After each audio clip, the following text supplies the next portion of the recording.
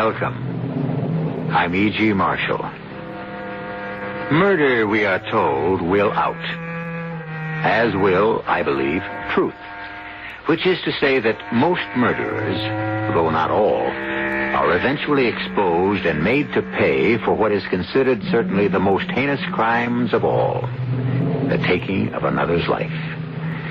Such was the case with the charming, debonair, and totally amoral Greg Manchester, who felt sure he had committed the perfect murder, only to discover... You're arresting me for murder? Lieutenant, you can't be serious. I'm very serious, Mr. Manchester. But on what grounds? Yes, I shot and killed my wife, but it was an accident. No accident, Mr. Manchester. Cold-blooded murder. And we can prove it. How can you prove murder when there was no murder? It was an accident, I tell you. I only wish to heaven there'd been a witness to prove what I say. There was a witness, Greg. A witness who can prove it was murder. Who, Sandy? Tell me who. The corpse, Greg. The corpse.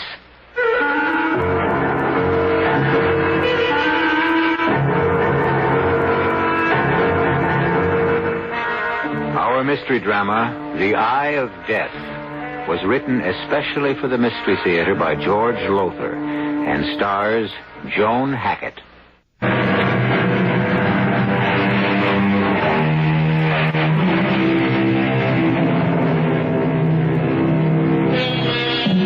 When it comes to murder, it sometimes seems to me that the cleverer a murderer, the more certain he is to be caught. For as the annals of crime reveal, he tends to outsmart himself. Dr. Crippen, Landru, George Joseph Smith, to mention but a few, all without exception flattered themselves on having committed perfect crimes, when in truth they had trapped themselves by overlooking one single minor little detail, as did a certain gentleman named Gregory Manchester. Listen. Murder? You are accusing me, Sandy, of planning to murder your mother? Is that what you said? Don't twist my words, Greg. I said it wouldn't surprise me if she had a fatal accident and died suddenly. Oh, Sandy, don't even speak of such things. Just the thought makes my heart skip a beat. I'm sorry, Rose. How is your heart? Oh, same. Mother thinks I ought to see another doctor. Sandy, I'm sorry you feel about me as you do. I hoped when I married your mother that you'd become as much my friend as your sister has. Why, if you could have heard me talking about you at my club, how proud I was going to be to have the famous photographer, Sandy Oakes, for a stepdaughter. Can't we be friends, Sandy? Friends? Sorry, Greg, but your charm is wasted on me.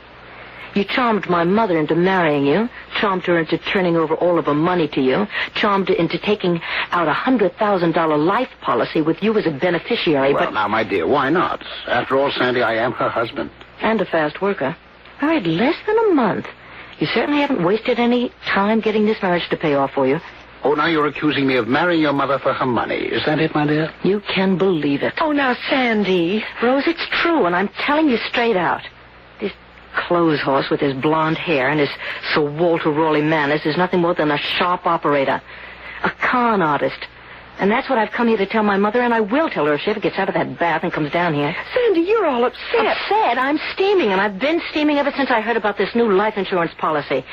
When Mother phoned and said that she'd just taken out a $100,000 policy with dear Greggy as a beneficiary, I could have... Oh, what is that? What? Oh, it's a stain on the ceiling. It's a water stain. The bathroom is just above us here. Oh, now, don't tell me the tub's overflowed. What? If your mother's had another of her fainting spells in the bath, you better get up there. Come on. What fainting spells? Mother's never had a fainting spell in her Oh, no, life. you're wrong there, Sandy. She never told you, but she's had a number of them. Sudden blackouts since your father died. The shock of his death, I don't know. And she's had two since we married a month ago. God grant she hasn't had another. Not while taking... Oh, here we are. Oh, no. Mother!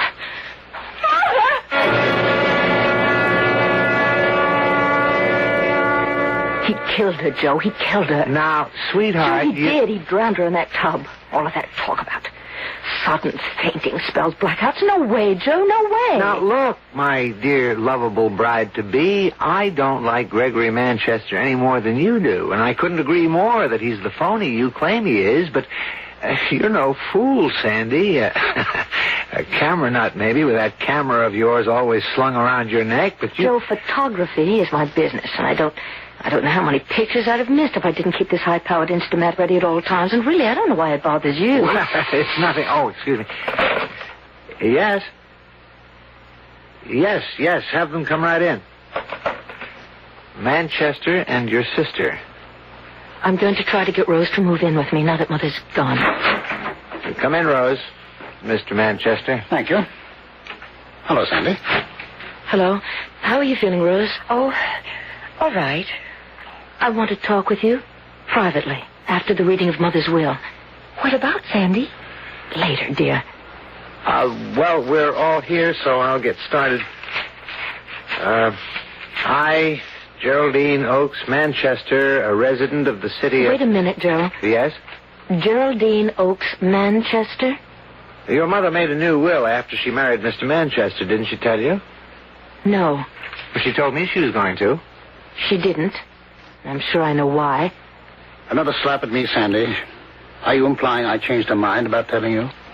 If the shoe fits, Greg? Now, hold it, please. We're here for the reading of a will, and I suggest we get on with it. I, Geraldine Oakes Manchester, a resident of this city...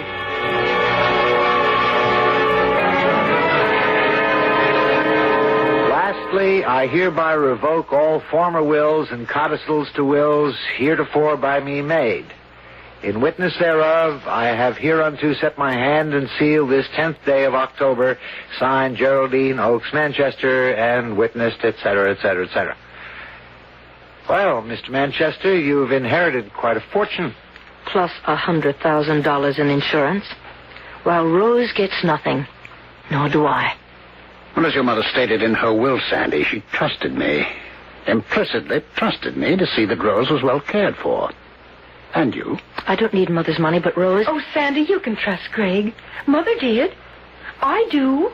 I know you do, Rose. You trust everyone. You always have. Possibly because she hasn't let the world make her as cynical as it has made you. Oh, now, just a minute, Mr. Manchester. I can take care of myself, Joe. More important, I can take care of Rose, and I mean to. But, Sandy, I'm going to be all right.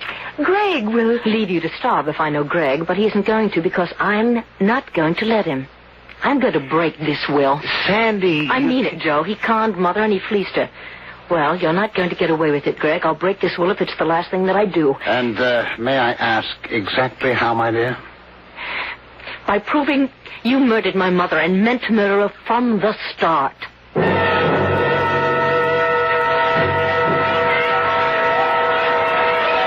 Have some more shrimp Creole, Florence? Oh, Greg, darling, I couldn't. I simply couldn't. You know I'm on a diet. Oh, nonsense.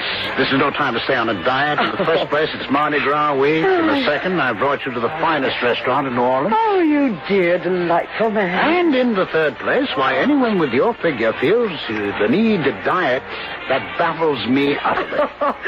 Oh, you are a dear and delightful man. Greg Manchester, you are almost as... No, I'll say it. You are as dear and delightful as my late husband. Oh, Greg, I'm so glad we met. So glad. Well, so am I, Florence. You know, only a week ago, I was the loneliest man on earth. Oh. Lonely in the way only the bereaved can be lonely. Even though it's months since Geraldine passed on, I thought I would never get over her loss. And then, my dearest. You don't mind if I call you my dearest? Of course not. Well, I met you, and life became worth living again. Oh, Greg, do you know that's exactly the way I feel? I thought as much. We've known each other only a week, my dear, but what a week it has been. Oh, yes. And for my part, Florence,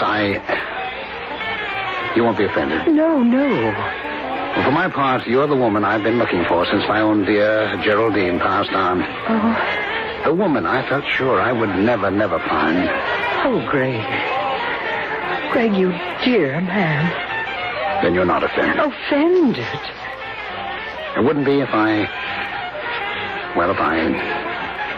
If you what, darling? If I asked you to become my wife. Oh, dear, I have offended you. No. Oh, you've made me so happy. I think I'm going to cry. In fact, I know I am. Greg, what? Is something wrong? No. But excuse me a moment, Florence. I'll be right back.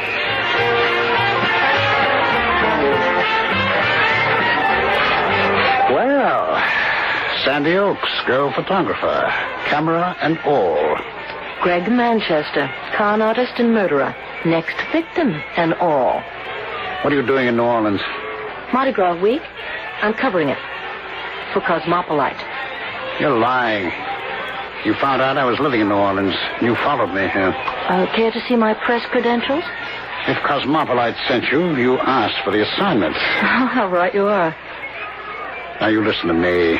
Any more trouble from you, and I'll make you know what trouble really is. Trouble? What makes you think I'm out to give you trouble, Greg? Because you followed me here, because I suddenly spotted you snapping a picture of me and Mrs. Chapman. I took more than one before you noticed me, Greg. They may come in handy. I don't see how. Well, then, look over there, Greg. See that sign? The one that reads Mardi Gras Week? Exactly. From that angle, I caught not only you and Mrs. Chapman, but that sign hanging behind you on the wall. So what? The time element, Greg, and the place. I can hear a district attorney saying to you at your trial for murder, quote, "You did know the widow, Mrs. Florence Chapman, as early as Mardi Gras week, didn't you? In New Orleans, wasn't it?" Unquote. My murder trial. You are going to kill her, aren't you? For her money? After you marry her? Tell me, does she have any children you can leave penniless as you did my sister Rose? She went to live with you. You're very successful, plenty of dough. You take care of her. I am. I'm also going to take care of you. Now, Sandy, I warn you. Cool it, con man. I am not my mother that you're talking to now, nor my sister Rose, or that lovely victim of yours over there. A photographer gets around. You think you're the cleverest thing that ever happened. You are. But, Buster, it's your cleverness that's going to put you behind bars, because somewhere, somehow, you're going to think you're so clever that you'll make one little mistake, one fatal little mistake, and when you do, I'm going to be there. Be smart, eh? Get out of my life. And stay out of my... Excuse me, I don't mean to interrupt, but, Greg, dear, won't you introduce me to that very attractive friend here? Well, dearest? Yes, of course. Sandy Oaks. My stepdaughter. Oh, you're not the daughter of that poor woman who drowned accidentally. Yes, Mrs. Chapman, I am. You know my... Oh, Greg told you. No, I've been watching you and Mr. Manchester ever since he met you a week ago. Watching? Greg, darling, what does she mean? Oh, never mind, Florence. She's a troublemaker. She tried to stop me from marrying her mother. I tried to stop you from murdering my mother. Oh, gracious, that's talk. You're in a restaurant. Mrs. Chapman, let me give you a tip. A tip that will save your life. Say goodbye right now to this charming, well-dressed murderer. Say goodbye and go on living. Well, Greg, I believe you're right. This girl, well, I don't know what she is, but she is. I'm sorry I came over. I'll wait for you at our table. Yes, of course, Florence. Well, you see? She's as naive and as trusting as my mother. And my sister. Or others you've murdered. Oh, so it's others now. Look, Sandy, you said I'm clever. Well, I am clever. A hell of a lot cleverer than you are, doll. And I guess the only way to get you off my neck is to prove it. And just how will you do that? The only way I know. Murder. Don't get me all choked up. I know you. I'm ready for anything you try. Murder me? You don't have much of a chance, Mr. Manchester. Oh, murder you. No, not you. Who then? Your sister Rose, whom you love so much. Who else?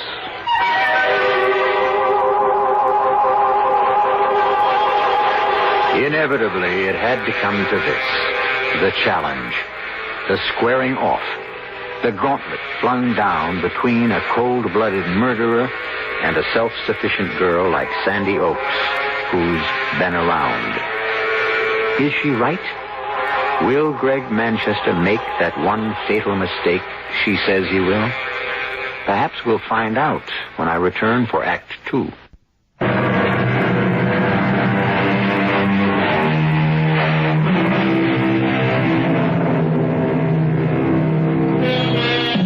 Much has been written on the psychology of murder and murderers.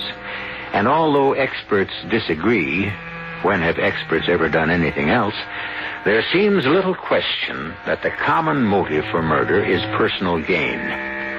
In any case, assuredly, that's what it is with Greg Manchester, who, you might say, marries for murder. But now Sandy Oakes, veteran freelance photographer, has set out to prove that Manchester murdered her mother, even as Manchester threatens that if she doesn't leave him alone, he will kill her invalid sister, Rose. Sandy, your mother drowned in her bath after suffering a blackout. My mother never had a blackout, a fainting spell in her life. Manchester spread that story to cover himself. Yeah, but you can't prove it. And until you can, I'm warning you, drop it. I'm not afraid of a suit for libel or slander, if that's what you mean. What I mean is, I'm afraid for your life, if what you say is true. It's Rose's life I'm worried about. If anything happened to me, she'd be alone and penniless. You don't ever have to worry about Rose while I'm around. You know that. Of course not. But, good Lord, I didn't realize it was this late. I've got to rush. What? Just when I was about to invite you to lunch? I'm sorry, darling, but I'm due at the Metropolitan Photographic Exhibit in half an hour. I promised to advise the committee on how to hang the prize exhibits. Oh, including one of yours. Which reminds me, I owe you an apology. An apology because I won a prize? Well, I'm always kidding you about carrying that fancy camera of yours, but if you hadn't had it with you and shot from the hip that day, you'd never have caught that picture of an old man being mugged. And the muggers. Oh, the cops nailed them because of what I photographed. Which reminds me, I've got to see Lieutenant McCoy at headquarters after the photo exhibit. What for? The information I dug up in New Orleans about Greg Manchester. Now, it may not mean anything to you, darling, but I'm hoping it will mean plenty to Lieutenant McCoy. It means nothing to me, Sandy, nothing at all.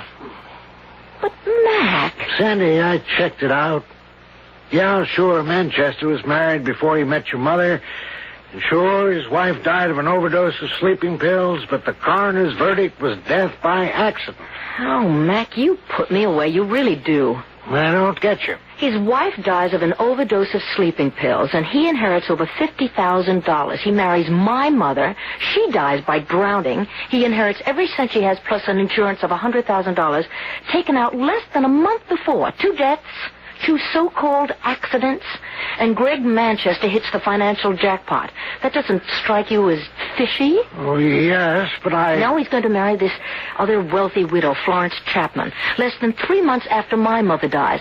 Sandy... Oh, and he threatens to kill my sister Rose if I don't lay off. And you sit there and you tell me that you don't think that Manchester is a cold-blooded murderer. No, I didn't say that. I said he's clean, Sandy. As a cop, I got to play it by the book, the rules of evidence. Maybe Manchester did kill your mother and his previous wife, but I haven't got a shred of evidence to prove he did, and neither of you. Well, have you? No, but I'm going to get it. Sooner or later, Manchester is going to make one slip. One little slip, and I'm going to be there when he does. Taking pictures of him as he does, I'll bet. It isn't funny, Mac. No, I'm just cracking wise about you and your trusty companion, that camera. Laugh. But it caught you a couple of muggers, and Mac, it may catch me a murderer.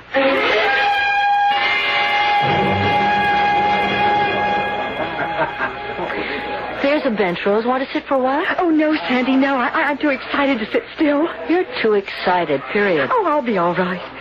Oh, it's such a thrill for me just to get out of that apartment. But on top of that, these wonderful pictures. Holzman, Eisenstadt, Kepler, and you. That's what I call really sisterly love. Putting me in that class. Oh, you won a first prize. Yes, but in photojournalism, and there's nothing arty about my stuff. A first prize is a first prize, and I'm not going to argue.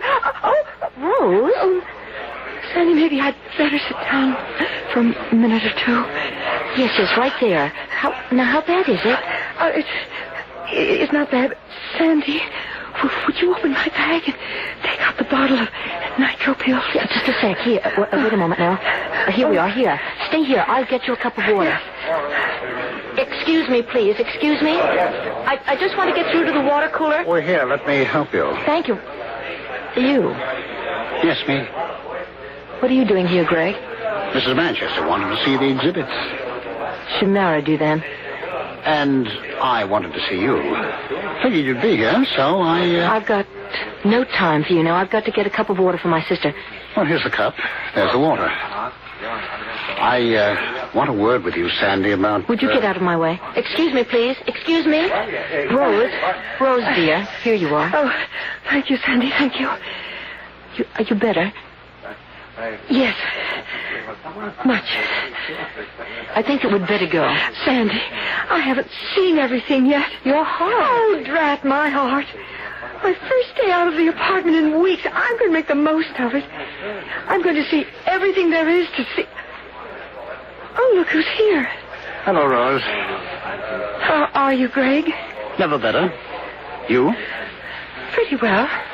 Thank you. I meant to call on you when I got back from New Orleans, but I felt your sister wouldn't approve. You're right, Greg. Her sister wouldn't. Now you too. It's all right, Rose. All right. Sandy and I aren't going to have a scene.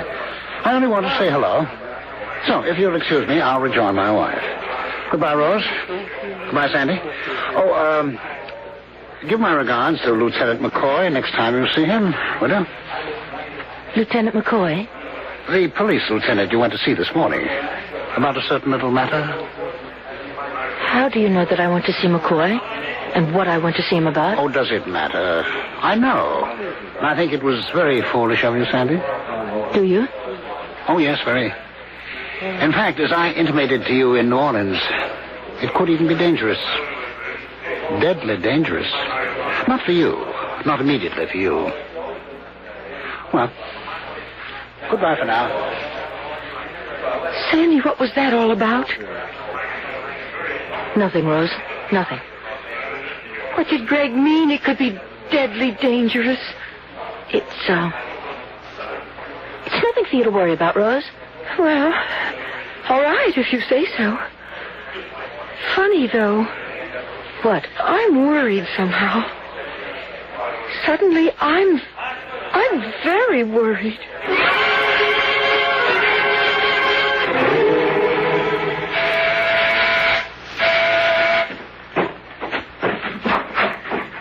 Joe. Oh, nice to see you. Come in. How are you, Rose? Oh, I'm fine. Now, no fibs to your brother-in-law-to-be. What?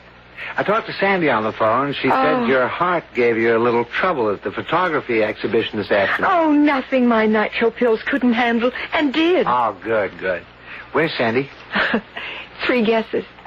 The dark room. Give the man a cigar. Or would you rather have a drink? A drink, and I'll make it. Sandy said you ran into Greg Manchester at the exhibition. Yes. I'm worried, Joe. About what? Greg said a funny thing to Sandy. It seems he heard somehow she'd gone to see Police Lieutenant McCoy. McCoy, about something. He didn't say what. And Sandy wouldn't tell me, but anyhow, he said he thought she was very foolish to do anything like that. And that it could be deadly dangerous. Those were the words he used. Deadly dangerous. I see. Sandy didn't tell you? No, she didn't. But not for her. That was the funny part of what he said. Not deadly dangerous for her. Not immediately. Rose, what is it? Heart pain, chest. Your nitroglycerin pills. They... Sandy! What is it? Oh, no. Where are pills? Bedroom. I'll get them. Rose, now let me get you to the couch. Lay you down here. There. And cushion behind your head. Sandy, hurry it! Yes, here. Here, Rose. Open your mouth. That's it. Water, Joe? Yeah. Hi, Joe. Yeah, here you are. All right now, honey. Swallow the pill. Swallow it, dear. That's it. That's it. Okay, all right. Sure to be all right in a moment or two. Rose? Rose, dear? Is it having any effect? Oh, Rose, is the pain letting up? Rose? Rose? Joe! Joe, Here, let me... Joe? She's gone, Sandy. Oh, no. No. Afraid so, sweetheart. He's done it. He threatened he would, and he has. Greg Manchester? He said he'd kill her if I didn't lay off, and I didn't, and he has.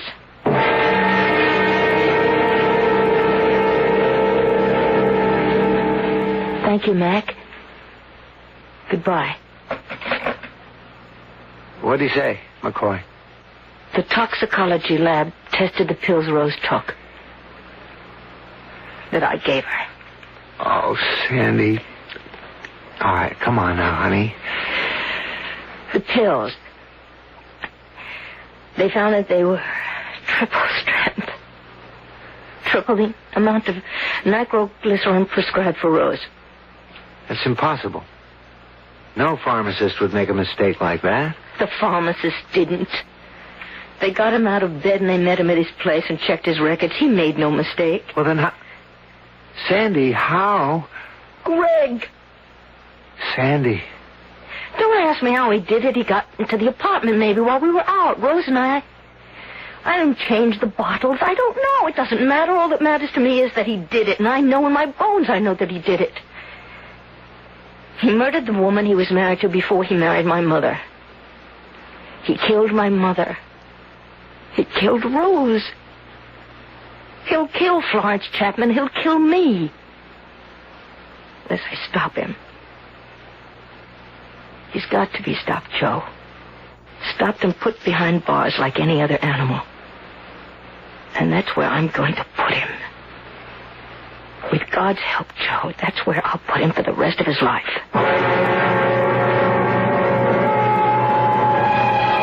Brave words. Words spoken under the pressure of emotion. Well, I think I can tell you at this point that Sandy did put Greg Manchester behind bars for the rest of his life when he made that one fatal slip. I was about to say that he overlooked something. But the fact is, he never saw it. But Sandy did. Or, to be more precise, her camera did. I'll return in a moment for Act 3.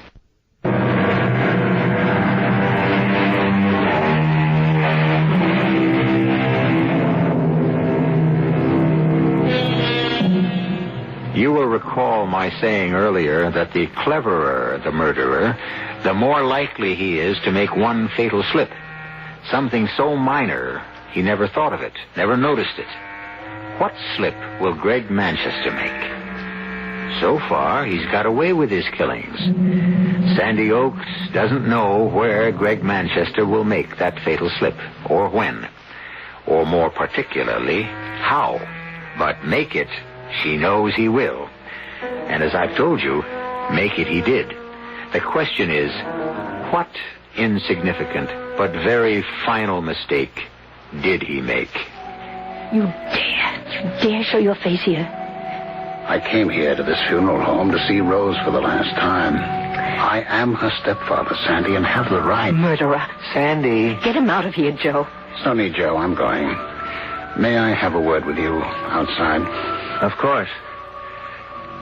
Sandy, pull yourself together. Well?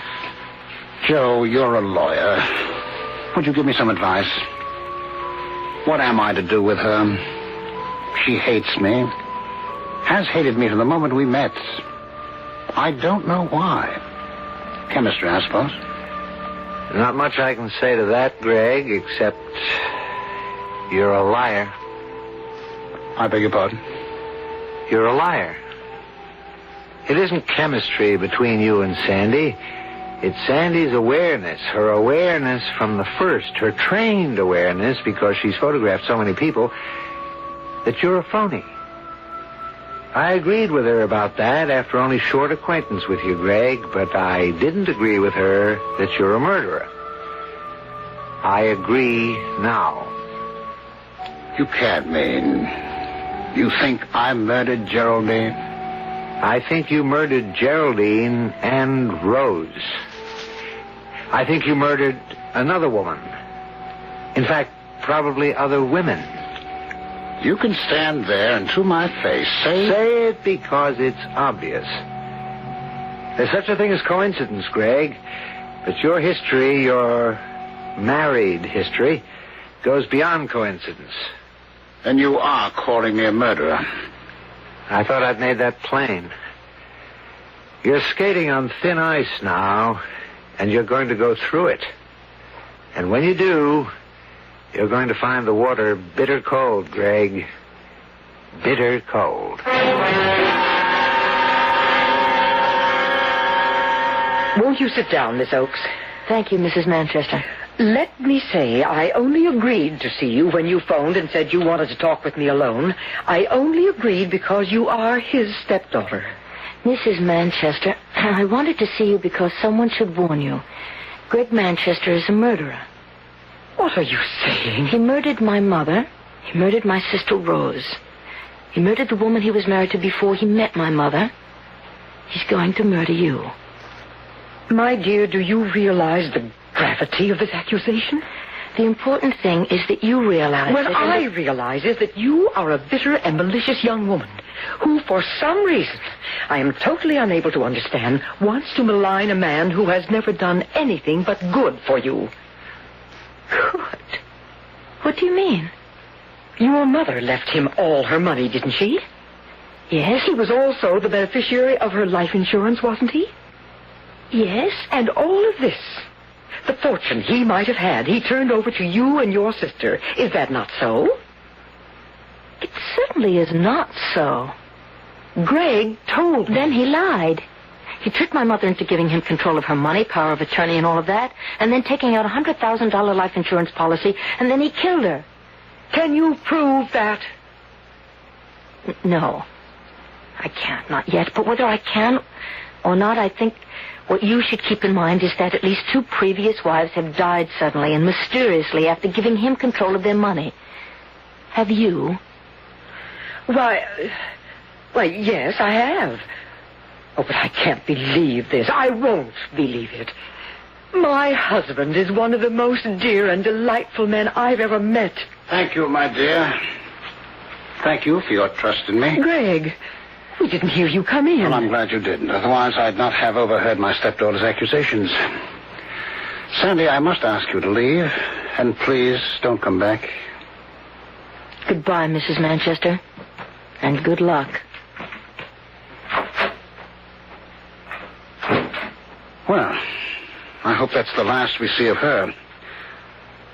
I'm sure you didn't believe the lies she must have told about me. Why, no, of course not, Greg. You don't sound altogether sure, Florence. Why, yes, I am.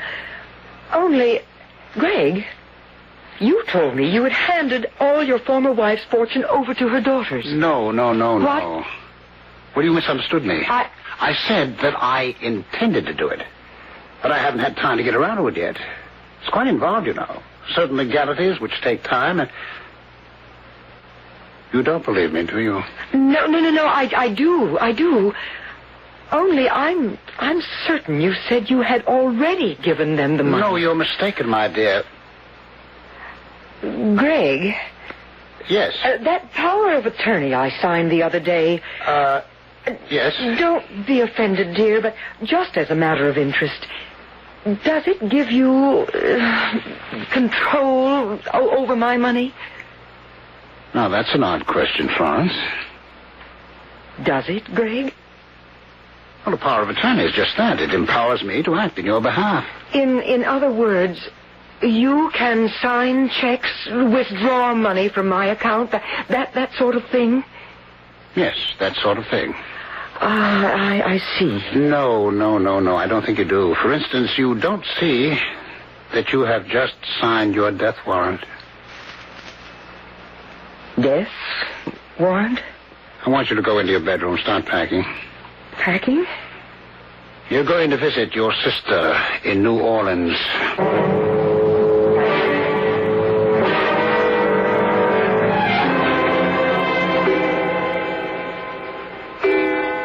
Midnight. Make the call, Florence. Make it or I'll shoot you right now.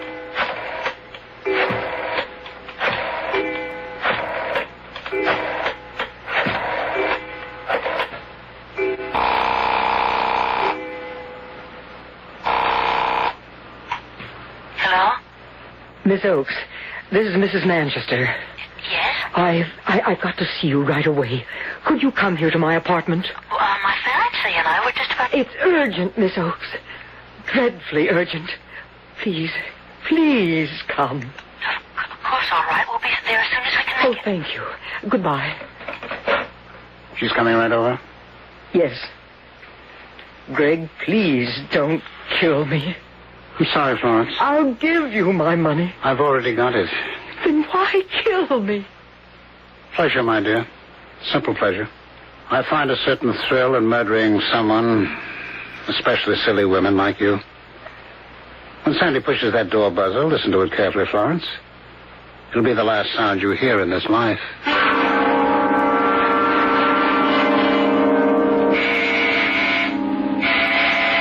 Greg! All right. I must snap off the lights here in the bedroom. Oh, good. I'm coming. Oh, help me. We heard a shot. What? In the bedroom. I just shot a prowler. It's dark in here. The light switch. Oh, yeah, here. Oh, good Lord. Florence Manchester. What? Oh, no. Oh, no. Sandy, for the love of... This is no time for snapping pictures. I wasn't even aware I was... Get to the phone. Call the police. And put that damn camera away. Yes, okay. Oh, I thought Florence was a prowler. I lost my head. I fired into the dark room. Headquarters? Give me Lieutenant McCoy. Is he there? Yeah, hurry. Sandy, please. Look at it, Joe. Look at it and tell me, what do you see? I see the body of Florence Manchester lying on her bedroom floor. I have seen the body of Florence Manchester lying on her bedroom floor for over a month now, in blow-up after blow-up after blow-up of the pictures you snapped that night. This blow-up, good Lord, Sandy, it's the biggest yet. Why? Because these pictures prove Greg murdered Florence, that's why. You keep saying that, but you don't tell me what proof. Because... I don't know. Because it's staring at me in the face and I can't see it. Joe, look at it, please. Just look at it. Look. No. Joe, just look. I've had it, Sandy. All right. Maybe, like you say, Greg's story of what happened was so much eyewash. Maybe Florence didn't leave to visit her sister in New Orleans. Maybe she didn't come back unexpectedly while he was asleep in his bedroom. Maybe he didn't hear a noise in her bedroom, think it was a prowler, panic, and shoot into the darkened bedroom. Eyewash. All eyewash. But don't... What is it? Eyewash. Give me that blow-up. Ooh, with pleasure. That's it, Joe. That's it. What's what? The proof that he murdered her. The proof I've been looking for but couldn't see, Joe. Florence Manchester's eyes. Look at her eyes.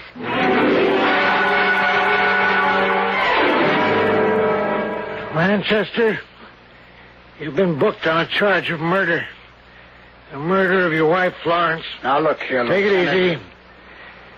Thanks to your stepdaughter, Sandy Oakes, here, we have positive proof that you deliberately and with malice aforethought shot Florence Manchester to death. What proof? I told you she packed her bag.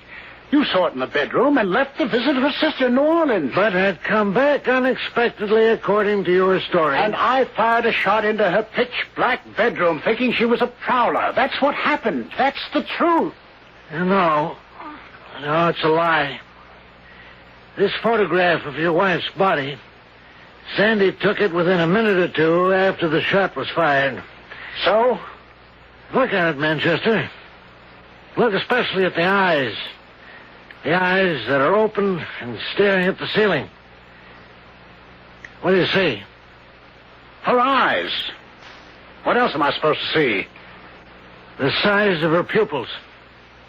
Look at the pupils of her eyes. Tell me what you see. I see the pupils of her eyes. Contracted. Contracted to the size of a pinhead. The human eye is like a camera, like that Instamat Sandy always carries. The darker an object or a place, the wider the pupil of the eye expands.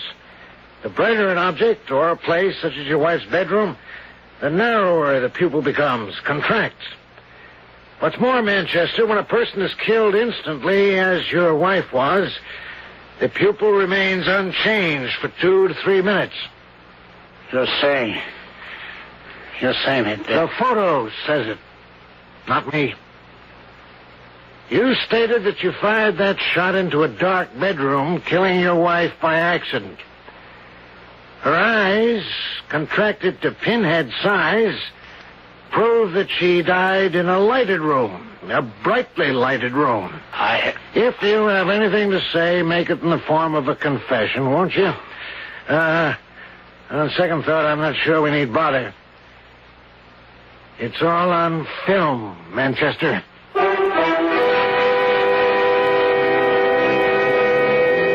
A picture, they say, is worth 1,000 words. And so it would seem that Lieutenant McCoy is right. No words of Manchester's in his defense could possibly disprove the truth of his wife's dead, accusing eyes. I'll be back shortly.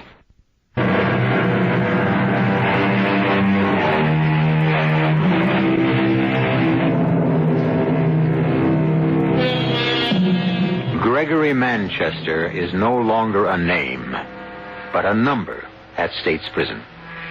Sandy's name has changed, too. From Miss Sandy Oakes to Mrs. Joseph Norman. Hasn't changed her habit of carrying that camera wherever she goes, however. But she seems to use it more and more these days, snapping pictures of a baby named Joe Jr. Our cast included Joan Hackett, Ralph Bell, Robert Dryden, and Joan Shea. The entire production was under the direction of Hyman Brown. This is E.G. Marshall inviting you to return to our Mystery Theater for another adventure in the macabre. Until next time, pleasant dreams.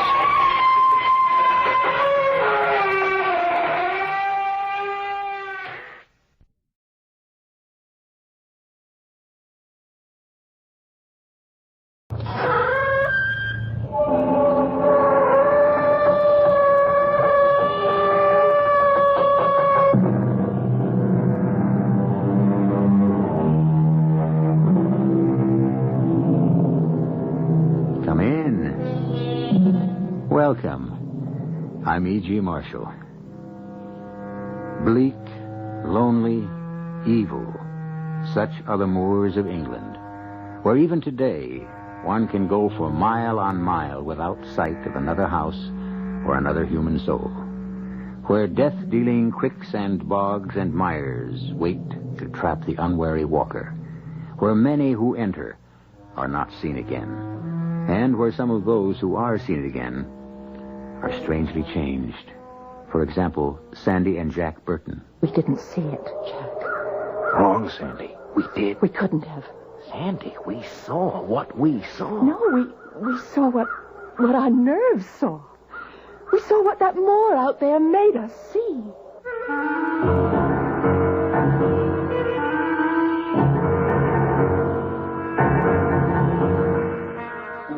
Our mystery drama, The Executioner, was written especially for the Mystery Theater by George Lothar and stars Tony Roberts.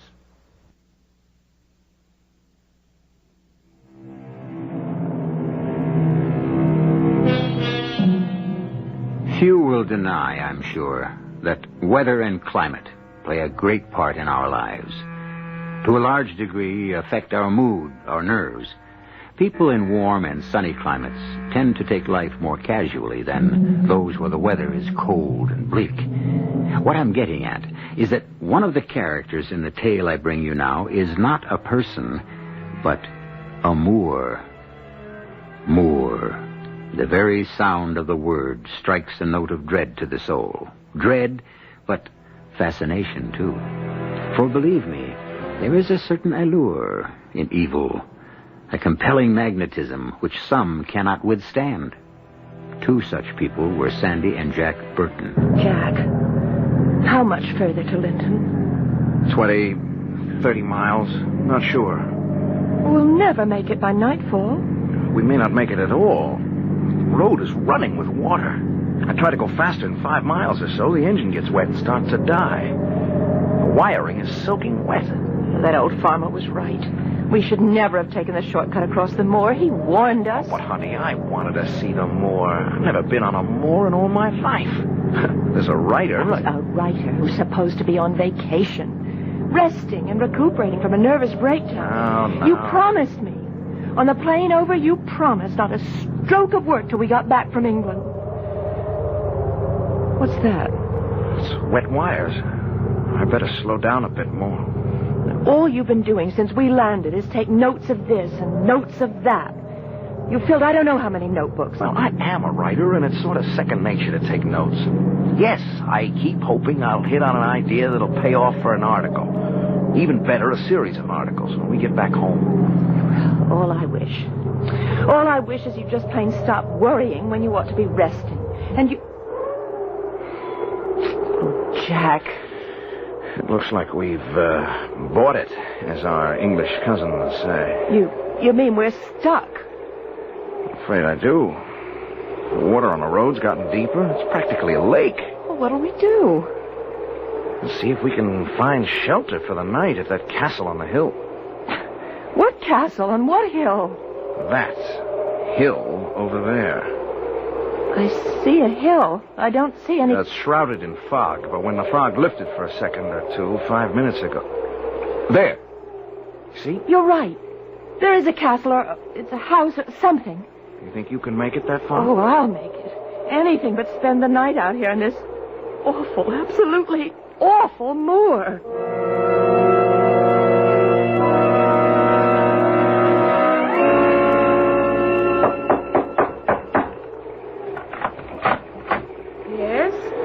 Sorry to trouble you, ma'am. My name's Jack Burton. This is my wife, Sandy. Our car broke down on the road below, and I'm afraid we need shelter for the night. Not here. But, ma'am... I said not here. Oh, now, just a minute. Jack, don't argue. That man... I see him, but big as he is, well, never mind. Ma'am, we're in a serious situation. Our car is stalled in what's practically become a lake. In common decency, you gotta let us come in. Dunning? Jack, look out! That man... Now, hold it, chum. All I'm asking... Hey, wait a minute. Get your hands off me! Dunning, don't hurt him. Just put him out. Put who out? In weather like this? Never mind, Dunning. Too late. Mrs. Drood, what's going on here? Who are these nice young people, and why was Dunning putting them out? Sir, our car is stalled on the road below, and with night coming on and all, we were hoping you could put us up until morning. Well, of course we can. Come in, come in. Dunning, close the door. Permit me to introduce myself, Sir Leonard Hastings Brooke, and this is my home, Bodmore Manor. My housekeeper, Mrs. Drood, with whom I shall have a few words later about her lack of hospitality, and this is Dunning, man of all work. He cannot speak. He's a mute, but he can hear well enough and carry out orders. And you, sir? Jack Burton, and this is my wife, Sandra. We're Americans here on vacation. We were taking a shortcut across the moor to Linton. Yes. You can fill me in on the particulars later. Right now, you both look like drowned rats. Very pretty rat in your case, Mrs. Burton. We must get you both into dry, warm clothes. You're awfully kind. I can't thank you, and... What's that? I beg your pardon? I heard it. I thought I heard... I heard it, too. Someone screamed. Oh, just a trick of the wind, that's all. The wind? Yes. Howling about these old manor houses, it can sometimes make the strangest and most nerve-wracking noises. Well, I shall look forward to seeing you again at dinner. If you... Oh, yes. Thank you, Mrs. Drood. Jack, that wasn't the wind. That was a scream. It sure sounded like it. Oh, Jack. Jack, let's leave. And go where, Sandy? Where?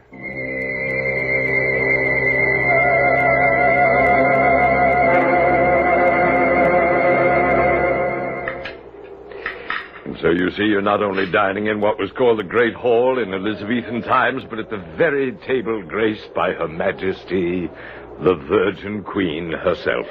Then, if I follow you, Sir Leonard, Bodmore Manor was owned by Elizabeth I? Her Majesty Elizabeth I. Her Sovereign Majesty. Oh, well, yes, of course. Did she use it for any special purpose? She? Her Majesty used it as temporary quarters while one castle or another was being renovated. How did it come into your family, Sir Leonard? Well, it was a gift from Her Majesty to the first Sir Leonard Hastings Brooke when he was knighted in 1584. For performing some worthwhile service, I'm sure. Worthwhile? Special might be a better word, or distinctive, or peculiar. Peculiar? My ancestor, the first Sir Leonard, was special executioner to Her Majesty. Executioner? Head chopper, you might say. Little family joke. Oh. And many of his victims, I suppose, I should say Her Majesty's victims, were dispatched right here at Bodmore. I thought that most, if not all, executions took place at the Tower of London. Oh, most of them did. Most of them did, especially when a public beheading was considered useful. But there were times, too, when Elizabeth found it politic to remove certain malcontents, hotheads, other threats to her power in secret. And here at Bodmore Manor was where those executions were carried out. Oh, the scream! There it is again! That was a scream, Sir Leonard. Not the wind playing tricks. It was a scream, wasn't it? I didn't want to admit it the first time. Indeed, Mr. Burton, I hoped it was nothing more than the wind, but since you and your wife have heard it a second time... You heard it too, didn't you? You all heard it. Oh, no. Only those on whom the curse of Bodmore is about to fall ever hear it. It's the scream of someone about to be beheaded, just before the axe falls.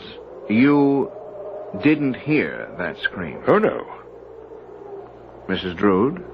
I didn't want you to stay here. The curse of Bodmore, what happens? Nothing, if you follow orders. What orders? There is a room, the room at the far east end of the corridor where your own bedroom is, that you must never go into. Okay, but why not? Do not go into it, that's all I tell you. The room is locked, but there have been those who forced the lock and came to a sorry end. I warn you, don't try to enter that room. What's in the room, Sir Leonard? Believe me, Mr. Burton, it's best you not know. Can it be that horrible? Oh, my dear, horrible to you is but a word. On my 21st birthday, my father took me to that room and showed what is in it, and horrible became to me actuality. I beg you, as you value your sanity, as you value your life, stay out of that room.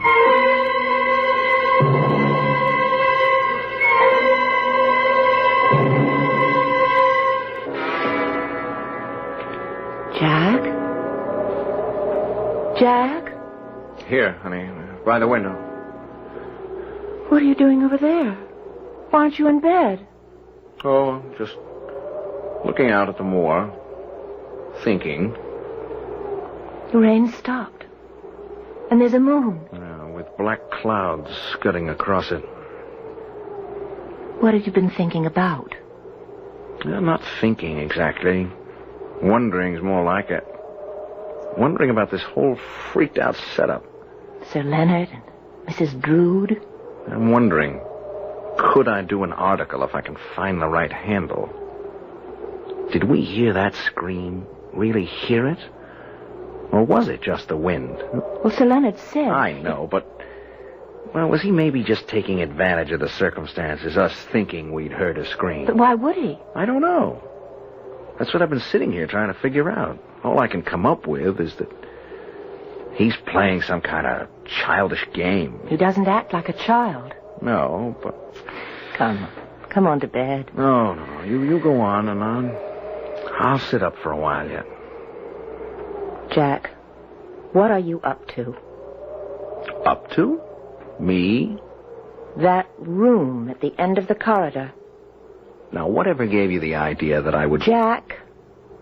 Honey, it would make one terrific article.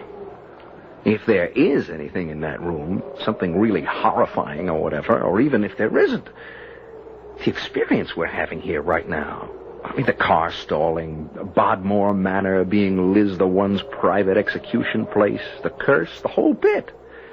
I mean, I can sell it like that when we get back. You are not supposed to be working. Dr. Delmar warned you. And sent me his bill at the same time. Now, you don't pay that kind of bill, and a few others that are bugging me, by resting. All right. Let's go. Well, you don't have to go. I have to. Now, question. Sir Leonard said the room is locked. How do you propose to open it? Simple. You've forgotten that article I did on safecrackers and lockpickers. You're right. I had forgotten. All right, if you're ready. Come on. Well, coming? Just the sight of that long corridor. All those suits of armor lining the walls. Look, go back to bed and I'll... No. Go ahead. I'm with you. Yes. Yeah, it's something, isn't it? A big glass case filled with clothes worn in the 16th century, I guess. It's no need to guess. Look at that one there. If that wasn't worn by Elizabeth I, the jeweled high stand-up collar, flounced sleeves sewn with semi-precious stones. Oh, Jack. Elizabeth herself wore that. Yeah, I guess she did. But look, it's the inside of that room down there that I want to get... What's that? I don't know. I thought I heard... It sounds like someone's... coming from the end of the corridor. Jack, look. What? Where? There. Walking through the patch of moonlight. Walking towards us. No. Oh, no!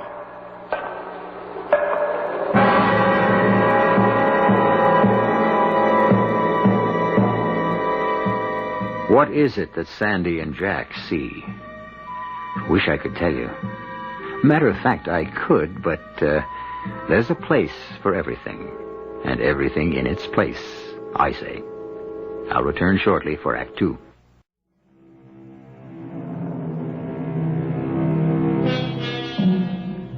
Now we're in the Burtons' room at Bodmore Manor. It's a little past 3 in the morning. And as you can see, Jack is trying to revive Sandy, who fainted, I guess. But come, stand with me here by the window for a moment and look out across the great mysterious moor. Silent as a grave in moonlight. Brooding, waiting. For what? For whom? Come on, Sandy. Come on, snap out of it, honey. Jack. What? Here, drink this. Oh, Jack. I fainted. I don't blame you. Oh. It was gruesome, horrible. I've never seen anything like it. If I really did see it. You saw it. We both saw it. An executioner, a headsman, black hood, black doublet and hose, and the axe gleaming silver in the moonlight with blood, ruby red, dripping from it. And coming straight toward us down that corridor out there. Oh. What happened after I fainted? He vanished. Vanished? Or maybe he just slipped away into the shadows.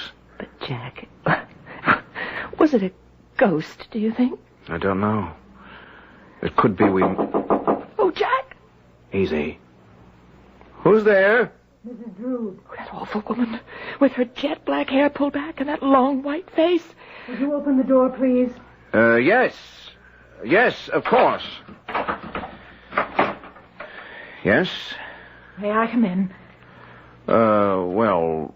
Thank you.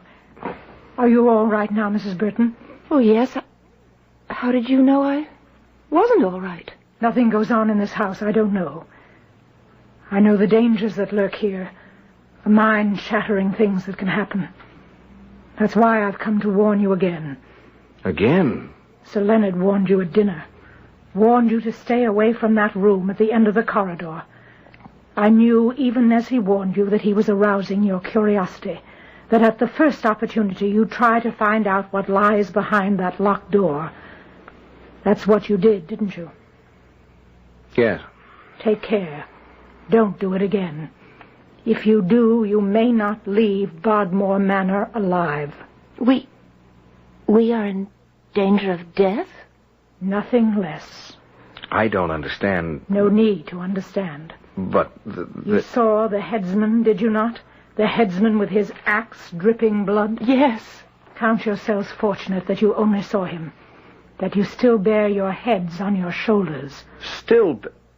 Are you saying there's a murderer in this house? Am I telling you something you didn't already know? Didn't already feel? Haven't you felt its loathsome presence? Who? What are you talking about, Mrs. Drood? The Moor. The Moor, child. It more than surrounds this old manor house. This house that reeks of blood. Its poisonous fog slipping under doors, through cracks. Smell it. The dampness, clammy and moldering as the grave. Bolt your door, and do not leave this room till I come for you in the morning. Under no circumstances leave it. The dame is spaced out. A yo-yo. Bolt the door. Okay. But if she thinks she can keep me from finding out what's in that room... She doesn't have to. What? I'm keeping you from that room. I'm keeping you in this room until morning.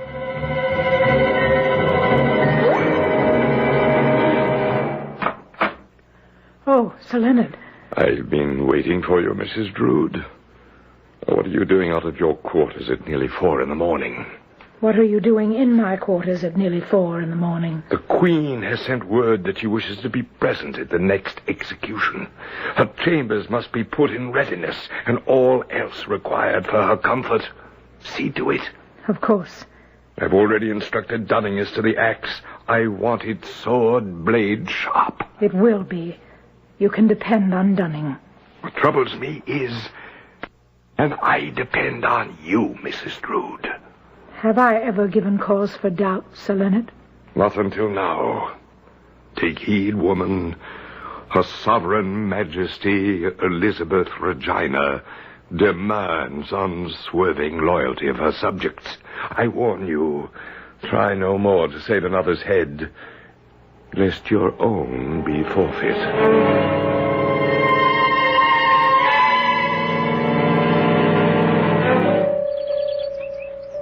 Well, is your car, Burton? None the worse for wear, I should think. If the wires have dried out, Sir Leonard. See if it will start, Jack. Right on. We figure Linton to be about 30 miles away, Sir Leonard, according to our map. 30, give or take a few. You should be there in an hour. Oh, less than that. 30 miles? It's more like 60 on this road, Mrs. Burton. I say, Burton, your car sounds a bit sick. It certainly doesn't sound good. I'm going to have a look under the hood. The hood? Oh, the bonnet. I can't find anything wrong under the bonnet. I'll give her another try. You know, Mrs. Burton, I'm rather hoping your husband won't get the car started. Why? I lead rather a lonely existence out here, and I shall be sorry to see you go. Be more than delighted to have you stay, you know. Oh, that's awfully kind of you, Sir Leonard. I wish we could, but we do have a schedule to keep to. In fact, we'd better. We're booked on a flight out of Heathrow next Monday. It's no go. I mean, she just won't start, and there's no sense in wearing down the battery. These wires have got to dry out. Well, schedule or no schedule, Mrs. Burton, looks as if I'll have the pleasure of your company at least through luncheon. And if my stars are right, perhaps through, dinner, too. Well, it seems that way. I'll hurry on up to the house and tell Mrs. Drood she'll have preparations to make. You two can saunter along at your leisure. Enjoy the morning. All right, Jack. Level. Level? What did you do to the car? Me? To the car? What do you... I know you, husband mine. I know you all too well. You're going to find out what's in that room if it's the last thing you do. Sandy, I have to.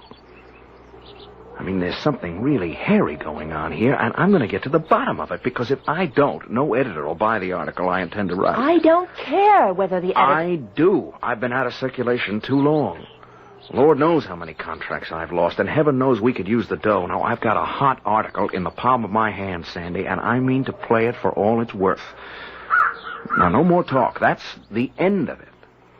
I hope you're right. What? I hope it isn't just the beginning. The beginning of something I'd rather not think about.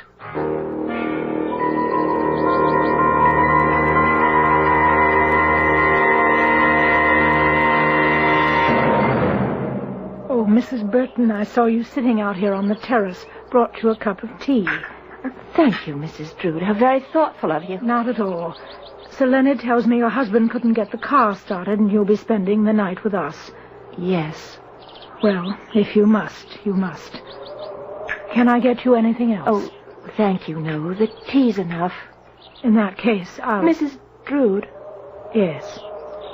what you said last night, in the middle of the night, about the moor, what exactly did you mean? If you need ask the question, I cannot answer. I don't understand. Some things in life can't be put into words. There are things of the spirit, beyond words. Look out at the moor now, with the sun all rose and gold, setting in the west. What does it look like to you? What feelings does it bring to you? Why, it looks quiet, beautiful, serene, lovely. Yes. But within the hour, when the sun is gone, and the mists begin to rise from the boglands, and the moonlight plays strange tricks, it will be anything but quiet and beautiful and serene. It will be pure evil.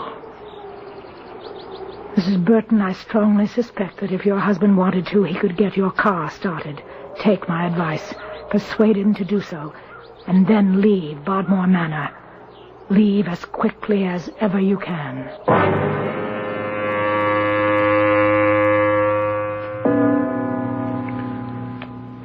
11. Now's as good a time as any, I guess. If I could only make you listen to reason. I am listening to reason, but mine, Sandy, not yours. Now, I'm the one in this family who has to make the bread. Oh, you don't think I'm going to let you go there alone? I would rather. If you hadn't fainted last night, I might have found out then what's going on here. Don't worry, I won't faint. Not this time.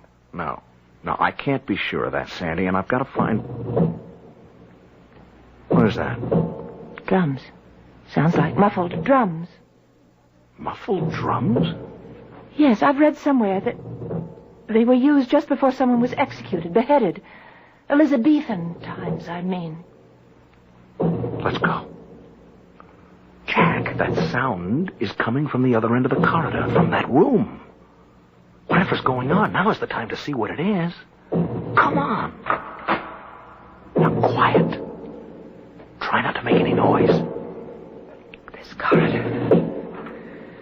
so dark, so full of shadows, smells. It's coming from that room, all right. The drums. Shh. Listen, what's that? It's voices. I know, but... Sandy, the door, look. It's ajar.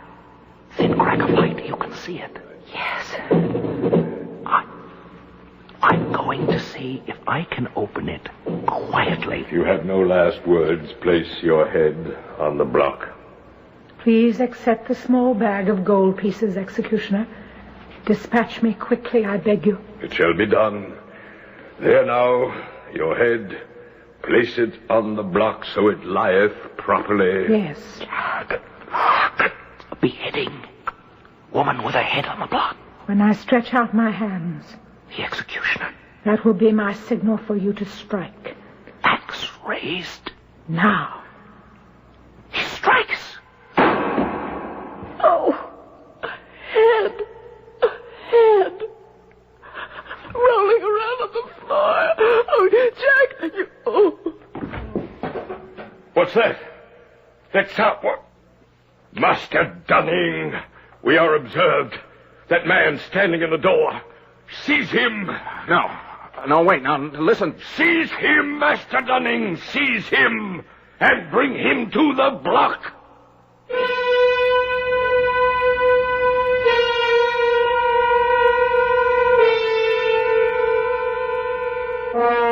I don't want you to worry.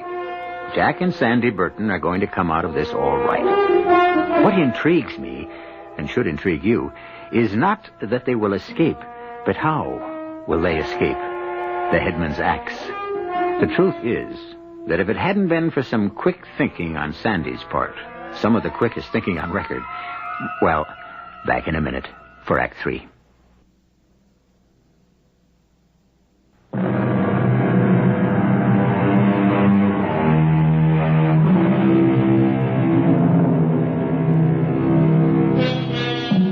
In a manor house that dates back to Elizabethan times, a frightful scene is taking place. A beheading. Ignoring the orders of Sir Leonard Hastings Brooke, owner of Bodmore Manor, and the warnings of Mrs. Drood, Jack and Sandy Burton dared to open the door of that forbidden room. To their horror, for on the very moment of opening it, they saw the great axe of a headsman fall and cleave the head from the body of its victim. That man standing in the door. Seize him, Dunning. Seize him. And bring him to the block. No. Stay your hand, Dunning. Mistress Drood, you dare countermand an order I have given? Nay, Sir Leonard. I dare but entreat that you give a moment's thought to what you are about to do. Dunning, fetch him here. Oh. I say hold. You forget yourself, mistress. Nay, sir, you forget who I am. Who are you, then? Minerva Drood, First Lady in waiting to Her Majesty. I represent the Queen in her absence, and I have the right to give orders as she might do were she here. Well, it's the first time I've ever heard of such a right. Your ignorance, sir, will not protect you from Her Majesty's wrath, should you dare take my entreatment lightly. But there stands Sir Jonathan Burton, a traitor to England and to her sovereign majesty, if ever one lived. Jack, he's pointing at you. Not proven. Not proven. He has not even been put to the question. Yes, but I thought... Well, never mind. I shall look into this at once. Come, Dunning. We must consult the records. You, Mistress Drood, remain here with the prisoners. But, Sir Leonard... Do as I bid you, madam. Dunning, come.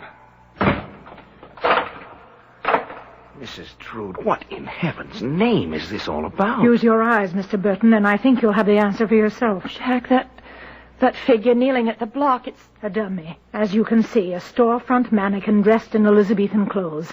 The head, just a dummy's head. The executioner, the headsman in the long black hood. That was Sir Leonard? Yes. Is he crazy? Again, yes. Oh, good Lord. Nothing to be alarmed about, Mrs. Burton. In any case, not until now. But I'm afraid he's begun to take a turn for the worse. Yeah, but what's just happened here? I don't get it. Let me explain. Bodmore Manor was, as Sir Leonard told you at dinner last night, a secret place of execution used by Elizabeth I. Sir Leonard, of course, knew this when he inherited the estate on his 21st birthday. You see, he had never been what you might call mentally stable. Learning he was the descendant of a headsman was all it took to send him over the edge. He's harmless, you said? Yes, or has been till now. Until now, when these seizures came on him, about every 3 months or so, we put on the little act you just saw. I would pretend that an order of execution had come from Elizabeth. Sir Leonard would get dressed in the headsman's outfit, the original, by the way.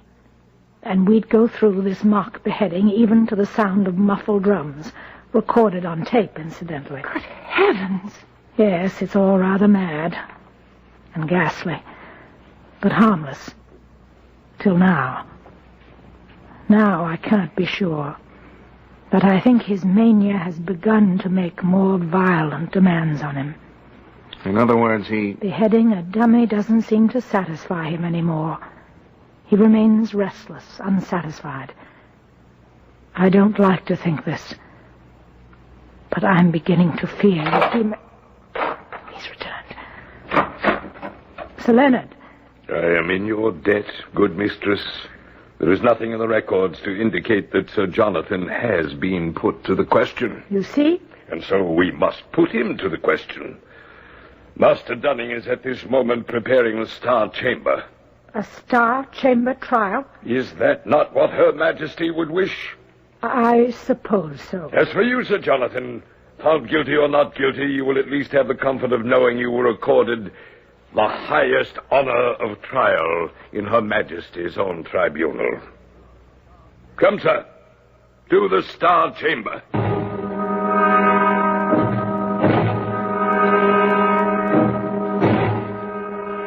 Is it not true that you, Sir Jonathan, allied yourself with my Lord Essex in his abortive attempt to seize the reins of government?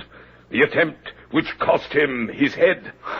Not me, Your Honor. Oh, you laugh, sir. In God's name, be serious. And address me as, what was it? Your Honor? Well, either you will show proper respect to this court, sir, or it will go hard with you. Now look, Sir Leonard... Be serious, and it's my lord. Jack. My lord, I didn't mean to upset you, and I'm sorry. Won't happen again. Well, you see to it. You, deny any allegiance to my Lord Essex? I do, my lord. And what of your association with Sir Mortimer Shawcross? Sir Mortimer Shawcross? I've never heard of him. You've never heard of Sir Mortimer Shawcross? Why, you serious man, or are you again showing contempt for this court? My lord, I assure you... This court has heard enough. I pronounce you guilty. Well, okay. I'm guilty. And such being the findings of this Star Chamber, you are hereby sentenced to be executed at dawn tomorrow morning. Dunning! Take the prisoner to the place of execution there to wait the headman's axe at dawn.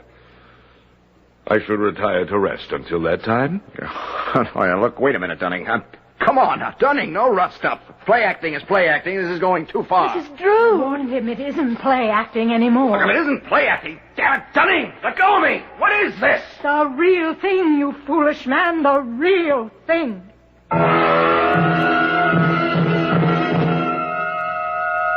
You and Lady Sandra will remain here while Sir Jonathan's execution is carried out. Within, I assure you, the next hour. I beg you, entreat you. Beg not, entreat not. It will gather you no recompense from me. Oh, Mrs. Drood, what are we to do? What am I to do? Keep our heads about us to begin with. Sir Leonard, poor man, has gone completely insane, no question of it now. This time it won't be a store mannequin he beheads. It'll be the real thing. Jack! If only he'd listened to me, left well enough alone. Well, he didn't. That's beside the point now. The point is we've got to save him. How? We're no match for him and Dunning, even if we could get out of here. Oh, we can get out. That's no trick. What? I read an article of Jack's some years ago on safe cracking and lock picking, that sort of thing. That bolt on the doors will be a piece of cake with a charge card. A charge card? I think I can slip that bolt with one of my plastic charge cards. But then what do we do? Cross that bridge when we come to it.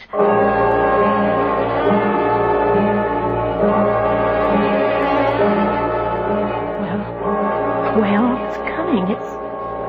The bolt is moving, but You've been almost an hour at it, and you said it would be simple. I also said I'd only read Jack's article. I never tried it out.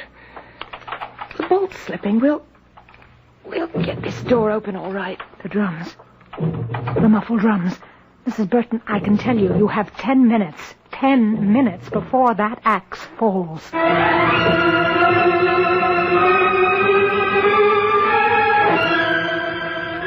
Now, look, you two, this joke has gone far enough. But Dunning, take it easy, will you? The straps are biting into me. Listen not to him, Dunning. Bind him tightly, tightly. You're crazy, Sir Leonard. You have gone stark raving mad. No, Sir Jonathan. My name is Jack Burton. I am an American, a writer.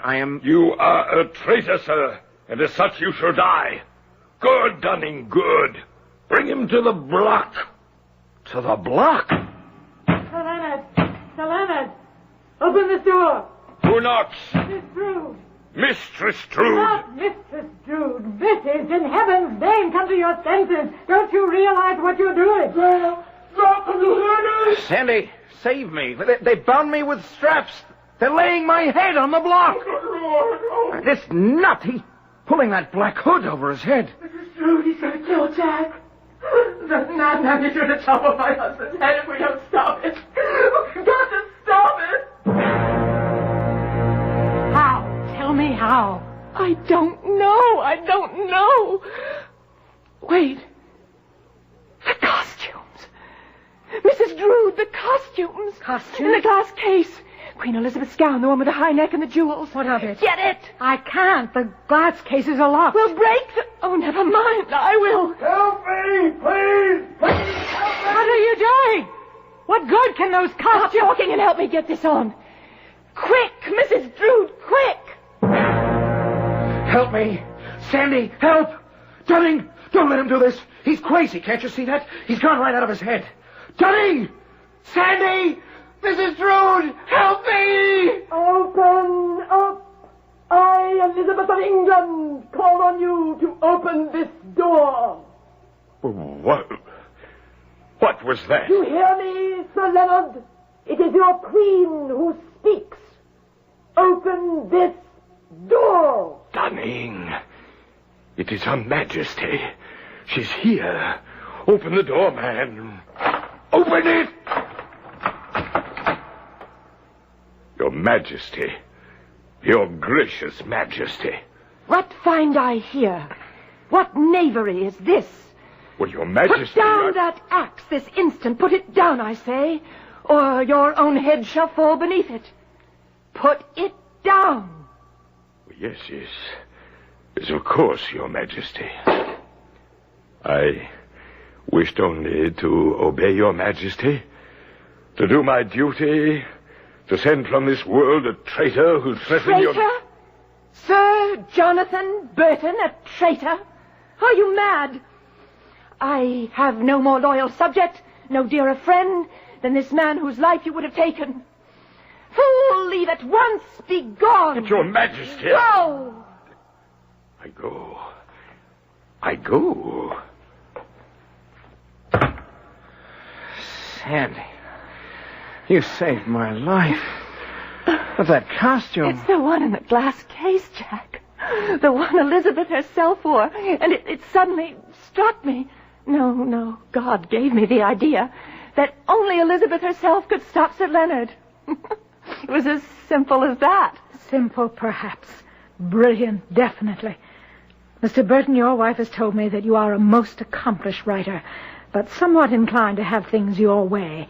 May I give you a word of advice? Right now, I'll take anything. Have things your way if you must, but listen to others, especially your charming and decidedly practical wife. A bit more than you have in the past. Otherwise... Otherwise what, Mrs. Drood? You may indeed lose your head.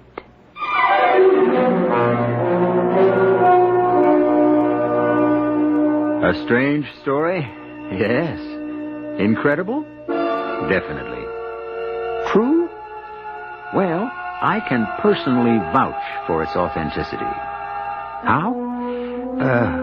Now what have I got myself into? You see, the truth is that before I became an actor, I was a writer. No, now, wait a moment. I didn't say I was Jack Burton. I didn't say that at all. I'll be back shortly.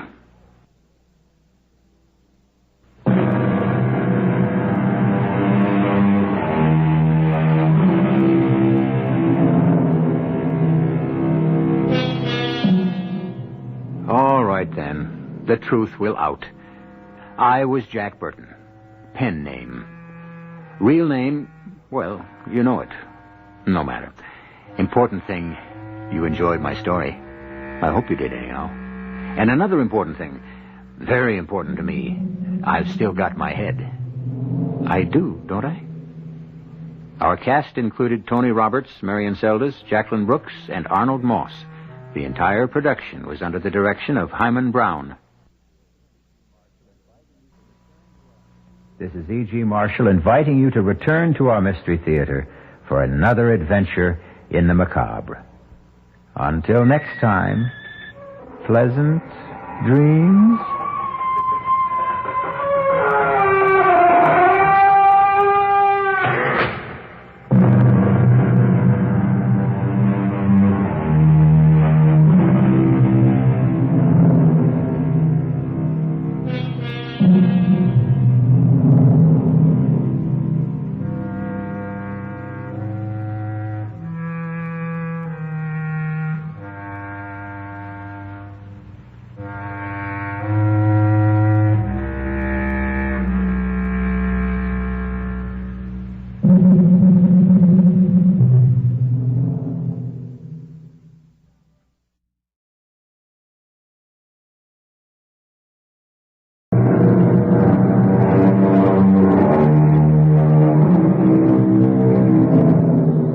Come in.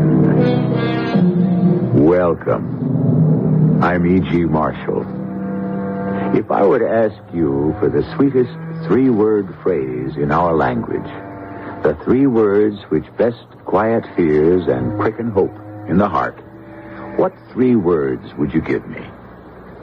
Probably you'd say, without much hesitation, I love you. Am I right? Of course. But think again. Are there not another three words which comfort and gladden in much the same way? And are not those other three, I'm going home?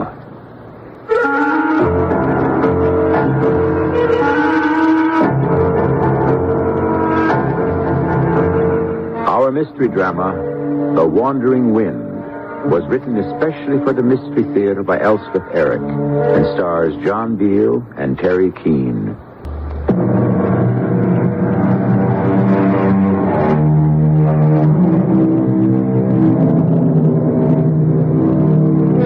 The name of our story is The Wandering Wind.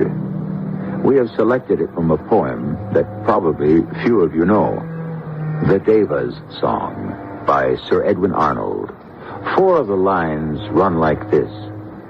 We are the voices of the wandering wind, which moan for rest, and rest can never find. Lo, as the wind is, so is mortal life. A moan, a sigh, a sob, a storm, a strife.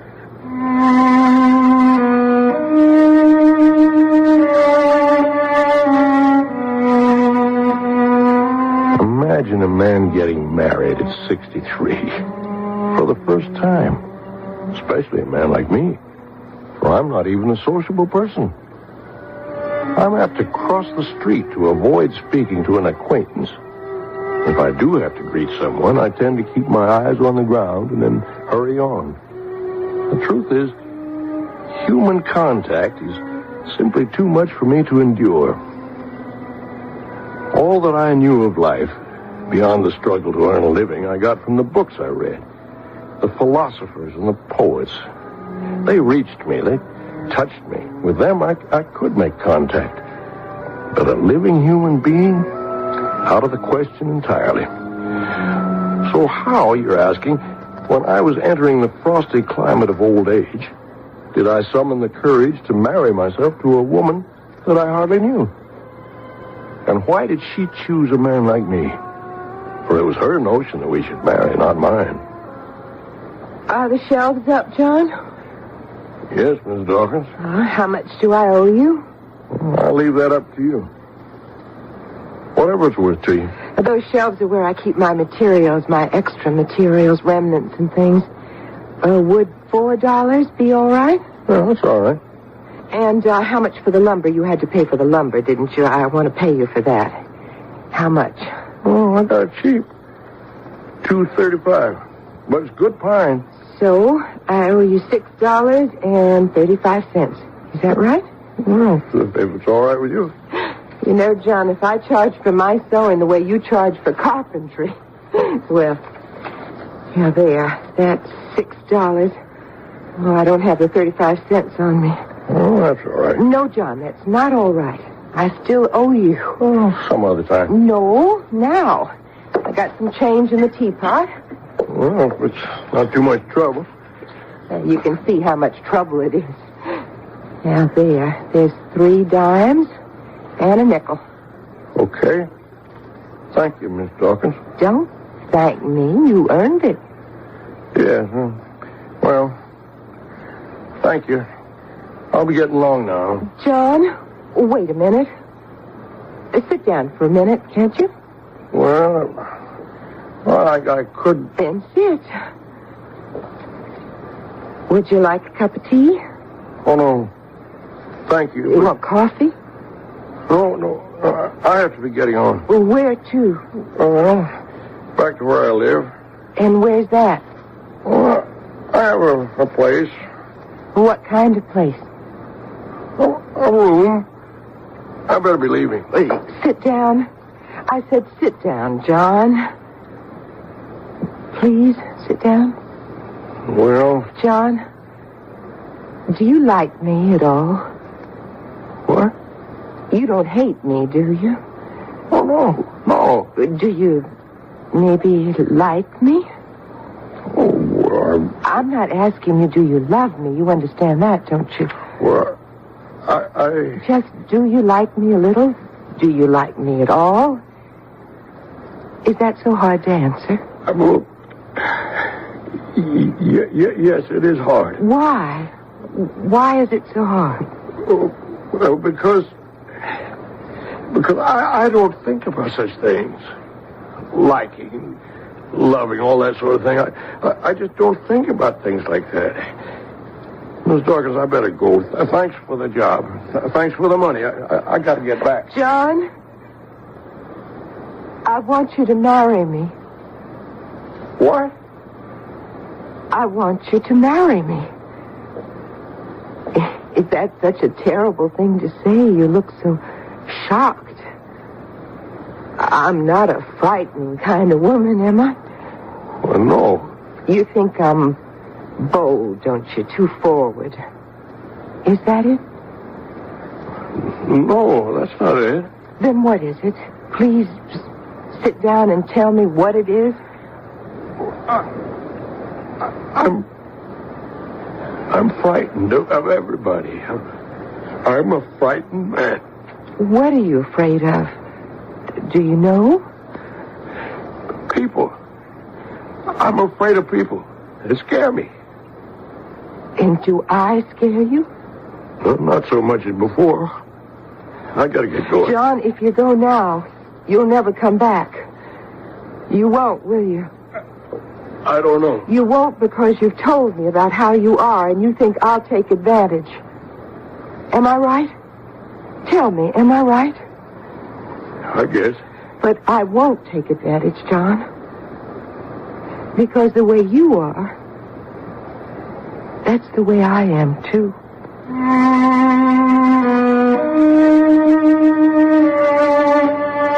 I don't know how she did it, but she did it. I moved into her house. A nice house. A few miles out of town, medium size, with a wide porch that ran around 2 sides. But it was in a terrible state of disrepair, especially the porch. I wanted to get to work on it right away, but Doreen wouldn't hear of it. Did I say her name was Doreen? Doreen Dawkins. Even after I moved into her house, it was quite a while before I could call her anything but Mrs. Dawkins. Actually, I didn't call her Doreen till after we got married. And even then, not right away. But after a while, I started to feel there was something right about me being in that house with her, being married to her. It was a feeling, I don't know how to say it. I can't find the proper words, but it was a feeling that I was home.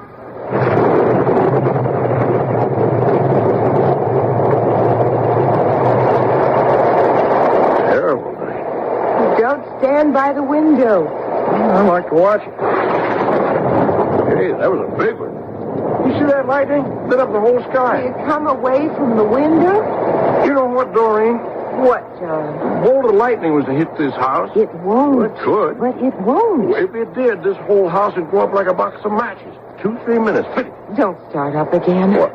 Don't start talking about fixing up the house. Well, why not? I got the time. I got the tools. I got the know-how. You leave this house alone. Well, just a few things. It'd be easy.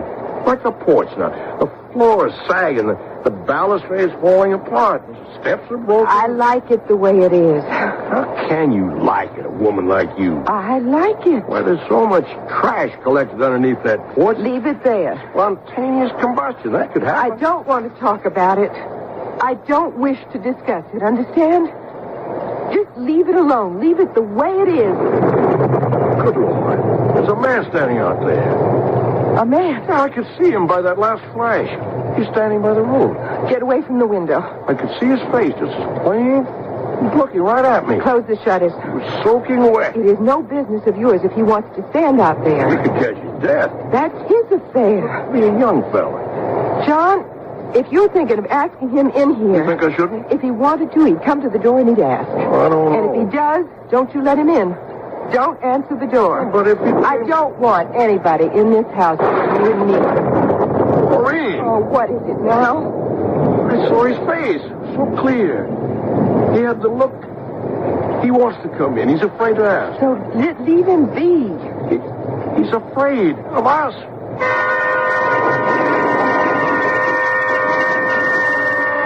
I didn't sleep all night. I kept seeing that man, oh boy. He looked to be about 20. Thin, white-faced, sodden with rain, staring at the house. Not a muscle of his body moved. He just stood and stared. And now, as the sun was coming up, I recognized the look he had. Not that I'd seen it before, but I'd felt it on my own face. Felt it in my own posture. It was the look of separation, isolation. The look of being absolutely alone and helpless to do a thing about it. Doreen left early to deliver a dress she'd made for a lady, and after a while, I went to the door and opened it and looked out. And there he was, sitting down now, leaning against a big oak tree with his face turned up toward the morning sun. Good morning. Good morning. John Masters is my name. What's yours? Simon Caskia. Well, you were here last night. Yes. I thought I should ask you inside, but my wife said no. Would you like to come inside now? My wife's going out on an errand. Well, would you? Yes. Well, then, come on. Come on. What is it? You afraid? I can understand that. I've been afraid in my time.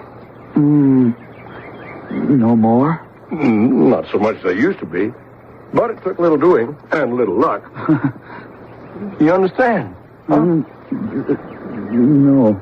Well, that's all right. I don't understand either. It's just something I said because I felt like it. You ever say anything like that? No. Not even once? Well, I understand that too. Because I was a lot older than you before I said anything just because I felt like it.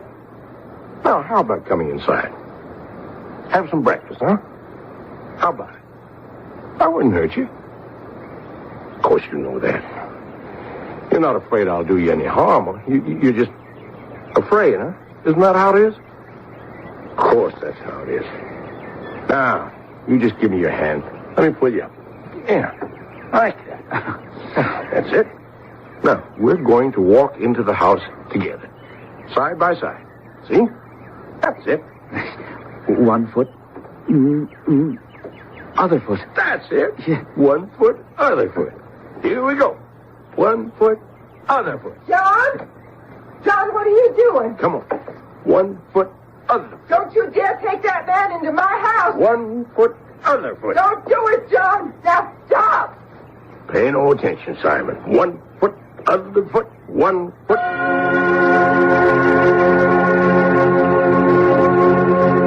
And I got him inside. As much for my own sake as for his. Because a great feeling of satisfaction spread over me. I had recognized a fellow sufferer. After such a long time, I had recognized my fellow man. Let me quote to you 4 more lines from the poet cited before the act began. Somewhere there waiteth in this world of ours, for one lone soul, another lonely soul, each chasing each through all the weary hours, and meeting strangely at one sudden goal.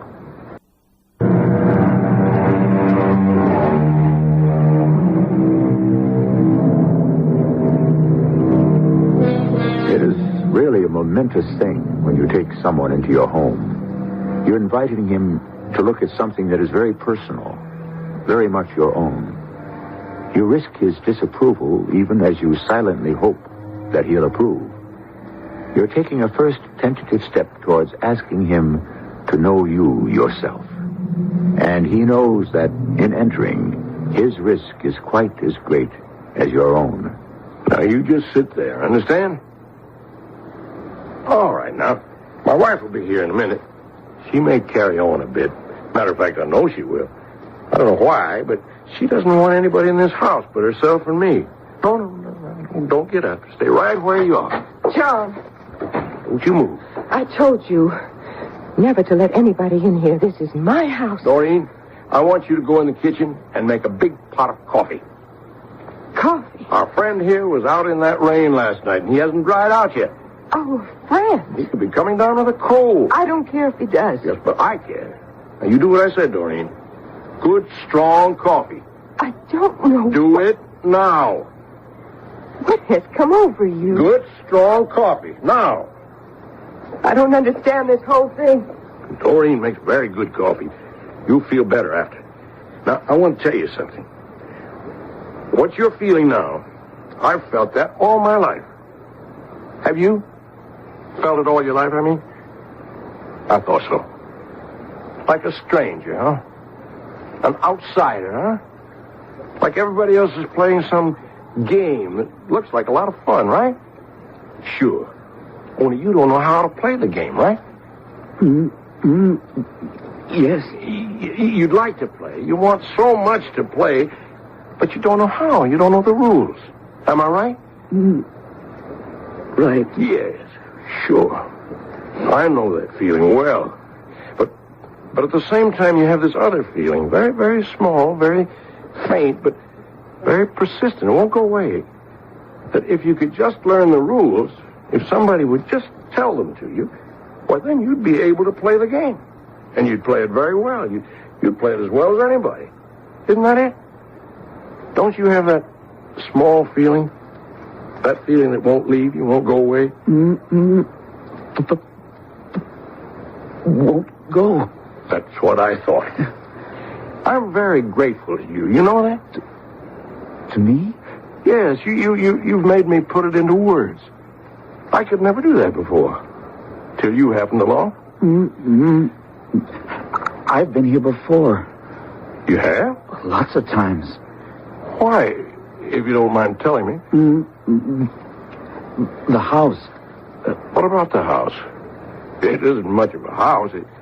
It could be a lot better if my wife would let me fix it up, but she won't. She's got this thing in her head that I mustn't do anything to the house. And me a carpenter, too. What do you do for a living, if I may ask you? I beg. You beg? Oh, well, no, that's not good. That's not good at all. You know that, don't you? Of course you do. Who let you grow up like that? Not knowing how to do anything. What were your parents thinking of? Oh, you were an orphan, huh? Is that it? Who brought you up? Brothers. You had brothers? Oh, you didn't, huh? Well, then what? Oh, you mean the monks? Yes, monks. The Brothers of the Repentance, right? Yeah, sure. They have that monastery on the other side of town. Yes, I've passed it lots of times. So that's where you grew up, with the brothers, huh? Yes. Is that where you got your name?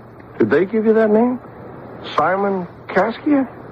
Oh, I see. Simon Caskia. I know that name. A saint. Of course, Simon of Caskia. See now, he was a lay brother, wasn't he? Yes, he was. He never got to be a real monk. He was still secular, but yes, they let him work in the monastery, didn't they? Because he was such a good cook. Yeah, isn't that the one? The one. Well, now, are you a good cook? Oh, I... Did they let you spend a lot of time in the kitchen? At the monastery? All. All your time? In the kitchen? All my time. And you learned how to cook, huh? Some. Here's the coffee you asked for. Doreen, our friend here's a cook. He can cook. What do you know about that? Well, he could hire himself out as a... I bought some toast, too. Oh, that's nice. I thought he might be hungry. Of course he's hungry. Why didn't I think of that? Pour the coffee, will you, Doreen? I brought 2 cups. Well, why didn't you bring 3? We could all have some coffee together. Oh, that's cream and sugar. Good. Get another cup, Doreen. We'll all... I'm going upstairs. Simon was telling me about himself. When he's finished, he's got to get up and go. Now, Doreen. Tell him that. Make it perfectly clear. Pay no attention. She doesn't really mean that, or she wouldn't have made you the toast. Go on now, eat up. Help yourself to cream and sugar. And look here, Doreen's brought you some strawberry jam. See? I told you she liked you. She'd never have done that. It's just this house that she's so particular about. A house? You know, something about this house. She wants it left just like it is. Yes. There's so much could be done to it. You've noticed the porch. It's going to fall down one of these days. But she won't let me touch it. Won't let me near it. One of these days. And the trash that's collected underneath it. She won't even let me clear it out. It's dangerous, all that rubbish. Must have collected for years. How's the coffee? Good. Oh, and the toast? Good jam, isn't it? Good. Simon, do you mind if I ask you something personal? No. Well, you have a peculiar way of speaking. You know that, don't you? Yes. It's kind of a hesitation. You say your words all right, but every so often this you know you do that, don't you? Yeah, I know. Well, it's not a terrible thing to do. I don't mean that. It's nothing to be ashamed of. But only the way you do it, sometimes one, sometimes the other, sometimes both, sometimes neither one, but, well, it's different. It's, oh, well, never mind. It's not important. It's just that, well, I'm interested in you. You understand, don't you? I'm not prying. I understand. There now. That time you didn't do it at all. Oh, well, forget it. Because I want to get on to something more important. What are we going to do with you? What? I'm not going to turn you out and let you go back to begging again. I won't do that. I want you to stay on here for a while. We've got the room. You can do something to earn your keep, if you feel like it. Or you could help out Doreen in the kitchen. if you want to. I'm no good in the kitchen, that's for sure. John? Uh-oh, that's my wife. John, is that man still there? Pay no attention. John, I want you to come upstairs. You better... You come up here, John. I want to talk with you. You better go. John? I'll come right back. Everything will be all right. You see. I'll talk to her, okay? Okay. But you stay right there, you hear? I'll have a talk with her, and I'll come straight back. It was so important to me. I wasn't going to set this boy adrift to go wandering about the world, afraid to open his mouth to anyone, afraid to wake up to the morning, afraid to close his eyes at night, afraid to feel, afraid to touch, afraid to know, afraid to live. Oh, I'd had too many years of that myself. I wasn't about to let him do the same. For him, it had to be different. I opened the bedroom door. Doreen was lying on the bed, staring at the ceiling. Is he gone? Nope. He finished eating, didn't he? Yes. Then get him out of here. No. I want him to stay here with us for a little while. No. I won't have it. Please. You brought him in. You fed him. I fed him. What more did he want? It's not what he wants. It's what I want. I want him to stay on with us till he gets to know us. I don't want him to get to know us. I don't want him in this house. I want him out. Doreen, don't you remember how I was before you asked me in? Asked me to sit down and talk? Asked me to marry you? What's that got to do with him being here? Everything. Don't you see? He's the way I was. I was that way when I was his age. I was that way all my life till you changed me. I don't know how. I don't know what you did. I don't even know if you did anything. I don't know if I did anything. Maybe it was just luck. Just pure dumb luck that you asked me and that I said, okay. All right. Maybe God just took notice that I needed something, someone to pay attention to me. And you needed someone to pay attention to you. So he moved you to speak, and he moved me to answer. This is different. Just get him out of the house. What's so almighty precious about this house? It's my house. What is it, sanctified or something? Yes. Yes. It's sanctified. It's holy. You oughtn't to say such things, Dory. It is. It is. It's not about a house. It's sacrilegious. A house is just boards and nails and plaster. Not this house. Any house. Not this one. A house is for people to come into, not to shut them out of. Not my house. Why not your house? Why is your house so different from other people's houses? What makes it so special, so spectacular, so all-fired sacred that nobody can set a foot in it? You tell me, Doreen. Well, I swear I'll walk out of this precious house of yours. I'll leave you to it. You can live in it by yourself. You wouldn't do that. I would. You can count on it. John? Now, you tell me. What does this house mean to you? Why do you hang on to it like it was all you had? Every time I want to fix something or change something, make it better, why do you yell out like I was going to do something to hurt you? You tell me, Doreen. I want to know.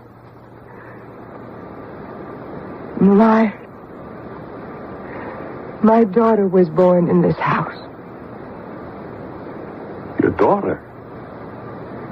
My daughter lived in this house. My daughter died in this house. Her daughter? I'd never known she'd had a daughter. And now a whole field of grief spread across her face. A grief such as I had never known. And would likely never know.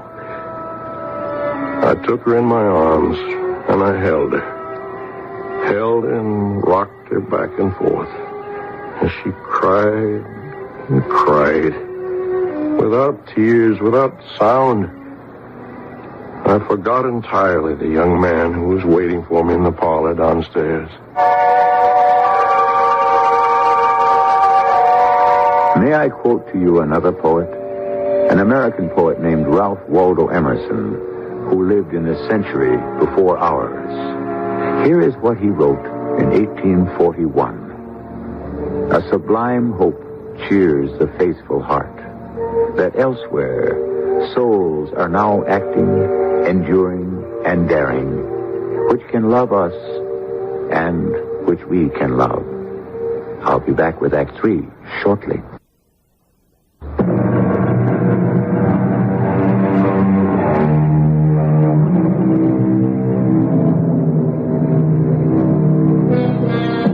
Again, let me quote to you from Ralph Waldo Emerson, who thought a great deal and wrote at some length on the subject of friendship. A friend may well be reckoned the masterpiece of nature. And this, happy is the house that shelters a friend. Now, let's get back to the final act of The Wandering Wind.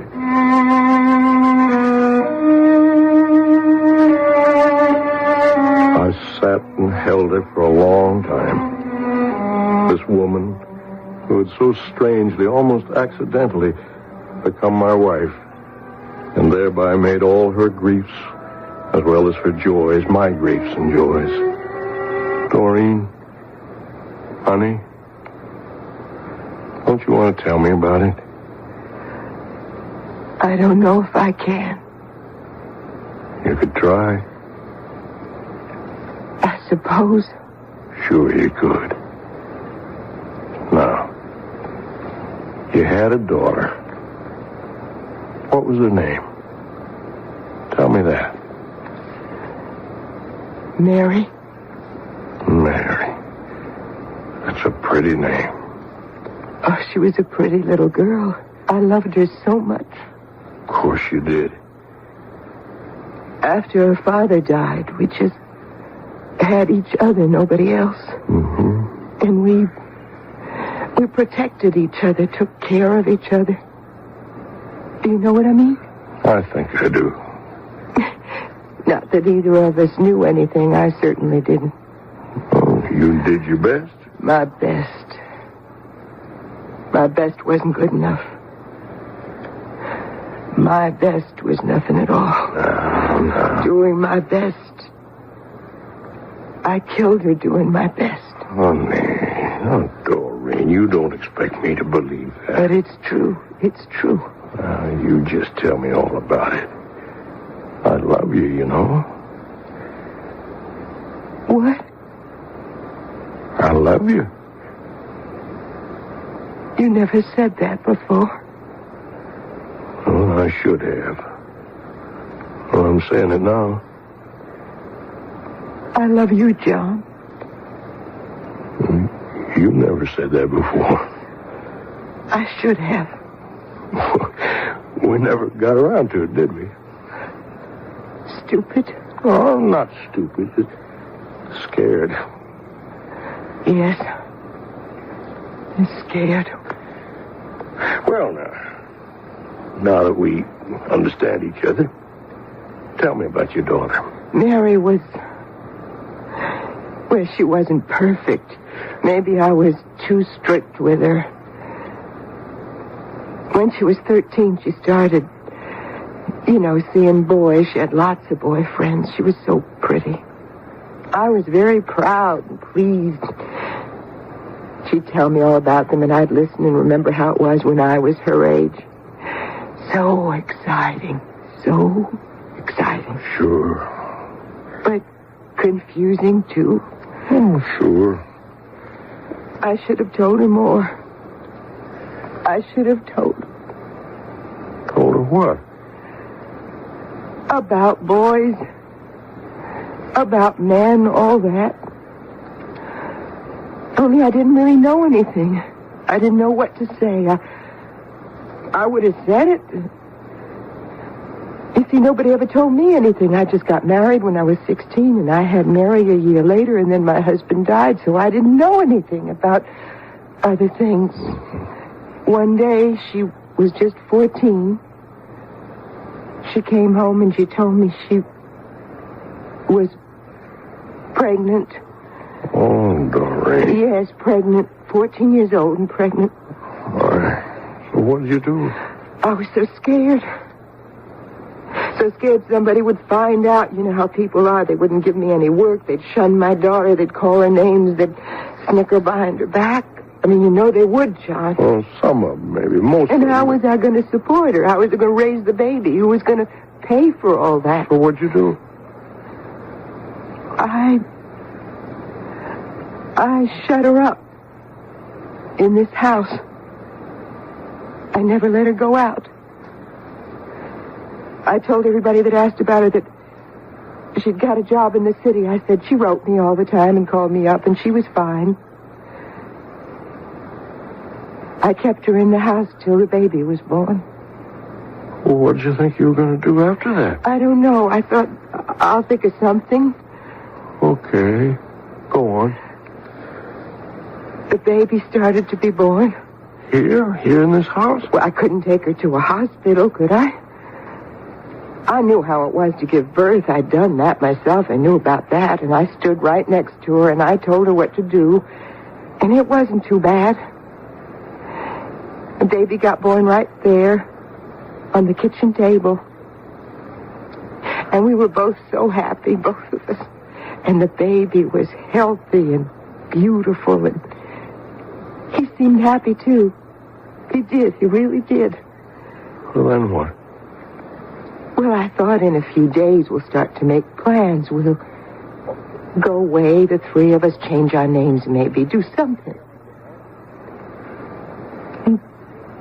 But then... Then? She started to not feel so good. Her forehead was hot to the touch. She was burning up with some kind of fever. And after a while, I couldn't talk to her because she wasn't making any sense. And we couldn't make any plans because nothing she said made any sense anymore. And after a few days, she died. She died. Oh, Doreen. My daughter died. Oh, honey. And I took the baby one night, and I put him in a basket, all wrapped up warm. And I left him on somebody's porch. That's what I did. That's what I did. It's all right now. It's all right. You just rest, honey. It's all right. What was that? What? I heard a door slam downstairs.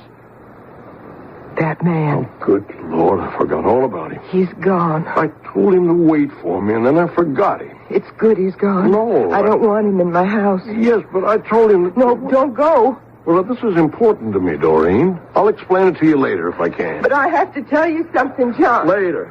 I'll be back. I raced down the stairs.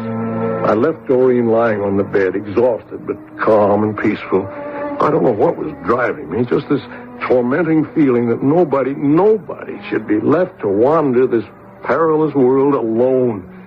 I couldn't save all of them. I couldn't catch up with all of them, but this one man, there was a chance for me, and a chance for him, and I could not bear to miss that chance. Simon, you here? Simon Kaskia. Young man, you here? It's me, I'm back. I said to wait for me. Where are you? Simon? Did you leave the house? Did you think I wasn't coming back? Simon Kaskia, it's me. I'm here. John? Please, John? He's not in the house, Doreen. I looked in all the rooms. Well, then he's left. Well, he can't have gone far. I'm going to get my coat and go after him. You don't even know which direction he went in. Probably towards town. That'd be logical, wouldn't it? He begs for a living. Did I tell you that? That's a disgrace, a young fellow like that having to beg on the streets.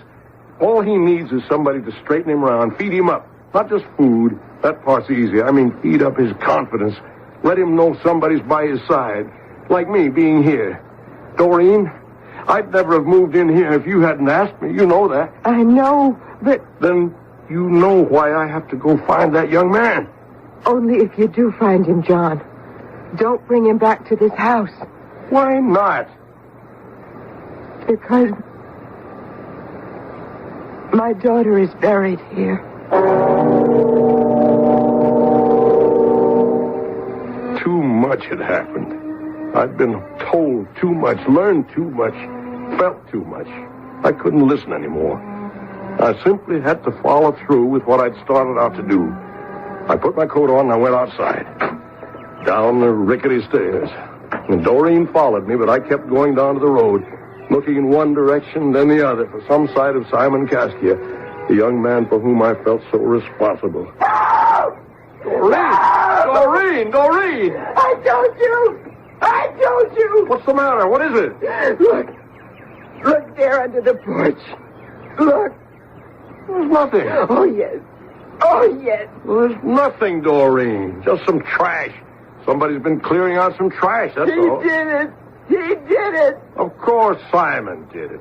I talked to him about all that rubbish under the porch. Look, it's all right. He probably did it as a favor before he took off. He thought we'd like it. It was to show his appreciation. He was trying to do a nice thing. Put it back. Put what back? Put it back. Under the porch. All right now, all right. I'll put it back if you want me to, but why, Doreen? Just tell me why. Because under that porch is my daughter's grave. She's buried there.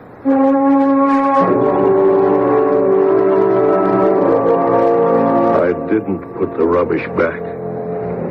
I couldn't, after what she'd said. I crawled under the porch myself, through all the debris that had collected there, and I found a 2x4 about 3 feet long, stuck into the ground, and another piece of wood nailed to it crosswise. And on the crosspiece, a name had been scratched, first with a nail and then filled in with ink. Mary Dawkins. But that's not all. The cross with the name scratched on it stood at one end of a bed made of stones. Stones driven into the ground. Enough of them to cover the casket of a young girl of 14. And on that bed of stones was Simon Kaskia, fast asleep. Simon? I'm here, Simon. He's here, Doreen. Simon's here. Simon? Wake up, Simon. Wake up. I'm here.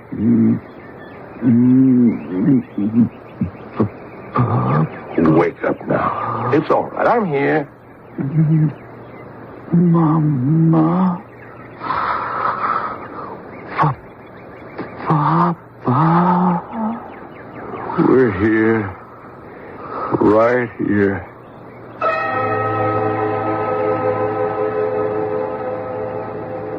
One of these days, Doreen and I are going to go and see the Brothers of the Repentance. They must have some record of a baby boy they took to live with them some 18 years ago.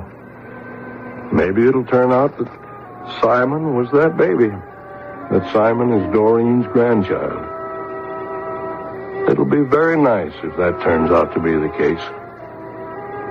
But it doesn't matter too much.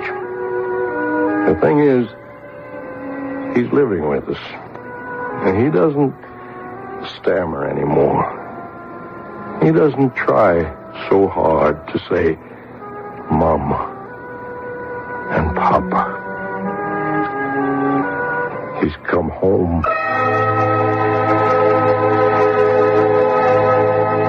Do you believe such things? That a grown man can, without knowing what he is doing, search the world for his parents? I do. And I believe that in some hidden corner of his heart, everyone does it. Somewhere in that corner, a tiny voice is calling, Mama, Papa. Yes, I believe that. And I believe that the little voice keeps on crying his whole life through. I'll be back shortly.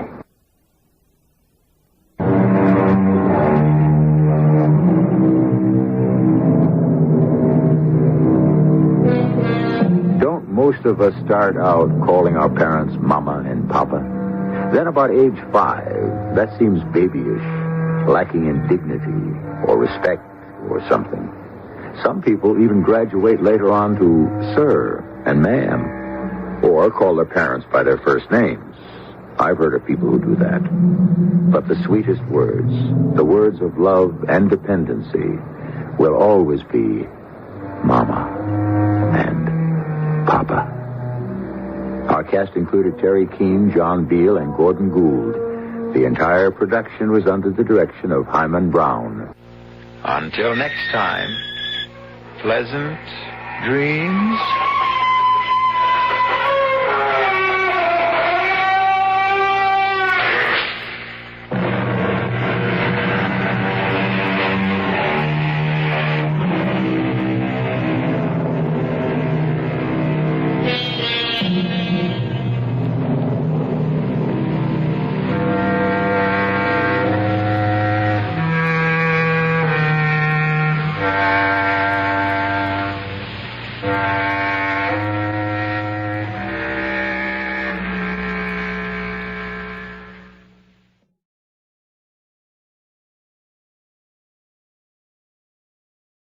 The CBS Radio Mystery Theater presents...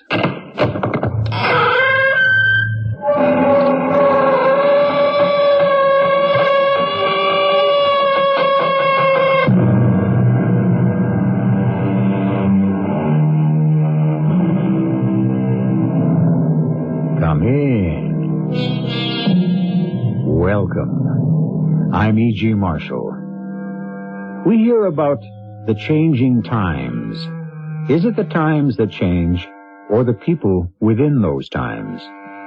We talk about a need for change, and then don't recognize the change when it comes along. Around 500 B.C., a Greek philosopher declared that all is flux, nothing stays still, nothing endures but change. Yet, an old French proverb tells us, the more things change, the more they remain the same. Confusing, isn't it? At least we know that time never stands still. But does it?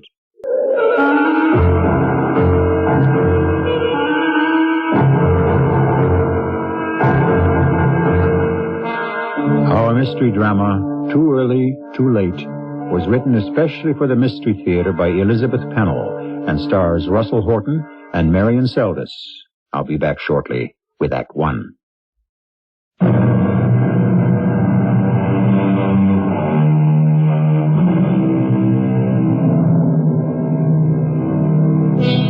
Jack and Ruth Peterson felt themselves lucky to inherit a ramshackle old house in Connecticut where his grandparents had once lived.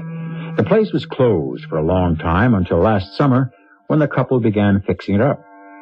They recalled past holidays there and decided it would be a great place to spend New Year's Eve. They have invited a friend from childhood to join them. Ah, good dinner, Ruth. Sorry Dave didn't get here in time to eat with us. You should have been here by now. I just didn't realize how late it is. I hope nothing's happened to him. That's the nuisance of not having a phone. First thing next spring, we are going I'm beginning to think we shouldn't have come here in the wintertime. Oh, nonsense. I'd rather be here than anywhere else in the world. Hey, anybody home? It's Dave. I'll get the door. Dave! Dave, come in. We were worried. Oh, welcome, old buddy. Where have you been? I've been lost. You're kidding. You know this area better than we do. Well, it's wilder than it used to be, and so dark. You know, I'm accustomed to city lights. And now the road's slippery. I couldn't make it up your driveway. Have you had anything to eat? Not a thing. I'm starved. Oh, I hope there's a spark left in that wretched stove. And while Ruth stirs up the coals, I'm going to get you a drink. I feel better now. Back on those icy roads, your reunion in the woods sounded like a crazy idea. I had this sudden urge to go back to the old days. I remember, Dave, when we were kids, the three of us swore we'd be friends forever. Yeah, I remember how the three of us used to leave the other kids there and go off to the old graveyard. And just sit there quietly. I never did let on how scared I was. Of ghosts? I felt that all those dead eyes were looking at me. The old folks disapprovingly, and the children begging me to help them. Honey, I thought you liked the old graveyard. Oh, I did, in a creepy sort of way, but But those ancestors of ours seemed almost too real. Hey, do you suppose the inscriptions on those stones are still readable today? Of course, we checked up this past summer. Oh, I don't know. That place is terribly overgrown now. The bushes are just tangled everywhere. Well, I'd like to go back to that old graveyard and take a look. Hey, how about tomorrow? Sheer ice underfoot. Honey, let's try. It might not be so bad. You two can go. Just count me up. Uh-oh, the storm's back. I should have fixed that broken shutter. This house is like a sieve when the wind blows. It just sends chills into every corner. Is it okay if I throw another log on the fire? Yeah, nothing like a roaring fire in the country. I remember these sudden windstorms. I love them.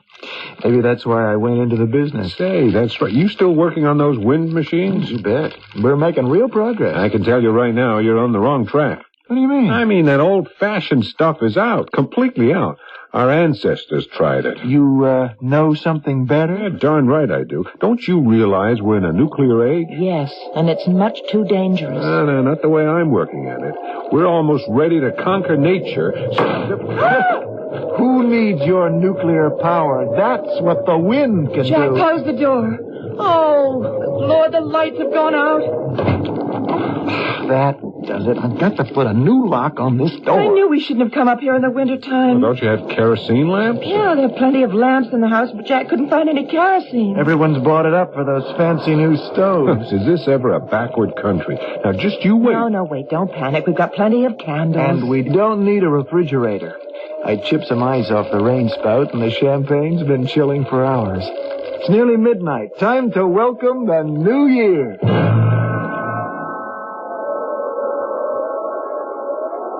Here's to us, and to a wind that blows everyone good. Well, let's conquer that wind. Here's to nuclear energy. Oh, wait a minute, you guys. While we're drinking champagne, millions of people are starving. I drink to a better chance for survival. For everyone. Yeah, that's what we all want. A happier new year.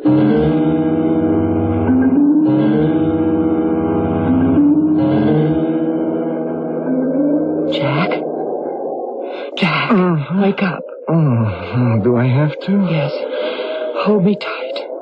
I want to be sure I'm alive. Oh, honey, you're shivering. I just had the most ghastly dream. I had a strange one, too. Oh, but mine was so frightening, so real. So was mine. Listen, there was this terrible man.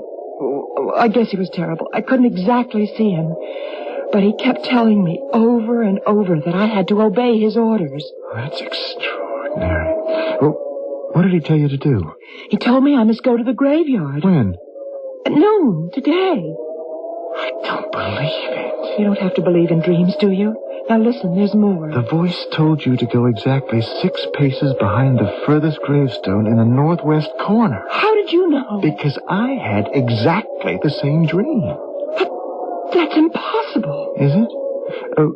What was the next step? To dig a hole? To the depth of 2 feet? Yes, that's what he said, and then we'd uncover something that might change the whole course of the next decade. It's weird. You and I agree on a lot of things, but we were never any good at ESP. Wait till Dave hears about this.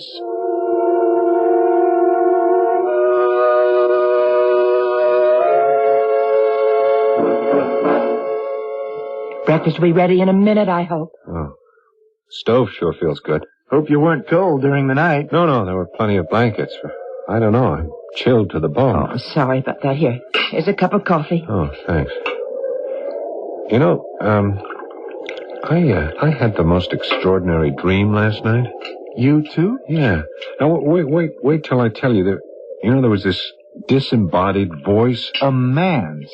Yeah, but, I had no idea what sort of person he was. He sounded as though he knew me, and he wanted me to do something. Oh, no. What did he want you to do? He ordered me to go to the old graveyard. When? Today, at noon. And to take 6 paces straight back from the last gravestone in the northwest corner. How did you know that? Because I had the same dream. And so did I. That's incredible. Let me tell you the rest. We know. You're supposed to dig a hole. That's it. 2 feet down, and you'll find... Well, the voice didn't say exactly what we'd find. Oh, not what, but he indicated it was something important. Hey, just come on a minute. We're acting as though there really is something buried there. I don't know what to think. I know, I'm scared. How could 3 people have the same dream if there wasn't something to it? It's simple. Last night we all had the old graveyard on our minds. But we were talking about a time years ago when we were just kids. Those were vivid memories. And wait a minute. I did say I'd like to see the graveyard today. But I said I wouldn't go. Only I knew you'd come along. Well, I have a theory about dreams. What is it? I believe that dreams take up where an interrupted thought left off. I don't follow you. Last evening, we were all thinking about going to the graveyard, right? And then the storm blew up and the lights went out. Yes, that's right. We each concentrated on the same thing. And then, boom. I mean, don't you see how logical it is? That's an analysis even Freud might approve of. Elementary. So, we just go ahead with our original plans. But I think since we're going to the graveyard, we might as well take along a couple of shovels. Just in case. Are you two really going to the graveyard? We're all going, Ruth, and just for kicks, we're going right at noon.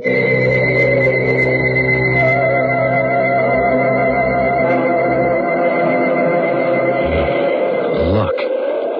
I'd forgotten how beautiful it is. We've never been here in the wintertime. It looks like an ice palace.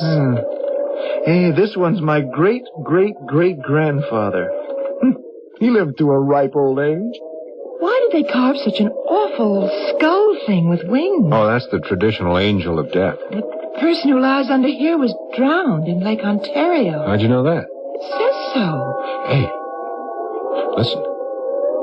A church bell. But there hasn't been a church around here in 100 years. Yes, there's a church over the hill. I know, it's 2 miles away. Well, it's a clear day. The atmosphere and wind are just right for sound to carry. And the dream said noontime, so if it's striking... Do you suppose... I'm getting out of here. No, just a minute, Ruth. I'll tell you one thing. We couldn't possibly dig a hole in the ground. Why not? Because the ground is frozen absolutely solid. Look, I'll show you. Well, I'll try over here. Yeah, you see, Ruth? Look, it's hard as marble. Well, I'm glad of that. Because anyway, we could get arrested for digging up a grave. Only we're supposed to dig beyond the last tombstone. That's out of the cemetery. Ground will be just as hard over there. Well, at least we can see if there's some sort of marker. Yeah, why not? Here's the last stone. Okay, let's measure off 6 paces. How long is a pace? That's a big step, like this. 1, 2, 3, 4, 5, 6. Okay, I'll show you why we can't possibly dig a hole. You try over there, Jack, and don't break the shovel. Okay, here goes. Good Lord. The ground is soft as butter. It can't be. Just one step back and... Look, it's hard as a rock. Come over here and dig.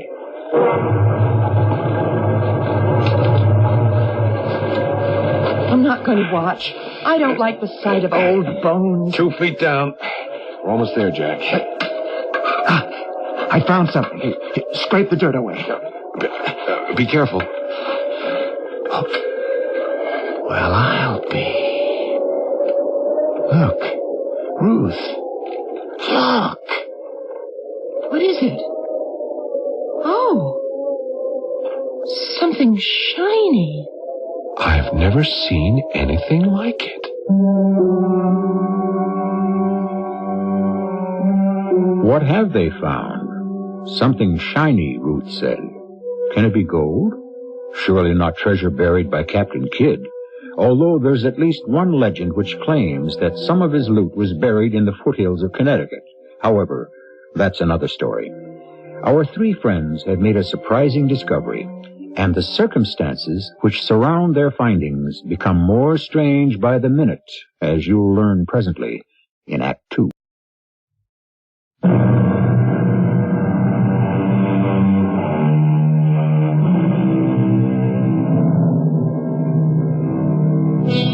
What is the fabric of dreams? Are they fashioned of fragments from the past, or do they portend the future? something remarkable has just taken place. 3 people have had the same dream. Moreover, this dream has led them to an old graveyard on the first day of a new year in the 1980s. They have just dug a hole in the ground, roughly coffin-shaped. And what they uncovered has left them stunned.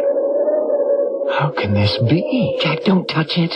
I think it's some kind of a bomb. Can't be a bomb. It's encased in glass. No, it's not glass. I struck it hard with a spade. Plastic? No, I don't think so. Plastic doesn't gleam like that. It's made of a substance I've never seen before. But what is it? I'd say it's a time capsule. Lord, storm coming. One more minute we'll be drenched. There's not a cloud in the sky. Wind. Hang on to me, Jack. I can't stand up. Get down on the ground, everybody. No need to behave like that. Get up. That voice. It's his. Whose voice? The man in our dreams. Don't let your imagination run away with you. I knew you'd come. Greetings. Isn't it his voice? Where's it coming from? Over there, by that last tombstone. But that's where one of my ancestors is buried. He died in 1790. You're so right. He can't be a voice from the dead. Right again. Someone is playing tricks. They planted a tape recorder. Wrong about that. Tape recorders went out of use years ago. But you came from there, from the grave of... You must be my great... Nonsense. Do I look like a man from the 18th century? No, you're dressed just like us. Of course. Then you must be a descendant of one of the people buried here. That would make you a distant cousin. Sorry to disappoint you. I'm no blood relative, but I do know all these people. I know them very well. Let's stop this nonsense. You're a joker. You were crouching behind that stone. And it's time to tell us what this charade is all about. I don't play charades. This has to be some sort of game. Surely you haven't forgotten your dream. Who are you? That, dear lady, is of little importance. What does matter is who you are and what you're going to do about it. Would you stop talking in riddles and tell us what you're driving at? In due course. Right now, we must all get down to business. So far, you have obeyed instructions and uncovered what we sent you to find. Tell us what that thing in the ground is. You were right in calling it a time capsule. I suppose in a way that's what it is. No ancestor of mine ever buried an object that looks like that. I don't think anyone thought about time capsules back in the 1780s. Exactly. So, if it's just been buried, who wants to open it? We know everything that's going on today. Who said anything about today? This capsule contains the future. Oh, then I'm going to break into it. Not so fast. Here's the spade. Let's dig it up. No need for that. Put the spade down. Okay, then help us get this thing out of the ground. It's very simple. Stand back. The capsule will come out right over there. Do you see what I have in my hand? Well, sure, it's a flashlight. What an antiquated idea. This is a beamer. A what? I focus the beam like this, and... The capsule's coming out of the ground. We'll track it over here where there's space for us all to gather around. Hey, it's bigger than I thought. Must be nearly 4 feet long. The last one we buried was much bigger. We've come a long way in the past century. Well, for Pete's sake, open it. Why don't you do it? It's very easy. Just lift off the shell. Here, Dave, I'll help you. You see how light it is? It's like something out of science fiction. There is no fiction about these scientific instruments. Unbelievable. Computers? Scanners? What strange-looking bottles. Why, that's a miniature space module. They've put too much in here.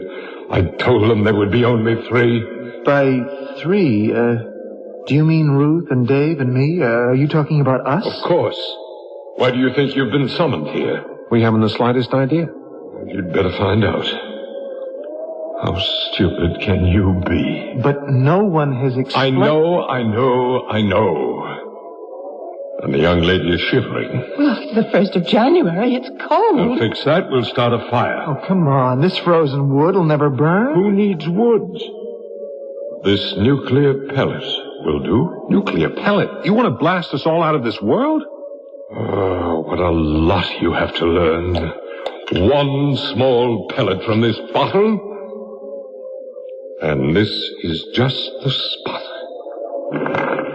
There. Oh. Let's get away, Jack. There'll be an explosion. It sure is. If this crazy man is really playing around with a neutron. Calm yourselves, my friends. How do we know we can trust you? You have no alternative. We're all here together for a purpose. Look, Mr. Whoever you are, you'd better get to that purpose right now. We've had enough of these magic tricks. Warm yourselves by the fire while I get your material from the capsule.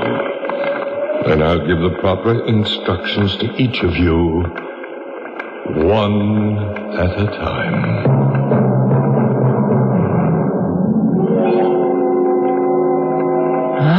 Fire feels good. Oh, this is crazy. All of it. That man's insane, and he may well be dangerous. He may be a madman, but by golly, I want to know everything he has to say. And one of the... He's coming back. He's carrying something looks like a big balloon. Your name is Jack, is that right? That's right. And you're the man who's working on energy sources through wind power? Well, I don't know how you know that, but it's true. Hang on to this inflated bag. It's filled with wind power. The bag's so light it can't be filled with anything but wind. Oh, no, you're quite wrong. It contains instruments which weigh at least 100 pounds. Well, how can that be? Pay attention. First, tell me who lies under this stone. That's the grave of my ancestor, Samuel Peterson. Did you know he was one of the first to build a windmill in this part of the country? Oh, that's very interesting. It could have been, but it wasn't. Why? Didn't it work? He tried, but all he ever got was a trickle of water. We offered to help him, but he was too busy to listen. Well, that was 2 centuries ago. If I could just show you what we're doing today... You can show me nothing. Open that bag. Well, these things couldn't have come from that lightweight bag. When will you learn how easy it is to carry heavy objects when they're floated in hydrogen? No, that can't be. The slightest friction and everything would go up in flames. I'd forgotten you've not yet figured how to make hydrogen decombustible. But no matter.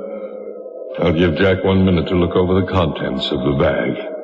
And there's everything here that I've been working on. Much more. There's a computer. Of course, I have one of those. Not like this one. All these other things. How wonderful. A rotor, the new vertical blades, an electronic driving shaft. All in miniature. I've never seen such perfect scale models. Those are not scale models. Of course they are. Your cumbersome equipment is out of date. That small piece of machinery in your hand can power turbines to light a city or to move a 747. I don't believe it. You will when you learn how. But it's time to open the next bag. I'll get it. He's mad, you know.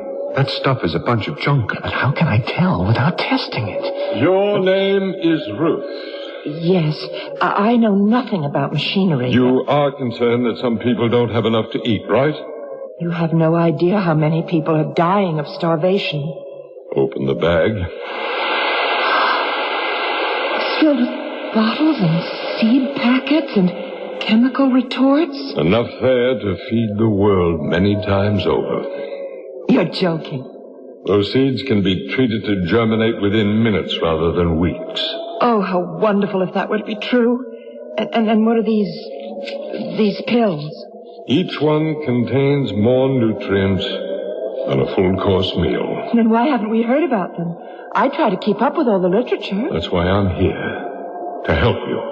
With a bag full of seed and pills? How do I know these things aren't poison? Is there no trust left in the world? You're a woman with a brain. Use it. The formula is there.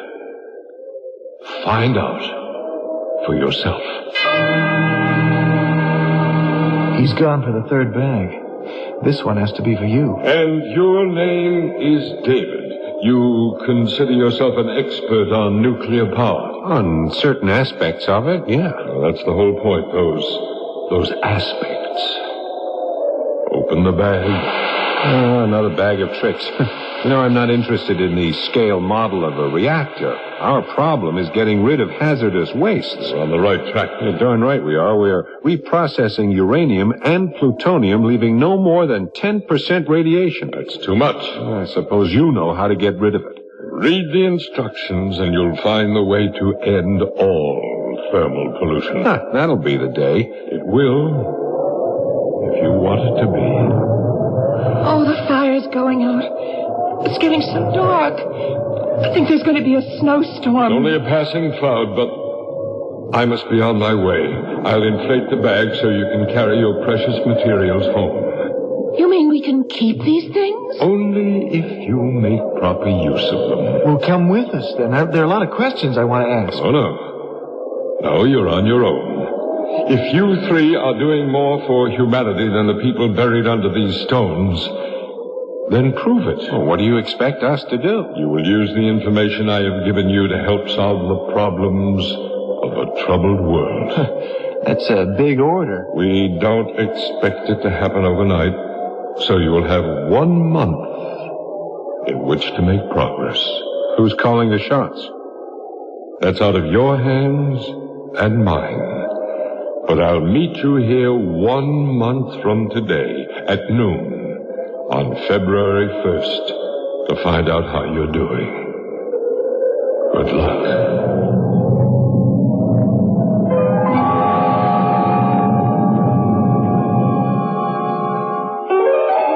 With that last big gust of wind, the mysterious stranger vanished without a trace.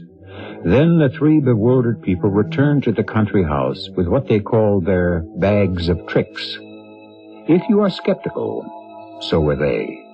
That strange presence had appealed to each of them individually on matters which concerned them deeply. If nothing else, they are consumed with curiosity. We hope you are too. Act 3 will begin presently.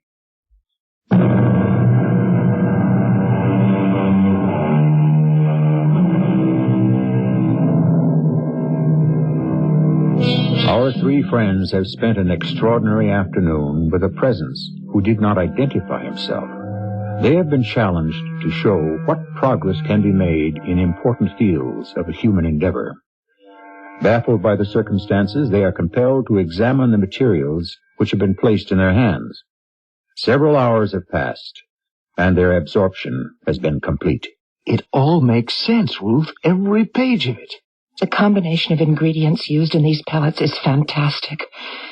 Why haven't we thought about using this formula? I've got to get to the lab to try this out. Now, how are we going to explain what happened today? There's no need to, Jack. Once we learn how to use these tools, the information is ours to demonstrate. Then you do believe that for some reason we've been chosen. All we can do now is believe in ourselves. I think it's time to pack up and go back to civilization. Well, I'm leaving right now. And if word gets to the suburbs that a city apartment house is blown up, you'll know something went wrong. Jack, you must come to bed. You've been working on the car every night this week with almost no sleep. It's nearly ready for testing. I am getting close, very close. How do you feel? Oh, I never felt better. Why? I just feel guilty about not cooking dinner. Well, who has time for dinner with so much to do? Yes, but we can't use up the food pills until I learn how to make more. That does it. Now, I'll just turn on the ignition. It works. By heaven, Ruth, it works. What's so unusual about starting the motor? How'd you like to drive this car without ever buying another drop of gasoline? Jack, come into my office. Glad you called me, sir. I have something very important to show you. Now, Jack, what's this I hear about you not attending the WPNA meeting? We're too busy, sir. And who do you think you're working for? I never believed so completely in wind power as I do right now. Now, let me show you my car. What the devil do I care about your car? Please, when you see it, you'll know what I've been working on all week. Well, you can drive me to the plant. 3 o'clock this afternoon.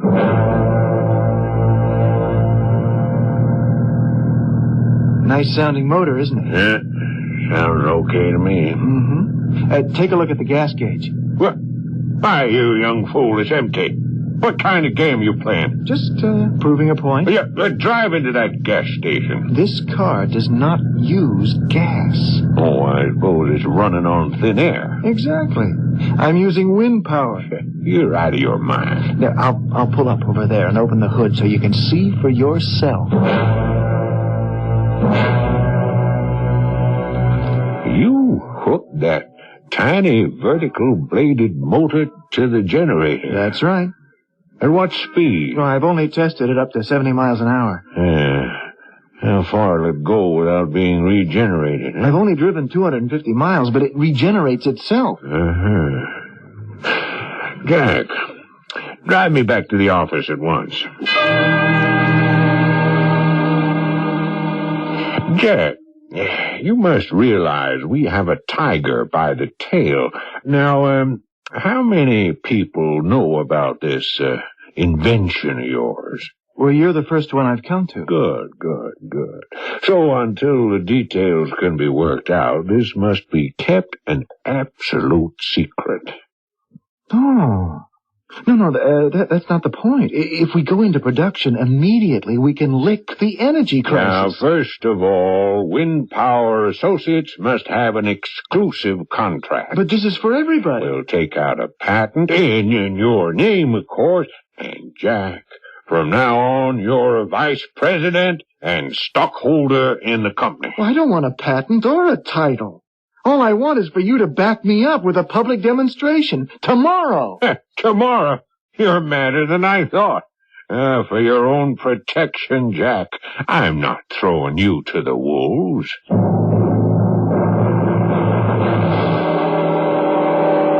Ruth Peterson, what's going on in here? Looks like a jungle. These seeds. There's just never been anything like them. Now look, it's almost ready to be harvested. That whole side is wheat. And over here it's rye. And the tub, that's full of rice. Well, how did all that stuff get in here? The storeroom was empty just a couple of days ago. That's why I called you. I've been given a formula with which I treated these seeds. And you pour some water in that bowl and I'll just show you what happens. It better be good. Now, I'll sprinkle some of these seeds in the bowl. Now watch. Well, Well, you're opening up like those magic flower things we had as kids. See? They just start sprouting immediately. And when they're planted, well, there are the results. We can feed the world. Ruth, come into the conference room and make a report. Mr. Bascom, you say you've come up with something that limits radiation? Well, yes, sir. I'd like to show it to you. I'm a very busy man. Can't you sketch in the details? No, sir. It's all set up in the testing room. I thought you'd been given instructions that no more nuclear devices would be... Sir, this experiment is different. It's like nothing you've ever seen. Is everything sealed? Yes, sir. Sealed tight. Put on your face mask. The light will be bright. Here goes. Well, you had your explosion, and according to the Geiger reading, there's a high radiation count. I installed a container which will open with the heat and pour its contents over the contaminated area. Watch, sir. It's working. By George, the counter has stopped. Yes, sir. That means all contamination has been eliminated. David, if what you've just done can be proved, we must contact the Pentagon immediately.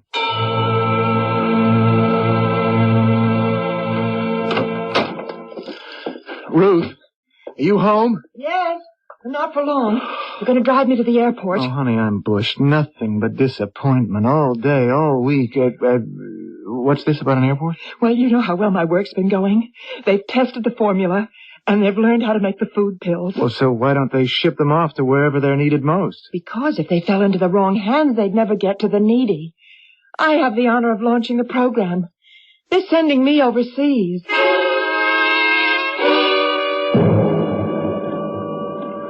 Oh, the Pentagon. I'll never learn my way around this place. Just a minute, sir. Yes. Sign here. Look, ma'am, I've been here 5 times in the last couple of days. Sign here. I've signed in duplicate and triplicate. I've even been fingerprinted.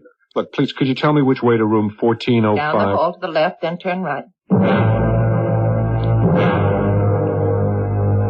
Mr. Baskin, we are deeply impressed by the documentation on your experiment. Please, sir, would you untangle me from all this red tape so we can go to work on the disposal of hazardous wastes? All in due time. You have given us what can be a clean bomb. Wait a minute. I want nothing to do with bombs. But if we had a missile which was truly clean, imagine the possibilities. My information must not be used for making weapons. I'm concerned with saving lives, not destruction. Look, I want those documents back. I should have gone straight to the Nuclear Energy Commission. We work directly with them, of course. I know they'll be interested. Okay, then give me my papers and let me go. These have now become government property. Okay, I'll go to the president. Well, I'm sure that eventually he will want to see you. I mean right now. Naturally, you'll be living in Washington. We will provide security. A man with your information must be protected at all times.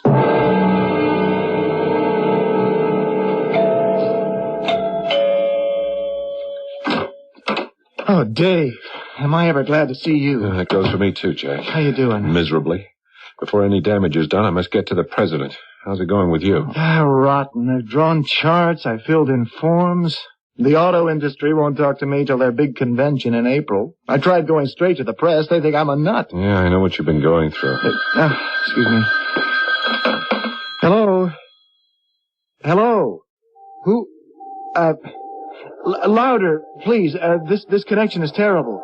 Hello? Hello? Ruth, where are you? I'm in jail. What? You're where? They put me in prison. For what reason? For being a spy. You're kidding. Darling, I'm only allowed one phone call. Please, do what you can to get me out of this place. I'm in the... Ruth! What's the matter with this line? What is that? Ruth's been thrown in jail. I have no idea where, and the phone's dead. Well, you know where we're supposed to be 3 days from now. Oh, we can't go without Ruth. Oh, we may have to.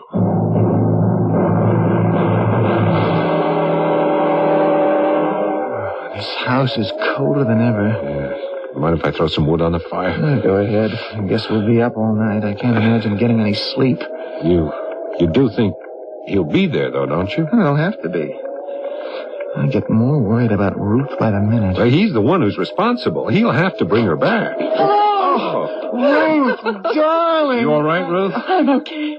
I wouldn't go through that again for anything. How'd you get away? They released me yesterday without any explanation. I was put on a plane and sent home, and I rented a car at the airport, and here I am. Oh, thank the Lord. Of course, I had to be here. Tomorrow, we have a rendezvous. I'm sorry to get up so late. Good morning. I'm not sure that it is. Maybe I'm not awake yet, but I feel very strange. I hope you didn't have bad dreams like mine all night long. Your dreams couldn't have been as wild as mine. I need another cup of coffee. Well, fresh air ought to fix us up. Remember, we agreed to go to the old cemetery.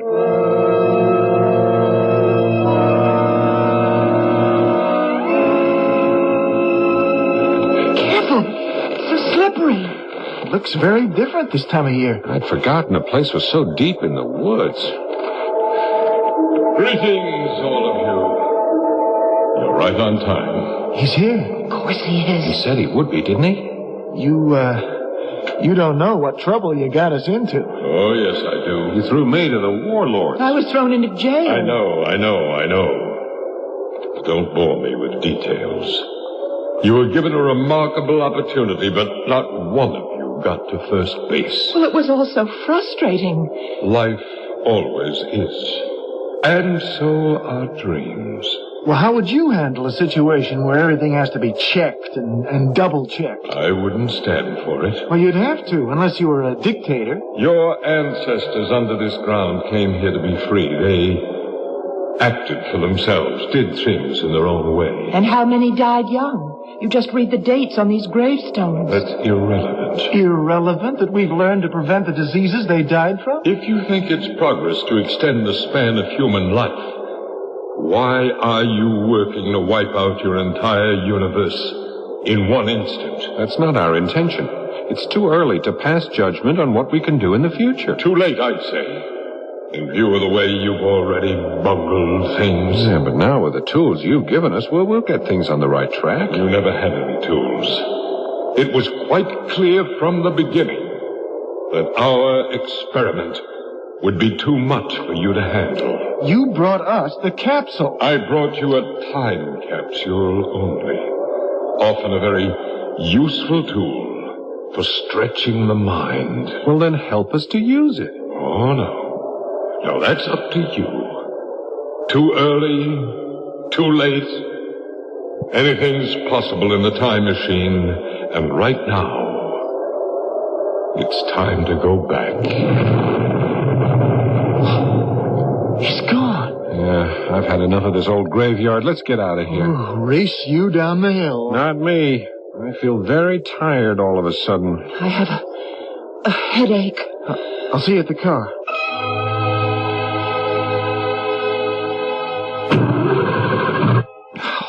Having car trouble? I thought I'd warm up the motor, but the darn thing won't start. Hey, you'll wreck the battery. Jack, look at the gas gauge. Well, it's empty. I swear we filled it yesterday. Didn't we, Ruth? It sounds crazy, but I don't remember. It's quite a hike to the nearest gas station. But the summer station is closed in February. What did you say? I said the station is closed. I'm all mixed up. What day is today? Well, I'm not working, so it must be a holiday. I feel as though I'd been away for a month. An old graveyard can be a very unsettling place.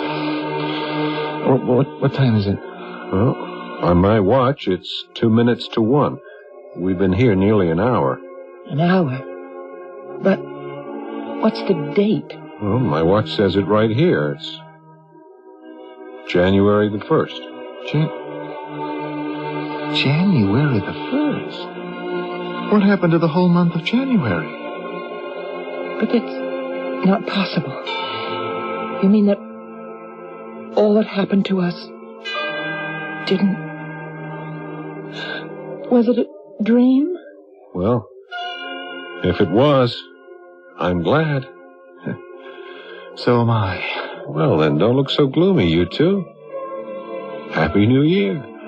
All things are possible if it's really just the beginning. Minutes, hours, days, a month. The major events of a lifetime can pass through the human mind within a matter of seconds. And what do we mean by progress? I'm inclined to believe the 1980s are a good deal better than many people say they are. Perhaps, to use Shakespeare's phrase, time is always out of joint. In their struggle for existence, those early American settlers were forced to move slowly. Today, the frightening part about heading into the future is not speed. It's the direction we are taking. I'll be back shortly.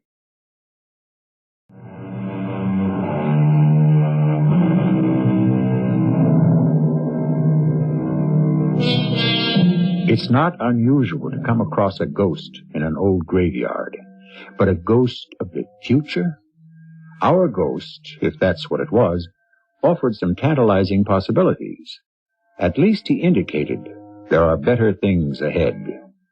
Author George Orwell painted a far gloomier picture, but we're so close to 1984 that some of Orwell's predictions can't possibly come true. Or can they? We are forced to revert to that well-worn cliché. Only time will tell. Our cast included Russell Horton, Marion Seldes, Paul Hecht, and Arnold Moss. The entire production was under the direction of Hyman Brown. Radio Mystery Theater was sponsored in part by Raven House Paperback Mysteries. This is E.G. Marshall inviting you to return to our Mystery Theater for another adventure in the macabre. Until next time, pleasant dreams.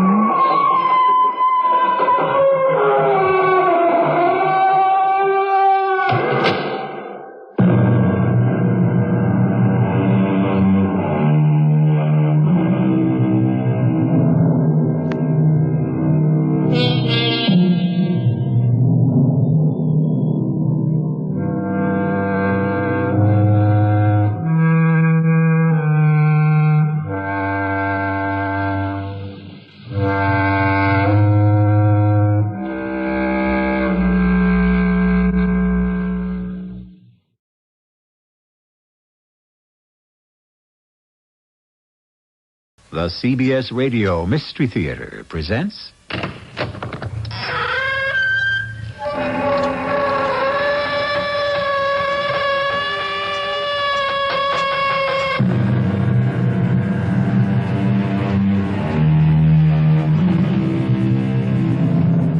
Come in.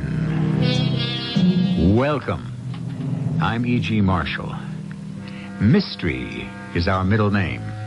And if you consult Mr. Webster's dictionary, you'll find out that his first definition of the word is something that has not been or cannot be explained, a profound secret, an enigma. That's exactly what you'll find at the heart of today's story. A profound secret, an enigma, something that must be explained if a human life is to be saved. But there are other baffling questions to be answered along the way, such as, who is the mysterious piano player named Joachim Fry?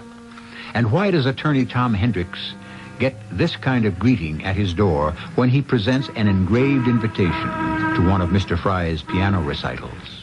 Your invitation, sir? Here you are.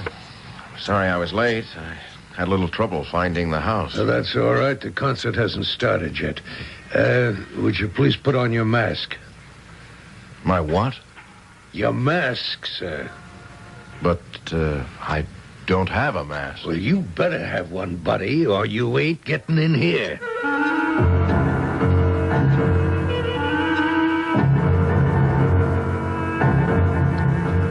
Our mystery drama, Murder Preferred, was written especially for the Radio Mystery Theater by Henry Slessor and stars Tony Roberts.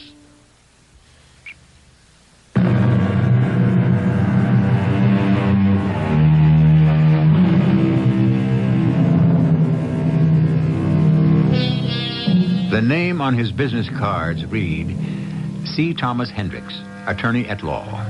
Everybody calls him Tom, and Tom Hendricks likes it that way, especially because the C stands for Clarence, a name not very popular these days. But it was the first name of Clarence Darrow, the famous criminal attorney, and Tom's father, a lawyer himself, admired him enough to name his one and only son after him. Tom is a criminal lawyer, too, but fame hasn't yet reached his tiny office. But who knows? Perhaps that beautiful woman entering it right now may be the beginning. Please, sit down, Mrs. Haven. Thank you. It may be a bit late for condolences, but I'm sorry about your husband. Thank you. I know it probably doesn't help much to know that the police have arrested his murderer. It doesn't help in the least, Mr. Hendricks. In fact, that's why I'm here. Tony Gerard did not kill my husband. I see. I'm sure you don't see it all. Oh, I'm sure you've read all the newspaper stories and heard all the broadcasts about the case. It's your business, isn't it? Murder and arresting people and defending people, Mrs. Haven. Yes. That's what I wanted to see you about. Defending someone. Someone who is innocent. Mrs. Haven, Are you trying to hire me for Tony Gerard? Not because he asked me to. You're not acting on his behalf? On his behalf, yes. With his permission, no. Tell me why you're so sure he's innocent. Because of some evidence you have? Nothing tangible. But something. Yes, You just know Tony Gerard didn't commit this murder. that's right. Mrs. Haven, whenever there's a serious crime like murder, someone always comes forward and swears that the accused couldn't have done it, that he wasn't the type. But I didn't say that. You see, Tony is the type. What? Tony is a very rough young man. He has a violent temper. He was in trouble all the time when he was a boy. He has a police record. Are you looking for a cigarette? No, my pills. Do you have some water? Yes, right here. Go on talking. But Tony would never kill anybody. That would be against God. He had a strong religious discipline when he was young. Its effect is still there. Oh, thank you. But you admit he was violent. That might lead him to forget that discipline if he had opportunity and motive. I suppose he had that, too. He was in the house that night. Our house. The night Walter was killed. And what about motive? No ideas about that, Mrs. Haven? Not the idea that people have. What idea is that? My father has told me about the rumors. Your father? Yes. You see, Dad is a wonderful source of gossip. He is retired. He used to be a doctor, and now he just plays golf and bridge, and he listens very well. I know people are saying that Tony and I were lovers. But it isn't true? Walter owed Tony some money. That was a problem between them, not me. Walter didn't want anybody to know that he owed anything to a man like Tony Gerard, especially because he was planning to run for the Senate. You're giving your husband a motive for murder, Mrs. Haven, not the other way around. Because there isn't any other way around. Tony didn't kill Walter, I swear it. Now, will you take the case, or won't you? Well, I'll have to think about it. For one thing, I'll have to find out if Tony Gerard wants me to handle it. I want you to. And I'll pay you, at least when the insurance payment is made. Are you sure it will be paid? Well, why not? Walter is dead. Why shouldn't the insurance company pay? That's a very good question, Mrs. Haven.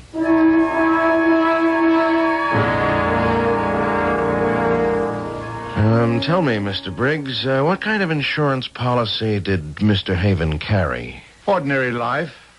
And Mrs. Haven was the sole beneficiary? That's right.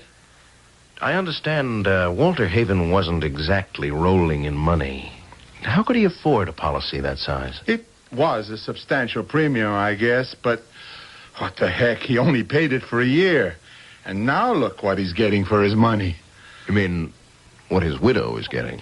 Well, let's put it this way. What his widow would get.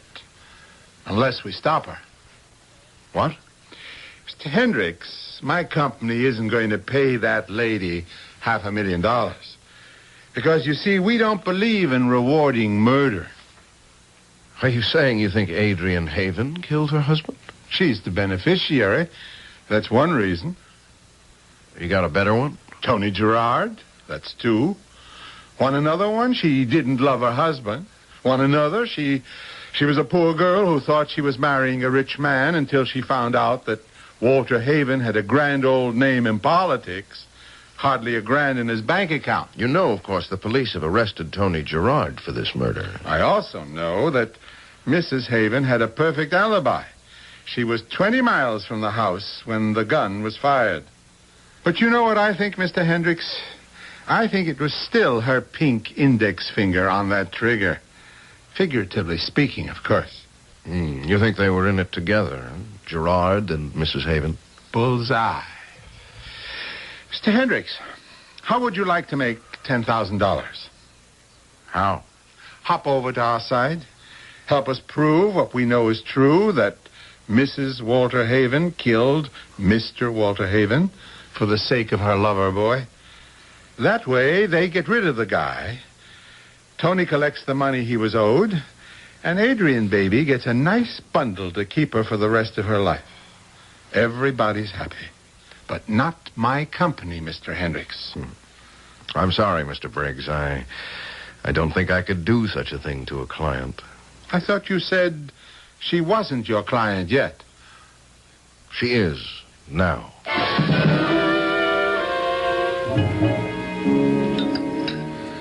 Sure you wouldn't like a little brandy with that, Mr. Hendricks? No, thank you, Dr. Sims.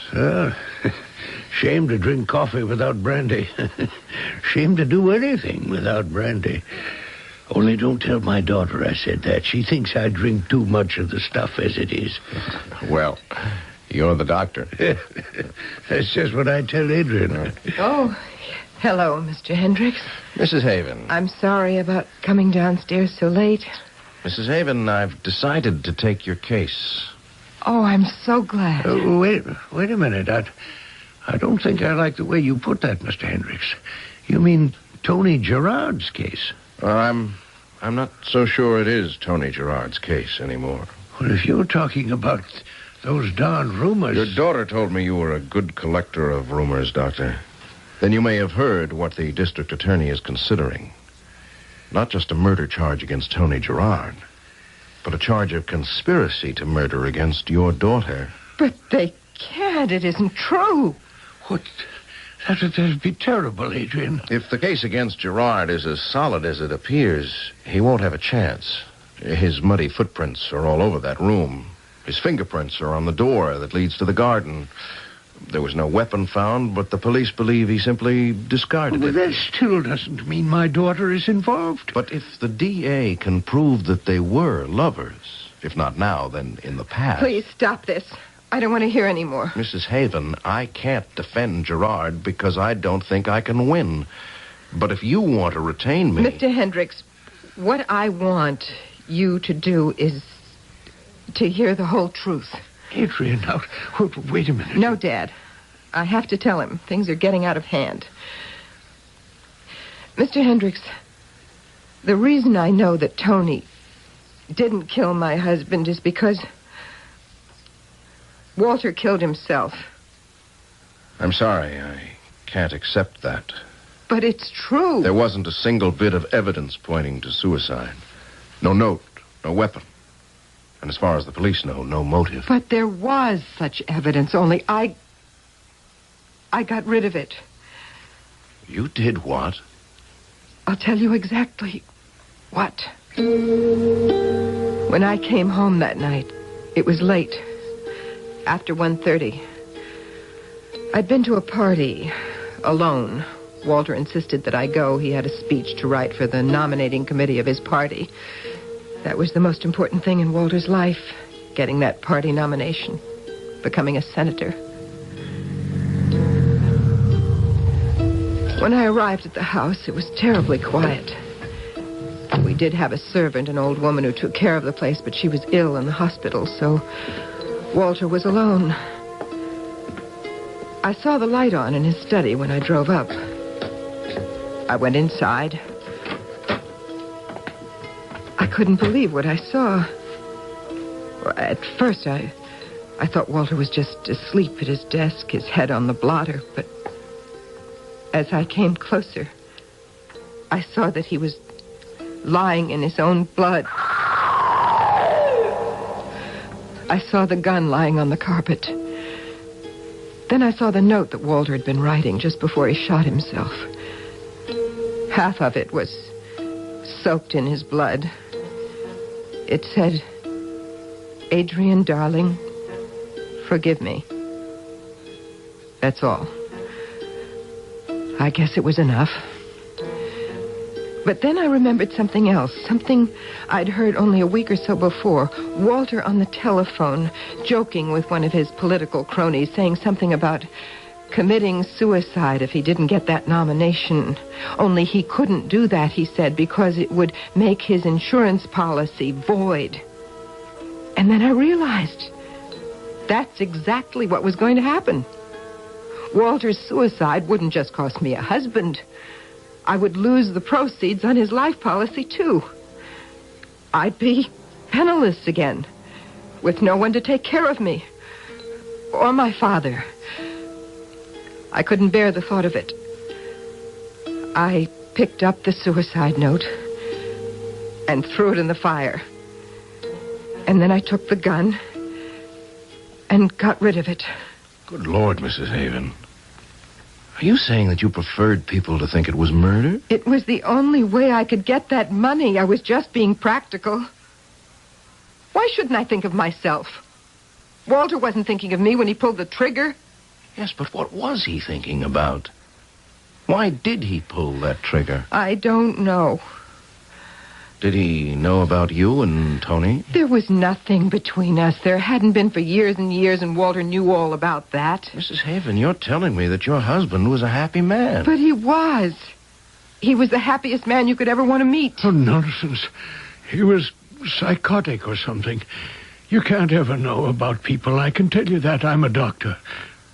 Or used to be, anyway. Sorry, Dr. Simmons. But let's face it.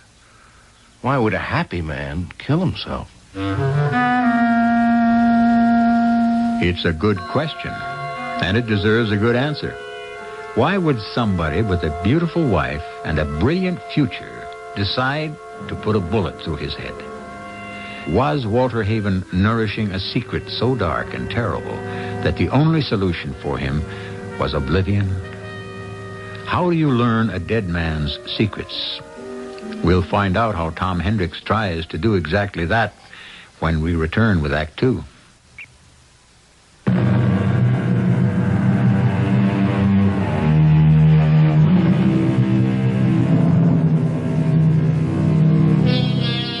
Attorney Tom Hendricks is a man with a problem.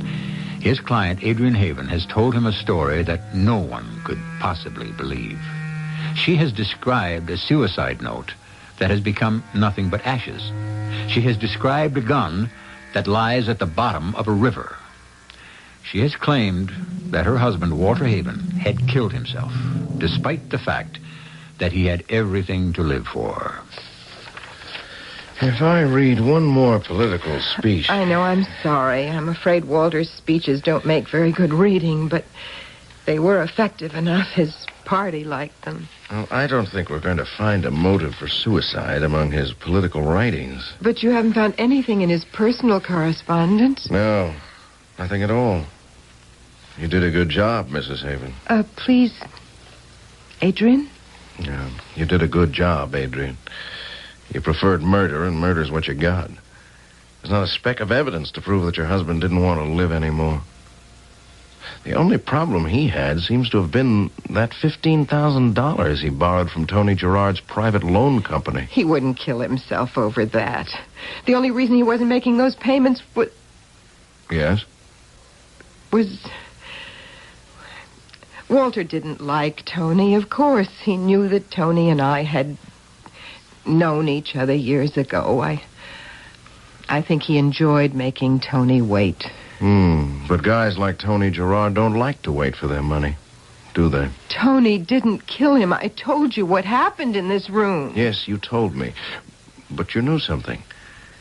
I'd like your friend Tony to tell me, too.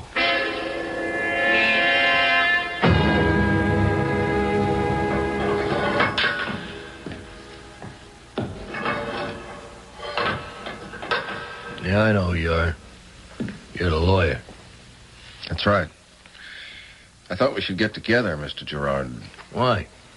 You're not my lawyer, you're hers. Yes, Mrs. Haven is my client. I thought you might be interested in helping her out. I'm the one that's sitting in jail. I'm sure you know that the district attorney is considering a conspiracy charge against Mrs. Haven. So it might not be too long before she's in jail, too. Ah, come on, that's crazy. Adrian couldn't have killed that creep. She was at a party, 20 miles from the house. Look, I know she didn't do it. When I said conspiracy, Mr. Gerard, meaning that you and she were in this together. Well, that's even crazier. Me and Adrian haven't been together in any way for 5 years. Why don't you talk to me? Well, Okay. All right. What do you want to know? Well, to start with, what happened that night? Walter owed me 15 grand. He dropped the 15 in Vegas on credit that he didn't pay. I bought the debt from my buddy at the club, and I tried to collect. Boy, I liked having that creep owe me something. Anyway, he got a little nervous about it, especially when he had the nominating convention coming up. So he said he'd pay. And that's what I was doing out there that night, coming to collect. He sent Adrian off to some dinner party, saying he had to work on his next speech. He knew I was coming there. He told me to come in by the garden so I wouldn't have to use the front door. It was a cold, wet night, and dark, too. I couldn't find the stone path to the doors right away, so my shoes got all muddy. But I didn't care if I messed up his fancy carpet. I saw a light on. I pushed open the doors.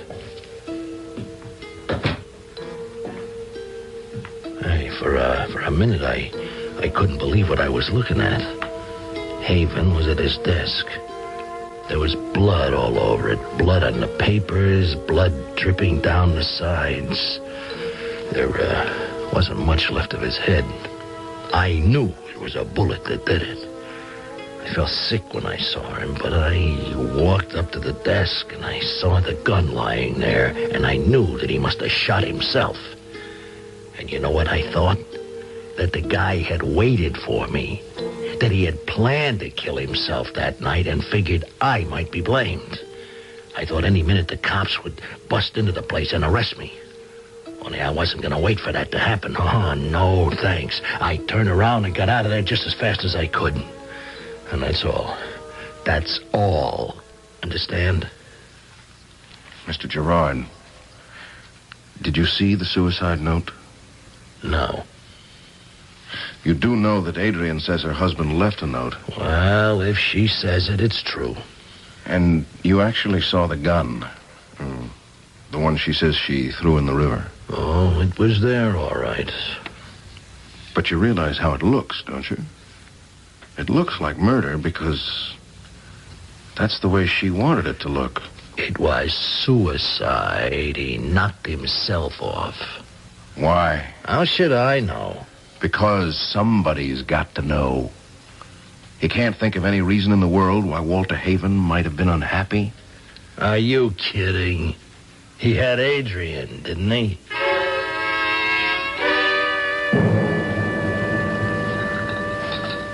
Well, if you young folks will excuse me, I think I'll go up to bed. Oh, Dad, I think you should. I'm sorry dinner was so late. If you ask me, young lady, you're the one who should retire early. You don't look well at all. Well, I'm all right. Well, say good night, then. Good night, Dad. Good night, Doctor. We still don't have a lead on a suicide motive. Oh, that reminds me. I found a few more things in Walter's desk. A few bills and an invitation. Well, it doesn't sound too promising, but I might as well look through them. Here they are. It's just bills, as you said. And this invitation. You are cordially invited to attend a piano recital featuring the works of Bach, Beethoven, and Chopin. July 24th, 8:30 p.m. Please bring this card with you. Black tie, donations, 909 St. Andrews Avenue. The Friends of Joachim. You know, there's nothing too unusual about that. Well, there is one thing. What's that? Walter didn't like music. The Friends of Joachim. That's a funny name. Maybe Joachim was a composer or a pianist. I wouldn't know.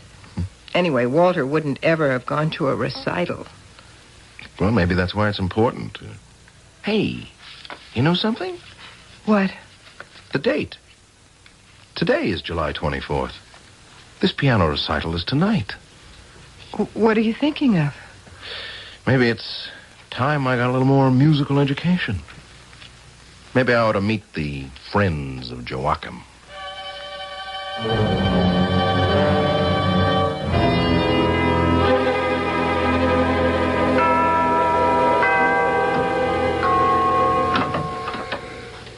evening, sir. Oh, good evening. This is the residence of the Friends of Joachim?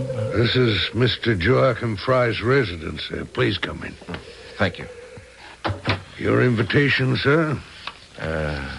Here you are. Sorry I was late. I had a little trouble finding the house. That's all right, sir. The concert hasn't started yet. Would you please put your mask on? My what? Your mask, sir. But I don't have a mask. Well, you better have, buddy, or you ain't getting in here. Oh, I'm sorry. I didn't know that it was a costume party. You mean Mr. Fry didn't tell you? No, he didn't. That's funny. Well, okay, buddy. I think I got one here. Yeah, here it is. All right, put it on. Then go inside and sit down.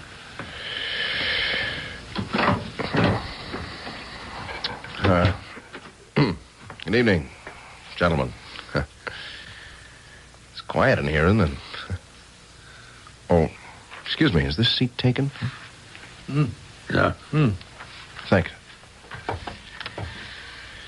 you. Do you come here often?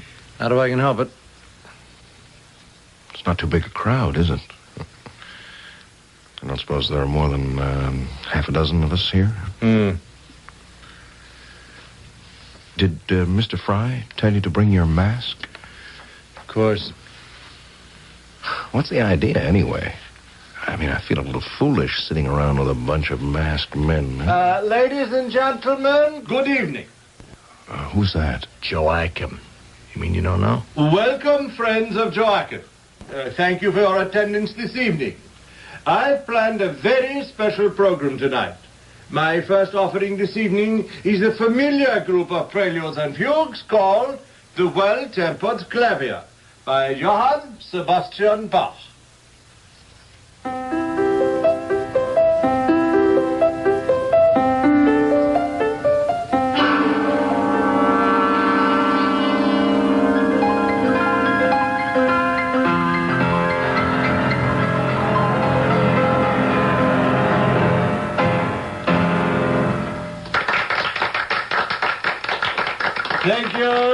Thank you, gentlemen. I hope you've enjoyed this evening's concert.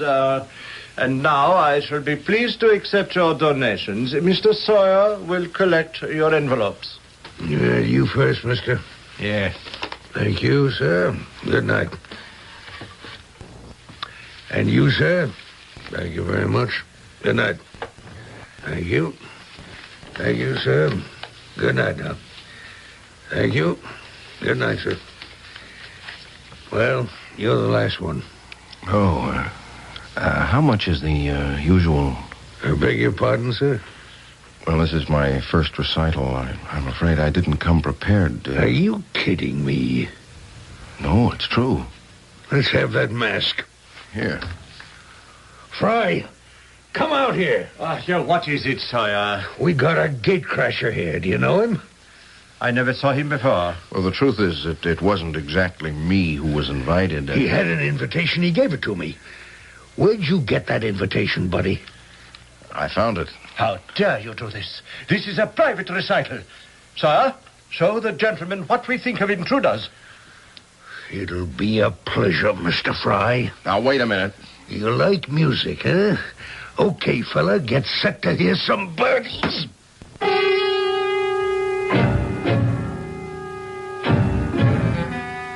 Much as we deplore violence, I'm sorry to say C. Thomas Hendricks has just become the victim of it. What's even worse, Tom Hendricks has taken this punishment without coming much closer to the solution to his problem. What connection is there between the suicide of Walter Haven and a piano recital attended only by men wearing masks? Perhaps when Tom recovers consciousness, he'll be able to make that connection. We'll find out when we return with Act 3.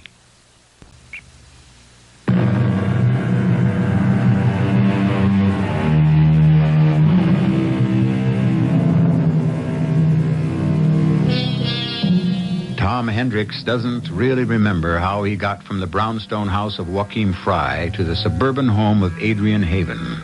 But when he came to his senses, he found that he had a ministering angel at his bedside. But Tom was lucky. It was only his cheek, his nose, and his ego that were bruised. And when he was well enough to think, he found that his aching head was still clear enough to make some interesting assumptions. It has to be the answer. Everything points to it. Don't you see? No, I don't. All I see is black and blue. Tom, shouldn't you do something about these people? Adrian, I figured it all out. I know why your husband killed himself. You do? Well, almost. You see, I know what was going on at that so-called recital. What? Well, it wasn't for the sake of the music, I can tell you that. The name of the song Joachim Fry was playing was Blackmail. Blackmail? How do you figure that? Those guys handed over their donations because they were forced to, not because they wanted to. Mr. Fry gave them a reason to make donations, a better reason than his questionable talent. But why the recital? Why the friends of Joachim? Well, probably to cover the traces of blackmail, to give them some legitimate reason for their donations, something Joachim can justify when it's income tax time. But why the masks? Well, that's the most obvious part of all. If you were a blackmail victim, would you want the rest of the world to know? No, of course not. Therefore, the only way Fry could bring his victims together in one place was to require them to wear masks. So there was no chance of recognizing each other. Tom, what you're saying is that Walter may have been blackmailed. That's what I think, Adrian. Your husband was also a friend of Joachim. But why? I'm afraid I still don't know. But maybe I can find out. Tom, you wouldn't go back to that place, would you? I have to go back, or I'll never find out what we have to know. But what makes you think they'll tell you anything? I'll just have to be very convincing, won't I?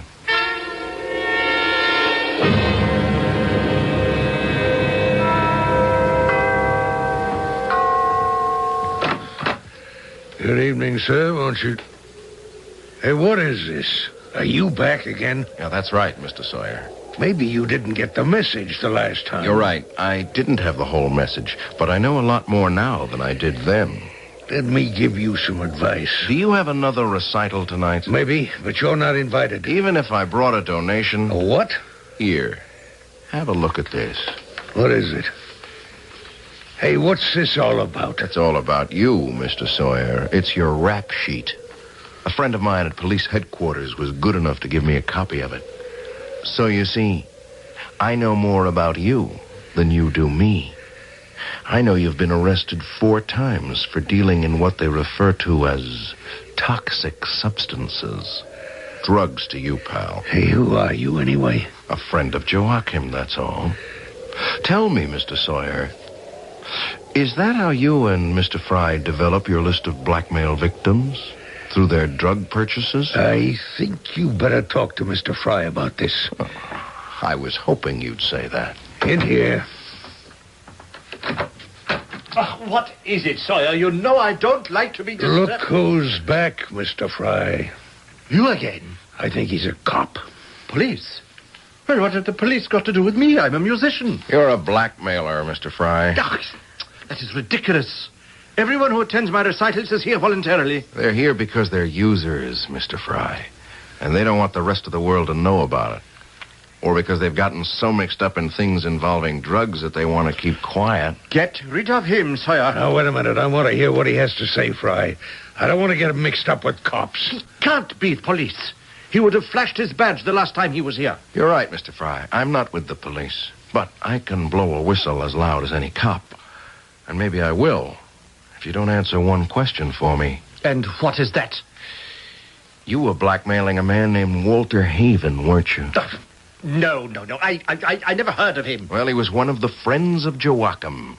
It was his invitation I used the last time I was here. It is not true. I never heard of Walter Haven, and he was never at one of my recitals. Now, look, you've got nothing to lose by telling me the truth. Walter Haven is dead. Dead or alive, we don't know the guy.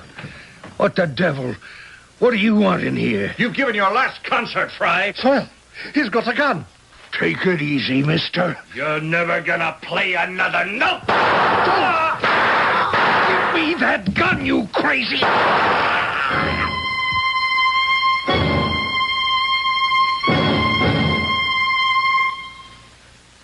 Then they're dead? Both of them? That's right, Adrian. They're dead. Both Sawyer and Joachim Fry. Killed by one of their blackmail victims. Now we'll never know what Walter's secret was. But I do know. You what? I know the answer, Adrian. You see, the secret of Walter Haven is that he had no secret. What on earth do you mean? I mean, the secret was yours, Adrian. Mine? I thought it was him at first. That he was a user of the stuff, or had been once, and that would have killed his chances in politics. But it's you, Adrian. How can you even think that? I began to remember things about you. Your sudden illnesses, your reliance on pills, the long-sleeved dresses you always wore. Really, Tom? Can you honestly tell me that there aren't puncture marks on your body? As a matter of fact, there are. You can ask Father. I need vitamin injections all the time. Those funny little B vitamins and iron and liver and all that. I may be a human pincushion, but I'm not one of those... What's that awful word? Junkies? Yes, it wasn't easy to apply the word to you, Adrian. You hired me. You wanted me to find out the cause of your husband's misery, but you really knew it all the time. No, I swear I didn't. I never heard of Joachim Fry. But obviously your husband heard of him. You became Sawyer's customer. And whatever Sawyer knew, Joachim knew. I swear I never heard of either of those two men before you mentioned their names. And you also swear that you're not a user? No, I'm not. In fact, you look very much in need of something right now, Adrian, don't you? No. Well, I'll tell you what, then. Suppose we just stay here in this library for the next 4 or 5 hours. Huh? Are you crazy? I'm not sure you can even last that long without your next fix, Adrian. Well, you are wrong. You're completely wrong. In fact, why don't I make sure that we're not disturbed? Huh? I'll just shut this door. What are you doing? Locking us in, Adrian. I'm closing the door against the outside world. You can't keep me a prisoner in here. You're not my prisoner, Adrian. You're a prisoner of your own habit. It's not true. It isn't true. Daddy! Daddy, help me! Yes. Yes, it was Daddy who helped you, wasn't it? He was a doctor once. He could get prescriptions filled. All sorts of prescriptions. Daddy, help! He's locked me in! Your father knows all about you, Adrian. He's the one who's been keeping you normal, if that's what you call the torment you're in. Daddy! Adrian, what's going on? Daddy, please help me. He's got me locked in here. He won't let me out. Hendricks, Just an experiment, Doctor. Help me, please, Daddy. I'm sick. Hendricks, please, I beg you, open the door. All right, Dr. Sims. I'll open it. Your daughter needs you.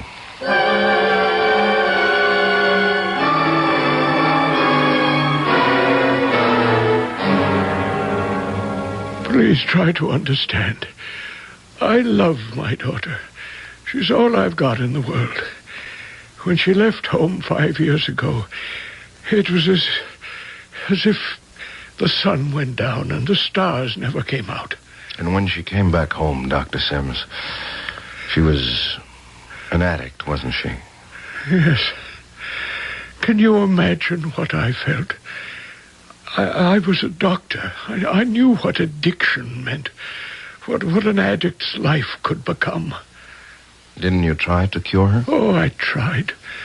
She was hard to handle. She didn't want cures. She wanted peace. I couldn't bear her anguish. So you supplied her? Yes. At the time, drugs were easy for me to obtain. She didn't have to consort with criminals to get what she needed. But later, after I lost my practice... You didn't just lose your practice, you lost your license, didn't you? No, I was charged with misuse of drugs, but I resigned before there was any public scandal. And then I had a more difficult time keeping poor Adrian supplied. Then I had to deal with these criminals. So you were Sawyer's contact? Yes, I had to deal with him. Walter Haven didn't know the truth, did he? Walter didn't know. I bore Adrian's secret myself, and her expenses as well. It was no small burden. And after she married Haven, did you still have the burden? An even greater one. Because this man Sawyer brought someone else into my life. Joachim Fry. Joachim Fry? I was the friend of Joachim. He threatened to tell Walter and the whole world about my poor child's affliction. He forced me to contribute $1,000 each time he staged one of his recitals. I had to wear a black mask to conceal my face from the others. So that invitation was yours. But what was it doing in Walter's desk? It was there because I gave it to him. Well, then he knew the truth. I had to tell him. I simply ran out of money, don't you see? And what was his reaction? Well, it wasn't what I expected. He was horrified. He screamed at me, narcotics, blackmail, the publicity, the damage it would do to his nomination for the Senate. And then he said a terrible thing to me, Mr. Hendricks. What? He said he would have to cut Adrian out of his life. You mean he was going to leave her? Yes. He was going to leave her immediately. Before the world knew about her addiction, he was going to disassociate himself from everything she represented. Right before my eyes, he sat down to write her a letter. Good Lord. He wrote, "Adrian, darling, forgive me." The suicide note. I couldn't let him finish that note. I remembered the gun Walter kept in his desk. I took it, thinking to frighten him. Instead, he became angry. He stood up and lunged at me, and I found myself squeezing the trigger. I shot him in the head. He fell back into the chair, and I dropped the gun on the carpet and ran away. And when your daughter came home, she made murder look like murder. How would you like a new client, Mr. Hendricks? Call me Tom, Dr. Sims. Or you can even call me Clarence.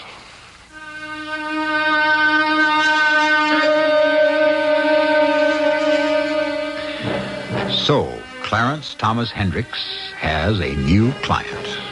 And even if the defense of Dr. Sims doesn't make him as famous as Clarence Darrow, he still had the satisfaction of knowing that an innocent man has been set free. But what happened to Adrian Haven's father at the trial? Well, we'll be back to tell you what the verdict was shortly.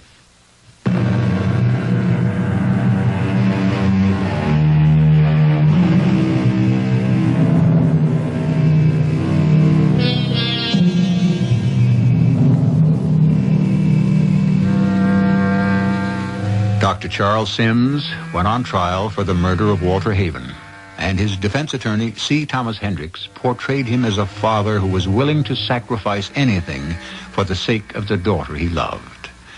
This sentiment wasn't lost on the jury, but they still returned a verdict of guilty of murder in the second degree. And Dr. Sims is dispensing his medical advice in the prison infirmary. Well, you can't win them all, Clarence.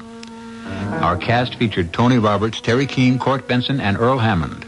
The entire production was under the direction of Hyman Brown.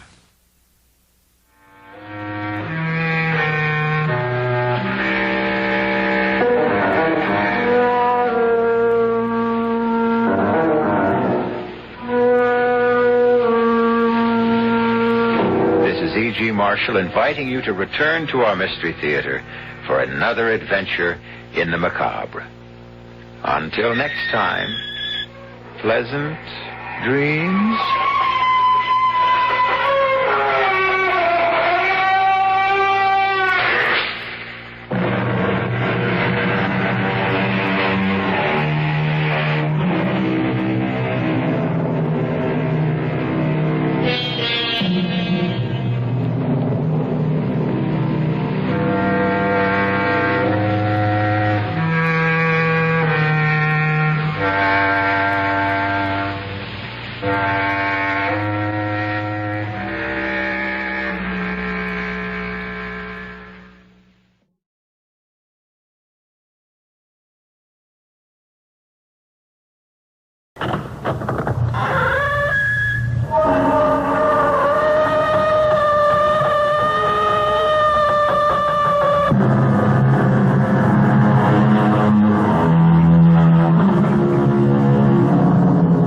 Come in. Welcome. I'm E.G. Marshall. Consider the word uncanny. What do we mean when we say a thing is uncanny? Well, Webster's New International Dictionary, second edition unabridged, gives as its first definition, not safe to deal with, dangerous. And as its second, the one we use familiarly, ghostly, mysterious, eerie, weird, unnatural. But I like best Sigmund Freud's description of the uncanny as something familiar but forgotten.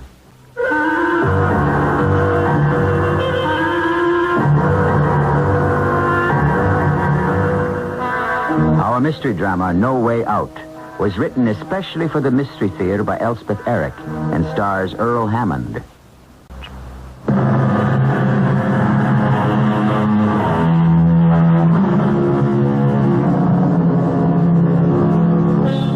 We all feel that we know what we mean when we say a thing is uncanny, but perhaps it is not the thing that is uncanny, but the feeling it arouses in us. And if we accept Freud's interpretation of the uncanny as something familiar but forgotten, well then, there's always the chance, isn't there, that we will remember what it is. Listen now to the story we have elected to call No Way Out. I'll tell you the truth. I never liked my Uncle Edgar. Well, actually, I never liked my Aunt Catherine either. Still, at the time all this happened, I was seeing him fairly frequently and with some regularity. After all, he was my only living relative, Aunt Kate having died some years before, and I was his. So, it was natural that we should keep in touch. Also, he was very rich and I was not. Another reason for keeping in touch. At the time of the events I'm about to relate, I was, as they say, involved with a young woman, but not, as they insist upon saying, committed.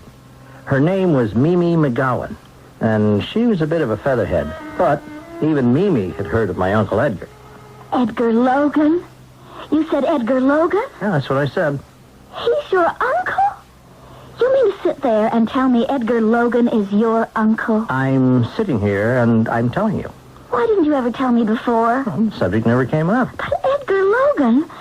Goodness gracious, Mark. Edgar Logan, your uncle? And you never told me? What do you know about Edgar Logan? He owns all kinds of oil wells all over the place and... Silver mines. He owns silver mines. Oh, I thought it was oil wells. No, not silver mines. Well, silver mines are nice. Very nice. He has several. Is he married? Oh, he was. To my Aunt Kate.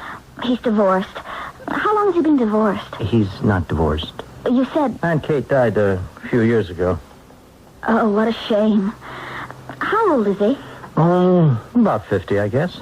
Oh, that's not old. Not really old. Tell me about him. Why? Because I'm interested.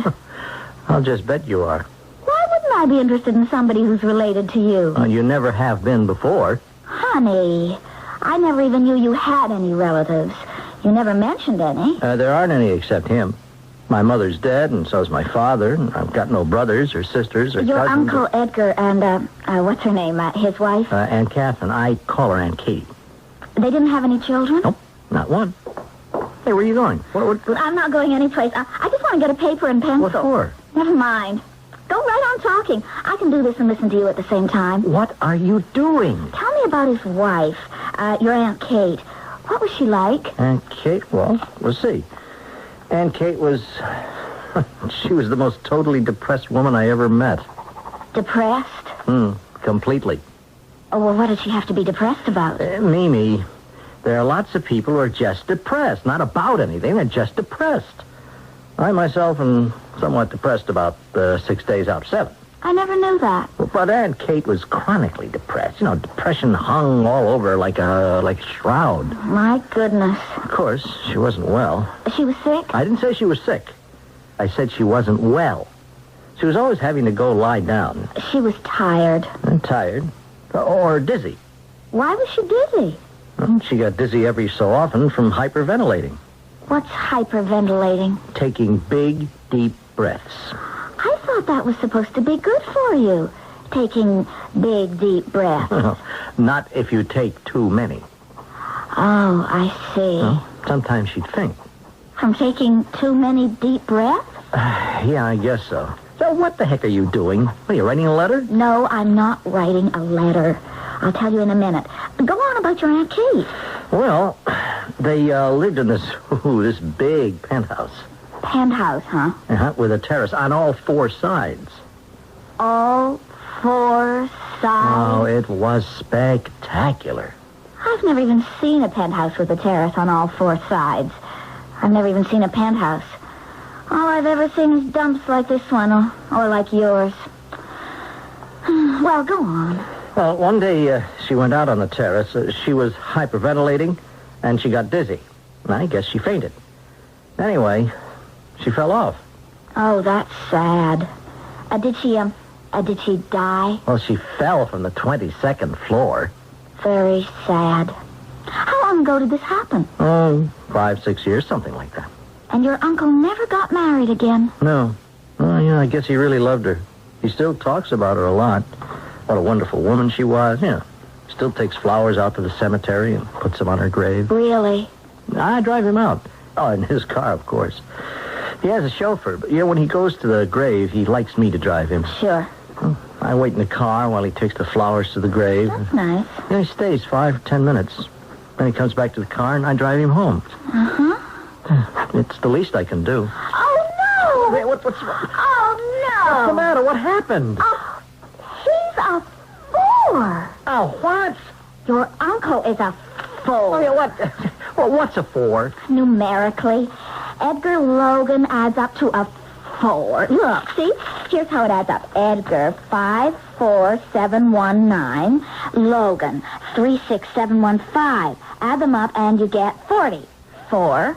Oh. The O doesn't count, so that makes him a 4. Oh, that's terrible. Why is it terrible? What's so terrible about being a 4? It's the worst you can be. Unimaginative, uninspired, a clod. Absolutely a clod, a complete clod. Oh, you don't believe that stuff, do you? Of course I believe it. I myself am a 5. Clever, a risk taker, very active sexually. Did you know that the word sex actually adds up to 5? Oh, I never knew. But your uncle, a 4. Well, of course, 4s are also very industrious. They work hard. Oh, that's him. But the sad part is, 4 is the number of failure. That is not him. Don't tell him I told you this. It might depress him. Oh, no, I wouldn't dream of it. Maybe there's some way we can fix it. Maybe he could come out of 5 like me. Probably not a 9, which is the very best. But maybe a 6 or an 8. How do we do that? I don't suppose he'd change his name. At his age? I don't think so. We'll think of something. You know, I just can't believe that you're serious about this whole thing. Mark, numbers rule our lives. Numbers have mystical significance. Numbers have vibrations, like light and electricity and magnetism and molecules. Didn't you know that? No, I never knew that. And vibrations, Mark. Vibrations control our characters and our destinies. A few days later, Uncle Edgar called me for lunch.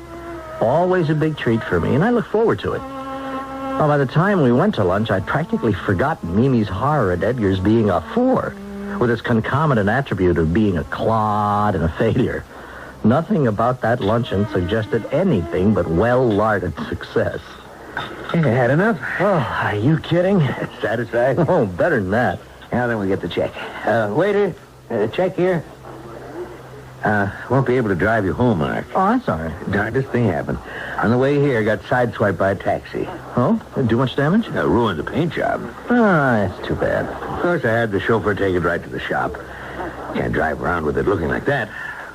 Hey, I ever tell you what I paid for that car? You told me. Plenty. Anyway, that's not why I brought it up. Thing is, I got the license number of the cab that sideswiped me. It was 217... Oh, here's the check. Yeah, thank you. 2172, that was the number of the cab. Isn't that the darndest thing? Oh, I don't know. Is it? Well, don't you get it? 2172. Well, I don't think That's my address. That's where I live. Oh, okay. Oh, yeah. Yeah, 21 South 72nd. Yeah. Well, what do you know? And then, what a coincidence, huh? Uncanny, isn't it? Well, I'll have to tell Mimi. Mimi? Mimi who? Who's Mimi? It's a girl I know. How do you meet all these girls? I never meet any. You don't get around enough. Yeah, no, I guess not. Well, at my age... Okay, you're not that old. Keep remembering Kate. It's been a long time. I know. But I can't forget her, Mark. Such a wonderful woman. I was her whole life. She never gave a thought to herself. Just me. I was her whole life. Wonderful woman. Here, you do this. What's that? Add up the check. I always do that. They'll cheat you if you give them half a chance. I can't see so good. My eyes get all misty talking about Kate. Clouded my glasses. Yeah, I'll do it. It's about time we made another trip to the cemetery, Mark. Yeah, anytime you say. And I think of that little lady lying out there, all by herself in the cold ground. No, Uncle. Breaks my heart. When I get the car out of the shop, 2-3 days, we'll go out to the cemetery, okay? Yeah, okay. And meantime, maybe you'll introduce me to this Mimi person. Sure, if you want me to. Yeah, gotta get out more. Gotta stop brooding about Kate. That's right. Haven't you got that check added up yet? Huh? Oh, yeah. I just wanted to be sure. Well, you can add, can't you? Yes, but Get yourself one of these pocket computers if you can. Uncle, I've added it 3 times. It always comes out the same. Then it's correct. Hand it over, I'll pay it. Here. $21.72. Yeah. Good Lord. 2172. The license plate? My address? Now this. Why, it's... Uncanny. I kept telling myself it was a coincidence. Just a coincidence. That's all it was. The same number turning up on the same day 3 times. A coincidence. That's all. But that didn't stop a shiver from running through me. That didn't keep me from feeling that the whole thing was uncanny. There it is again. That word uncanny. Dangerous, not safe to deal with. Or mysterious, weird, unnatural.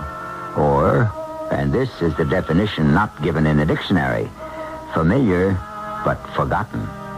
It is this last meaning that we shall explore when I return shortly with Act 2.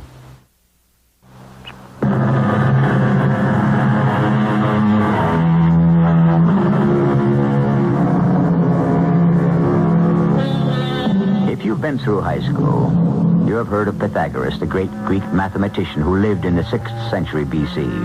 You know his theory about the right-angled triangle. But did you know he was the first man to teach that the world is shaped like a sphere? That the morning star and the evening star are the same, and not a star at all, but a planet called Venus. Even if you knew all these things, it is unlikely that you know that he was the originator of the magic practice called numerology. When the phone rang the day after my luncheon with Uncle Edgar, I thought, well, they certainly were fast about fixing his car. All set to go to the cemetery, I thought. Make our periodic visit to put flowers on Aunt Kate's grave. Hello? Mark, this is Uncle Edgar. Oh, yes, sir. I was expecting to hear from you. You were? Yeah, well, I mean, one of these days. Your car's okay? I'm not calling about my car. Oh, I thought you were. It's not out of the shop yet. Oh, I'm sorry. I thought you were calling about going to the cemetery. Oh, that. Yeah, well, anytime you want to go, it's all right with me. Oh, before we do that, Mark, I was wondering, you remember at lunch we were talking about, me getting out more? Yeah, I remember. Meeting people? Yeah, you should do that. I'm not that old. Well, you certainly are not. So, I thought, remember you told me about a girl, I think her name was Mimi? Yeah, Mimi McGowan. Yeah, that's the one. I thought maybe you could introduce me to her. Yeah, I could do that. Fine, that's fine. I thought the three of us could have lunch together, at the usual place. You think she'd like that? Did I think she'd like it? I knew she'd like it. She'd be crazy about it. Why, she'd eat lunch any place with a man who owned a string of silver mines. So, I arranged it, the luncheon, the three of us. And then I arranged another one, and then I arranged a dinner. And pretty soon I didn't have to arrange anything anymore because Mimi and Uncle Edgar were arranging things between themselves. I'll admit I was a little upset. After all, Mimi and I were involved, if not committed. And one day I stopped in at her place without calling first. Oh, Mark! How nice. Come in. Guess who's here? Oh, I couldn't possibly. Hello, Mark. Well, hello, Uncle Edgar. Mark, you want a drink or anything? No, I don't want anything. We were just about to open a bottle of champagne. Are you celebrating something? Kind of. I'm moving out of here. I'm taking a new apartment. Is that so? Well, I happened to see one I thought would be just right for the young lady here. Isn't that swell? I happen to know the owner of a high-rise that's just gone up. You know how hard apartments are to find these days. Oh, yes. And I was able to persuade him that Mimi here would be a very desirable tenant. Isn't your uncle the sweetest, dearest man ever?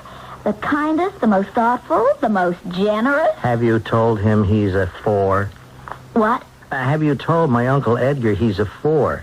A hard-working, industrious, but doomed to failure?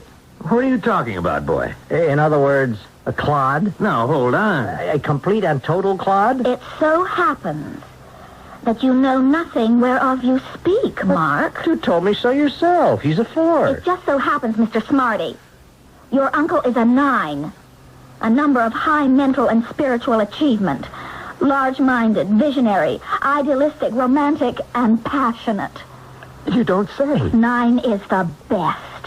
How did he get to be a 9 from being a 4? I used his nickname, Eddie. I was always called Eddie in my youth. And Eddie Logan adds up to a 36, and 3 and 6 added together equals 9. So there.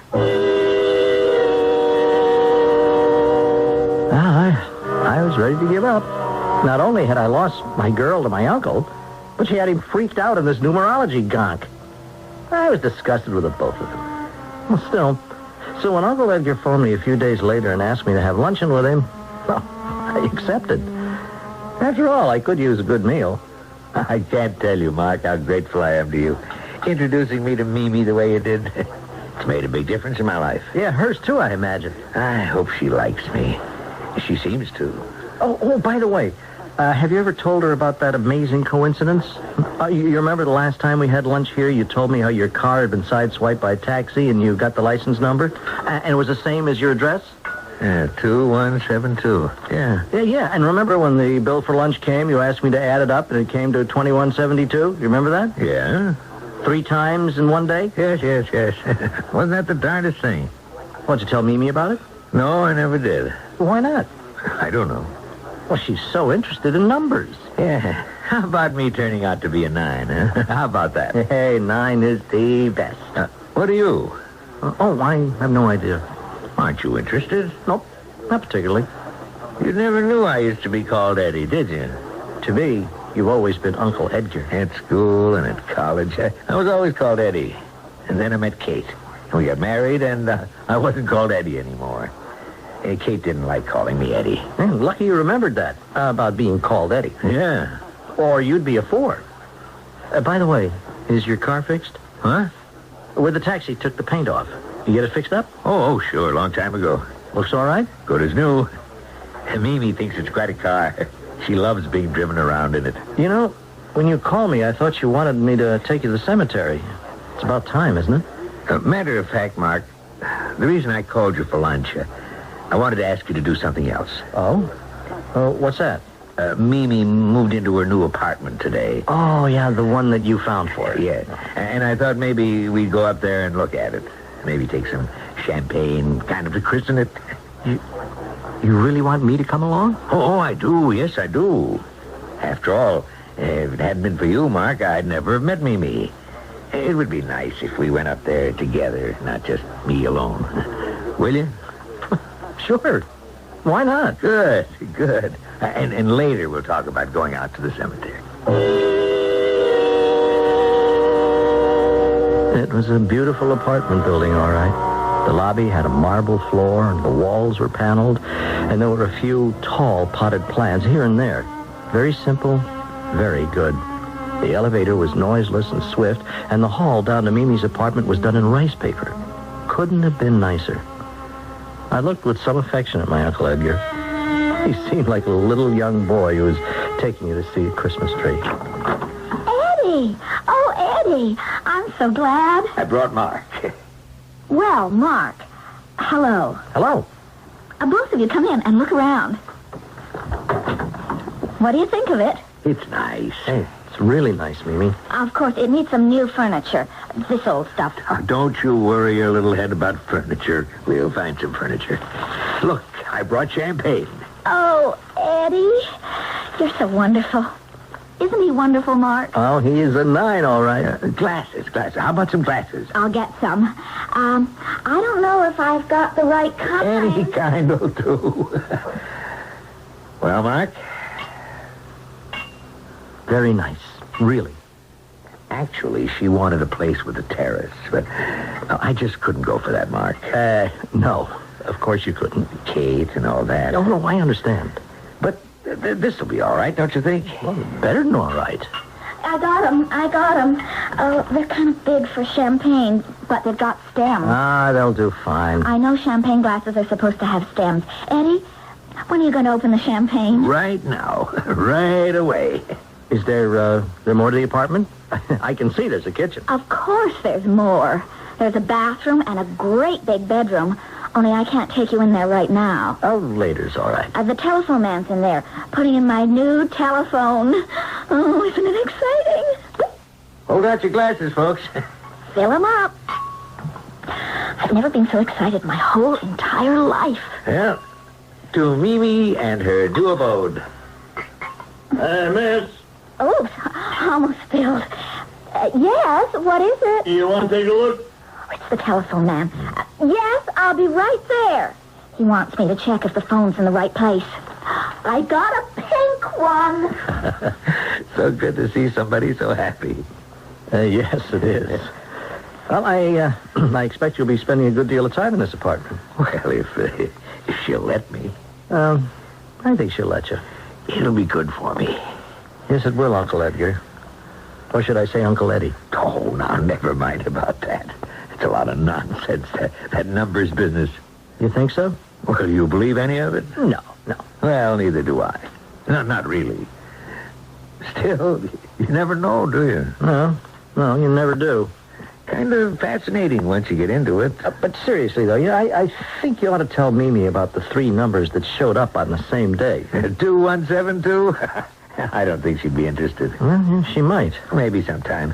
When we got nothing better to talk about, I'll tell her. If you think she'd really be interested. Well, it's just a thought. Oh, that's marvelous. Thank you so much. Look, it's got an extension cord, a big, long one. I can carry it all over the apartment, see? I can bring it right in here if I want to. Isn't that wonderful? Wonderful. Don't you love the color? I adore pink, and this is such a pretty shade of pink. Not too bright. What's the phone number? Oh, heavens, I forgot to look. Let's see. It's 555-2172. I spilled some champagne, I think. Edgar just stared at Mimi with his mouth open. The same number. 2172. For the fourth time. It was too much. Really, too much.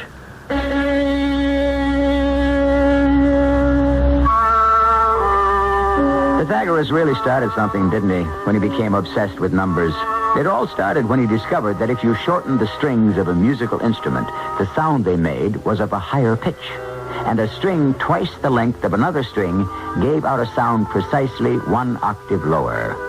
From this revelation, he leapt to the astounding conclusion that everything in the whole universe was ordered to one great mathematical design.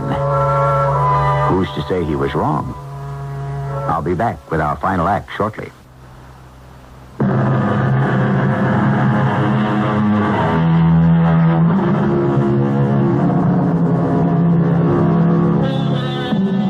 Besides numerology, Pythagoras believed in reincarnation, that your character and your destiny were determined long before you were born by your previous existences. The name, moreover, that your parents gave you was determined by their previous existences. It would seem, would it not, that no one has much, if any, choice in what one is or becomes. I don't know about you, but I find that rather depressing. The fourth coincidence of the number 2172 turning up in my uncle's life was, to say the least, disturbing. I tried not to think about it, but, as so often happens, it is impossible not to think about something you're trying not to think about. 555-2172. Mimi's phone number, nothing more. That's what I told myself. That's what I was telling myself when the phone rang. Hello. Mark. Oh, Uncle Edgar, I thought it might be you. I'm all shook up, boy. I don't mind telling you, after what happened yesterday. Well, I'm a little shook up myself. How could it happen? I don't know, Uncle. I can't even guess. Is somebody out to get me? Okay, come on now. Oh, you mean the taxi company and the restaurant and the phone company? You mean they're all in cahoots or something? You really believe that? I don't know what to believe, Mark. Mark, look, I'm in a bad way. I wish I could do something. Well, there is one thing you could do. Name it. Drive me out to the cemetery. Of course. Will you do that? Well, sure I will. When do you want me to go? Today. Today? Sure. What time? Well, in about an hour. That'll give me time to get some flowers. Is that okay? Sure. Mark, I thought I'd get a whole lot of white carnations. They don't last long, but they're pretty. And they were Kate's favorite. I've never felt worse in my whole life. I'll grant you, I'd been more than a little jealous when my uncle and all his money moved in on my girl. Well, true, she was stupid and silly and mercenary to the core, but we'd been involved, though never committed. And I didn't like losing her. But the sight of this middle-aged man who thought he'd found a little pleasure, a little gaiety, a little relief from the barrenness of his days, it wasn't easy to look at. And all because of a telephone number, 555-2172. Car runs nicely, doesn't it? Yeah. Handles easy, don't you think? Very. Yeah, first time I got one that wasn't black. All the others I bought were black. Until this one. It's dark gray. Yeah. A very dark gray. Yeah. Can't think why I put off this trip for so long. Huh? Oh, no. It hasn't been very long. Well, longer than usual. Well, maybe a little longer, but not much. I used to go to the cemetery regularly. Well, you know, you always drove me. Uh-huh. I used to go regularly. And I was planning to go when that number business happened. 2172? I can't understand why it happened. Can you? Oh, it's coincidence. It's pure coincidence. I wish I could believe that. Believe it. I was starting to believe it. I was beginning to just, dismiss it from my mind. Well, that's what you should do. Dismiss it from your mind. But Mimi's telephone number, 555-2172. Why'd they give her that number? By chance, Uncle Edgar. Sheer chance, that's all. Maybe. No, maybe. Absolutely. I should never have taken up with Mimi. Oh, well, I don't know about that. Your Aunt Kate was such a wonderful woman. Yeah, what's one thing got to do with the other? I don't know. If Kate hadn't had those fainting spells, none of this would have happened. She wouldn't have fallen off the terrace, that's true. The thing is, Kate couldn't stand an argument. Oh? I didn't know that. Simply could not stand an argument of any kind. Whenever we'd argue, she'd start hyperventilating. And then she'd get dizzy, and sometimes she'd faint. I should never have argued with Kate. Wonderful woman like that. She lived for me, Mark. I was her whole world. Nothing counted for Kate but me.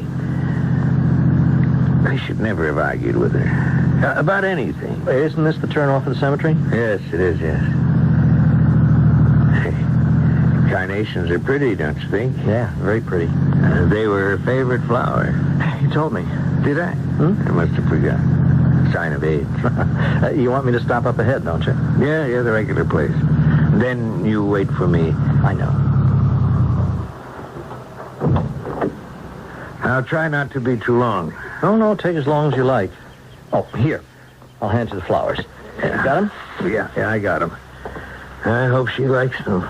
They were her favorite. White carnations. Oh, I told you that. Getting old. I sat in the car and watched him trudge off toward the grave. His shoulders were bent, and he leaned forward a little as though against a wind, though there wasn't any. The great sheaf of white carnations nodded gaily at me over his shoulder, and I never felt so sorry for anybody in my life. I think I was starting to cry when all of a sudden... They were dreadful cries, the most awful sounds I've ever heard. I jumped out of the car and ran to the grave. And there was Uncle Edgar, ashen-faced and trembling all over. The carnations lay carelessly on the ground, and my uncle's shaking forefinger was pointing to the headstone of his wife's grave. Look what it says. Catherine Logan died May 21, 1972. You see that? Well, what am I supposed to see? Catherine Logan. K.L. The initials are K.L. You see that? See what? Died May. You get it? She died in May. May is the 5th month of the year. But I don't... Kate died May 21st. 2-1. Don't you get it? No, I don't understand the word you're saying. It all adds up. K.L. On the telephone dial, K.L. is 5-5. Then the month of May, another 5. May 21. 2-1. 1972. 7-2. They're the same. Mimi's phone number and the day Kay died. I sat with him for a long time, on the ground strewn with the white flowers. He wept, and I tried to put everything together in my mind. Could it all be just a coincidence? After a while, quite a long while, I got my uncle back to the car. He stopped crying and just sat beside me without speaking, like a man in severe shock, which he may well have been. When finally he did speak, it was very quietly, but very distinctly. I killed her. Now, Uncle Edgar, you did nothing of the sorts. I killed Kate. Uncle, she got dizzy and she fell. We all know that. She didn't fall. Yes, she did. I pushed her. You what? I pushed her off the terrace. No, don't stop the car. I want to go to the police station. Keep going. I can't believe what you're saying. I want to give myself up. Uncle, I just can't believe it. I'll try and explain it to you on the way to the police station. So keep going. Such a wonderful woman, your aunt. I couldn't stand her. But it's very hard, Mark, to live with somebody so wonderful when you're not so wonderful yourself. You know what I mean? I think so. Very difficult. Did I ever tell you they wanted me to run for state senator? No, you didn't. Of course, I might not have made it. Probably wouldn't have. Oh, I don't know about But that. Kate wouldn't hear of it. Said it would ruin my health. Oh? And it would take me away from her. Oh. And the thought of me being away from her, she just couldn't stand that. I was her whole life. Yeah. She loved me so much. That's what she kept saying. She loved me so much. I was all she had. What would she do if she couldn't be with me? I'd forget her. I'd be ashamed of her. She wouldn't fit in. I'd get to hate her. A whole lot of stuff like that. She went on and on. Until I finally said, okay, I wouldn't run for senator. Oh, it's too bad. That was the only time they ever asked me. They never asked me again. Gee, you made a good senator. I thought so. But Kate, that was what we were arguing about when you came in that day. Oh, I never knew that. Yeah, that was it. Well, why didn't you ever tell me? Well, after that day, there wasn't any question of my running. Tell me exactly what happened, Uncle Edgar, that day. Well, I told you. We had this big fracas about me running for state senator. Got pretty bad. Pretty bad. Yeah? Kate started hyperventilating. You know the way she did? Yes, I know. Big, deep, gasping breaths. Deep, deep. And she started to sort of sway a little, hang onto the back of a chair. Then what? Well, of course, I stopped. Stopped arguing. I always stopped arguing when she started hyperventilating because I knew she might go into one of her faints. I said, okay, forget it. Just forget the whole thing. Forget I ever mentioned it. Just forget it. But she was still gasping for breath and sort of swaying back and forth. So I said maybe she better go and lie down. That's what she usually did. Yes, I remember her lying down. Yeah, she said she would. And then the doorbell rang, and it was you. I said I'd let you in, and she said make her excuses, etc., etc. And I started for the door to let you in, but instead of going to her room, she headed for the terrace. I said, where are you going? And she said, just get some fresh air. She'd only stay a minute. And then she went out there. And you let me in. And then what? Well, and you and I talked. What did we talk about? Do you remember? Something about the ball game. Yeah. I thought she'd been out there too long, so I got up and went to the door of the terrace. I could see her standing there. And Mark, I hated her so much. I hated that woman so much. I stepped out on the terrace and came up behind her and gave her a shove. And she went over. Now you know all about it. Now, what are you slowing down for? I want to get to the police station. Uncle Edgar, I want you to listen to me very carefully. You didn't kill your wife. I was there and I know. Everything you told me, it's true enough, except the very last part. You never went out on the terrace. You stood at the door and looked out. So I remember seeing you standing there while I was babbling on about the ball game, and I remember thinking how unhappy you looked. And now I know why. I hated her. I hated that wonderful woman. But you were still standing at the door when I heard her scream. She went over the side. Yes, but you didn't push her, Uncle Edgar. You may have thought of it. You may have wanted to, but you never went near her. I was there, and I know. I wasn't making it up. That really is the way I remember that tragic day. But sometimes I lie awake at night and say the numbers over to myself. 2172. Why do they keep turning up? The last time with the numbers 555 in front of them. Was there some nemesis pursuing my uncle? Some persistent hand of fate reaching out for him? Something mystical from beyond the grave? telling him he was a murderer? I don't suppose I'll ever know.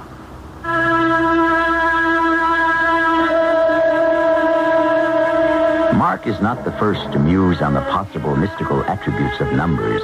Pythagoras and his followers believed in them implicitly, and that in order to divine the future, one had only to discover the fundamental numerical relationships between one thing and another.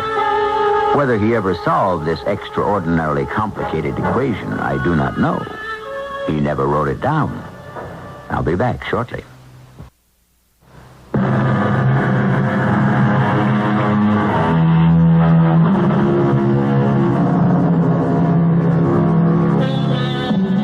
Incidentally, it's said that the followers of Pythagoras believed other things, too, besides the supremacy of numbers.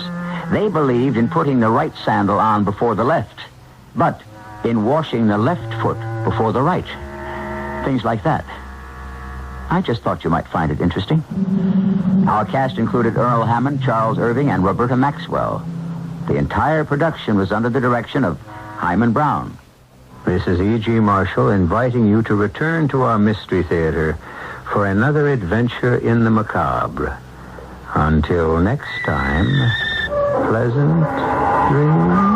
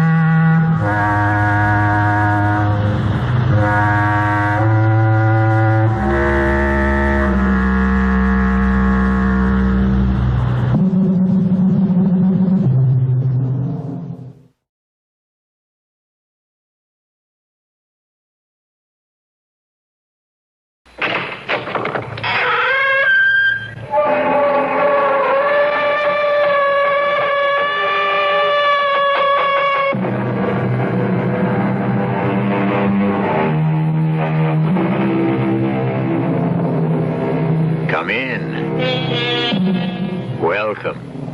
I'm E.G. Marshall. Do you like riddles? Of course you do. Give me a good riddle that seems to defy solution, and I'll settle down happily to unravel it like a cat with a ball of twine.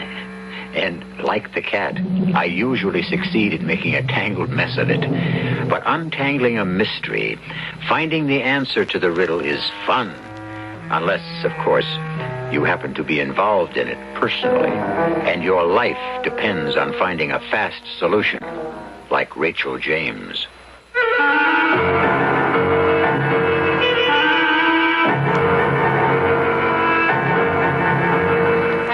Our mystery drama, Key to Murder, was written especially for the Mystery Theater by George Lothar and stars Mercedes McCambridge.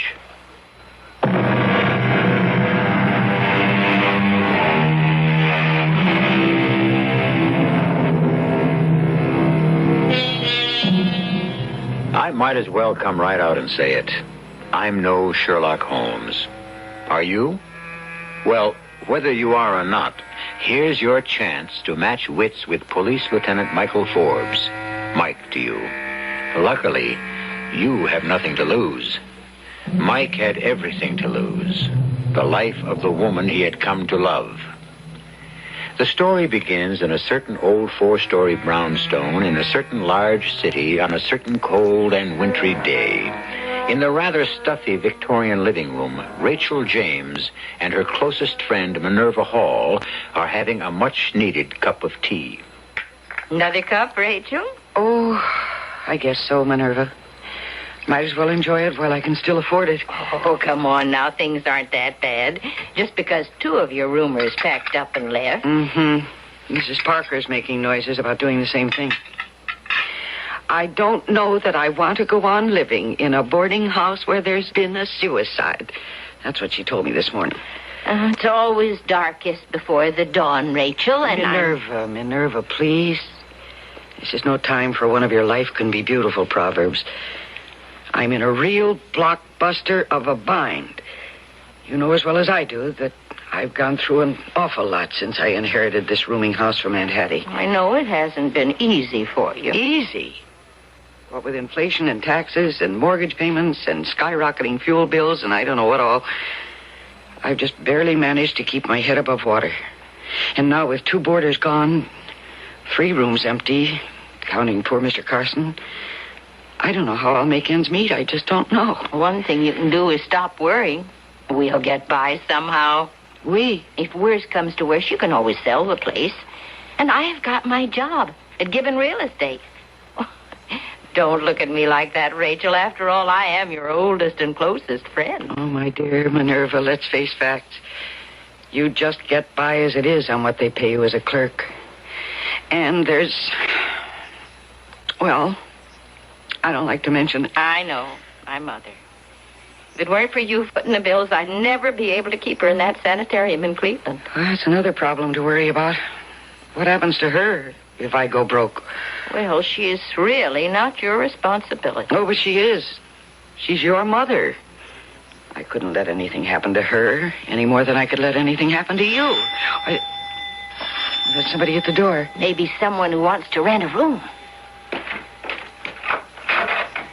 Yes. Miss James? Yes. Lieutenant Mike Forbes, homicide. Lieutenant, homicide? You mean the police? Yes, ma'am. Oh, well, won't you come in? It's a terribly cold day, isn't it? Well, cold and windy. I walked over from the precinct station. It was just a couple of blocks. The wind darn near blew this pipe of mine right out of my mouth. I see you held on to it. You object to pipe smoking, Miss James? I mean, if you do... Oh, no, that's, quite all right. Well, now, Lieutenant, I have 1 or 2 rooms I think you might like. There's one on the 4th floor that's very spacious. It overlooks the garden in the back. It's very quiet. Miss James, I'm not here to rent a room. I'm investigating the death of Harold Carson. Oh. Will you come into the living room, then? Minerva, this is Lieutenant Forbes of the police. My friend, Miss Minerva Hall. How do you do? I do. Won't you sit down, Lieutenant? Oh, thank you. Well, now, you say you're investigating poor Mr. Carson's suicide? Yes, ma'am. The fact of the matter is, it wasn't suicide. Not suicide? No, ma'am. Harold Carson was murdered. Murdered? Oh, but that's not possible. Hmm? Why isn't it? Well, you know how he was found, don't you? I mean, don't the police make out reports and things? Oh, I read the dope sheet all right. Well, then you know he was found on the floor with his head right next to the gas heater and all the jets turned on full. Yeah, I know, but... Minerva here and I smelled the gas, and we traced it to Mr. Carson's room, and we called to him. But he didn't answer, and then we tried to open the door. But it was locked on the inside. So Min and I had to break it in. And thank heaven she was here, because I'd never have been able to do it alone. Yeah, I can imagine. And there he was, the poor man. He was dead. A suicide. Ma'am, I hate to disagree with you, but Mr. Carson was murdered. It looked like suicide, yes, but it was meant to look like suicide. But the autopsy report from the medical examiner's office states that the old man was first rendered unconscious by a blow to the head, and that death by asphyxiation, gas, followed. Someone knocked him out and then turned on the gas? Yes. But he couldn't have been murdered. If he was, what happened to the murderer? What do you mean? Well, how did he get out of the room? The windows and door were locked on the inside. No, that couldn't be. Lieutenant, the key was in the door lock on the inside. This is an old brownstone with old doors, the kind that have those big keys, you know. And there's only one key to each room. You don't have duplicates? No, and even if I or someone did have a duplicate, you can't unlock the door from the outside without pushing the other key out of the lock. We'd have found it on the floor, but not in the lock. Mm-hmm. Well, interesting. Very. Oh, that match. Put it out. Just relighting. No, my pipe. put out the match. I smell gas. Or I think I do. Oh, not again. Not again. You're right. I smell it now. It seems to be coming from... Yes, it is. It's from upstairs. All right, here. I'll go first. Oh, if it's another... It isn't. It can't be. Lightning never strikes twice in the same... Oh, men. The smell is strong, very strong, here on the 3rd floor. Yeah, it's coming from this room. Mrs. Parker. Open up. Open up in there. Break it in. Break it in. Here. Mrs. Parker. Oh, Mrs. Parker. No. Oh, no. Open the window. Let me. Locked from the inside. Door locked on the inside, too. Key in the lock. Mrs. Parker. Oh, let's get her to the window. Fresh air. No. Don't bother. She's dead. But maybe if we can get some air into her lungs. It won't cure a broken neck. Broken? You can see the way it's twisted, Miss Hall. It's broken, all right. Then she's been murdered, too. Yes, Miss James. She's been murdered, too.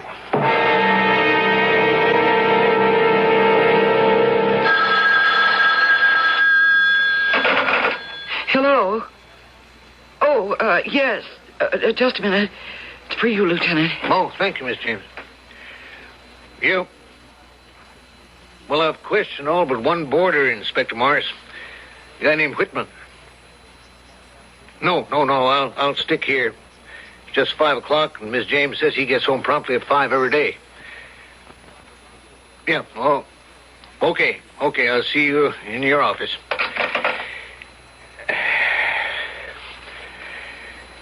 You look pretty beat, Miss James. Why don't you go to lie down for a while? No, it isn't rest I need, Lieutenant. It's just a little peace of mind. Yeah, I guess so. 2 murders in your house in less than 36 hours. And a wrecked livelihood.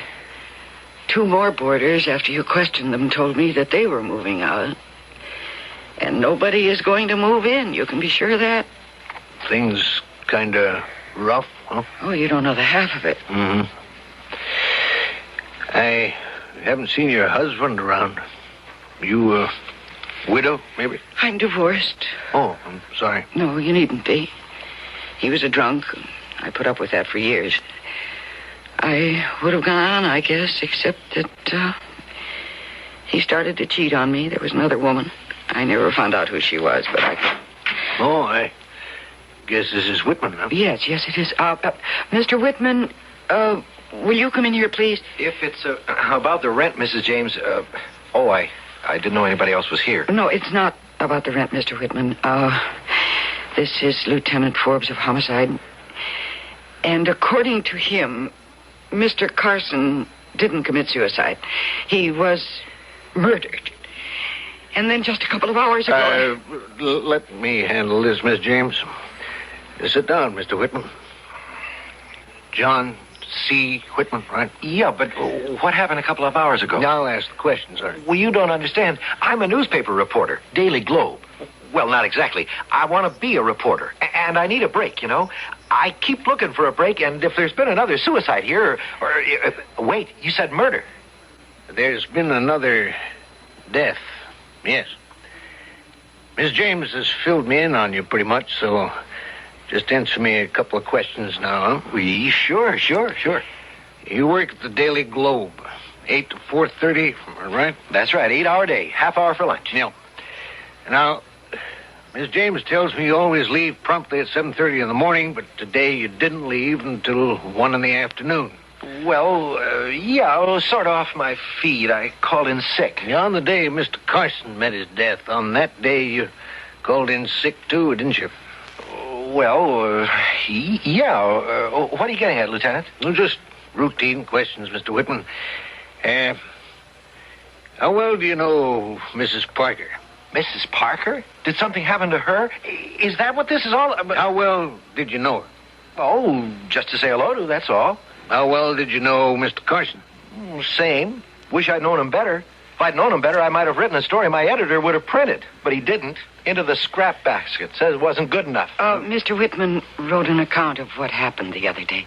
Thank you, Miss James. I assumed as much. You're welcome, Lieutenant Forbes. Well, thanks, Mr. Whitman. Yeah, now, about Mrs. Parker. What happened? I could get my teeth into one good story. A scoop, you know? Listen, the city editor would make me a reporter, maybe. So, Mrs. Parker, what happened? Mrs. James will tell you, or you can read it in the evening edition. One suspect, Lieutenant. Is that all? Yes, Inspector. Whitman. 32 years old. Been in newspaper work since he graduated from journalism school. Dying to be a reporter and hasn't made it all these years. He's hot for a scoop. Well, it struck me he could maybe be making his own scoop. Well, if he made this one, how come he didn't cash in on it?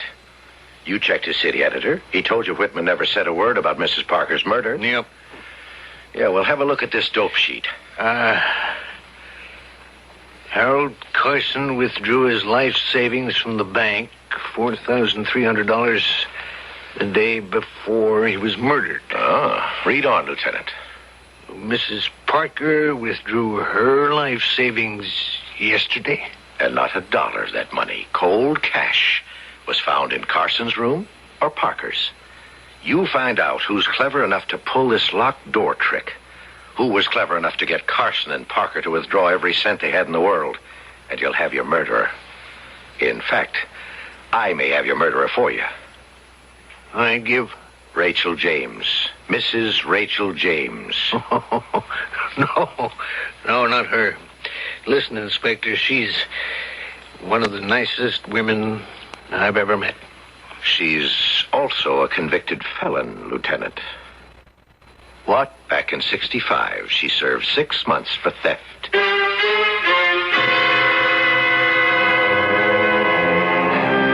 look on Lieutenant Mike Forbes' face reveals not only shock, but something else. I don't know what it is myself. Maybe... Well, no. It couldn't be that. He's only known Rachel James a few hours at most. And I've never believed much in love at first sight. I don't know. Maybe we'll find out when I return for Act 2.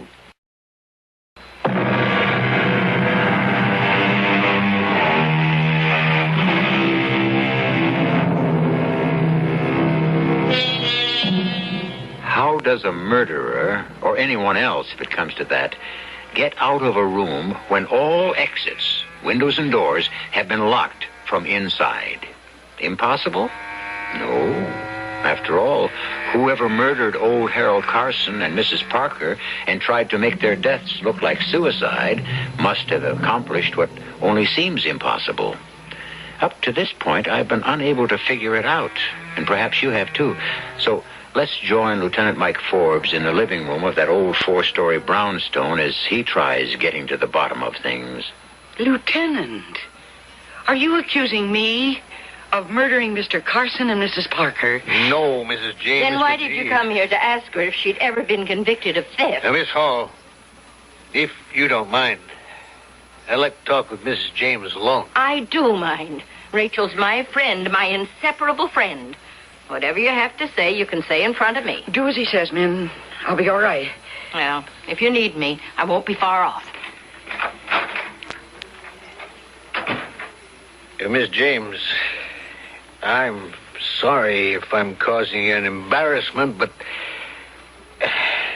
2 murders have been committed in this house, and I've got to get at the truth of things.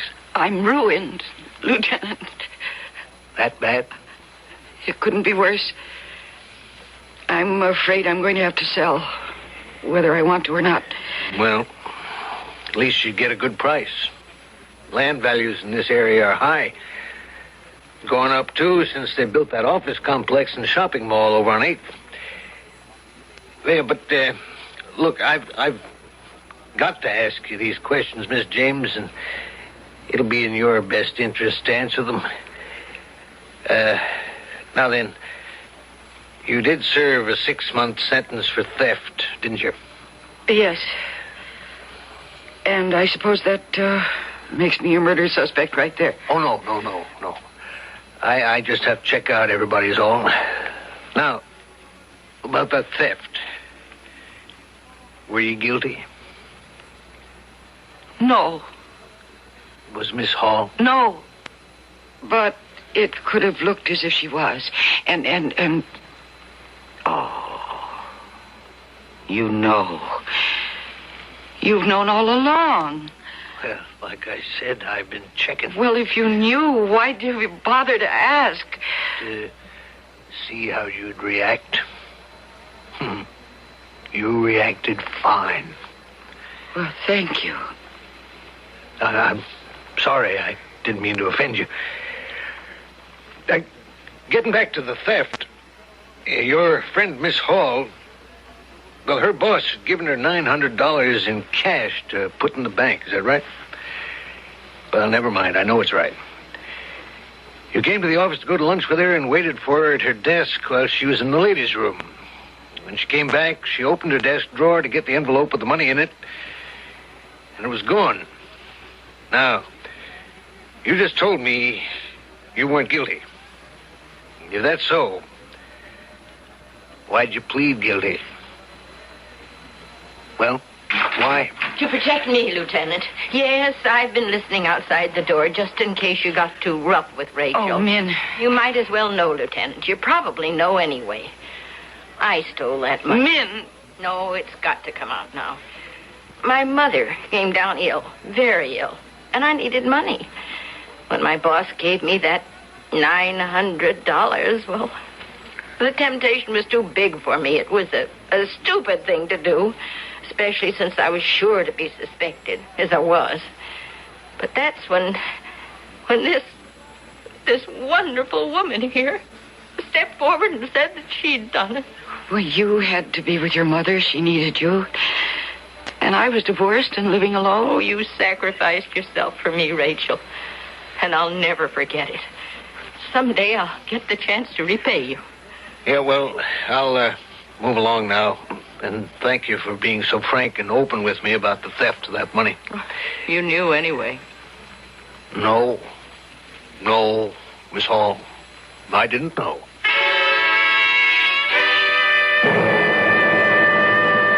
Then, as I see it, Lieutenant, you've got 3 suspects now. 3, Inspector? Jack Whitman, Minerva Hall, Rachel James. Rachel, Miss James, you can eliminate her.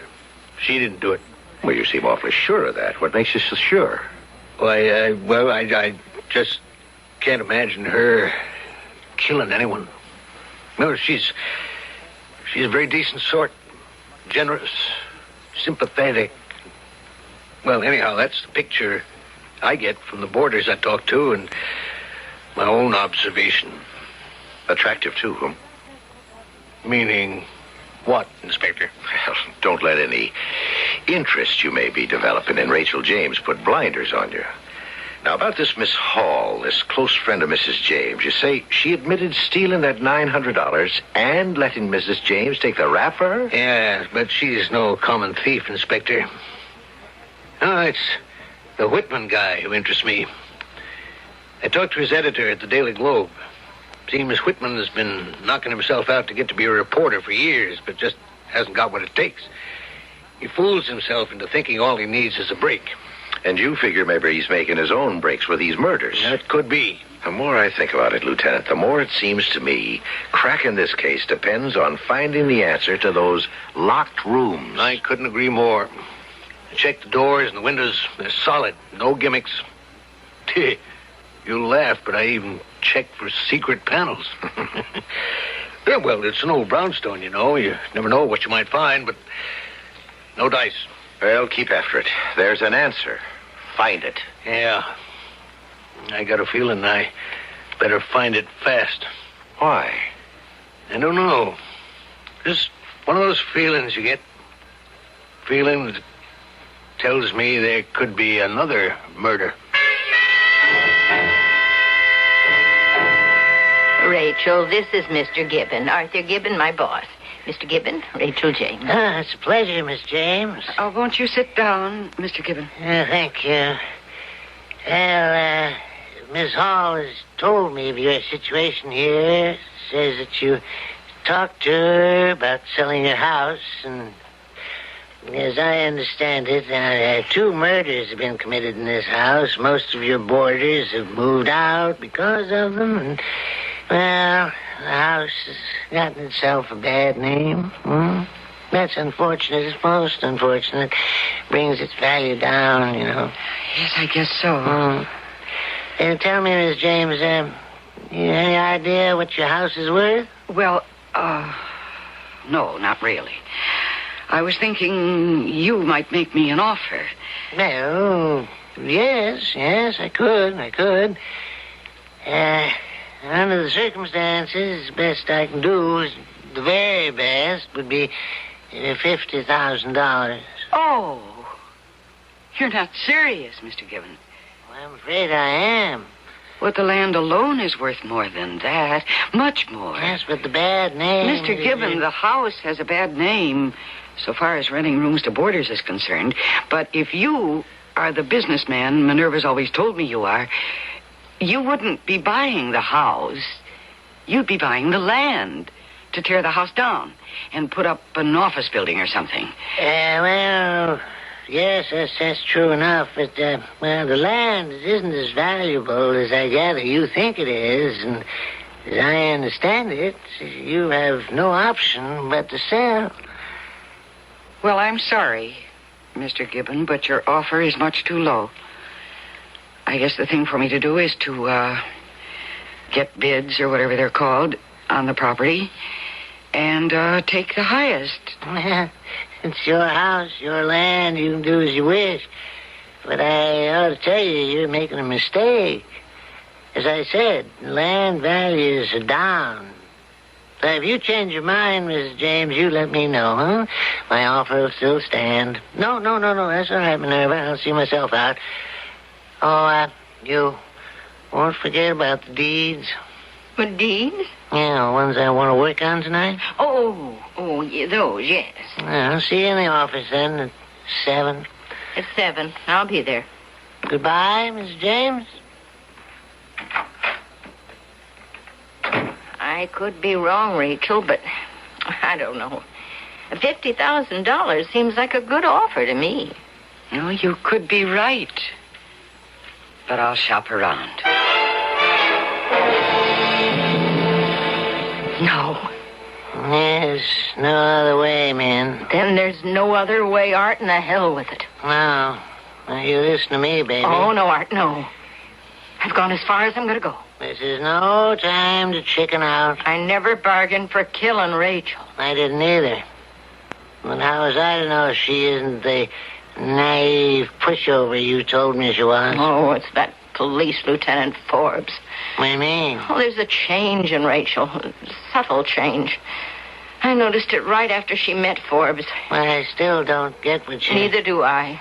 All I know is there's a man in her life again. For the first time in years. Well, all right. So there's a change in her. There's $1 million No, riding I on it. cannot kill Rachel. Carson and Parker, yes, they meant nothing to me. Nothing. I even conned them into taking their life savings out of the bank. Suckers. But to kill Rachel... No, Art, no, I can't do it. You'll do it. You've got to. I won't. You were willing enough to wreck her boarding house business. Willing enough so I could move in, grab that property for 10 cents on the dollar. Taking her money is one thing. Taking her life... No, Art, no. I guess there's some little spark of decency left in me. Decency? You can talk about decency? Conning her all these years, sucking her dry like those monthly handouts to keep your dear mama in the sanitarium? Your dear mama who died years ago? Well, money's one thing. Money's everything. Without it, you might just as well be dead. Now, you listen. I didn't set this whole thing up. I didn't explain the locked door trick and everything. A locked door trick that didn't work. The cops found out it was murder, not suicide. Thanks to you. Not me. If you'd suffocated Carson and Parker like I told you... I couldn't do it. It was too horrible that way. Okay. So you bashed one on the skull and broke the neck of the other? Accidentally. Accidentally. Deliberately. You did it. And now you do it to Rachel James? I don't care either. Do it. No. What are you doing? Calling the police. What for? To tip them off on how Carson was murdered. And Parker. No. You're as guilty as I am. But not as involved. In fact, I'm not involved at all, men. I've seen to that. Give me that book. Filthy swine. Tonight, men. Killer. Tonight.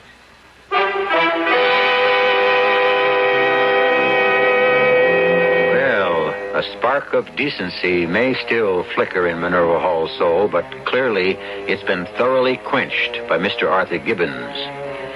Or has it? We'll see.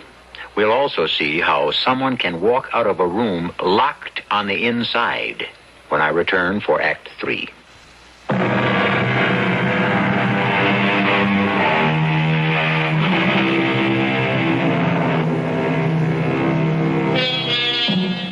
A strange and baffling thing, human emotion. Even the most skilled psychiatrists, I'm told, have trouble unraveling the tangled skeins of motivation which drive us to do one thing or another. I'm thinking of Minerva Hall, who, though she murdered Mr. Carson and Mrs. Parker, is repelled by the prospect of murdering Rachel James. Makes sense, I guess. After all, they've had a close relationship for years. And as for Rachel, sensing that Mike Forbes is something to lean on, somebody who can give her some protection, perhaps even shield her against a world she's finding it more and more difficult to cope with, well, let's see. Sit down, Lieutenant. Cup of tea? No, thanks, Miss James. It's a cold day. It's bitter cold. I thought you might like something to warm you up. Well, I could use something. You mean something stronger than tea? But you're on duty. Well, not officially. Not officially, I'm not. Well, scotch? Yeah. Bourbon, then. Rye, actually. Oh, dear, I don't think I... Well, I might. Let me look. Lieutenant, if you're not on duty officially, why are you here? Oh, that, two reasons. One is your friend's mother. Minerva, her mother? Yeah. Is it a fact you've been helping to support Miss Hall's mother in a sanitarium in Cleveland? Oh, yes. But how did you know? Oh, there's lots of ways. Funny thing about police work. You start digging into one thing and you come up with 10 other things. Oh, here you are. Oh, thank you. And, if you'd like to smoke your pipe. Oh, well, thanks. Tell you the truth, I bought a new one. A new pipe? Well, the old one, I guess it was getting kind of rank. Try a new kind of tobacco, too. So if you really don't mind... No. Well, you go right ahead. Oh, about Min's mother. Money has always been tight with Min, and I've just helped out where I could, that's all.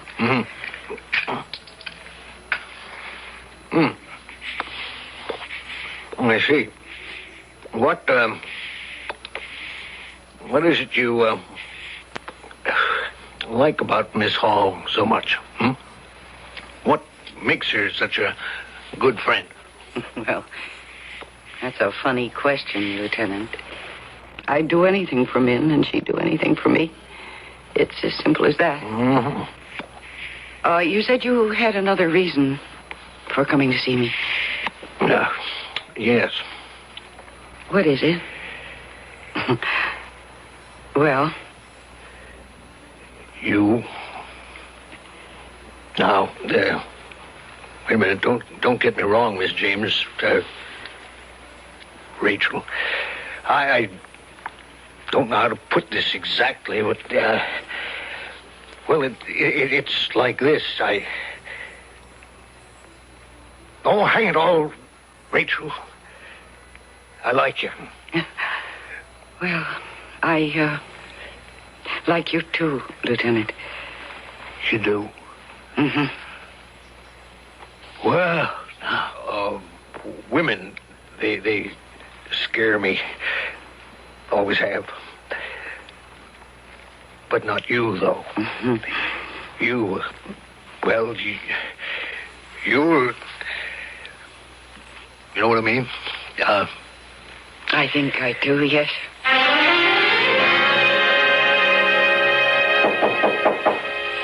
Come in. Oh, Minerva. Feeling better? Oh, sure. I just thought I'd lie down for a while. Brought you a cup of broth. Good and hot. Oh, thank you. That's very thoughtful of you. This bedroom of mine always has been chilly, even with the gas heater going. Yeah, so here. This'll warm you up. Mm-hmm. So you did the town with Lieutenant Forbes last night, did you? Uh-huh. It was a marvelous time. Just to be taken out again would have been fun, but Mike, he's a wonderful man, Min. You better be careful. You know what they say. Marry in haste, repent in leisure. Oh, Min, who said anything about marriage? Your eyes and that look on your face, that's what says... Oh, nonsense. There's no thought of marriage at all. We hardly know each other. Oh, I'm sleepier than I thought. I better start waking up. I have an appointment at Metropolitan Realty at 11 this morning. About the house and land? Oh, drink that broth while it's hot. Yeah. And I've got appointments at a couple of other real estate firms this afternoon, too. It's going to be able to get those bids I mentioned, baby. You won't improve on the offer Mr. Gibbons made, Rachel. Well, maybe not. Oh, good heavens. I can't be this sleepy. Yes. Yes, Rachel, you can. Oh, nonsense. I didn't get much sleep, that's for sure, but... Oh, what in the world? Well, you dropped your cup and saucer. Oh, I don't understand that. How could I... You're drugged, Rachel. Huh? Sleeping pills in your broth. Enough to knock you out fast. Sleeping pills? Min, what is this? I don't want to do this, Rachel, but I got no choice. No choice? It's your neck or mine. It was Art's idea. Art Gibbons. We're lovers, Rachel. Well, we were. Oh, and Min, how could you do this? How could...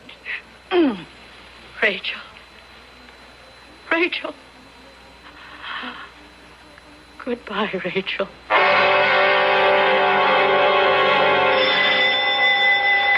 Coming. Oh, Lieutenant Forbes. Miss Hall? Miss James in? Oh, yes, but she's lying down. I hear you two painted the town together last night, huh? Oh, I wouldn't say painted exactly. Enjoyed ourselves, though. Oh, Mr. Whitman, isn't it? Yeah, how are you, Lieutenant? Okay. Yeah, it's quite a bundle of laundry you got there. Yeah, always go out and pick it up Saturday morning. My day off. Well, see ya. I'll tell Mrs. James you dropped by, Lieutenant. Oh, well, maybe she'll be up before I go. I really dropped by to see you, Miss Hall. Me? About what? No, one or two things. Your mother, for one. My mother? Yes. According to my information, Rachel's been supporting her in that Cleveland sanitarium for years, giving you a monthly check for just that purpose. Oh, what of it? I checked with the sanitarium. They told me your mother died 4 years ago. Gas! What? I smell gas up here. Lieutenant, Miss Hall. Hey, let's get up there. It's coming from Mrs. James' room. Mrs. James' room right there. Oh, no. It's locked. Rachel? Rachel! Get out of the way. Rachel! Rachel! Whitman, get that window open. Yeah, okay. Rachel! Window's stuck. Break it, fast! Lieutenant... No. Thank God, no. We got here in time.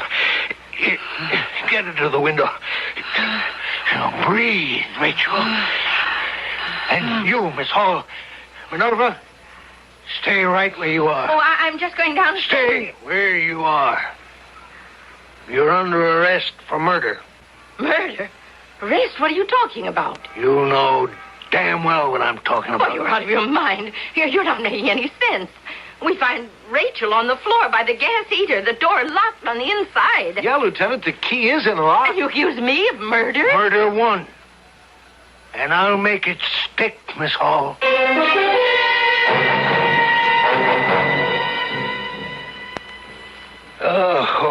Oh, I take my hat off to you, Rachel. You sure know how to broil a steak. I'm glad you enjoyed it, Mike. I will never understand how Min could have done to me what she did. Well, it's easy enough to understand. For a cop it is, anyhow. I meet all kinds. Generous, greedy, those you can trust, those you can't. What makes some one way and some another, well, that I will never understand. People, you can't figure them out. Well, you figured out the mystery of the locked rooms fast enough. Oh, that didn't take much. If Minerva had been smart, she'd have gotten away with it. I mean, if she'd used sleeping pills on Carson and Mrs. Parker the way she did on you, then maybe I'd have bought the suicide bit. But Carson and Mrs. Parker were obviously murdered. So the murderer couldn't have gotten out of their rooms, leaving them locked on the inside. It's impossible, of course. So I had to keep looking for the possible. In other words, how did the murderer make it look as if each door had been locked on the inside, when actually the murderer had left the room and locked the door from the outside? And the answer, when you found it, was so simple. Yep. And once you found it, you knew that the murderer had to be Minerva. Had to be. The murderer had to be present when those doors were broken in. You and she broke into Carson's room. And she was there when the three of us, her, you, me, broke into Mrs. Parker's. And all Min did was to take advantage of the confusion. And slip the key, which, of course, she kept with her, into the lock on the inside. As simple as that. Well, you may call it simple. But I think it was a marvelous piece of deduction. For which you deserve more steak and potatoes. Oh, no, I couldn't. I'm full up. I would like to smoke my pipe, though. That's okay with you? You better know that it is. And it always will be. Mike.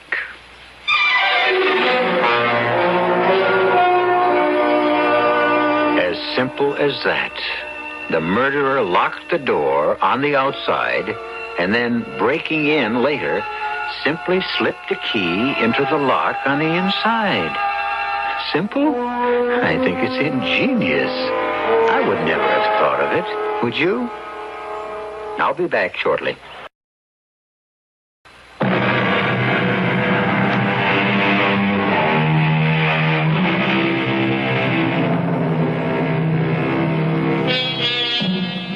You'll be glad to know that Mike and Rachel are married now, with 2 nice kids. And they live in Rachel's brownstone house. Sentimental attachment, I guess. Mike's made captain. And, oh yes, he's got a collection of pipes now.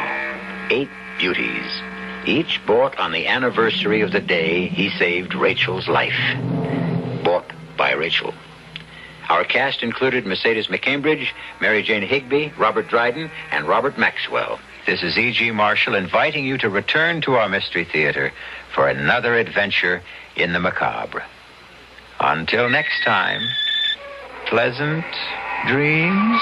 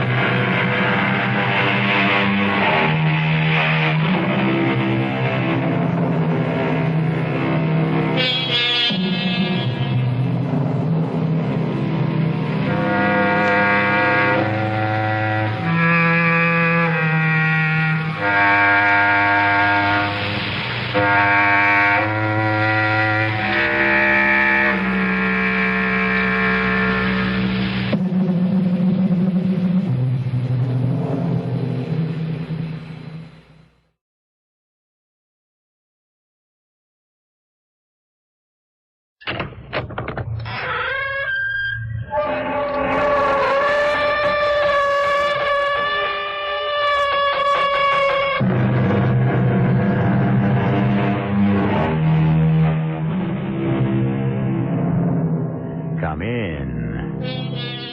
Welcome. I'm E.G. Marshall. In the year of our Lord, 1976, and I use the appellation with some sadness, there were 18,780 murders committed in the United States. These are the latest figures from the FBI, and the only pleasant thing about them is the fact that the rate decreased 8.3% from the previous year. A trend I fervently hope will continue. But where murder seems the only way out, there is always a story. This is one of them.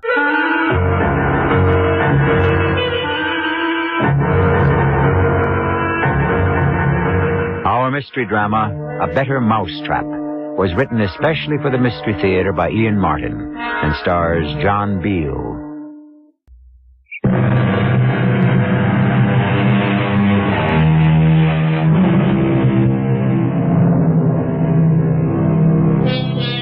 While on the subject of statistics, here's one for you. 1970 was the last year most metropolises in the U.S. enjoyed a population advance. Ever since then, the amount of people in the cities has been declining. Where have they gone? Mostly to the suburbs. Here's Ralph Lester, a typical suburbanite. He moved out of New York before 1970. At the time, it seemed a great idea. A garden, a house, a family, good schools. How has it worked out for him? Let me say only that Ralph Lester is tired, hates the train ride, has had at least one too many drinks, and is worried about, among other things, finances. He doesn't know yet how worried he ought to be. Lucy, the wandering boy is home. For crying out loud. Where are you? Lucy? Where is she?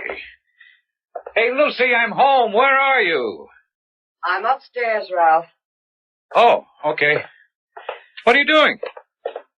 I'm packing. Huh? Never mind, I'll be right down. No, that's all right. I'm up here already. How about a drink if I rush him? What time is dinner? I haven't any idea. Well, what does that mean? Dinner is your problem, Ralph. Oh, you mean you've eaten already or something?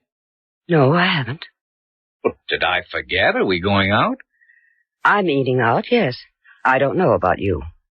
Well, if you're going out, you mean you didn't leave me something? I'm supposed to scrounge it up by myself? Why not? I think it might make good practice. Good practice for what? For the future, when I'm not here. When you're not here? That's right, Ralph. I'm leaving you. Leaving me? What for? It isn't so much what for as why. Yes, I think that's the correct question. All right, then why? Two things. Money and Gloria. Gloria? Your, secretary. That's the politest term I can think of. Well, you can't think that there's anything between me and Gloria. I don't think I know. Oh, how do you know? Well, I'm ashamed to say it, but I hired a man to follow you. Oh, brother, I think I better get that drink. I wouldn't. Not quite yet. You'll need a clear head for the other discussion. What discussion? Money, Ralph. My money. I hope you still have it because I want it. And if you don't have it, I'll make you account for every penny, no matter what court I drag you through. Oh, now, wait a minute, Lucy. Wait a minute. I'm really bushed tonight. It was a tough day. Just give me a chance to pull myself together so I can... So you can what? Make up some new lies? Now, just hold up. I don't know what kind of lies people have been telling you. And if that dried-up, middle-aged old witch next door... Don't you take off on Ellie Pratt. She's the best friend I have in this stupid town, maybe the only one. The whole thing is going to be brought out in the open. Unless you can convince me in black and white that you haven't been cheating on me two ways. Robbing me blind and carrying on with another woman. Oh, Lucy, I swear I don't know what you're talking about. Don't lie to me anymore. You talked me into giving you $300,000 worth of bearer bonds to turn into cash. Sure, it's a time to stay liquid. The minute I decide the market's right, we can jump in and make a joint... It's my money. You know what I mean. No, Ralph, I don't. Because, you see, I've been checking into something else about all the money Father left me. And that you were holding, building into a fortune. What do you mean? I got Father's old lawyer to dig into just what securities I hold. The ones you were supposed to have bought for me. What happened to those securities, Ralph? Where are they? You know the firm is holding them for you in your account. Mr. Stearns couldn't find any record of them. Oh, for heaven's sakes, Lucy, the old man is senile. I have all the proof and the documentation. It may be too late to get my money back. But I'm going to fix it so you get punished for stealing it, and I'm not going to let you have a chance to squander any of it on a cheap little tart you pretend is your secretary. Look, you don't understand. It's been a difficult period, Lucy. I've had to try to cover short sales and option deals, and if there was any question now, I could be ruined, Lucy. I could be sent to jail. Oh, I know, Ralph. That's just where I'd like to send you. Lucy, please. Listen, you don't know what a spot I'm in right at the moment. You mean you embezzled other people's funds, too? Well, it isn't embezzling. You don't understand business and the market. It's just that sometimes you have to manipulate.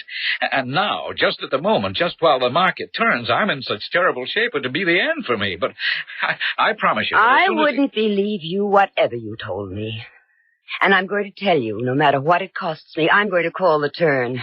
I'm going to shout it out. Oh, no, you're not. Yes, just watch me. Don't think... Let go of me. What are you doing? I'm trying to shut your mouth if you won't. Ralph, be careful. You're choking. Lucy, are you going to ride along with me until I get out I'll of see you in hell first. I'm oh. Ralph, you're choking. Now, not until you promise. Are you going to promise to button up? Lucy, if you think for one moment that I'm going to let you nail me to the wall, you get another guess coming. After all I've put up with, an older woman mewling and scolding just because you thought you had the whip hand of money, just because you...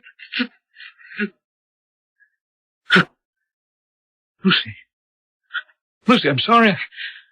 I didn't... Oh, good Lord. Lucy? Oh, no. No, she can't be. She's dead. Oh. What am I going to do now? Call Gloria. Yeah. I got to call Gloria.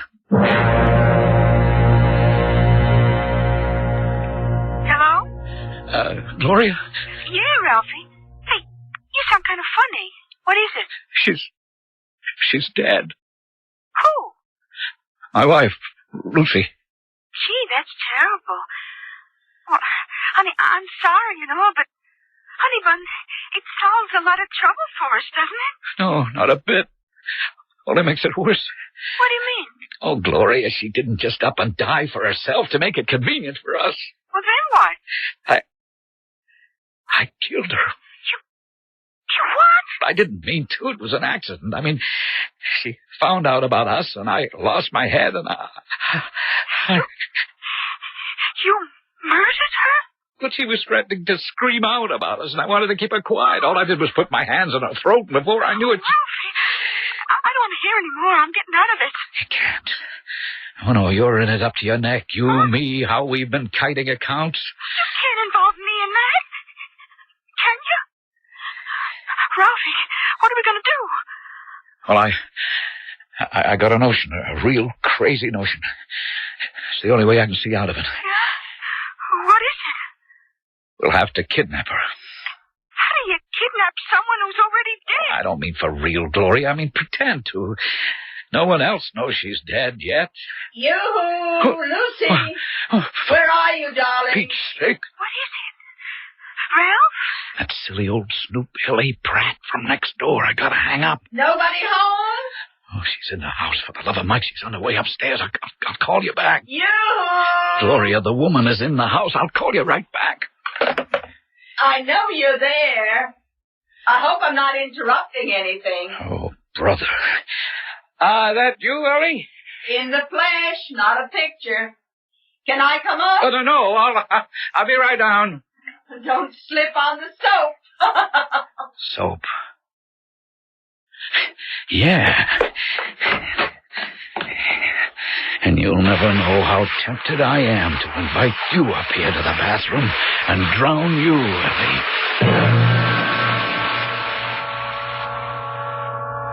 Sorry to keep you waiting, Ellie. Oh, that's all right. You know me, I just make myself at home. Where's Lucy? Lucy? Oh, no, she's getting ready for dinner. Oh, then I won't be a minute. I'll just run up and talk to her. I mean, she's in the shower. She's taking a shower, can't you hear? Oh, yes. Well, look, tell her I'll drop back in 10 or 15 minutes. Well, we won't be here. At dinner time? No, we're going out for dinner. Oh, that's funny. What's funny? Well, I talked to Lucy on the phone just before you came home. She told me she'd be here till 9 o'clock, and I'd better pick it up before then. Pick what up? The envelope. What envelope? From the Brownies. From the Brownies? Yes, you see, it's the annual charity drive, and each den mother collects the pledges the little dears bring back to the den. Oh. Now, Lucy's is the last one this year. Oh, maybe if I just looked around... No, really, Ellie, we've got to get out to dinner. Oh, well, who are you dining with so early? No one. I mean, that is, we're just going out to celebrate for a change. Oh, I'm glad to hear that. You know, I haven't liked the way Lucy's been looking lately. And she didn't seem herself at all today. Do you know what's troubling her? Oh, that's a private matter. But I can promise you nothing's troubling Lucy now. Oh, good. I wish I did have the envelope, though. I peeked about, but it doesn't seem to be down here. Maybe if I just ran up and called to her Ellie, through the door... I promise you, I'll get the envelope and deliver it to you. Well, I really must run. It was just, Lucy does take a long shower, doesn't she? Huh? Oh, well, she was working in the garden all day. Really? I didn't see her out there. Well, most of the day. Now, Ellie, I have to change, too, and I... Oh, of course. You don't have to treat me as anything else but family. I'll let myself out. No, I'll do it. I want to lock the door anyway. Lock the door? Yes, we'll be going out through the garage. Ralph, are you all right? You look a bit drawn. Oh, I'm fine. I'm fine. Oh, now, how did he get out, that fool cat? Oh, now, don't you talk to poor Ginger like that. He's Lucy's best baby, aren't you, darling? What's he mewling about? Oh, Ellie, will you put him down? The poor baby's just looking for his supper. I'm surprised Lucy hasn't fed him. Oh, she probably forgot. It's not like her. There isn't anything wrong between you and Lucy, Ralph. Oh, what could be wrong? Oh, I don't know. She hasn't seemed herself lately, and you seem so nervous tonight. I'm just tired. Look, Ellie, I don't want to keep Lucy waiting. Yeah, of course. I'll run along. Now, tell Lucy I'll drop by first thing in the morning to pick up the envelope. No, there's no need. I'll drop it in your mailbox on my way to the train.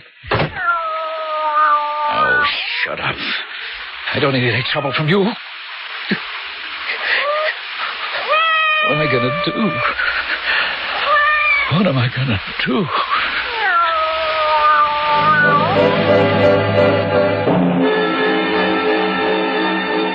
What indeed, Ralph Lester? Murder in itself is a shocking enough thing, but when you are practically caught in the act, it's enough to unnerve the strongest mind. Still, you've been quite clever keeping Ellie away. No one knows yet that Lucy is dead. You still have a chance. But, and that's the large question, how are you going to use it? I shall return shortly with Act Two.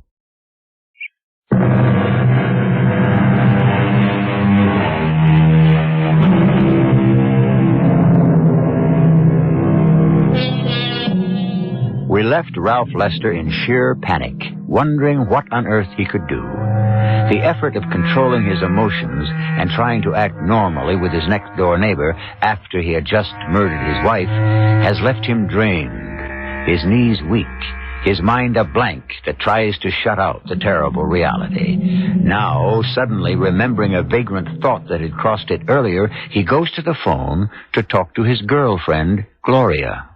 Gloria, it's our only chance. I didn't know, Ralphie. I certainly didn't bargain on murder. It isn't going to be murder. I told you. It's going to be a kidnapping. Only the victim will never turn up. You think you can make the police believe that? With your help, yes, I think I can. I'll even seem to pay a ransom and make it look like the money's been picked up. And I have a way to get it back. Why don't you just take the money and run, Ralph? Spend my life hiding out and looking over my shoulder? No, no way. After the kidnappers don't return Lucy, I'm taking that money to cover all we've stolen out of our customers' accounts. We? Oh, yes, you're in this too, Gloria. You try to sit back and let me get hooked for murder, and I'll drag you in with me. You wouldn't do that to me. Don't tempt me. Look, Gloria, baby, don't you see? As soon as the heat's off, her will leaves everything to me.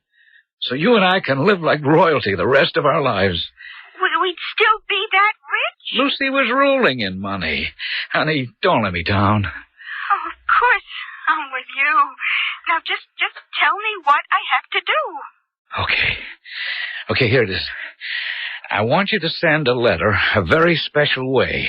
But it's important that the postmark is New York. What do you mean, a special way? I want you to take a bunch of old newspapers, magazines, circulars, anything with print, and cut out the letters to spell out the message. And now, here's what it should say. Yeah, this is Fairburn Police. Detective Sergeant Castelli speaking. Yes, sir. Could I have the name and address, please? That's Ralph Lester. L-E-S-T. Yeah. Check. And, you just got home. You're quite sure your wife is missing? Just for the record, you got back at what time? 12:05. All right. Now, try not to worry, sir. Your wife may have been scared and run to the neighbors. Yes, sir. We'll be there right away. You, want me to use the siren, Lieutenant? No, Sergeant Castelli. No sense waking up the whole community this time of night. You think this is just a false alarm, huh? A break-in? Nope. The wife, who knows? Could be some domestic squabble. Oh, the guy sounded cold-sober, Lieutenant. And I figure you must think there's more to it than that since you hiked along. Ralph Lester's an important citizen in this town, Ricky. He pays enough taxes he could expect VIP treatment. Yeah, rich neighborhood. Yep. He's a big stockbroker in New York. And his wife was the daughter of A.B. Trumbull. Cosmetic business. Millions. It could just be she was snatched. Kidnapped? Huh? I thought you figured she just walked out. I don't figure nothing till I get all the facts. Or as many of them as I can. Better take Long Point Road. We make better time. And, Mr. Lester, when you got back from the movie, you found that the house had been broken into. And your wife was missing, huh? Yeah, that's right, Lieutenant. What movie did you see? It was at the Fine Arts Theater. Mm-hmm. And you went alone, huh? Well, it was the last night the film was going to be showing. But you and Mrs. Lester had dinner together, huh? In a manner of speaking. Sir? Well, you see, we started to go out because I thought Lucy was looking tired. But on the way to the restaurant, she decided she didn't feel up to dining out. So I just got some roast beef and coleslaw and that sort of thing, and we came back home to eat. I was a little worried about Lucy. Yes, sir. And then you went out to the movie by yourself, huh? Well, she didn't want me to miss the film. She'd been to it earlier in the week, as a matter of fact, with a friend of hers. Oh. A friend? Mrs. Eleanor Pratt. She lives next door. Well, then perhaps she might have seen something. Oh, I doubt it. They broke in on the side of the house away from her. And besides, there's quite a bit of vegetation screening us from each other. Oh, we'll check that out later. Can you think of any reason why your wife might have been kidnapped? Well, not really, except that, of course, her father was a very prominent man. But he's been dead for many years, hasn't he? Yes, nearly 7 years now. But, of course, my wife was his sole heir. So you're more or less convinced that that's what happened? I beg pardon? I mean, there isn't any possibility that the break-in and your wife's disappearance are not connected. I don't follow you. You don't think Mrs. Lester could have just left by herself? Walked out? Oh, why? I mean, we've been married for nearly 20 years. We were happy. I'm sorry, sir. My job is to ask questions. And to find your wife as fast as I can. Now, look, if there's any danger to her life in any way, I don't want police interference. We'll work with you, Mr. Lester, as carefully as we can, if it's a kidnapping. What else can it be? We'll know that soon enough. One way or another. Now, you say, Mrs. Pratt, it is Mrs., correct? That's right. I'm a widow. My husband died almost 10 years ago. I'm sorry. So am I. Mrs. Lester didn't say anything to you by any chance about going away? No. Why should she? Well, I thought you were the best of friends. We are, but I didn't mean that. I meant, why would she want to go away? Oh, any number of reasons. Mr. and Mrs. Lester didn't have any marital problems, did they? Well, I never heard of it. Lucy never said anything at all like that to me. I didn't say that they had. It's just something we always ask. She's a little older than him, isn't she? Yes, nearer my age. When was the last time you saw Mrs. Lester? Oh, the day before yesterday. Oh. I did run over just before dinner tonight to pick up something from her, but I didn't get it, and I couldn't see her. Why not? Well, you see, she was taking a shower, and Ralph and she were getting ready to go out. Ralph seemed to be a bit nervous and in kind of a hurry, so I didn't stay. Mm-hmm. What was it you were going to pick up? Oh, just some money for the Girl Scouts. But Ralph promised to drop it by tomorrow morning. You think Lucy was kidnapped? All the evidence points that way. But if she was, we'll all know soon enough. Or at least Mr. Lester will. Thank you, Mrs. Pratt. I don't think we'll have to bother you again.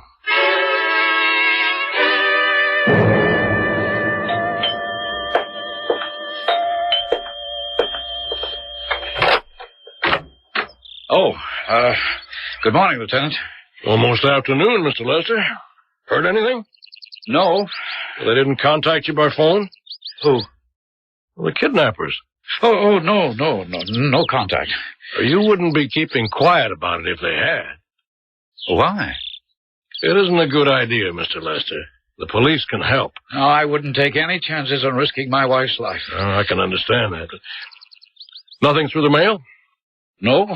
If this is a kidnapping, don't try to handle it yourself. Please. You need help. Professional help. We won't endanger your wife's life in any way. What we'll try to do is to protect it. Just help us do our duty. Okay, Lieutenant, up to a point. As soon as I know anything, I'll let you know. And now, if you'll excuse me, I couldn't go into New York today, and I'm trying to handle my business by phone. Oh, that's probably a customer now. See you. I'll be around.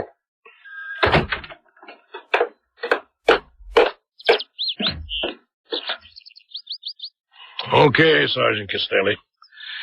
No news yet. Where to now, Lute? Let's take a short hop next door to Mrs. Pratt.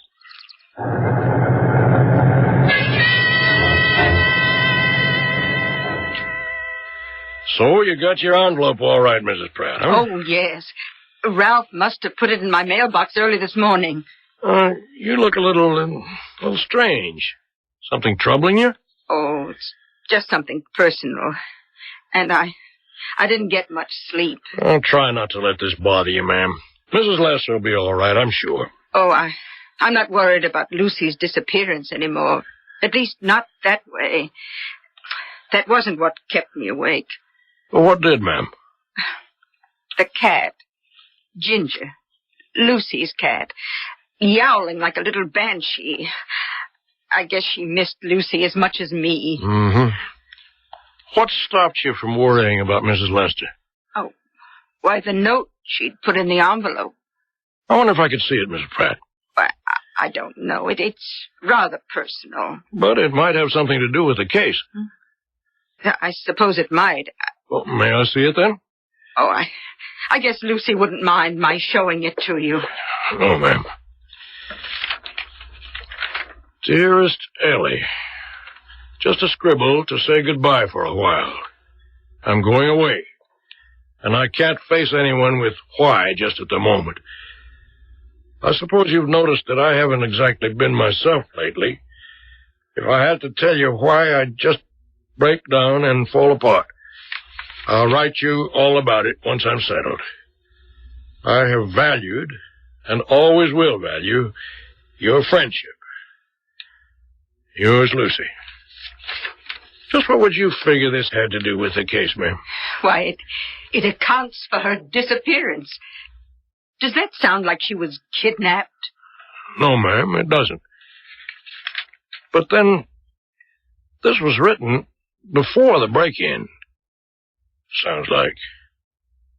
So, it seems like it doesn't change things after all. Is Ralph Lester going to get away with his dangerous and desperate gamble? Has Lieutenant Barth picked up any of the tenuous clues that are falling his way? And if he has, can he possibly strengthen them enough to make them stand up in court to obtain a conviction? In short, can Ralph Lester get away with murder? I shall return shortly with Act 3.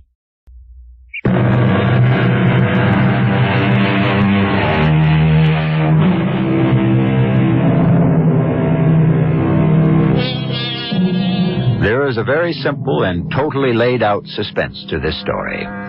Can a man who has committed a murder cover his tracks by making it seem to be a kidnapping from which the victim never returned? In the first act, we witnessed the crime. In the second act, we watched the investigation. Now in the third, we are watching, or listening, if you will, to the big question. Can Ralph Lester get away with murder?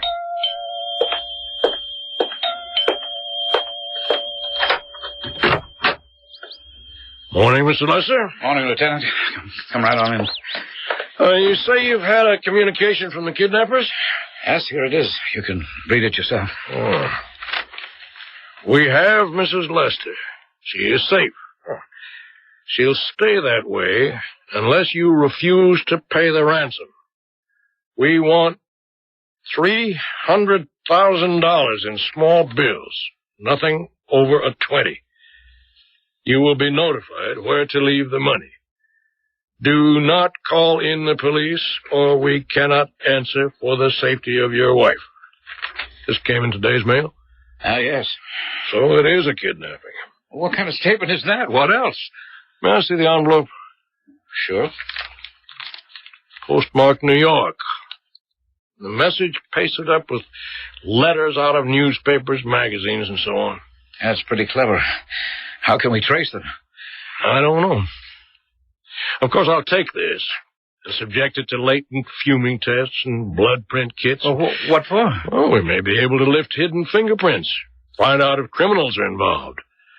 And now we can set up an overseas team. Now, let's get this straight, Lieutenant. I don't want anyone interfering in my wife's safe return. We don't want any danger to her either. But there are things that can be done to monitor... No, sir, I want the police out of this entirely.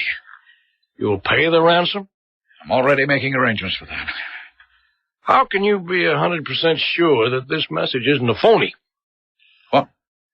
I never thought of that. Well, then let us work with you.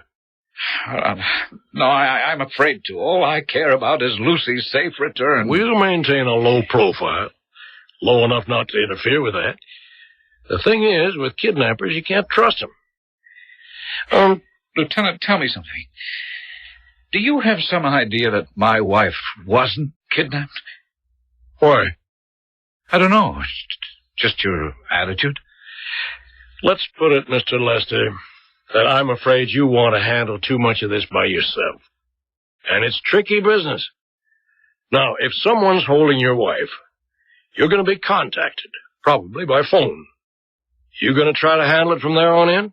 I mean, the drop-off and the exchange? Well, that's what this note told me to do. Well, supposing you pay the ransom and you don't get your wife back. If you don't work with us, who's to know what happened? Oh. Okay, I'll work with you. Check. Well, the normal thing is you'll get a phone call. We'll try to trace it. But I'd guess no chance. Whatever they tell you, we'll take it from there, okay? And what we wait for is a phone call.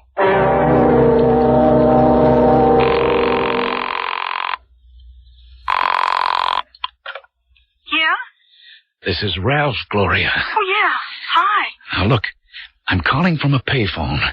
I gotta give you some instructions, and you gotta listen close. Are you with me? Oh, sure, honey. All right, then listen. At exactly 8 p.m. this evening, I want you to go to a public phone booth and call me at my place here in Connecticut. Have enough change to put the call through from your side. Now, look, you know that sexy whisper you have? You mean like when I say, are you my big, strong baby who's going to make his mama happy? Yeah, that's it. I want you to use just that tone.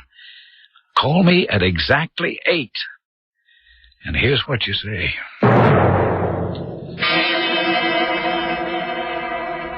Tomorrow morning, you will take the train, arriving Grand Central, 9:42. You will have the money with you.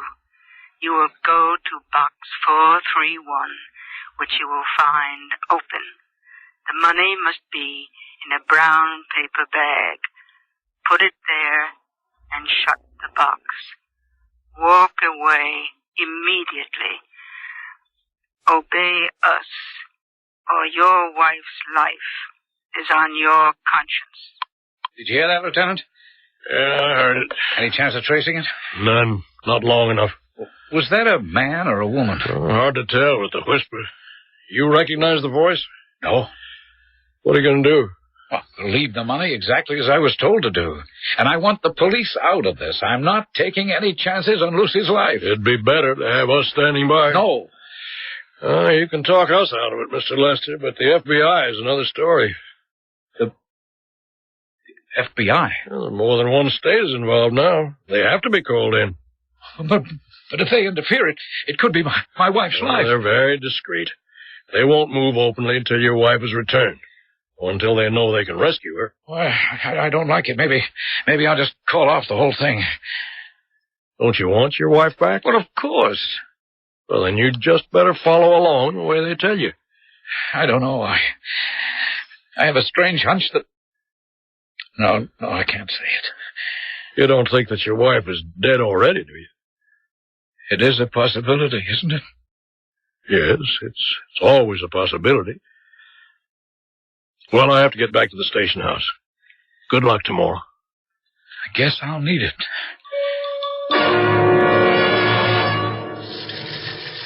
Hey, but what happened, Lieutenant? Come on back in my office out of this racket. He left the door, didn't he? Well, just as ordered. Let's get in the office. But no one picked it up, huh? That's the whole foul-up. The locker was checked. They're only good for 24 hours, and the FBI knew it would run out at 12 noon. But when no one showed up to pick up the ransom, they moved in. And when they had it opened, the locker was empty. What? Yeah, they goofed somehow. Don't ask me. Someone managed to sneak in and pick up the dough. But Mrs. Lester hasn't been returned. Not yet. If ever. You think... Lieutenant Boss speaking. Oh, yes, Mr. Pratt. I see. Well, did you call Mr. Lester? He's not home. Well, that's strange. No. Oh. I tell you what. Let me come right over. Come on, Ricky. We're going over to Mrs. Pratt's. Why, what's the matter? She's having cat trouble. Cat trouble? Yeah, somebody killed her neighbor's cat.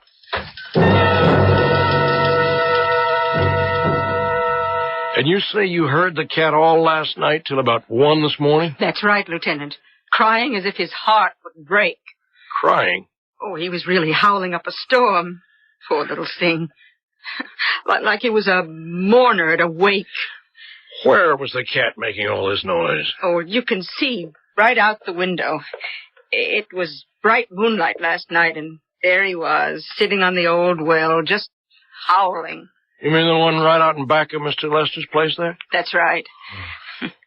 I remember years ago when we all depended on it for water, before the Farmdale hydraulic put the pipes in. And that's where the cat was yowling? Yes. I thought he'd never stop. But he did? Yes. Just as I thought I'd have to go out and do something about it. Poor little pussycat, mourning Lucy not being here. And then, this afternoon, you found the cat's body? Yes. In the bushes between your property and Mr. Lester's? Yes. Strangled? Yes. No possibility another animal could have killed him? I don't see how. There wasn't a mark on him otherwise. Who do you think would kill a cat like that, Mrs. Pratt? I don't know. There'd have to be some motive other than the fact that the poor animal was making a noise. That's what occurred to me. I think we both guessed what it was. But proving it is something else again. Would you be willing to help me? Any way I can. Do you think you could sound like the late Mrs. Lester? Well, I suppose you must know that we found her body there. Do you think that you could sound like Mrs. Lester? But why is this necessary? If Ralph killed Lucy and you found her and you know it, why don't you just arrest him? Well, the kidnap plot was very clever. How could we ever prove that the supposed kidnappers didn't kill her? The only way we can be sure he gets punished is if he convicts himself out of his own mouth. I think if you help, we can make him do that. Then for Lucy's sake, count me in.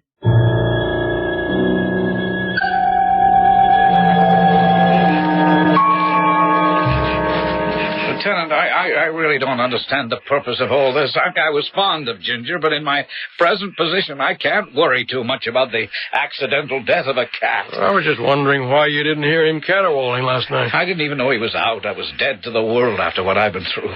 You sure you didn't hear him? How many times do I have to tell you no? Well, who do you suppose killed him? Lieutenant Barth, you should know in a country like this, animals meet accidental deaths. There are raccoons and foxes and cars and any number of ways an animal can meet an accidental death. By strangling? Is that how Ginger died? Apparently. Now, suppose you tell me why the cat picked this particular spot to howl. Oh, sure, I don't know. You know who we found in this well, Mr. Lester, also strangled, but about 20 hours before? Your wife. Lucy? Oh, that's awful. How did you find her? The police are not fools, Mr. Lester. And you're not so smart. Ever since you killed her, you left a trail of clues. I didn't kill her. You'll never prove that. Then who did? The kidnappers, of course. They never intended to let her go. What kidnappers? Try and prove there weren't any. I can do that for you, Lieutenant. What? What did you say? Who? It's me, Ralph. Lucy. But it can't be. You're dead. How can you be so sure? Because I killed you. I killed you myself. You were dead before I threw you in the well. Not quite dead, Ralph. Kept alive long enough to convict you and make you and Gloria pay for my death. Now that you have convicted yourself out of your own mouth, I can rest at peace.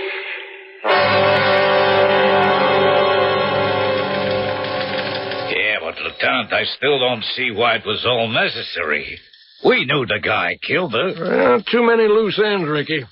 This one I wanted to nail for sure. With all the witnesses we had last night, we got him dead to rights, huh? There's only one thing. What's that? The so-called ransom. Now, we know he had the dough. The FBI watched him put it in the locker. But who picked it up? Mr. Lester. It was simple. He also had the key to a box right next to the one his girlfriend had specified. His body was enough to cover the fact that he put the money in that box instead of the one the supposed kidnapper had named. He intended to go back and pick it up later. Only time ran out on him now.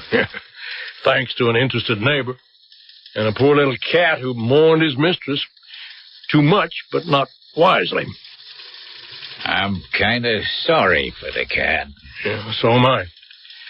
Except that if it hadn't been for him and Mrs. Pratt, he might have got away with it. Yeah, it's a lucky thing the cat was let out of the bag.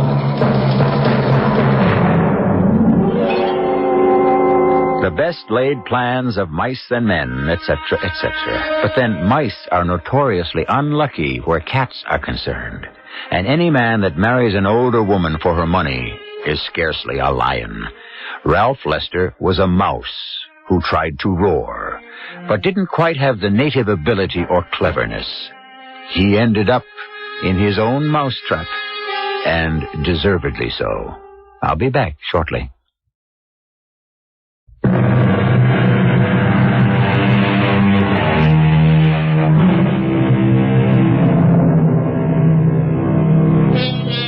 The crime of passion is a sad thing, because it cannot, by its very nature, be totally reprehensible. But when human nature has taken its course to the ultimate end, any concealment or attempt to escape consequences is indefensible. Thanks to Lieutenant Barth's handling of the case, no judge or jury on record could do less than to give Ralph Lester the full sentence he deserved. And for Gloria, who had been an accessory, if not before, at least after the fact, she was lucky to escape with a long term on probation. Our cast included John Beale, Joan Lovejoy, Ian Martin, and Bryna Rayburn. The entire production was under the direction of Hyman Brown. This is E.G. Marshall inviting you to return to our Mystery Theater for another adventure in the macabre. Until next time, pleasant dreams.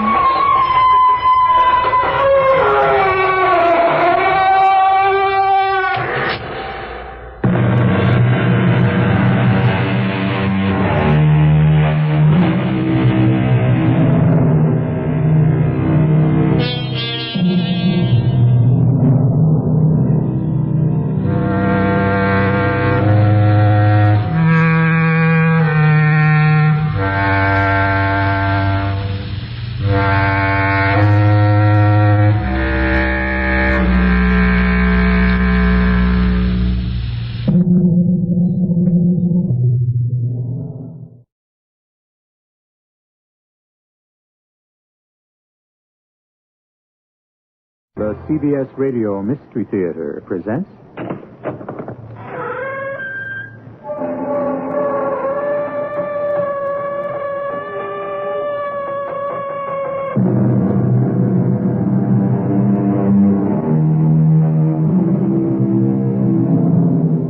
Come in. Welcome. I'm E.G. Marshall. I remember when I was in high school, I studied a poem which struck terror to my heart. I still recall the opening lines, which went, I fled him down the nights and down the days. I fled him down the arches of the years. I fled him down the labyrinthine ways of my own mind. Some of you will recognize the author as Francis Thompson and the poem as The Hound of Heaven. And it's still terrifying. But think how much more fearful it would be if the hound you were fleeing from was a hound of hell. Good Lord! What's that? I don't know, Sir Henry. Some sound they have on the moor, I think. Don't coddle me, Watson. When the people of the moor hear that cry, what do they say it is? They say it's the cry of the hound of the Baskervilles, seeking its prey.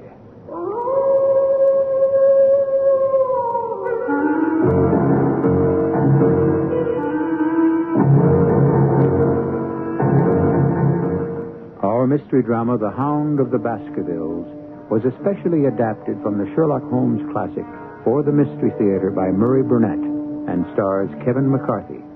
It is sponsored in part by General Electric Citizen Band Radios and Buick Motor Division. I'll be back shortly with Act One.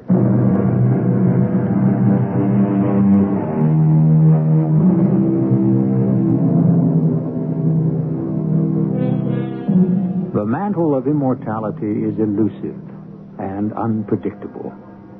Two fictional characters, created at the turn of the century by Arthur Conan Doyle, have become undying legends. So strong is the public belief in their existence that the City of London recently granted the owner of the premises at 221B Baker Street the right to change the number of that address permanently in order to avoid the hordes of tourists flocking to see the actual living quarters of Sherlock Holmes and his colleague, Dr. Watson. Our story today starts in those very rooms in the year 1902. My training as a medical man made me an early riser. Sherlock Holmes wasn't. On this morning, my friend was at the breakfast table while I was intently examining a cane that had been left behind by a visitor who had missed us last night. Well, Watson, what do you make of it? You've been looking at the cane for some time. Since we've been so unfortunate as to miss the owner and have no notion of his errand, this accidental souvenir carries some importance. Let me hear you construct the man by an examination of it. Well, very well, Holmes.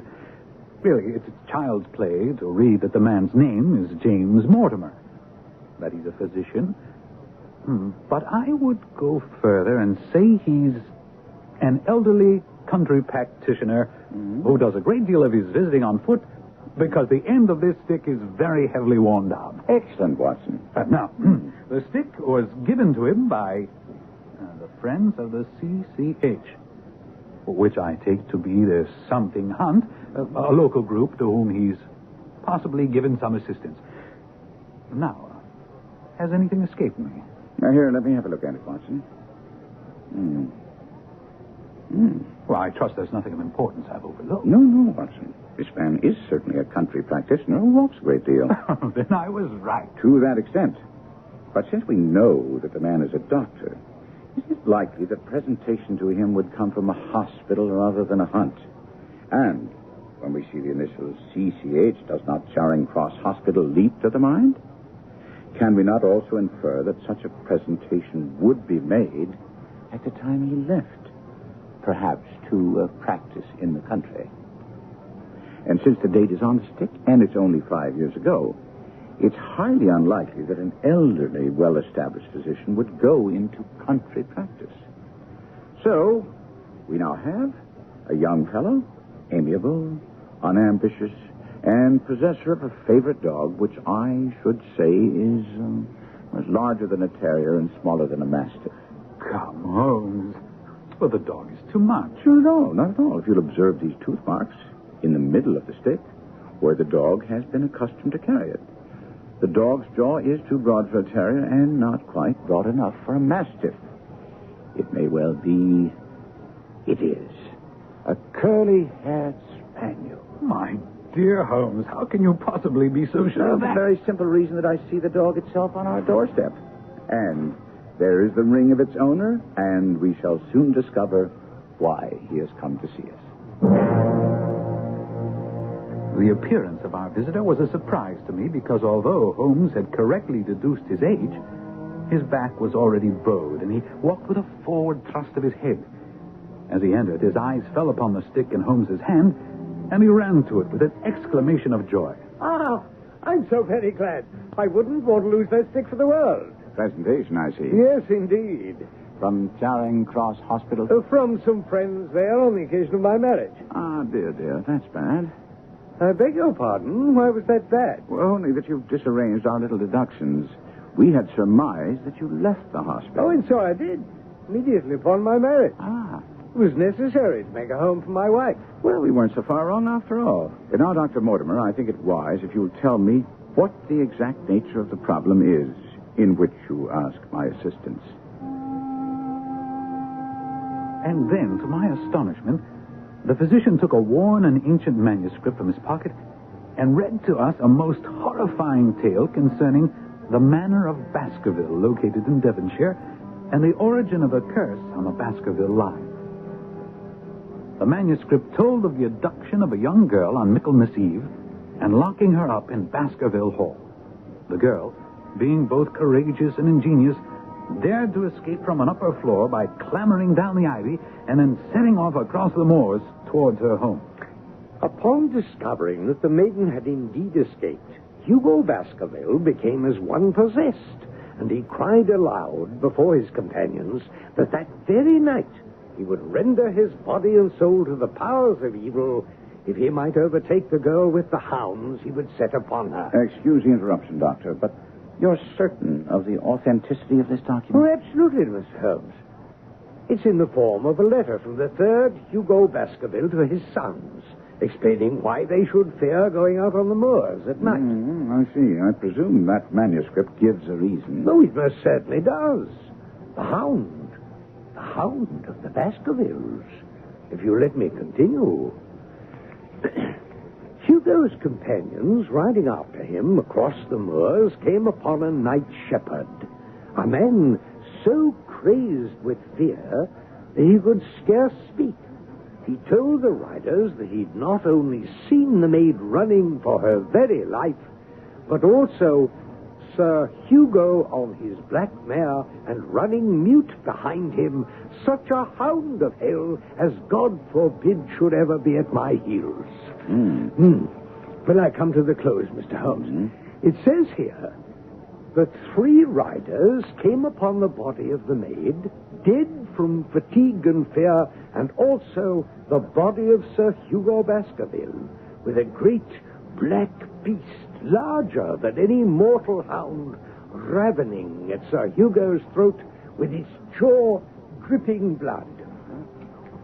Well, such is the tale, my sons, of the coming of the hound, which is said to have plagued the Baskerville family so sorely ever since. Well, Mr. Holmes, would you find it interesting? Only to a collector of fairy tales.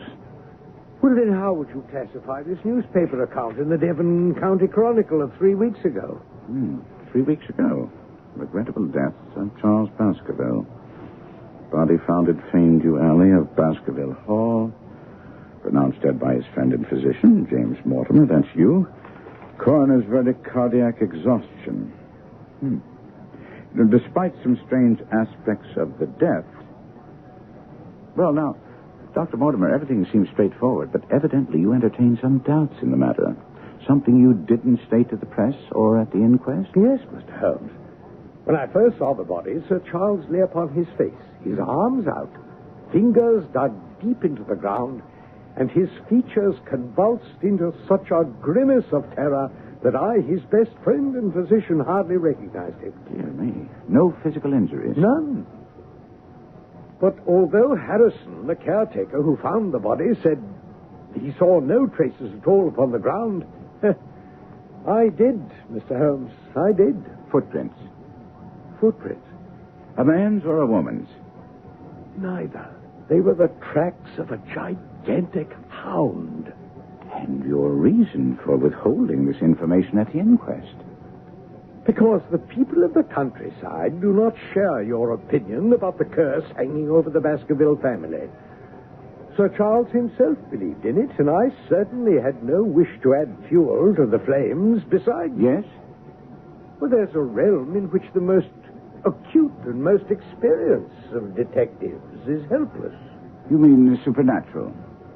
Well, I confine my investigations to this world, and I cannot understand why you are now consulting me. But I came to ask your advice about what I should do with the heir, the new Sir Henry Baskerville, who arrives in Waterloo Station in exactly 1 hour. Meet him, take him to a good hotel, and both of you come back here tomorrow at noon. Mr. Holmes, Dr. Watson, this is Sir Henry Baskerville. How do you do? I'm all at sea. I have been ever since I got the news of my uncle's death. my inheritance. I had no idea Uncle Charles was so well fixed. Dr. Mortimer, as the executor of the estate, can you tell us, are there any other claimants? No, sir. And then this morning, I find this note at my hotel, and one of my brand new boots is missing. May I see the note? Of course. Dime novel stuff, if you ask me. As you value your life or reason, keep away from the moor. We must all agree there's nothing supernatural about this. Now, the missing boot? A brand new pair. I bought them just yesterday. Left them outside my hotel door to be polished, and one of them's gone this morning. I can only tell you that there is no devil in hell and no man upon earth who can prevent me from going to the home of my own people. And so it was arranged that on Saturday I was to accompany Sir Henry and take up residence with him at Baskerville Hall, because Holmes was insistent that someone be with Sir Henry at all times. When Holmes and I called to pick up Sir Henry at his hotel Saturday, we found the young baronet in a rage. I won't be played for a sucker in this hotel. You still haven't located your boot, Sir Henry? But this is a different one. What? I got the other one back, and now I'm missing an old black one. I'm beginning to think this hotel is nothing but a den of thieves. I think it's very odd and damnably dangerous. Mr. Holmes, if you know something, you should inform us so that we may... Dr. Mortimer, I know only that you were concerned about the safety of Sir Henry, and quite rightly so. I also know that someone knew that you were in this hotel and saw fit to warn you to keep away from Baskerville Hall and the moor. And we all know that there were extremely suspicious circumstances surrounding the death of Sir Charles Baskerville. I therefore suggest that anything out of the ordinary, such as the curious incidents with the boots, must be taken very seriously. Well, surely you must be joking about the boots, Holmes. I fail to My see... dear Watson, did you bring your revolver as I asked? Well, of course. Good. Carry it at all times. Well, I confess your instructions are making me nervous. They should have precisely the opposite effect. Now, Dr. Mortimer, as executor of Sir Charles' will, you know the exact amount of the estate. Is it considerable? Well, I should say that a sum in excess of £740,000 is indeed considerable. Dear me. That is a stake for which a man might well play a desperate game. In the event something happens to Sir Henry, who stands to inherit? A distant cousin named James Desmond.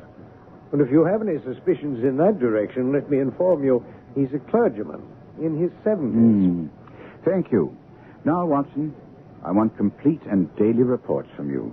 When the crisis arises, as it surely will, I will direct you how to act. Now, gentlemen, goodbye and Godspeed.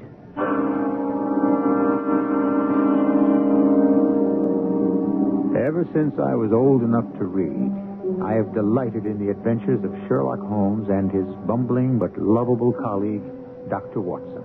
The game is afoot, and we'll be back shortly with Act 2.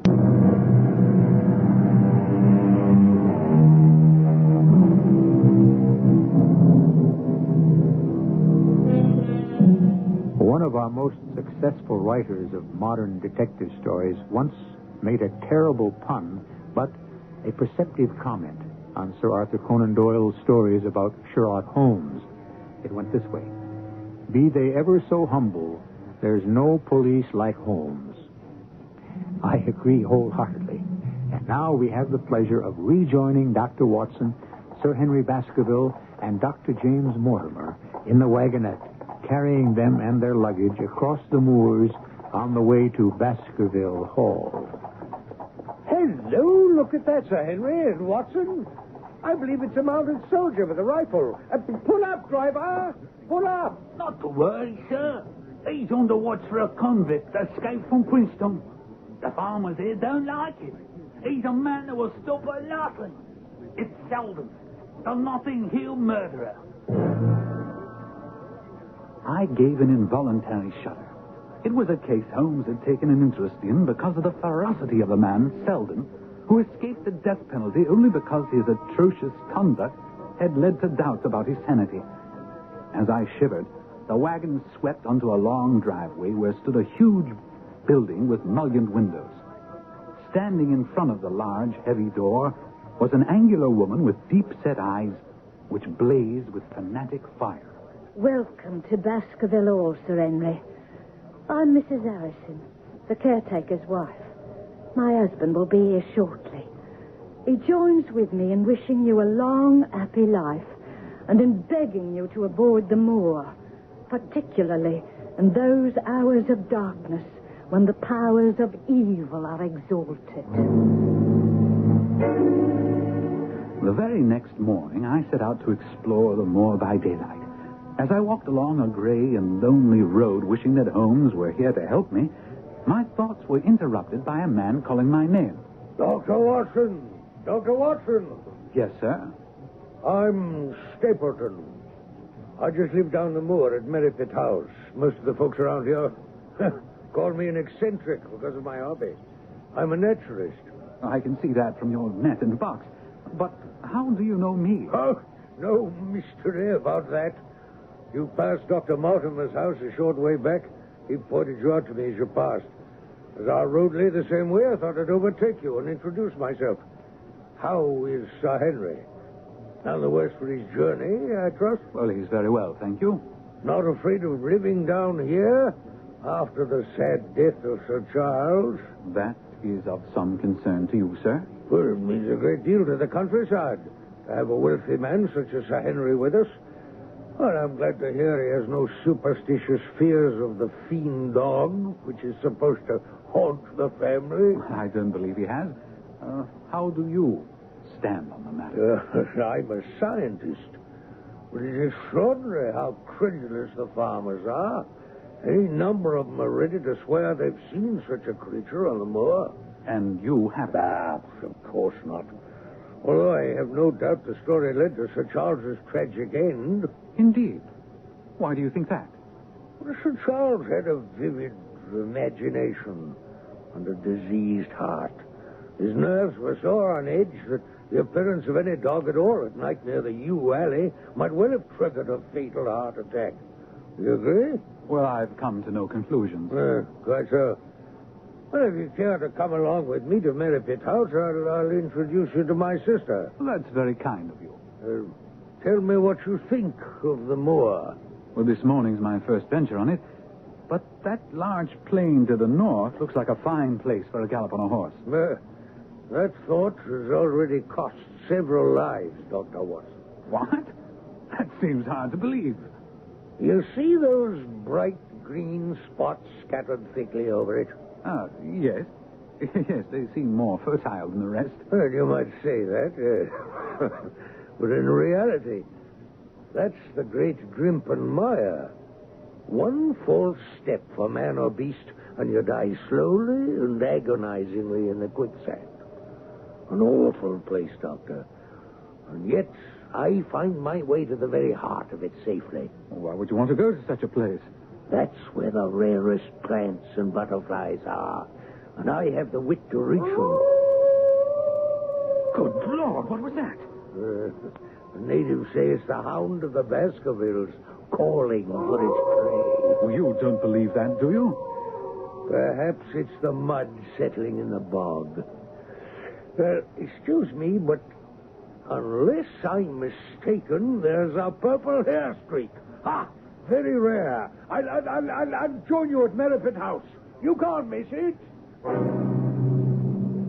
Stapleton was off with amazing speed and agility.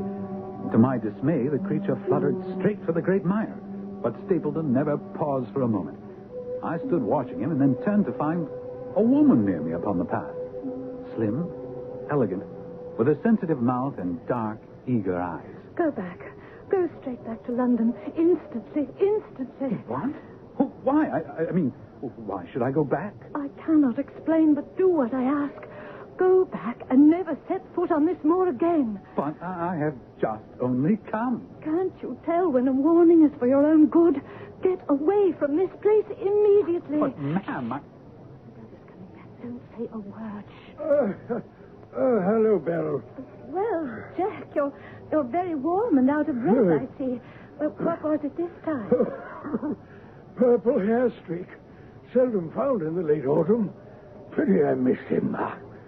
You've introduced yourselves, I see. Yes, sir. I was telling Sir Henry that it was rather late for him to see the true beauties of the moor. You think he's Sir Henry Baskerville? Of course. Oh, no, ma'am. I'm only a humble commoner. My name is Dr. Watson. Oh, we've been talking at cross purposes. Well, you've not had very much time for talk. Well, I merely mean that I talked as if Dr. Watson were a resident instead of a visitor.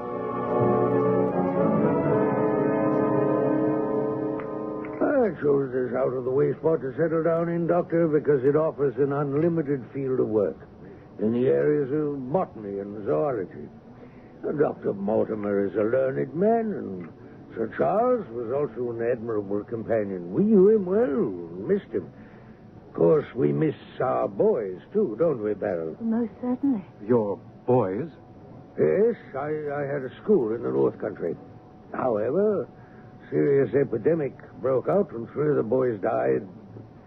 School never recovered from the blow. Well, I feel I should be getting back to the hall. Well, as you wish. Do you think we'd be intruding if Beryl and I were to call this afternoon and make the acquaintance of Sir Henry? I'm sure Sir Henry would be delighted. I set off rapidly upon the same path by which we'd come. But there must have been some shortcut, because before I'd reached the road, I was astounded to see Miss Stapleton sitting upon a rock by the side of the track. Oh, I've run all the way in order to cut you off, Dr. Watson, and to tell you to forget what I said. I must not stop, or my brother will miss me. Now, hold on a moment, please. Sir Henry's welfare is a close concern of mine. Why were you so eager he should leave here? Well, my brother and I were very much shocked by the death of Sir Charles. We all know the story of the hound, and I felt he should be warned. But the hound's story is nonsense. No, I happen to believe it. Now, I must go back. No, just one more question. Why did you not wish your brother to know about the warning? My brother's most anxious to have the hall inhabited. He thinks it is for the good of the people here. He'd have been angry if he knew I'd urged Sir Henry to leave. My dear Holmes, I am writing to report that I have solved one riddle, only unfortunately to come up with another. You may recall my mentioning to you that I believed I heard a woman sobbing during the first night I spent at Baskerville Hall. I mentioned this to Sir Henry, and we agreed that if I heard anything this night, I should wake him and we would investigate together. Along about 2 o'clock in the morning, I heard stealthy footsteps going past my door. I was out of bed in a flash and waited until they'd passed. I went to Sir Henry's room and tapped softly our prearranged signal.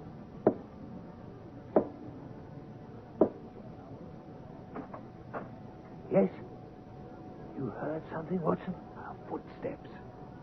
No sobbing? No. The footsteps passed my door and went down the corridor. I see that it turns left. Where does it end? At a window overlooking the moors. And the steps went in that direction. Oh, softly now. What? Why, it's Mrs. Harrison. What in the world is she doing? She's holding a candle against the window and peering out. Her face is pressed almost against the glass. And crying bitterly. Come on, Watson. We'll get to the bottom of this. All right, Mrs. Harrison. Tell us what you're doing up here.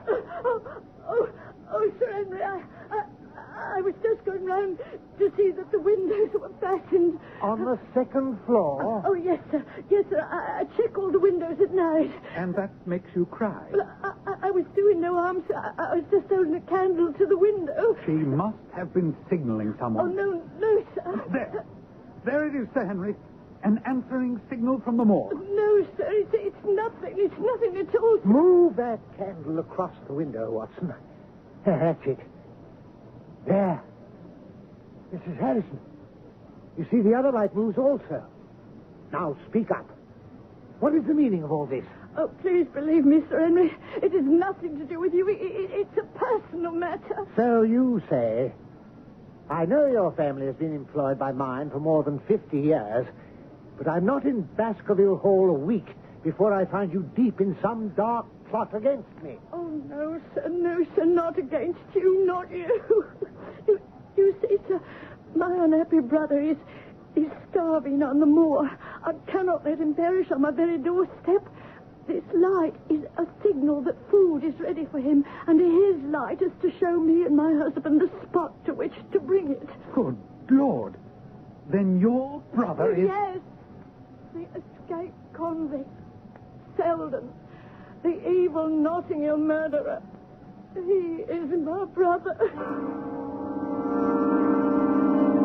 We took the weeping unfortunate woman to her husband and left her. Sir Henry insisted on accompanying me on the moor to assist me in capturing this dangerous criminal. I had my revolver and Sir Henry a hunting crop. The moor was pitch black, but we easily picked out the pinpoint of light where the fellow was waiting. Mind the footing, Sir Henry. A pity we can't show a light. I think we should bear more to the right. There's his light. Watson! What's that? I don't know. A sound they have on the moor. I heard it once before. Don't coddle me, Watson. That was the cry of a hound. They say it's the cry of the Hound of the Baskervilles. You believe that, Watson? No, but I think that we should forget our expedition. No, by thunder, whatever that cry was, it came from far away, near the mire. We must continue and get that convict. I don't think that's wise. I urge you to return to the hall. You don't believe in this hellhound, and neither do I. Come on, man. Well, I'm charged with your safety. Holmes would never forgive me if something happened to you while you were in While we stand here jawing, our man will get away. Now, come on. No, I cannot allow it. You can't prevent it. Well, either you come back to the hall with me now, willingly, or I shall be forced to knock you down and carry you back. Now, which shall it be? Each of us carries within us the seeds of our own destruction. It would appear that Sir Henry Baskerville was no different. His pride was driving him to disregard the advice of those who were there to protect him. We'll be back with Act 3 and his decision in just a little while.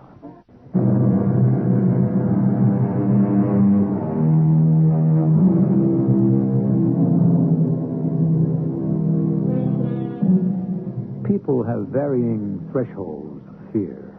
For example, I have no particular fear of heights, but a friend of mine hugs the wall if he finds himself on a terrace more than 3 floors up. As for me, I shudder at the thought of being hunted down by a pack of dogs, whereas an experienced woodsman might not find that so terrifying. However, I think even an experienced hunter might well find the baying of a fiend dog, a hound from hell, a soul-shattering experience. There it is again, Sir Henry. I don't know what it is, but you're walking back to the safety of the hall with me, or I shall knock you down and carry you. And allow this murderous convict to escape. And that, my dear Holmes, you must acknowledge, solves one mystery. The other, I frankly don't understand. It seems Sir Henry is much taken with Beryl Stapleton, who is indeed handsome. She talks of nothing but his leaving Baskerville Hall, and he suspects her brother, Stapleton, of being subject to fits of insanity. I repeat to you what he told me of yesterday's conversation. Please, Sir Henry, why won't you listen to one who means you well and leave this place? I will, if you come with me. We can be married anywhere you say, Oh, and... heaven save us both. I have no defense against your stupidity. This kind of behavior must come to a stop, sir. How dare you offer attentions to a lady which are obviously distasteful to her? Now, hold on a second, Stapleton. I'm not ashamed of how I feel about your sister. I was hoping she might honor me by becoming my wife. And if you can find anything dishonorable in that, then you can go to the devil. Oh, my sentiments exactly, sir. Come, Beryl. We're going home. You can imagine that Stapleton's conduct left both Sir Henry and I completely bewildered. And another thing. I'm sure there is another man on the moor. I swear I caught a glimpse of him when Sir Henry and I were out there searching for Selden, the convict. I ask you, Sir Henry, not to report what I told you to the police. The man is a public danger. My husband and I had made arrangements for him to go to South America. If you don't inform the police, he can lie safely on the moor until the ship sails. That is, if he can stay out of the way of the other man who hides on the moor. What other man? Whom are you talking about? Gently, Watson. I only know what my brother told me. There's another man in hiding out there. My brother says he seems to be playing some game of his own. Did he say where he saw this man? Around the old stone huts where the old folk used to live. About my brother, Sir Henry. Are you going to inform the police? What do you say, Watson? Well, if he were safely out of the country, it would relieve the taxpayers of a burden. Oh, Lord bless you, sir. Oh, thank you, sir. I swear he'll go and you will never hear from him again. And Holmes, no sooner had we gotten done with Mrs. Harrison than Stapleton was upon us with an explanation of his strange behavior of the other day. I would ask you to let bygones be bygones and understand my sister is everything in my life. We've always been together. Yes, but surely you must have thought that someday a beautiful woman like Beryl would naturally... Marry? Leave me alone? Oh, of course. But when I was faced with a reality, it came as such a shock that I really wasn't responsible for what I said or did. I understand completely. That relieves me greatly because, in that case, I'm going to ask a favor of you. Yes? Give me some time to become accustomed to the situation. Well, how do you mean? I will withdraw all opposition if you give me 3 months before claiming her love. After that time, I shall have prepared myself for losing her. But if she's willing, she can become your wife. I myself was determined to discover the identity of the other man hiding on the moor. And early that evening, I went to examine the abandoned stone huts where Mrs. Harrison said her brother believed the man to be lurking. I approached one of the huts, closed my hand over the butt of my revolver, and entered quickly. The place was empty, but there were distinct evidences that it was being used. As I looked around the remains of a meal, I heard a stone click. Then a figure loomed in the doorway. Good lovely evening, my dear Watson. I really think you'll be more comfortable outside than in. Holmes! I was never happier to see anyone in my life. Oh, more astonished, eh? Please, be careful with that revolver. Oh, I thought you were busy working in London. That was what I wished you to think. By keeping you in the dark, I've been able to pursue my inquiries freely. And I've uncovered some information which will lead us to the villain.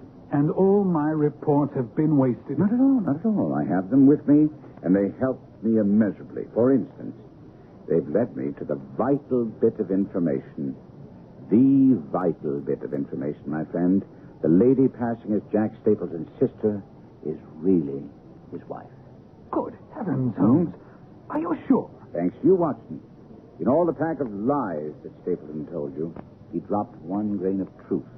He was once a schoolmaster in the north of England. A check of scholastic agencies turned up the evidence I just passed on to you. But why? Why this deception? Because he foresaw that she would be much more useful to him in her character as a free woman. But what does it all mean, Holmes? What is Stapleton after? It's murder, Watson. Refined, cold-blooded, deliberate murder. But my nets are closing in on him, even as his are closing on Sir Henry. Another day or two at the joust, and we'll have him. Good Lord, Holmes! The hounds! Which way did it come from? There, near the Black Door. Come, Watson! You must not be too late. Not now. Faster, Watson. Faster.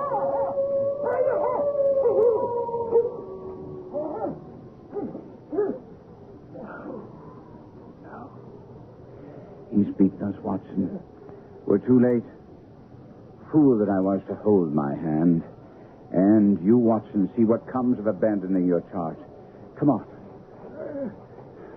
Up there. Up there against the slope. Come on. Wait. It's Sir Henry. I recognize the tweed jacket. No. No, Watson, no. Oh, the man has a beard. It's not Sir Henry. It's Selden. It's Selden the convict, wearing Sir Henry's clothes, no doubt furnished him by his sister. Dr. Watson.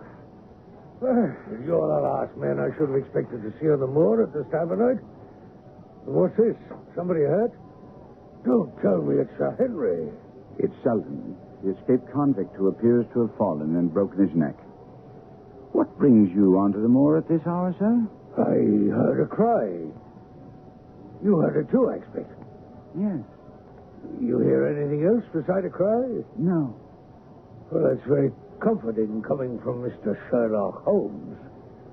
Well, you seem to be very quick at identification, Mr. Stapleton. Well, you also, Mr. Holmes. Now that you're on the scene, perhaps you've made some discoveries. No, only that this tragedy will make an unpleasant memory for me to take back to London tomorrow night. You return tomorrow? That's my intention. Does that mean you already have a solution to the strange events which have been troubling all of us here on the moor? No. Any investigator needs facts, not legends or rumors. No, on the whole, this has not been a satisfactory case.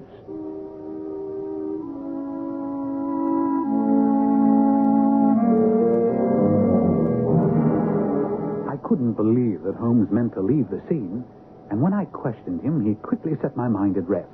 He was laying a trap for that cunning Stapleton, and he needed also to have Sir Henry believe he wouldn't be on the scene. The following morning at breakfast... Good morning, gentlemen. I see you've already helped yourselves from the sideboard. I'm afraid I've made some rather heavy inroads on the bacon. It's exactly the way I like it. Tell me, tonight you dine with our friends, the Stapletons. Yes. I hope you and Watson will join me. I'm sure you'll be welcome. I'm sorry, but Watson and I must go to London. London? Mm-hmm. Oh, I hope you and Watson are going to see me through this business. My dear fellow, what I'm going to say next will try your trust in me even more sorely. But I beg of you to do as I ask. What's that? After you dine, walk back to the hall across the moor. What? Isn't that the very thing you told me never to do? I'm asking you to believe me when I say you'll be perfectly safe. But it's essential that you do it. Of course, Holmes and I would be hiding along his path to Baskerville Hall, but we did not tell him that. Careful, Watson. Oh, look over to Grimpen Mire. Isn't that fog hanging over there? It is indeed, Holmes. Damnation. And it's moving towards us. Our success and even Sir Henry's life hang on his coming out before the fog is over the path. Oh, thank heaven. He's coming now, whistling in the dark. And I can't say I blame him. Help! Get after him, Watson. Get your revolver. Good Lord, Holmes. What is it? A creature from hell. Watson, shoot!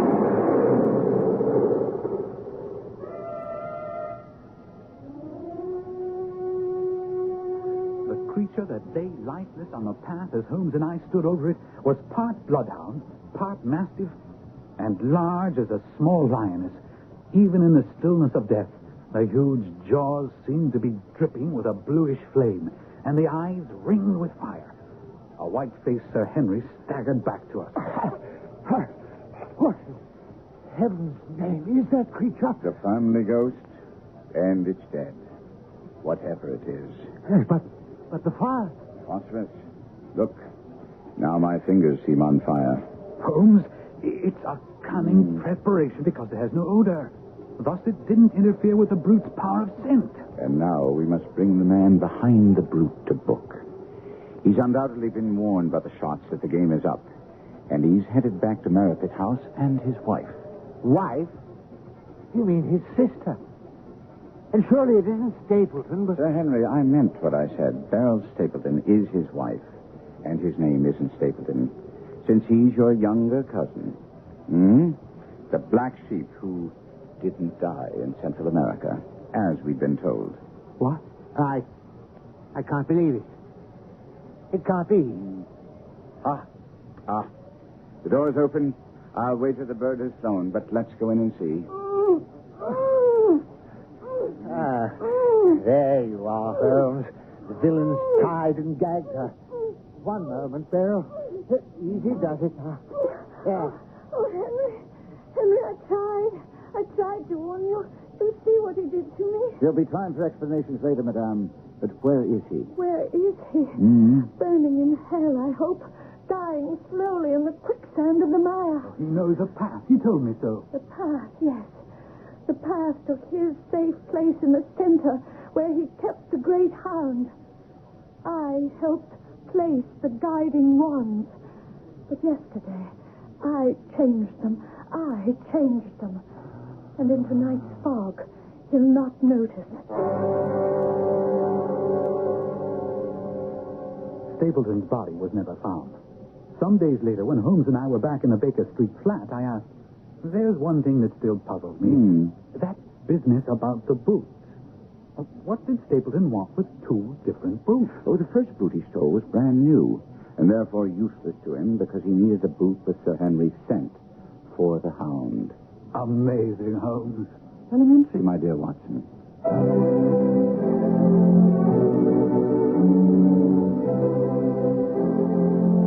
What is even more amazing is the fact that Sir Arthur Conan Doyle, the man who created the greatest detective of all time, a man whose cool, incisive reasoning served as a model for hundreds of lesser detectives, was himself a dupe of the spiritualists.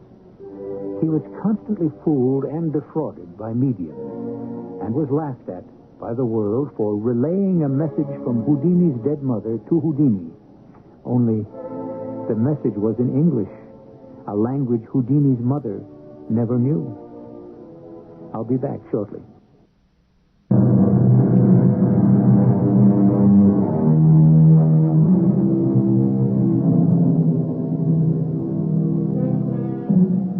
The record shows that Doyle, tired of writing Sherlock Holmes stories, and attempted to kill off his popular detective by having him thrown over the Reichenbach Falls. Popular demand, however, forced a reluctant Doyle to bring Holmes back. Our cast included Kevin McCarthy, Lloyd Battista, Carol Teitel, Robert Dryden, and Court Benson. The entire production was under the direction of Hyman Brown. This is E.G. Marshall inviting you to return to our Mystery Theater for another adventure in the macabre. Until next time, pleasant dreams.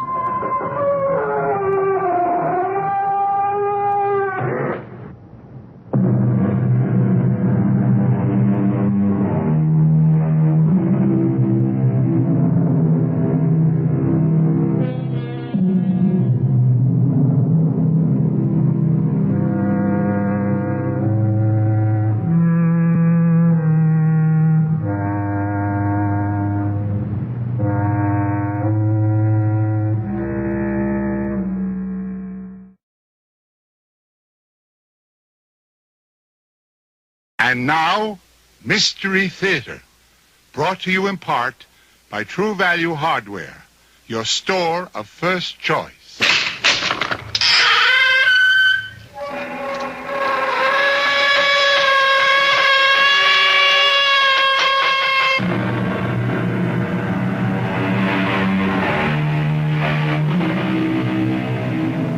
Come in. Welcome. I'm E.G. Marshall. Welcome to the wonders of your own imagination. For although I am about to tell you a horror story, it is really your imagination that will bring it to life for you. I shouldn't even say I will tell it, for it's really the story of Edward Somerset, as recounted in his private journal dated London, 1874. A truly harrowing account of what took place at Moorland Manor.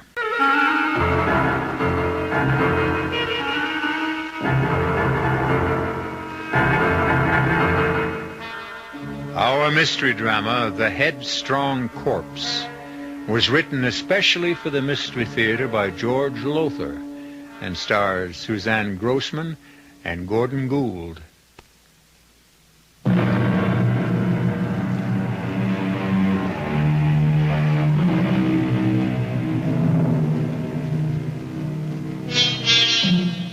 As you may know, it's a custom of mine, a hobby, if you will, to read old diaries and journals, the accounts of lives written down by people long since dead and in their graves.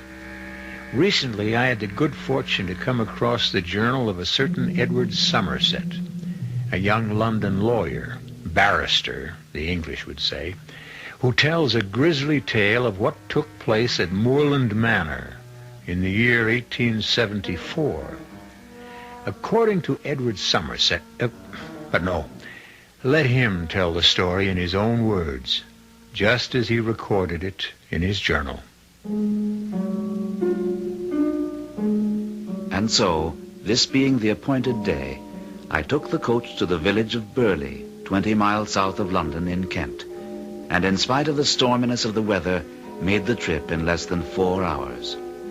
I found Margaret Trezilian, the girl I loved devotedly, but who, alas, shall never be mine, in a terrible state of nerves. Edward, how glad I am to see you. And I you, my darling, though I feared you'd not welcome the sight of me. Darling, if only I'd never consented to marry Richard Westmore. Never given my promise. You had no choice. Is there no escape, no way out? Only if Dr. Westmore releases you from your promise. Rescinds the marriage contract you and your father signed. He'll never release me. In fact, he's coming for the weekend. He'll be here this evening to set the date for our marriage.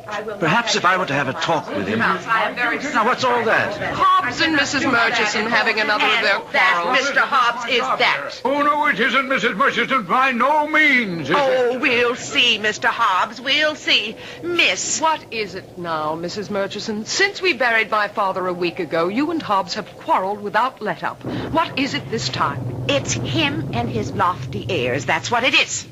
Sir Simon was hardly cold in his coffin before Hobbs began lording it over me and the other servants. Now your father is dead, he seems to feel he's in charge. I am.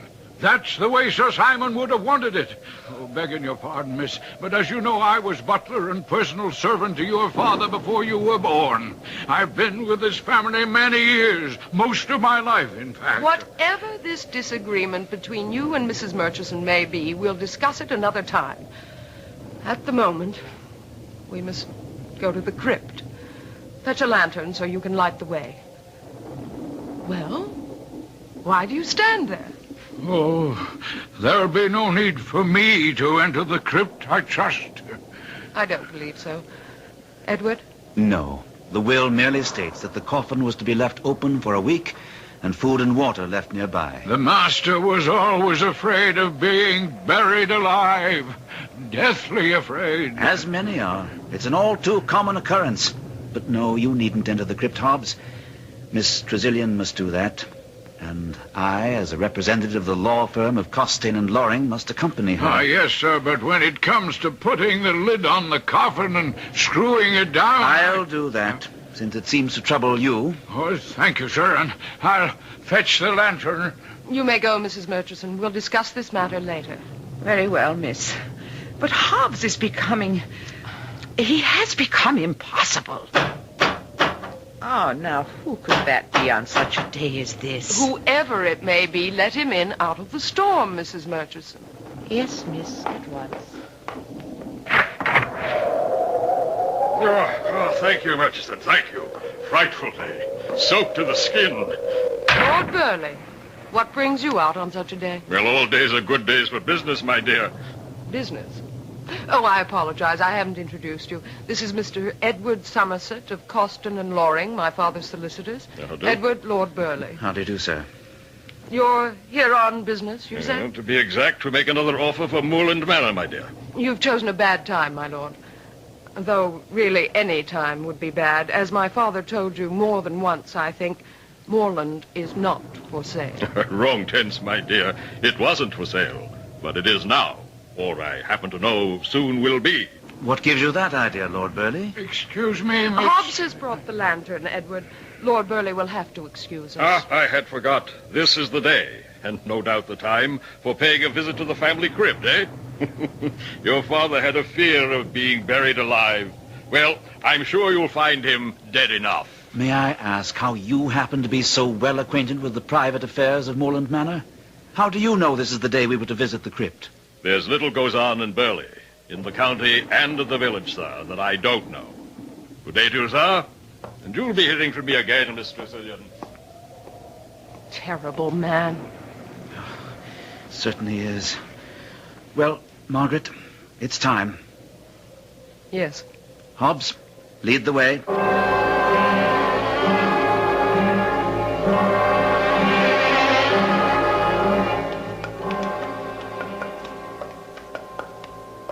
Here we are. I'll open the door. Give me the lantern, Hobbs, and wait here. Oh, yes, sir. Come, Margaret. Edward, I can't enter that awful place again. I'm afraid you must. It was your father's wish. So cold. Damp, so... Oh. There's the open coffin. Let me just shine the lantern inside it to be sure your father's body is still there. Yes, it is. Look, Margaret. Yes. The body's there. Go outside now. I'll put the lid on the coffin and screw it down. All right. I'll wait for you with Hobbs until you... Edward. What is it? There's something strange here. Something curious. The clothes on the body. The clothes? That isn't the suit we buried my father in. In fact, Edward... Oh, good Lord. It isn't my father's body. Now, Margaret. Edward, I tell you it isn't. You knew my father. He was much taller, and he was thin. By heaven, you're right. But this makes no sense at all. It's his head. Yes, it is. I'm going to faint. Outside, quickly. I'll join you. Miss, what is it, miss? Something horrible. Horrible. Oh, what, miss, what? I don't dare say it, Hobbs. I don't dare think it. Mr. Somerset, sir, what is it? What is it in there? The thing in the coffin, it's Sir Simon's head, but not his body. Not his body? Someone cut his head off, stole his body, and put another in its place.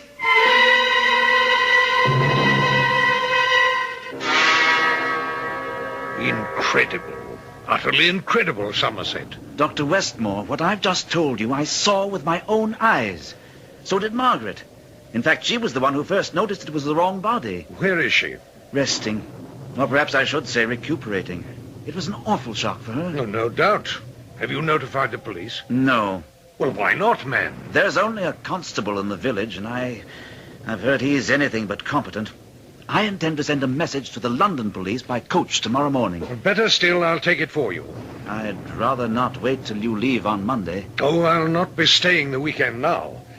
Margaret will be in no mood or condition to discuss our wedding plans.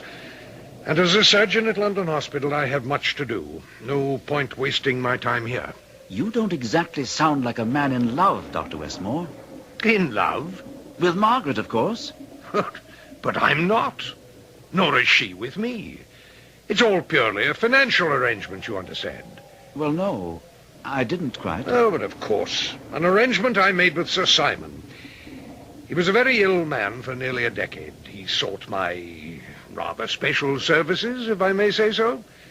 But as you know, Morland is mortgaged to the hilt, and he was unable to pay.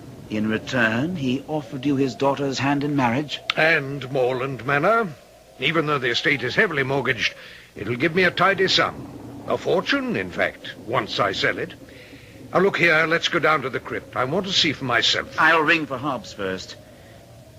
You say you're not in love with Margaret? Not in the least. I am. Oh, are you indeed? And she's in love with me? Yes. Yes. I don't know quite how to ask this, except to ask it. will you release Margaret? Why, of course not. Even if... Oh, Hobbs. You rang, sir? Yes. Dr. Westmore and I want to go down into the crypt. Bring a lantern, will you? Yes, sir. Oh, and tell Mrs. Murchison she can serve tea in half an hour. Yes, sir.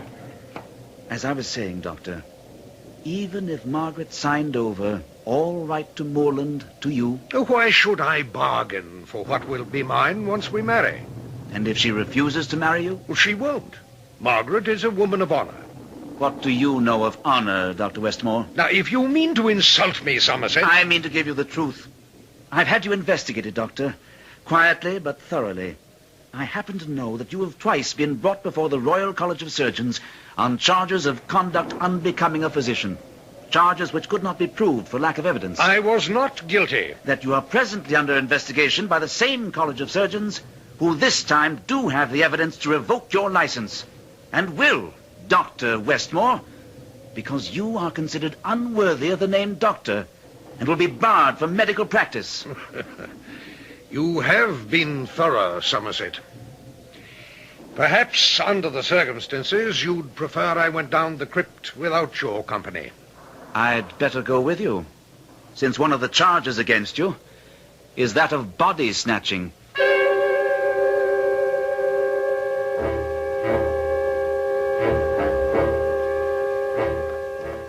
I'll take the lantern, Hobbs. You wait here. Oh, thank you, sir. Oh, and you told Mrs. Murchison about tea. Well, I'm sorry, sir, but I couldn't find her about. What do you mean? She must be somewhere in the house. No, sir. At least I was unable to find her, and you did want the lantern right away, sir. So no matter. This way, Westmore. Those coffins, stacked one on top of another. Their occupants have certainly been dead for years. Some of them for nearly a century. Curious. That's Sir Simon's coffin there, the one with the lid off? Yes. And as you can see, the body isn't that of Sir Simon, but... Good Lord! What in the name of... Here, raise the lantern. Let's have some more light. You did say the head was Sir Simon's? It was. But this is... It's the head of a woman. Katie. Katie? Katie Johnson. The maid. But this... Well, it's incredible. First, if I'm to believe you, Sir Simon's body was exchanged for another, and now his head? Is this some sort of a joke? I don't think so, Westmore. But if it is, it's the joke of someone gone mad. Stark mad.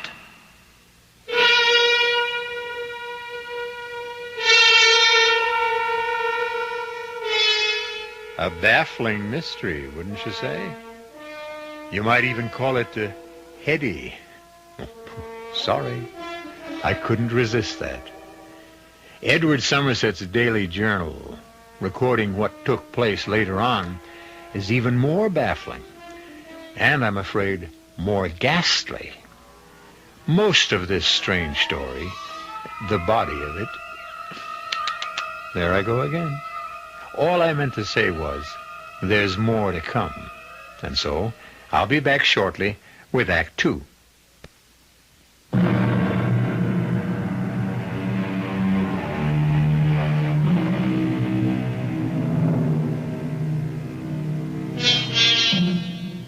The world is filled with all sorts of shocking things. But I must confess that even I, somewhat of a connoisseur of the shocking, was totally stunned by Edward Somerset's account of what happened following the gruesome discovery that Sir Simon's head had now been replaced by Katie Johnson's. If I was appalled merely in reading about what had taken place, the feelings of those who actually lived through these ghastly events can be imagined. But where is my father's body, head and body? Whose body is it in the coffin? Who killed Katie Johnson, severed her head from her body, and put it in my father's coffin? What? Margaret, I beg you, enough. I can't answer even one of your questions, let alone a dozen. I didn't ask a dozen, Edward. You needn't snap my head off. No. We're all somewhat nerved up.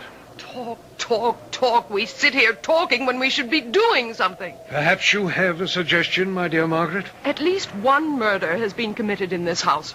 Possibly two. Katie Johnson and whoever's body that is in my father's coffin. Shouldn't we notify the police? The village constable is worse than useless. Dr. Westmore has offered to take a message to the London police when he leaves in the morning. You'll not be staying the weekend? I may soon cease to be a doctor, Margaret. Certainly if the College of Surgeons rescinds my license. But I still retain some remnants of the gentleman. You are certainly in no mood to discuss our wedding plans. Neither now nor at any other time. Ah, well, you have no choice there. Perhaps she does. Or could have, if, as you say, you do retain some gentlemanly qualities. You refer to the suggestion you made earlier, just before we went down into the crypt. Yes. What suggestion? That Westmore release you from your pledge to marry him in return for Moorland Manor, which, after all, is really what he wants. Not quite, my dear fellow. Not altogether quite. What do you mean? If you don't love Margaret... Love has nothing to do with it. It's a matter of convenience and what is best for me.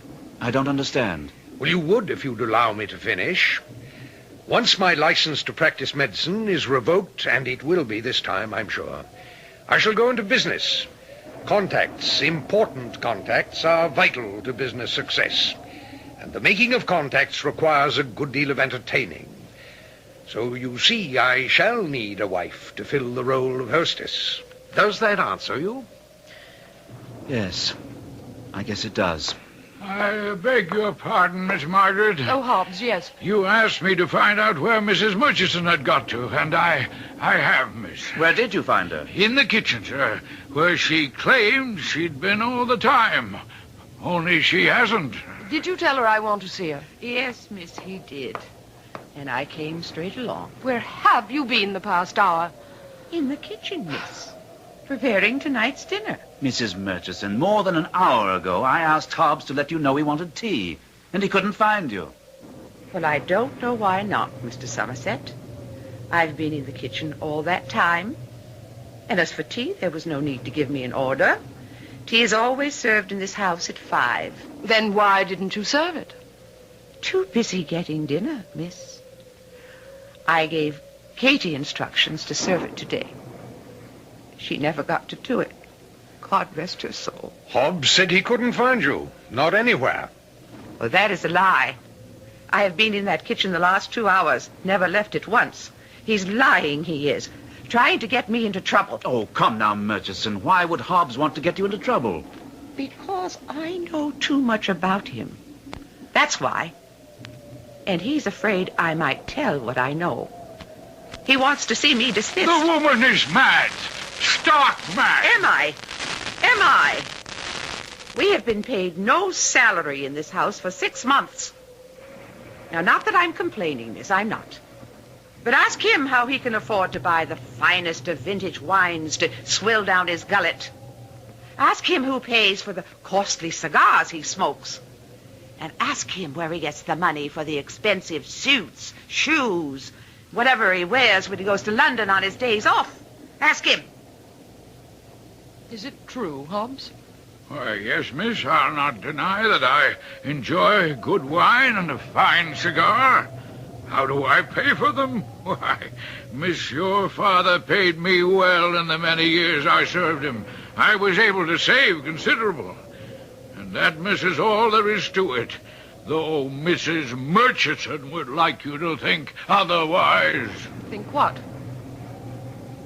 Well, Mrs. Murchison? Nothing, miss. I've said too much already. Now, if you'll excuse me, I have a roast cooking. 1 minute. Sir? The inside of your right arm. I just noticed when you turned. It's smeared with what looks like blood. Blood? Well, look at it. Oh. Oh, yes. Is it blood, Mrs. Murchison? Well, I guess it is. Yes, preparing the roast, cutting it, I must have got a smear of blood on me. Is that how you got it, Mrs. Murchison? What do you mean, Dr. Westmore? Nothing. Nothing, Mrs. Murchison. May I go, miss? Yes. And you too, Hobbs. Oh, yes, miss.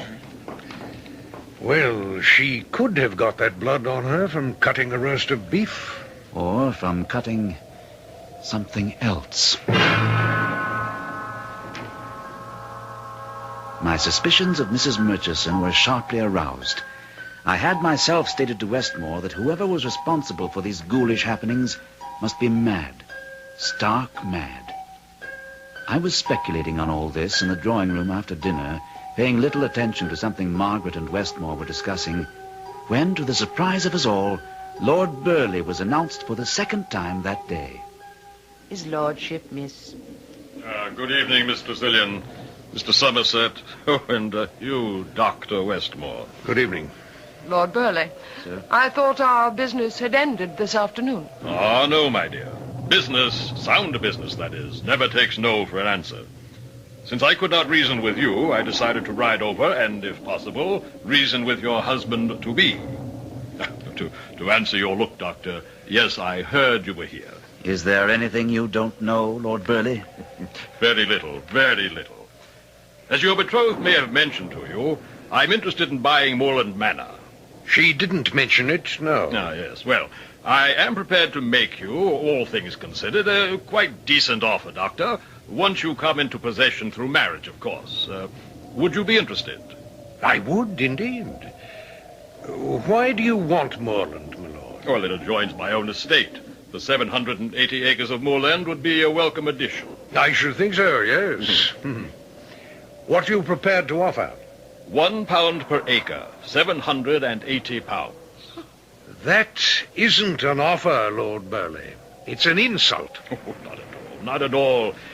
If you look at it in the right light, Doctor, all things considered, as I said, it's really something of a compliment. As attorney for the estate, I can assure you it's worth a very great deal more than £780. Oh, can you, Mr. Somerset? Can you indeed? In your position, you must also be aware that the estate is impoverished. Yes, but... That taxes are now a year in arrears. Yes, still... I know. You entertain the hope, the forlorn hope, Mr. Somerset, that through proper management, through improved land production, you might salvage the estate. I would hope that Dr. Westmore would, when he becomes owner. Well, hasn't he told you he means to sell moorland within a month, perhaps less? You'll be willing to settle for shillings. What do you mean by that? I mean, quite simply, my dear, that there will be no one here to run the place for you. No servants, no farmers, no stable help, no one. Why not? Because the strange things taking place here, I refer to the occurrences in the family vault, are already known in the village, and the people are frightened. Within a few days, they will shun Moorland Manor as if it contained bubonic plague. But this is impossible. Well informed as you may be on what goes on in Burleigh, you couldn't be this informed. Unless... Yes? Nothing. No, I insist. Unless what, my dear? I said nothing. But your silence signifies everything. If you're implying that I have a more than ordinary knowledge of what is going on here, that I am in some way involved, then out with it. That is indeed what I do surmise. Well, then let me assure you that you are wrong. I have my sources of information, yes. I have my informants, indeed a network of them. But I am not, I repeat, not a body snatcher. Body snatcher? Oh, good Lord, man, what do you think is behind all this? Body snatching. Oh, heaven help us, what naivete. Do you think someone is simply playing games, having some sort of ghoulish fun? You, Miss Tressilian, and you, Mr. Somerset, yes, I can understand it with you two. But Westmore, you? Do you mean to say you haven't suggested this possibility, this probability, to these two young people? Should I have? Ah, but you know better than anyone the need of bodies for dissection purposes, for the training of medical students. Medical schools will pay £10 for a fresh body, and 15, as you damn well know, sir, for a fresh head. Really? You're far more knowledgeable than I am, sir. Oh, you know nothing of it, eh? You, whose case is on trial this very moment before the College of Surgeons for just such practices, you know nothing? What is he on trial for? I thought it was body snatching alone. Oh, that, of course. But in the eyes of the authorities, something far more vile. Dr. Westmore is a grave robber. What? Yes, my dear. He not only snatches corpses, but robs them as well. Is this true? I own to nothing. You needn't. Your face says all. Blast you, Lord Burley, for what you've done to me these past minutes. I to you? Have you not done it to yourself, sir? Yes, heaven above help me, yes. But I had hopes, stupidly had hopes, that I might repair the damage I've done others and myself. I dared to hope that with the monies I would receive from the sale of Moorland, I might regain some reputation, some respect, some personal dignity. I ask your pardon. I had not known you had in you even a spark of decency. Only a spark. Nevertheless, a spark, which I might have fanned into flame. You may still. What I have said has been said within the confines of this house. No, Lord Burley, it has been said within the confines of this woman's heart, and will echo there till the day she dies. Ah, well, I am sorry. But now, as to my offer to buy Moorland Manor... Another time. We'll discuss it another time, if at all. Now, then I had best take my leave. That would be best. And Lord Burley. My dear? Don't come back.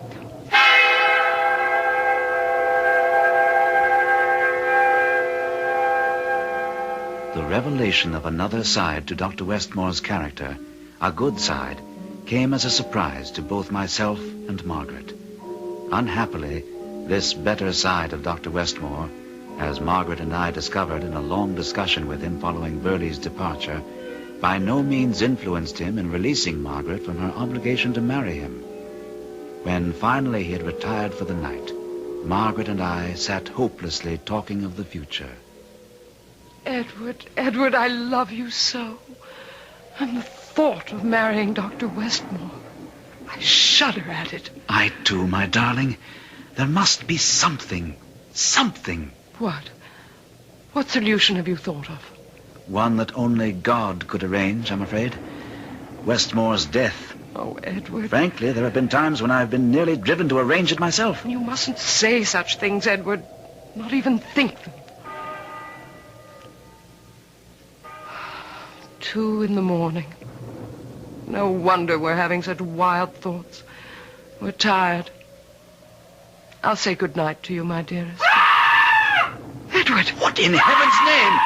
Mrs. Murchison! But where is she? Where are those screams? Oh, the crypt! The crypt? Sounds that way. Stay here. No, I'm coming with you. Here's the crypt. Don't come in, Margaret. Nonsense, Edward. Mrs. Hammerstein. Mrs. What is it, Mrs. Murchison? What are you doing here in the crypt? What's happened to make you lose control? There. In Sir Simon's closet. Go and look. See for yourself. Good Lord. Edward, what? No, don't look, Margaret. But I must.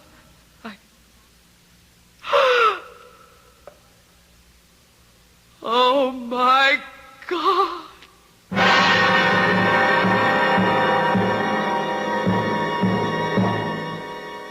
When I came to that part of Edward Somerset's journal, I could hardly wait to turn the page, to find out what new horror had taken place in the crypt. And a horror it was. A shocking horror, as you'll discover when you turn the page, so to speak, shortly, after I return with Act 3.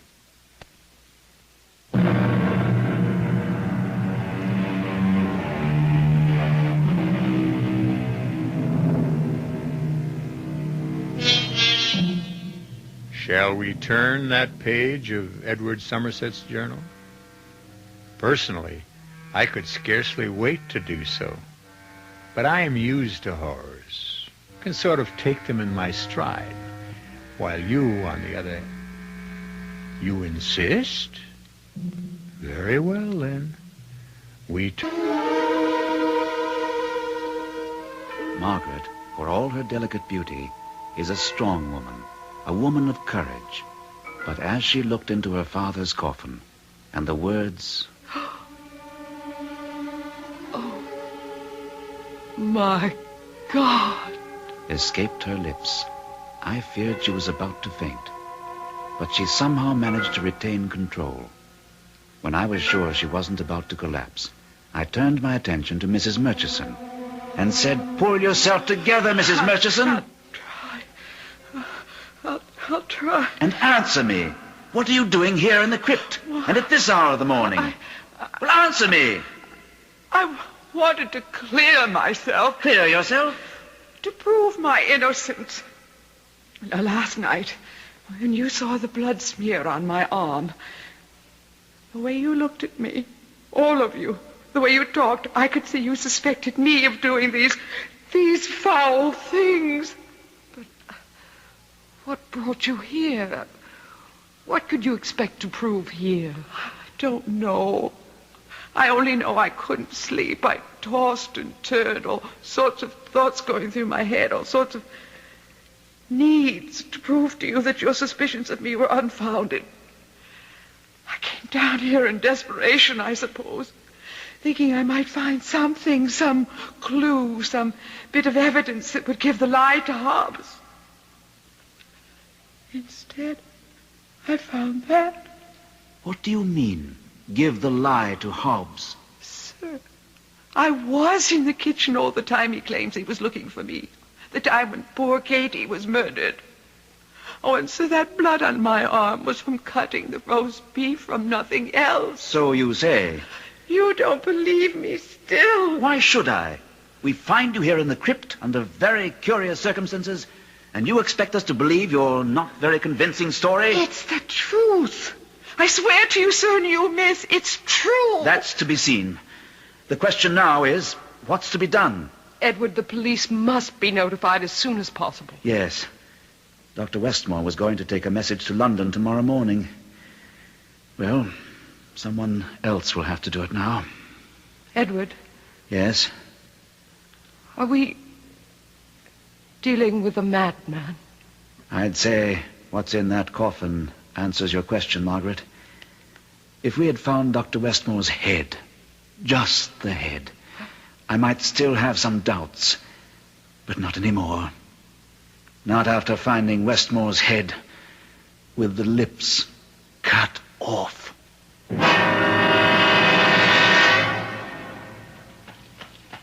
Terrible. Terrible what happened to Dr. Westmore. Yes. Will you be long in London, sir? Only overnight. I'll return in the morning with, I hope, some member of the police force who can get to the bottom of what's going on at Moorland. Strange, strange. First Sir Simon's body taken, but his head left in the coffin. Then his head gone and Katie's. Oh, the poor girl. Her head put in its place. And now Dr. Westmore's head in place of Katie's and the lips cut off. It was horrible. Horrible. Very. Have you any idea, sir, as to what's behind this? I have my suspicions, Hobbs. But that's all they are. Suspicions. Well, now, you'll be sure to return on the morning coach, and so I'll be there to meet you. Yes. Depend on me. And there now, you see, the village just below us in the valley. I told you we'd be in plenty of time.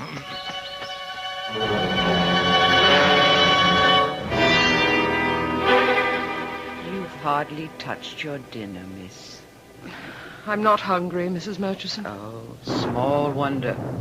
All that's happened here. And some of the village farmhands telling you today that they'd not be coming back to Moorland to work the fields. I'll see who it is, miss. Lord Burley. Is your mistress at home, Mrs. Murchison? I'll see, my lord. No need. I'm sure she is. I thought I had informed you, Lord Burley, that your presence here is no longer desired. You may change your mind about that. If you've come to see me about... I've come to see the crypt, if I may have your permission. Whatever for? I learned today that a good number of your farmhands have left you because of the doings here. Well, for my benefit, Once I own moorland, I think it best to clear up the mystery of the crypt as quickly as may be. You think you can? I know I can. Because, you see, I know, on good authority, the reason behind what's been going on. Is it body snatching? Yes. So, in any case, I am informed. But I wish to see for myself before taking action. I have your permission? Very well. Now, come along, then.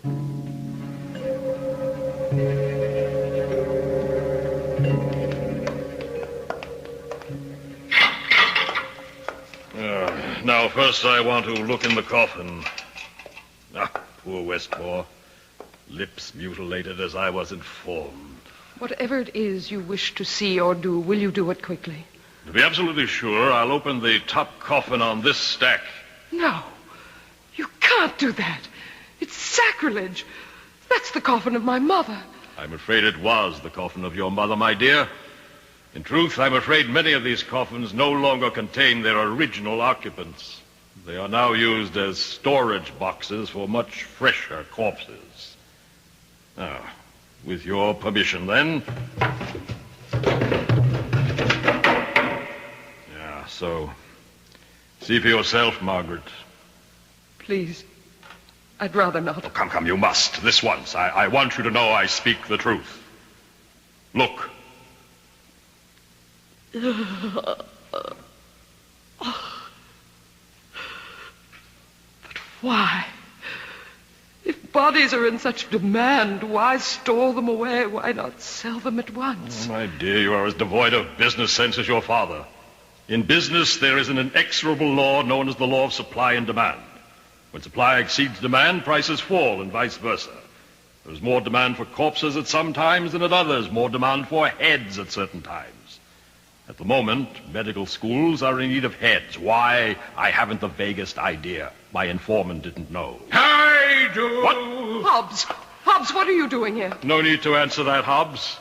That butcher knife in your hand is answer enough. Answer enough for you! Damn your rotten soul! Damn! You're standing in the May rot in hell! Eyes and ears everywhere. Nothing hidden from him. Oh, knew everything. Knew all about what was going on down here. I even knew, I'll be bound, that I am the body snatcher. You didn't know. You didn't even suspect. Mr. Somerset did. Lord Burleigh did.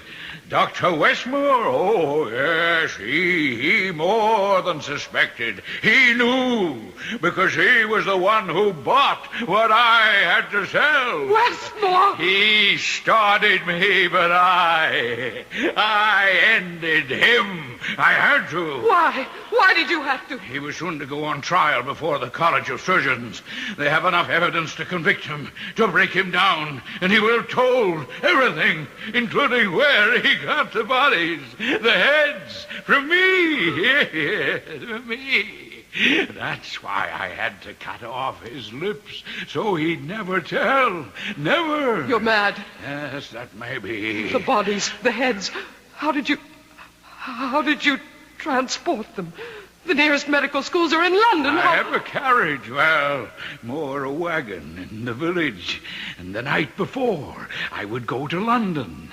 On my days off, I would take what I had to sell into the village and stack them away in the wagon. You thought I went to London by coach? Yeah. No, I never did. I always went in my wagon, taking my produce to market, to Dr. Westmore. And I never suspected. I never knew. Well, you do now. No, don't. Don't kill me, Hobbs.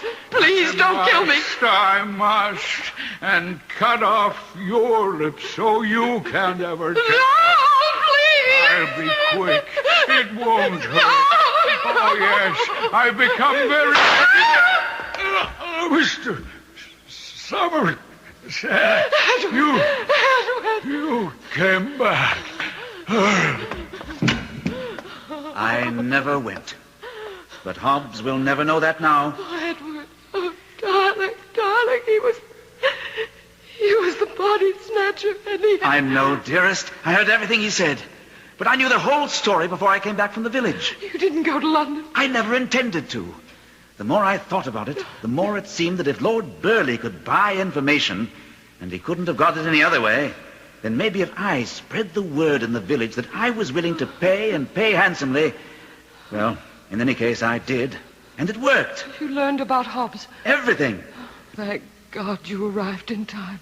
I thank him not only for that, but for the future that lies ahead for us. There are two important tasks I shall devote the rest of my life to. One is restoring Moorland Manor to what it once was. And the other? Making you the happiest woman on earth.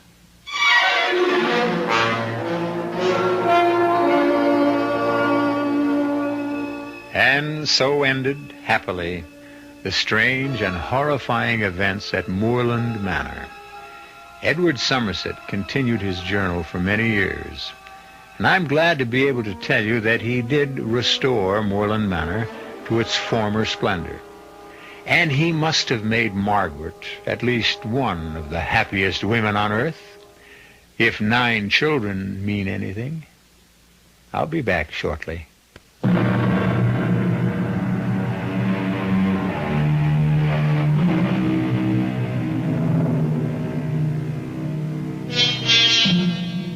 Our story took place in 1874. There are many who say the world was a better place to live in then. Maybe it was. I don't know. All of us do face many problems, many frustrations, many fears these days. But one fear we don't have now that just about everyone had then is the fear of being buried alive. At least, I don't think we have.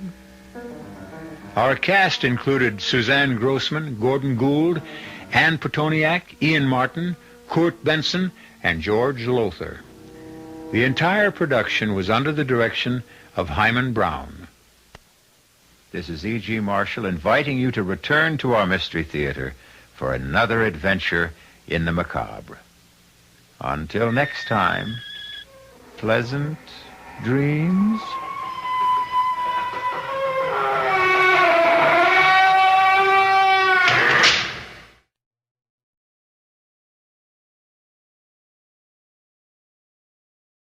The CBS Radio Mystery Theater presents...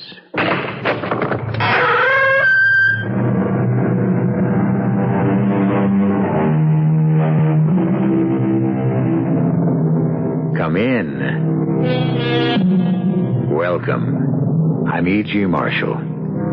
Are you familiar with the old expression, when they made you, they threw away the mold? Or, there's nobody else like you in the whole world.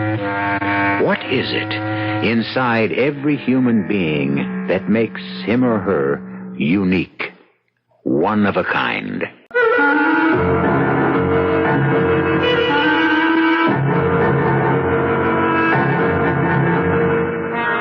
Our mystery drama, The Deadly Double, was written especially for the Mystery Theater by Vicki Dan and stars Marion Seldes.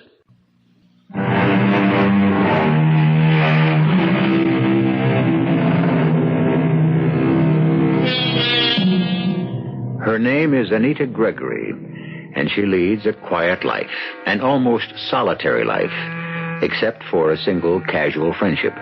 It isn't that she likes being alone. She has her painting to keep her occupied and a considerable sum of money in the bank to ensure her independence. It's just that she prefers a peaceful existence.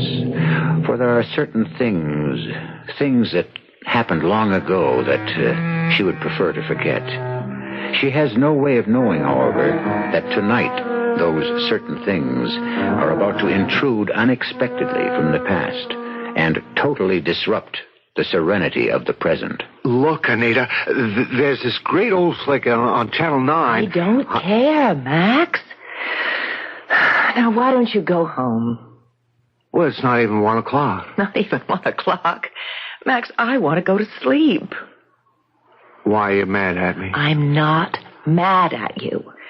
You're using me as an excuse. What are you talking about? You haven't written so much as a sentence in the past month. Anita, I've explained that to you. There comes a time in every writer's creative life when he reaches an impasse, what you might call a writer's block. Get off it, Max. You like the idea of being a writer, but deep inside, you are basically a bum. Huh? I'm your friend, so I can tell you. Why do you delude yourself? Well, I need fresh ideas. I need fresh ideas to rejuvenate me. Good night, Max. It's not like you and your painting. All you have to do is look out the window at some tree, and you're inspired. My pictures are good, Max, because I don't sit around waiting to be inspired. I paint what I see, a face, a tree in the wind, a leaf. Anita, you don't understand. Who would call this late? Hello? What? But how? Now? Well, Yes, where? Yes. All right. Yes, I promise. Anita, you okay? Who was that? I can't believe it. Who was that on the phone? My sister. Your sister? Susan. Susan, the nut? Oh, don't call her that. She's just disturbed. Well, she's in an institution, isn't she? It's a rest home, Max. How many times do I have to tell you? It's a rest home. Well, call it what you want. You're the one who pays the bill. Hey, you really look shook up. What's the matter? I haven't seen Susan. It's been 5 years. And now she... She... what? She's out. She's out? When'd they release her? They didn't. They didn't? Wait a minute. You mean she escaped? She left.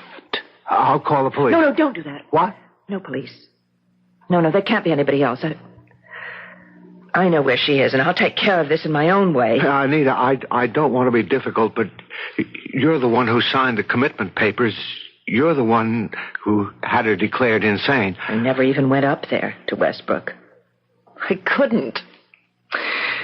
But 5 years is a long time. People change. Anita. A lot of things can happen in 5 years. She said she was trying to get in touch with me for a long time.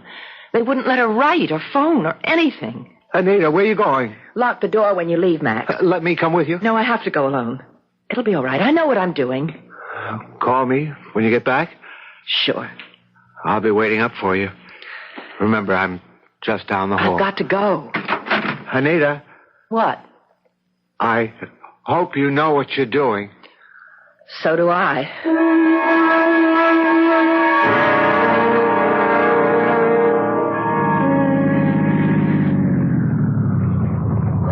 She said there'd be a phone booth.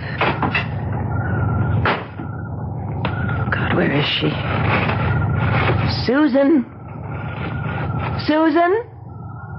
It's me, Anita. Where are you? Susan? Is that you? Who's there? Susan, is that you? Oh. Yes, Anita, it's me. Susan. Thanks for being stupid enough to come.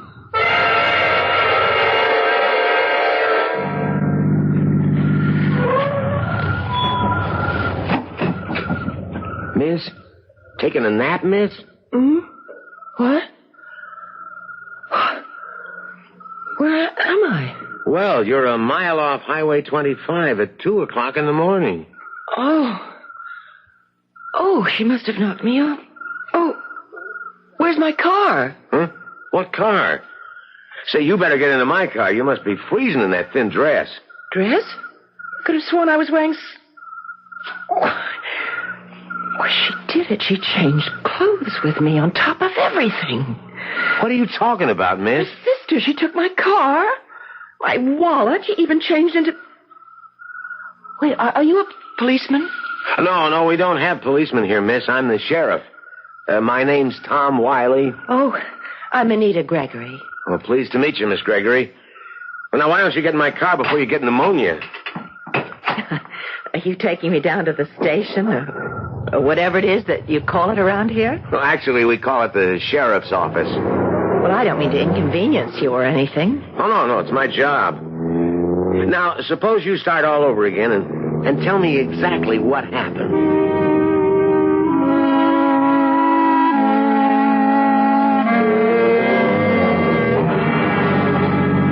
Now, you say Susan is your sister? Twin sister. Oh, twin sister.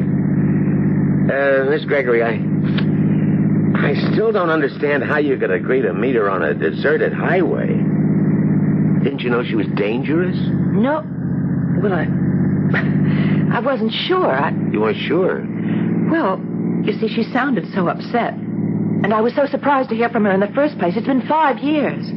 Well, how did I know if she'd gotten better or not? Now, Miss Gregory, don't Call you me think that... Anita.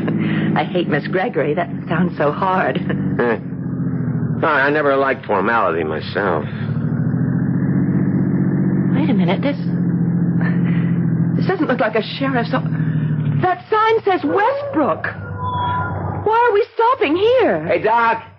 Sheriff, where'd you find her? Well, you know where that phone booth is off exit 11? Well, she was frankly lying in the road.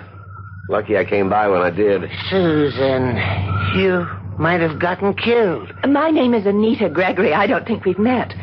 And I don't see why it's any of your business. Susan, do you realize that because of your little escapade, everybody's been up half the night trying to find you? Wait a minute. I don't think you heard me. I'm not... I heard what you said. Eric, take Susan Gregory back to her room. Sheriff? I'm sorry, but I had to bring you back. Bring me back? We really appreciate it, Sheriff. Thank you. Back? This is all a mistake. I think you need a sedative. What? Who do you think you are? That's not our problem. The problem is, who do you think you are, Susan? You think that I'm Susan? Eric? And you, Sheriff? You brought me here deliberately. You don't believe me either. That whole time in the car, you were playing along with me. All the time thinking I'm somebody else. Well, I'm sorry, but you might have gotten hurt. This is insane. It isn't really happening. Tomorrow I'll wake up and... Let go of me. Take her to her room, Eric. Restrain her if necessary. Doctor, please, this is all a mistake. It's a horrible mistake. If I'm here, then Susan is out there somewhere. Miles away now in my car. Susan, you must Wait a stop. minute. No, look. Find her before she hurts somebody, please.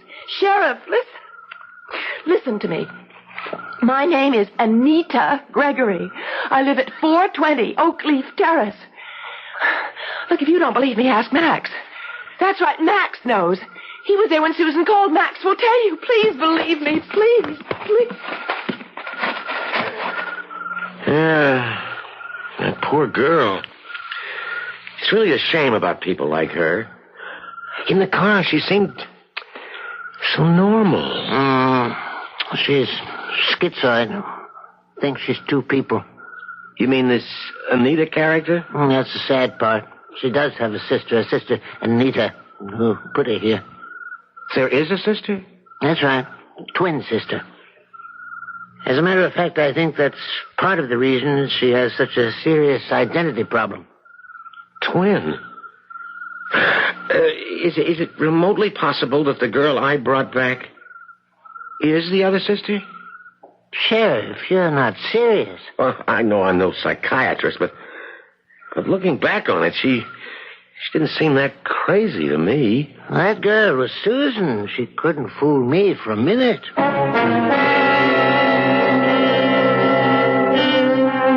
A perfect example of being in the wrong place at the right time. As far as Dr. Cooper is concerned, Susan is back where she can't harm anybody. As far as Sheriff Wiley is concerned, he has just apprehended a dangerous lunatic. But what about Anita? She is about to discover that while it is relatively easy to prove a person is insane, it is quite a different matter to prove that a person is sane. I'll be back in a moment with Act Two.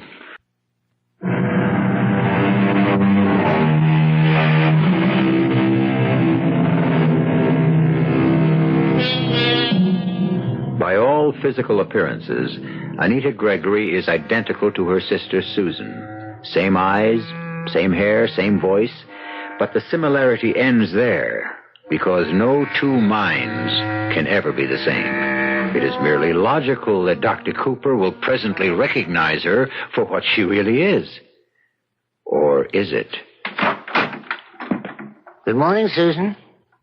How do you feel? What? Oh, is it morning? Yes, morning, more or less. It's 11:30, but you had a rather late night. Oh, no. Oh, I thought I'd dreamt all this. Oh. No, Susan. And that's why after last night, we must make an even more determined effort to face reality. Call me Susan once more and I'm going to scream. Good, go right ahead. It's good therapy. Let out all your hostility. Isn't it at all conceivable to you that being identical twins, Susan and I might have changed places? Well, yes, there is that possibility. Good. We're getting somewhere. Now, what about a phone call? I'm afraid that's out of the question. We could clear this matter up entirely with a single phone call. Well, you know the rules about phone calls. Besides, after last night's escapade, you've had all privileges suspended. Doctor, when I get out of here, I'll make sure you never practice again. Oh, that's excellent. Redirected hostility. Must be calm. I must maintain my cool. Doctor, explain to me about my case. You know all about your case? Please, humor me. Yeah, very well. Your name is Susan Gregory. 5 years ago, following a series of incidents where you repeatedly attempted to kill your sister, Anita, you were declared legally insane. Now, those incidents, couldn't they have been merely frustration or anger of the moment? Unfortunately, no. You see, it's been inside you since you were a child. No matter what you did, your sister did it better. The years went on, and you watched as Anita became a successful artist. You grew more and more resentful. Your jealousy became an obsession. Even now, you're often jealous enough to try to be her. In this way, you can have what she's always had. All right. Now, taking this a step further. Just pretend now, that the real Susan Gregory is out there, living in Anita's apartment and driving her car, pretending to be her. How long do you suppose she'll be able to carry it off before she gets caught? Not very long, of course. Little things, traits unique to Anita would be missing. Close friends notice these things. That is, if Anita has any close friends. Oh, she has? We'll discuss it all later. It's time for your treatment. What kind of treatment? Eric is waiting outside to take you to Therapy 3. I asked you, what kind of treatment? Eric, would you take her, please? I'll be down in a few minutes. Look, I'm not stupid. I took psychology in college. I know a little bit about behavior modification and the things they do in places like this. Now, what is it? Is it electric shock therapy? No, I don't know why you're so upset. You'll feel much better. You always do afterwards. It is. Now, listen. Staying here for a few days is one thing. Now, I've tried discussing the whole thing rationally with you, and what happens? You aren't going to give me any shock treatment. Eric? You call yourself a doctor. You're a charlatan. You're a quack. Now, you see, Susan, it's just a matter of time before your true nature comes through. You're hysterical. Just wait till I get out of here. I'm going to sue you. I'll sue this hospital. I'll sue everybody.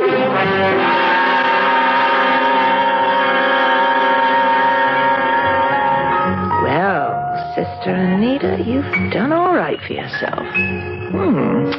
This is a nice little apartment. think I'm going to like it here. Mustn't get excited. I can pull this off. Just remember, I'm Anita now. Yes? Well, aren't you going to let me in? Look, don't be mad. I can explain why I didn't wait up for you. I fell asleep. I just went out like a light the minute I hit the couch. Anyhow, tell me what happened. With what? Well, Anita, don't keep me in suspense like this. What happened with your crazy sister? I sent her back to Westbrook. We had a long chat, and then I drove her back. And that was it? Yeah, she just wanted to talk. So, everything's all right now? Everything's fine. Hey, this is your old friend Max. If something's bothering you, you can tell me. Of course not. I'm just tired. You sure nothing's bothering you? You're not mad at me? Oh, of course not. Come here. Here? Closer.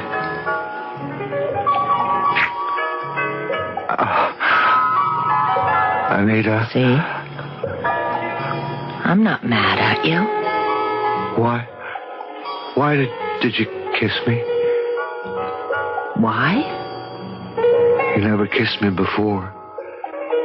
You said I wasn't ready for a serious relationship. You wanted to keep it platonic. I did? Oh. Well, sorry, Max. If you don't like it, I won't do it again. Oh, well, no, I'm not sorry. Now, Max, I have a headache. You asking me to leave, Anita? Yes, do you mind? No. No, sure, I understand. Maybe some other time, okay? Sure. Bye now.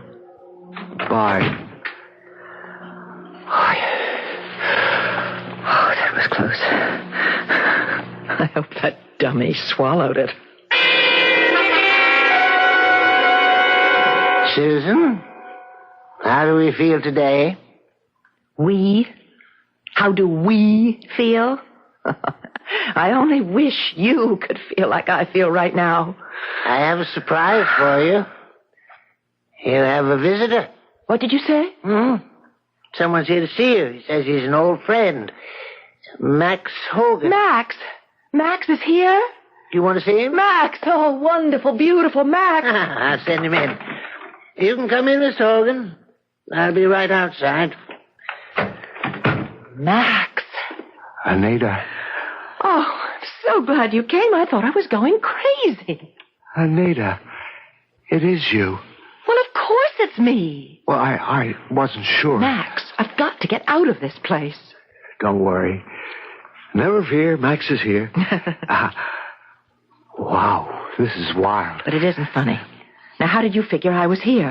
Give me credit, honey. I had her pegged for Susan the minute she opened the door. She's in my apartment? Well, sure.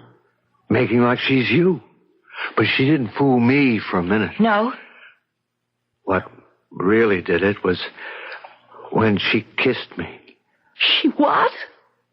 Now, you see? You'd never do that. I mean, she assumed I was your boyfriend. Oh, I can't wait to see the look on that doctor's face when you tell him. Max, would you get Dr. Cooper and tell him who I really am? Hey, what an idea for a story.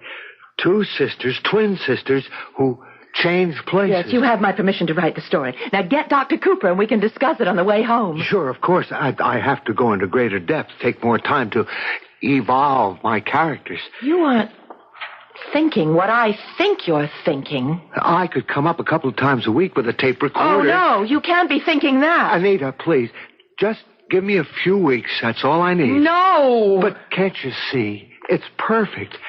I haven't been inspired for months. You said so yourself. Absolutely not. And the story would practically write itself. It's a bestseller. We ripped the facade off mental institutions. What an expose. I said no. Oh, how can you be so selfish? Selfish? I'm being selfish? Can't you see? I'm 36 years old and I've never been published. You don't seem to understand that every day I'm in this place, I lose a little bit more of my grip. There's drugs, there's shock therapy. Do you know what that can do to a person? Oh, come on now. It can't be that bad. True to you. This place can drive anybody crazy. I thought that I could live through anything. Nothing ever really moved me or excited me. Well, that's just why you could pull it off. Yeah, but even if my mind was made of concrete, this place would erode it. We'd be rich, both of us. Hey, I'll tell you what. I'll give you 50%. And you're forgetting something else. Susan. All right. She'll get a percentage, too. Now, listen, Max. Forget about me for a minute. You can't let an insane person loose in the normal world. Why not? It's all relative, isn't it? Isn't the whole world going crazy? Who are we to say what is and what isn't normal? What a theme. Listen. Hey. You don't know Susan. She's dangerous. She seemed all right. Besides, weren't you the one who said that maybe the doctors were wrong? I made a mistake. She hasn't changed at all. She's vicious. She could even kill. Don't try to talk me out of it. Listen, take me seriously for once. When we were little, even then, she did vicious things. She broke the heads off all my dolls. She took the goldfish out of the bowl and she watched them die. Typical healthy tomboy. I don't want to discuss it anymore. Now get me out of here, please. All right, Anita. Sure. That's how you want it. Doctor? I'm ready to go now. All right, now tell him, Max. Tell the doctor. Tell him what? Who I am. Doctor, Max knows. I think this has been too much of a strain for her. You'd better go immediately. Of course. Max! Goodbye, Max! Doctor. Goodbye, Susan. Oh, no, Max, she'll kill you. When she finds out that you know, she'll kill you.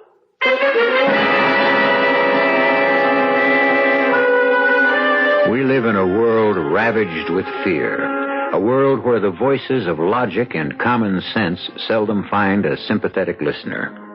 It is not so very unlike the purgatory in which Anita Gregory is now imprisoned. Today, into that dim world, a candle of hope has briefly flickered and finally been extinguished. I'll be back shortly with Act 3. Je pense, donc je suis. I think, therefore I am. So said the great philosopher René Descartes. It was this brilliant Frenchman who logically demonstrated that there is only one thing of which a man can be sure of, and that is his own existence. After all, most people accept what they see as truth. They do not question the obvious. They leave that for the philosophers. Hello, Doctor. Sheriff, what brings you here? Well, you know what happened was I was typing up the week's report, and I suddenly realized that I never got you to sign this release for that Gregory girl. It was such a hectic night, it totally slipped my mind. Of course. Also, could you fill in her sister's full name and address? I need it for the records. I'm glad you stopped by. She was asking for you. From me? Yes, she says there's something she'd like to tell you. Now, you don't have to see her if you don't want to. I'm sure it isn't anything important. Oh, well, as long as I'm here, I'd like to see how she's doing. Hello, Susan. Sheriff? Oh, how you been? Just wonderful, can't you tell? Doc Cooper said you wanted to see me. I did? What was it you wanted to tell me? I forget. I think there was something. Why can't I remember? Oh, now, take your time. What did I want to tell you? Nice paintings on the wall. Oh, that's the doctor's idea. He feels by giving us a creative outlet, it's releasing hostility. Very good. Well, I'm a professional artist. I mean, Anita's a professional artist. I'm supposed to be Susan. Susan can't paint. Susan cooks. Anita paints. It's always been that way. Well, I'm sure no art critic, but I think you're very good. Yes, you know I am. Look at that wall. Look at the girl in the picture there. Her hands. Her arms, there by her neck. Do you know how many years of training it takes? The discipline, anatomy classes, live models to get the bones, the muscles, the skin tones just right, to understand the shading. Well, like I said, it's very good. Would you say I have a style? Style? Yeah. Yeah, I'd say so. See, it takes years to develop a style. I spent 2 years in Paris. That's heaven for an artist. And that's what influenced me, those early impressionists. But Max says I still have a distinctive style. Oh, Max. That's what I wanted to tell you. What about Max? She's going to kill Max. Who's going to kill Max? That's right. Now, Max is writing a book about us, how we changed places. And I warned him. I said, Max, Susan hates to be tricked, and she hates people fooling her. And when she finds out that you know who she is, she's going to get really mad, and she'll kill you. That's very interesting. You think I'm crazy, don't you? No, I didn't say that. That's all right. It's quite all right. I tried. I did my best. I warned him. And he didn't believe me either. When Max is found dead, maybe then you'll believe me. That's all I wanted to tell you. Thanks for coming. Oh, there's no trouble. I wanted to see how you were doing. Now, if you'll excuse me. I'm very tired. Sure. I was just leaving. Well, bye, Susan. Sheriff, wait a minute. Don't you want this back? Huh? Oh, the release form. Oh, thanks, Doc. I don't know what's with me these days. Look, I want to ask you about Susan's sister, Anita Gregory. What about her? I was wondering when you saw her last. Last? Oh, well, I really don't think that's very important. Well, what is your impression of the sister, Anita? I hear she's an excellent artist. You hear? Yeah, well, naturally, I've never met her. You what? There really wasn't any need to. I mean, she pays the bills on time, and she never comes to visit. When did Susan start painting? Just recently. How recently? Well, I don't see why. Oh, about a week ago. She isn't bad for a beginner. Matter of fact, she's pretty good. Did it occur to you that maybe she was too good?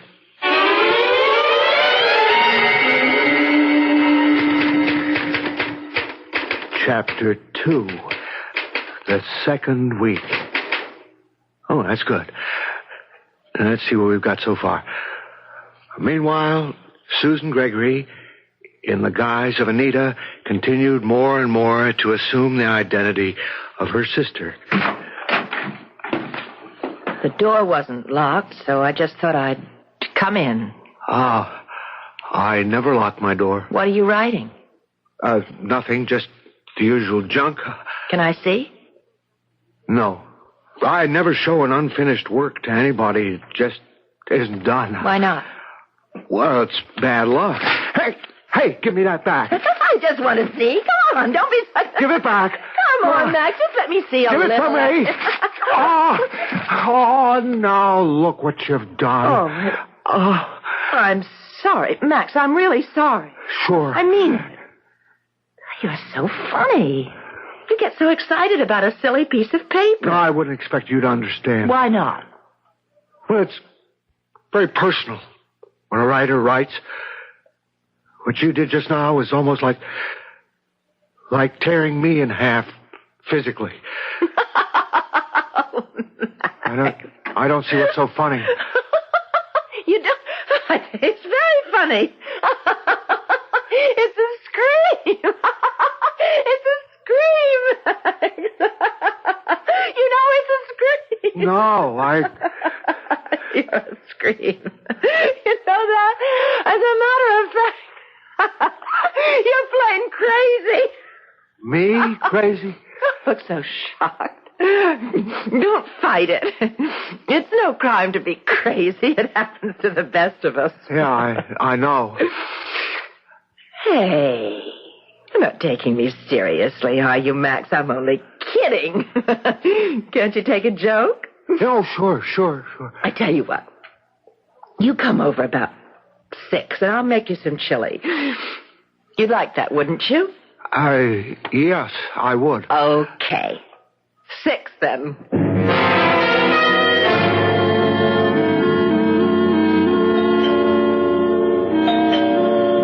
Max? Just a minute. Max, I told you... Oh. Miss, Anita Gregory? Yes?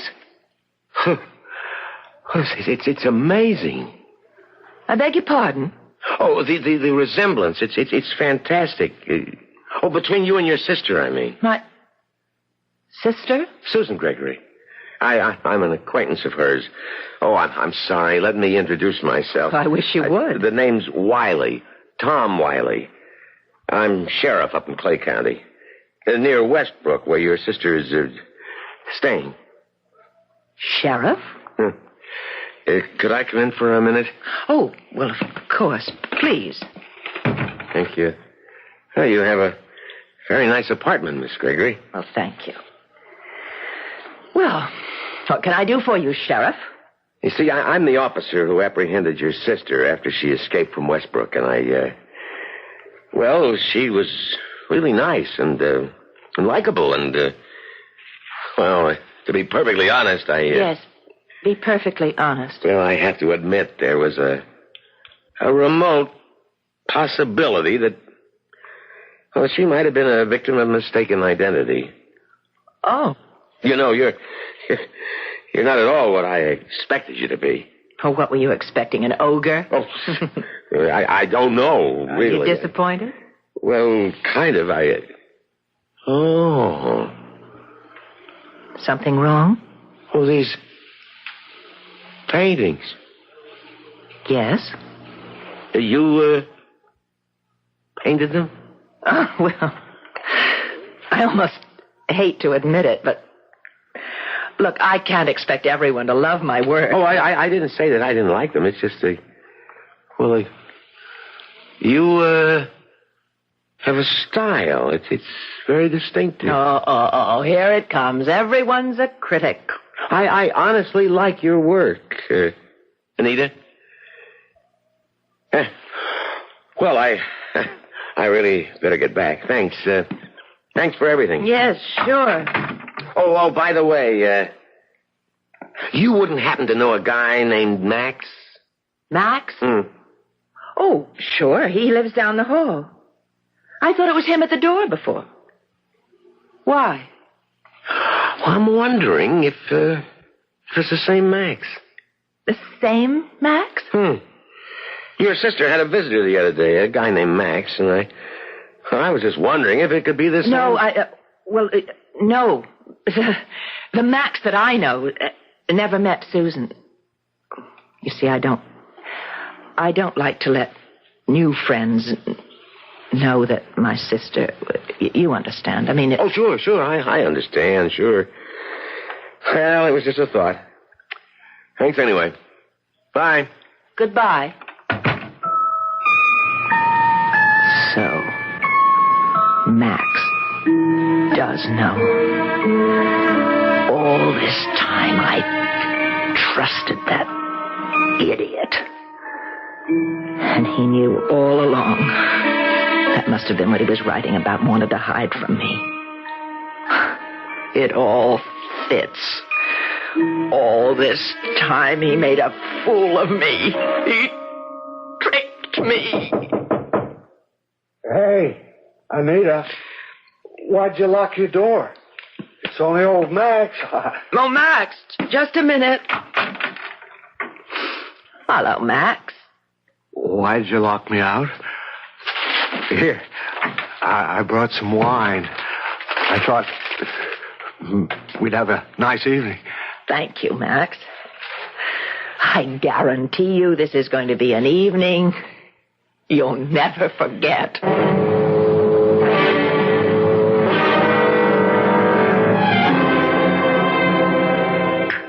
Oh, I must say, Anita, you really outdid yourself. That chili was fantastic. Well, you certainly ate enough. Yeah, I'm positively stuffed. Let's have some more wine. But you finished it all. Oh. By the way, Max, how's your book coming? My book? Yeah, your book. You never did tell me what it was about. Well, it's just Tell me something, Max. Did you put me in it? You? Yeah, me. I'm your inspiration, aren't I? What's gotten into you, Anita? Don't call me Anita. I hate that name. You know very well I'm Susan. What? Oh, don't play dumb, Max. You knew all the time, didn't you? Didn't you? I don't know what you're talking about. I'm Susan, and you knew all about it. Oh, quit playing dumb. I happen to know all about your little visit to Westbrook. Oh, look, I can explain. I don't want to hear it. I'm not interested. I'm more interested in this bookend. Did you know, Max, that there are only two like it in the whole world, that they belong to my grandfather, that they came all the way from Spain? They're made of mahogany. They're hand-carved. But look, notice the base. That's solid bronze. Hey, what are you doing? I really thought you liked me, but you were just using me, making a fool of me. You tricked me. Susan. No, Wait a second, let me explain. Get mad when people fool me. I get really mad. Susan! No, put that down. You could kill somebody with that. I intend to kill you. Oh, no. See, Max, you're such an easy target. Hey, you're crazy. I'll kill you. Kill you. Please. Kill Susan. You. You liar. Kill you. Please. Stand still. Don't move. You're too late. Sheriff, he's dead. I killed him. No, he's not dead. He just fainted. No, he's dead. He's alive, Susan. Not that I really care after what he did to your sister. I wanted to kill him. I'm not sorry. He tricked me, you know. I know. Now, are you ready to go back now, Susan? Susan. You know? How? You told me with your paintings. You see, your sister has a distinctive style. She tried to tell me that in Westbrook. She duplicated from memory those 3 paintings on that wall. Exactly. And Anita's the artist. But I don't care.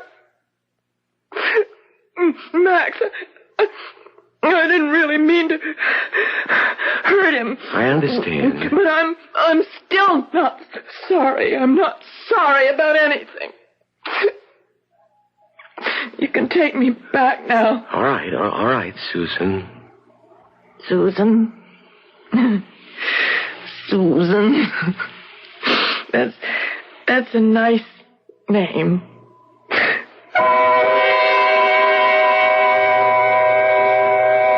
The sheriff took Susan home to Westbrook. And Anita, after many embarrassed apologies, is back at work. I understand she's been commissioned to do a mural inside the sheriff's office. For those of you wondering about the unfortunate Max, it seems Dr. Cooper was very interested to learn of his book. So interested, in fact, that he's made Max a permanent fixture up at Westbrook. You could call him the resident author. I'll be right back.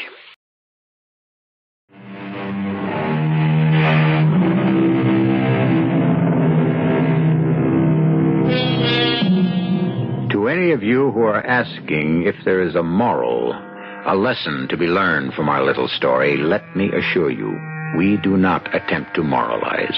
We do not presume to teach. However, if you happen to be close friends with a writer who is hard up for a story, I would just say, be prepared for anything. Our cast included Marion Seldes, Robert Dryden, and Leon Janney. The entire production was under the direction of Hyman Brown. This is E.G. Marshall inviting you to return to our Mystery Theater for another adventure in the macabre. Until next time, pleasant dreams.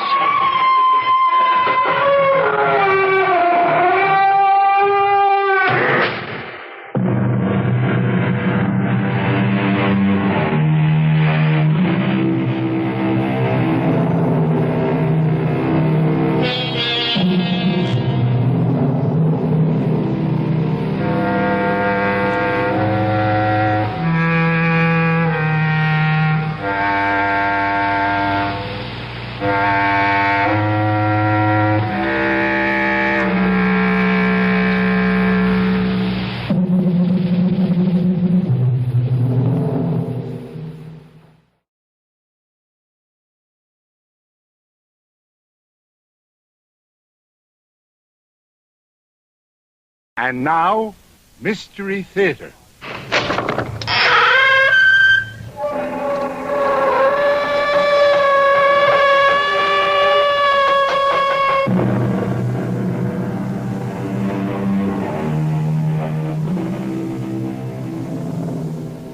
Come in. Welcome. I am E.G. Marshall. Welcome to the sound of suspense. To the fear you can hear. What do you think about witches? Not the bony hags and atrocious crones of Shakespeare and legend, or the poor unfortunates of Salem, but witches who are young, witches who are beautiful, witches who even fall in love. Excuse me. Who let you in here? Well, I hope I'm not disturbing you. I'm only trying to make a deadline. Well, if you're in the news business, I've got something for you. It better be good. I'm going to have to kill my wife. That won't be news till you do it. I know. I want you to know why. Okay. Why? Because she's a witch.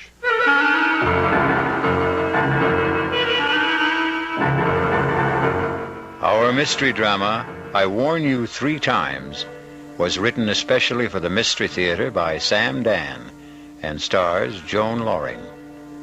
I'll be back shortly with Act 1.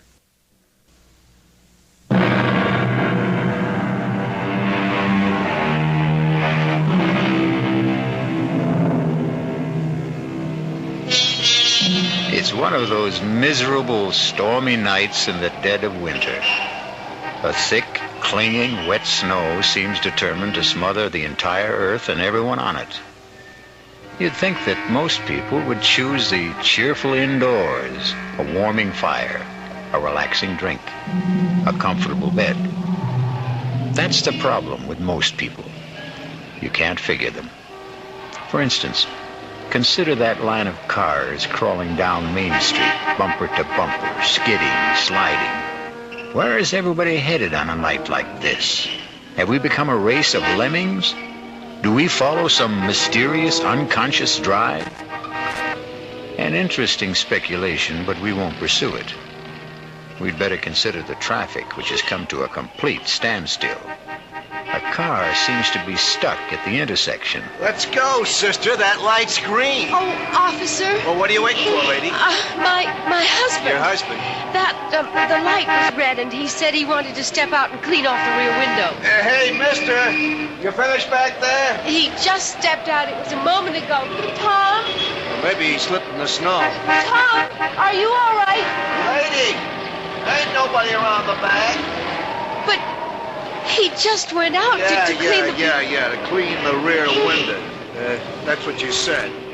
But what could have happened? Just sit there a minute, lady. Hey,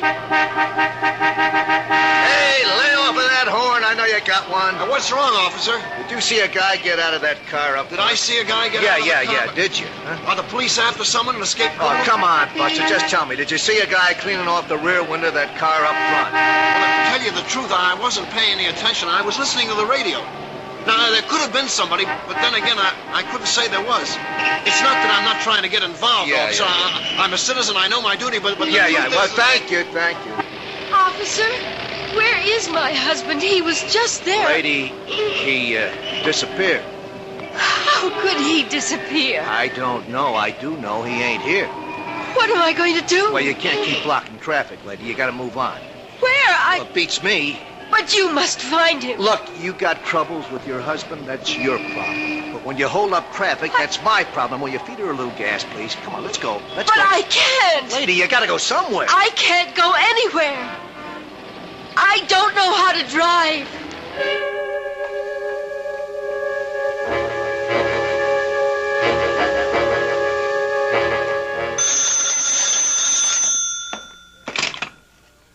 Desk, Lieutenant Carroll. Yeah. Nobody wants this guy, you say? Well, technically, that isn't true. His wife wants him. Okay. Well, look who's here. Lieutenant? You won't win any Pulitzer Prizes around this joint tonight, Peterson. I was hoping you might have a little bone to throw me. Page 1. I'll settle for 2 inches on the bottom of page 38. If you promise to remember 2 R's and 1 L. First name Irvin, not Irving. Lieutenant Irvin Carroll. We may have something shaping up. Ah. I don't know where it can go. Everywhere or nowhere. What have I got to lose? Sitting over there on the first bench. Ooh, that's nice. And married.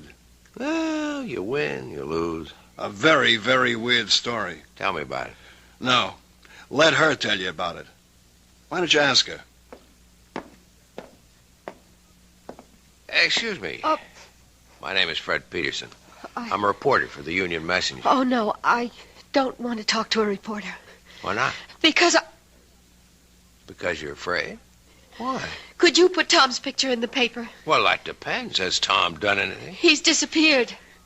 Well, we'd need the how, the when, the where. The when? About an hour ago. Where? On Route 986 at Main Street. How? I don't know. You see, we were driving south. It was snowing hard, and he said, I can't see out the rear window. The light was red. He stepped outside to wipe it off. He didn't come back. Where did he go? I don't know. Well, where could he go? I don't know. In that snow. And there's nothing around there? Could you give me a why? I can't imagine. I don't know what to do. I sit here waiting. Look, my name is Hetty Parsons. Tom and I, we've been married 5 years. We don't have any problems. I mean, we're very happy. If you print his picture in the story, maybe someone will see it who can help us. Excuse me a minute. Well? Yeah, I think I'll run with it. I don't blame you. I was always partial to girls with honey-colored hair and baby blue eyes. Ah, so you noticed, too. Have you run a check on her husband, Tom Parsons? Well, he's not one of the known bad boys. No record at all. And what did she say he did? He's an accountant. He has his own business in the Barstow building. You looked him up in the phone book? Checks out. They were headed south, huh? That's what she says. If it was a trip, there should have been bags. There were. His and hers? His and hers. How does it look? What do you want from me? I don't solve crimes. I sit here behind the desk. Come on, Lieutenant. Well, this is one for you, Fred. How could a guy disappear just like that? And in that storm. There's no place to go. He could have had a car following in back of them. A friend was driving it, maybe? Well, he had to go somewhere. But why? Right now, we're treating it as missing persons. It's all we can do. He's not wanted for anything. He's a legitimate citizen, as far as we know. He hasn't even done anything to her. At worst, he left her in a car. He hasn't even deserted her. Yet. Who was driving? He was. She can't. Well, that's abandoning her, isn't it? No. At best, we'd have him for abandoning the car. Yeah. Yeah, excuse me a minute. Listen, Mrs. Parsons. Yes. Why don't you go home? I've got my car outside. Oh, no. I want to be here in case they find Tom. They'll let you know if they find him. No, I don't want to be home alone tonight. I just want to stay here. But it may be hours. It may be even days. Don't say that. I'm sorry. I'm just so jumpy and so nervous. I can't believe what's happened to me. Well, if you're going to sit here, you should have some coffee and a sandwich. Oh, I couldn't think of food. I'll be right back.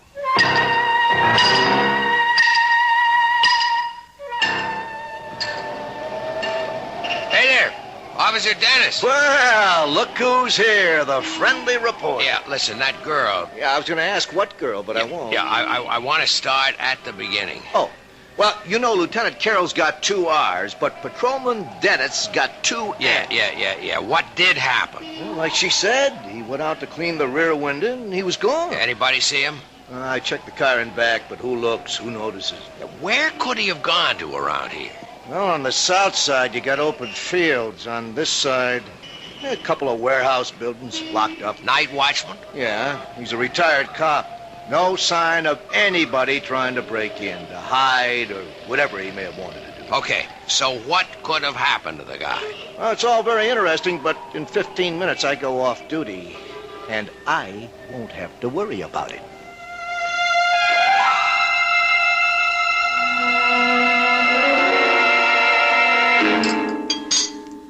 Oh, thanks.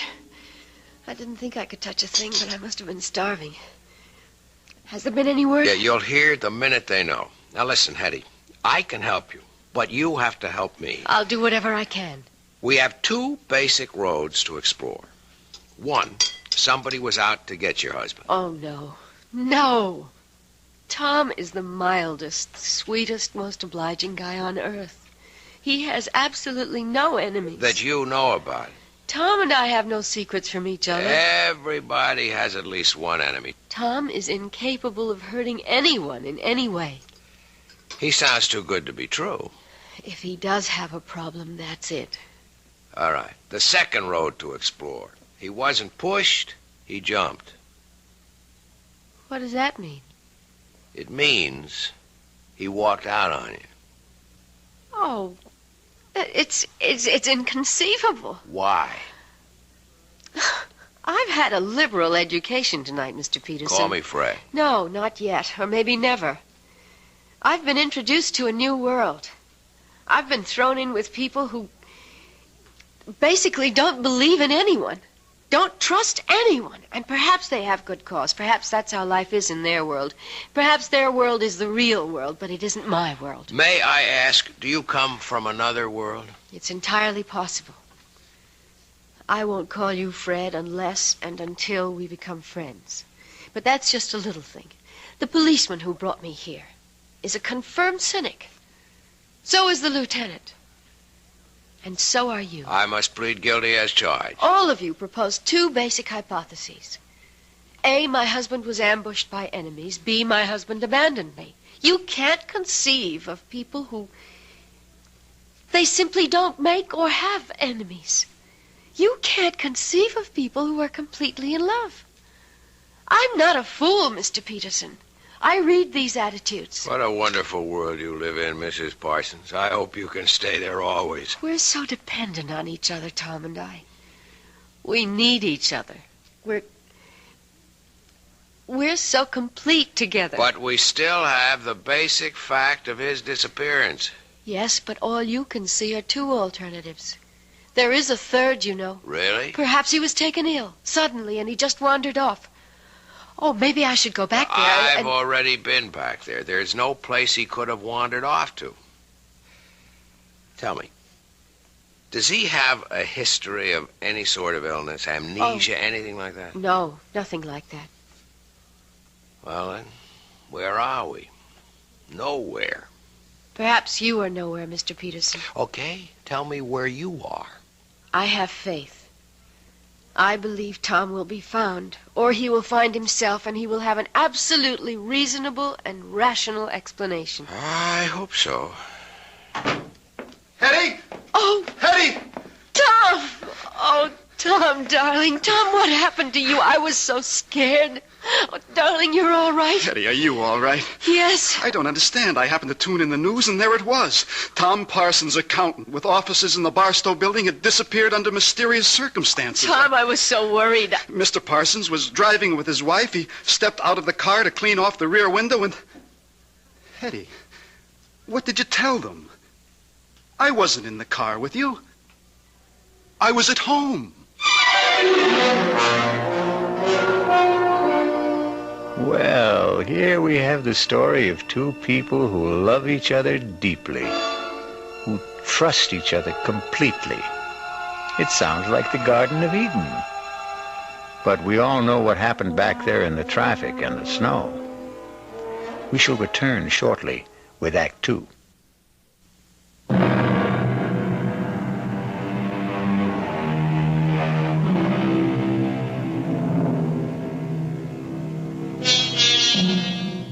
You've seen these couples, or rather heard of them.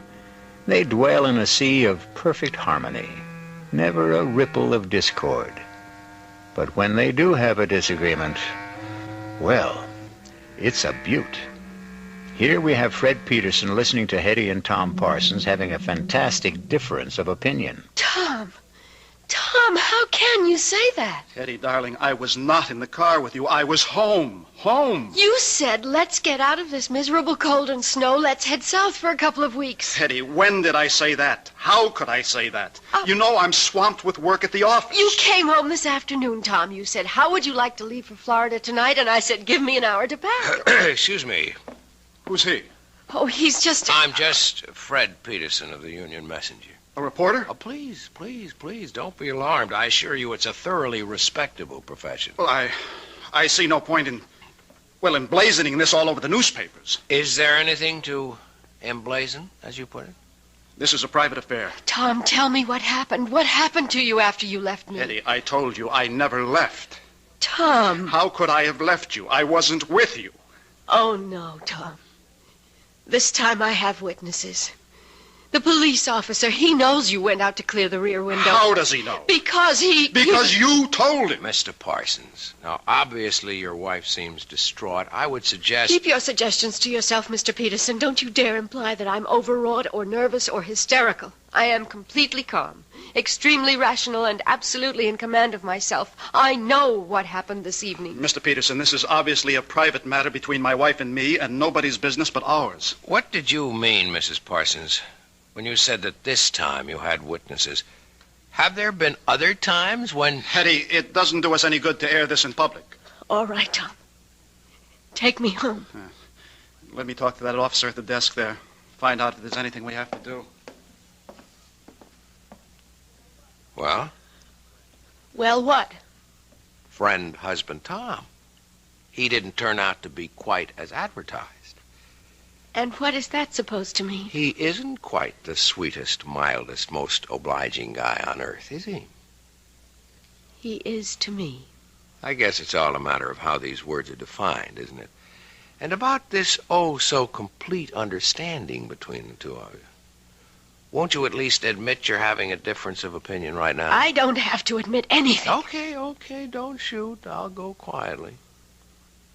Are you sure you really want me to go? Please. Regardless of what you say to me. You are in trouble. No, don't deny it. Well, what if I am? I'd like to help you. Why? Because... Would you want to help me if I were middle-aged and fat and sloppy and ugly? It isn't 10 minutes ago. You accused me of living in a world where no one trusted the next fellow or believed in him. You accused me of being a confirmed cynic. Is it possible you don't remember what you say from 1 minute to the next? I'm sorry. Don't be. There's a great deal to what you said. You're kind, but no one can help me. I could try. And no one should try, either. Why not? It's too dangerous. That was the wrong thing to say to me. I'm warning you. You're only getting me in deeper. Please, For Fred. openers, my business is to take chances and get myself into... Hey, you know what happened? What? You called me Fred. Oh, I'm sorry. I shouldn't have. But you did, and that means we're friends. Look, I only You're wanted... the one who set up the ground rules for this thing. First names are for friends only. Please, forget what happened here tonight. I warn you. You've already warned me twice. It won't work. I can only warn you 3 times. Do you mean you keep score? Please don't joke, Fred. You keep saying the wrong word, or I should say the wrong name. The wrong name is Fred. You can't call me Fred and expect me to forget everything. I warn you. I warn you for the 3rd time. Forget all about tonight for your own sake, for your own safety. And after saying all that, you still expect me to forget about it. Tell my husband I'll wait for him outside in the car. Wait a minute, Hetty. I warned you, Fred. I warned you 3 times. Now, goodbye. Where's my wife? She said she'd meet you in the car. Mr. Peterson, if I were you, I'd forget everything that happened tonight. Is that a threat? No. A warning. That's all I've been getting around here, warnings. Well, for your own good, take them seriously. And if I don't? You'll regret it for the rest of your life, which may not be a long one. You still insist that you're not threatening me? I'm only trying to help you. Really? And why should you do that? Why? I don't know why. Maybe it's because the last guy tried to help me. What last guy? I didn't listen to him. The last guy? What do you mean? Nothing. Forget it. You know, with you and your wife, it seems, everything turns out to be nothing and forget. I don't think it matters now. I have an idea it's already too late for you. I'm sorry. Good night, Mr. Peterson. Hey, Fred. Fred. Yeah, Lieutenant, I'm coming. Well? Well, what? There's nothing there for us boys in blue. What's in it for the Fourth Estate? Looks like he's trying to drive her nuts. It could also be the other way around. I don't think so. Because of that honey-colored blonde hair? Lieutenant, you always know where the exposed nerve is. Just stop and figure it. Couldn't this also be her way of trying to drive him nuts? As a reporter, I would have to say yes. But, as a man? I don't know. Well, you got a problem, Fred. How you going to tackle it? As a reporter? Or as a man?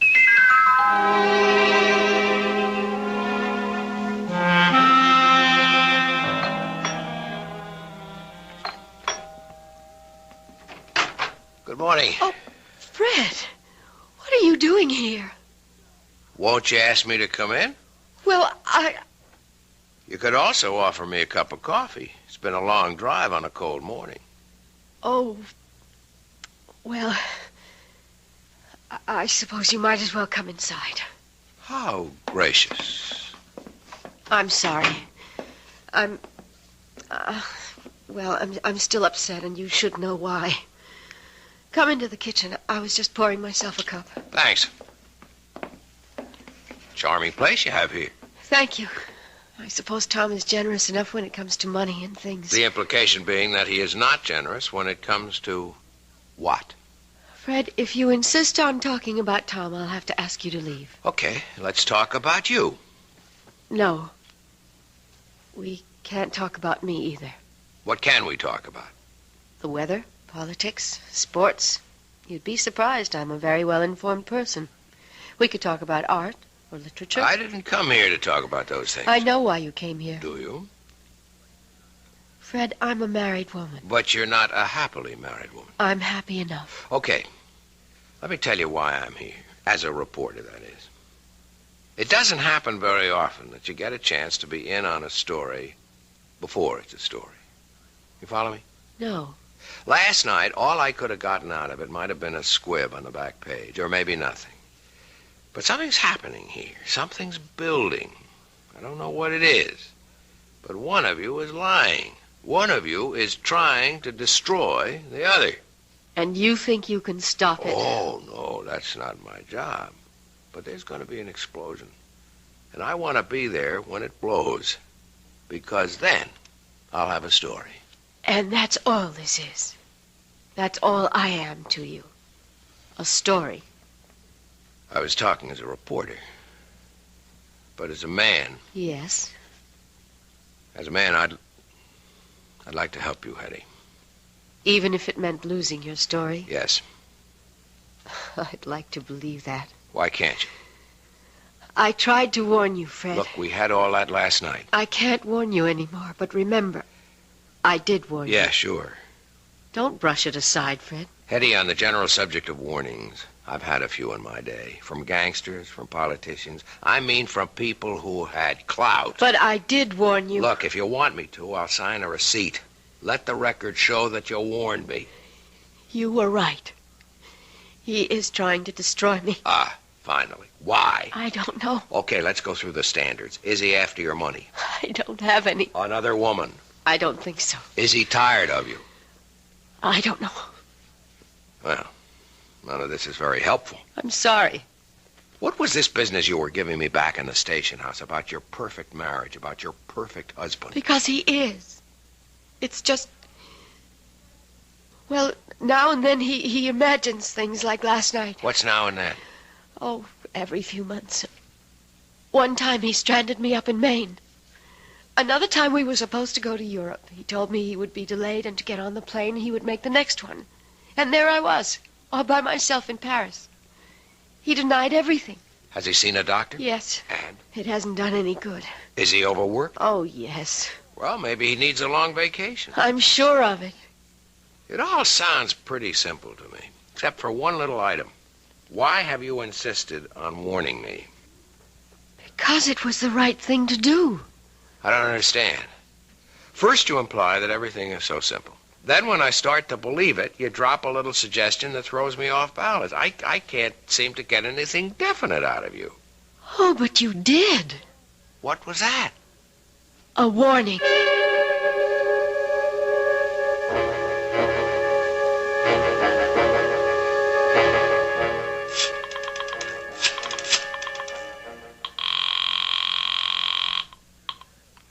Lieutenant Carroll? Hey, Lieutenant.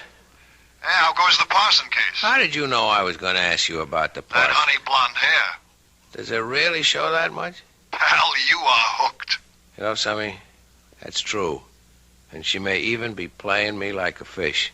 So what can I do for you? Well, no crime has been committed yet, but you can bet there's one on the way. Well, till then, we're handcuffed around here. Sure, but you got all the facts. What facts? I mean, you can get at them in a routine way. Work up both of them, some past histories. That's spending the taxpayers' money. You spend the taxpayers' money every day. Something's ready to blow up there. Just be ready for it. That's all I'm asking. Actually, Fred, if you want the truth, we've already started. And? Keep in touch. Yeah? They said you're in this office. Well, look who's here. Tom, the piper's son. Come on in. Sit down. Mr. Peterson, I've decided to tell you everything. Because I know you're in love with my wife. Oh, wait a minute. Now, there are all kinds of meaningless expressions. Wait a minute, see here, hold on, or a few. Let's dispense with them. You can't accuse me. I don't accuse you. I state a fact. Well, then let's be fair. I only met your wife last night. I admit she's attractive. I don't even know her. That's what I told him. That's what you told who? The last guy. The last guy she was married to. I wish I knew how to start this. Well, start at the beginning. Okay. I'm an accountant. You're a reporter. Both of us are men of the world. I mean this world. You live on facts. I live on figures. So how can I tell you? How can I expect you to believe me when I say that Hetty isn't a human being at all? She isn't? No. She's a witch.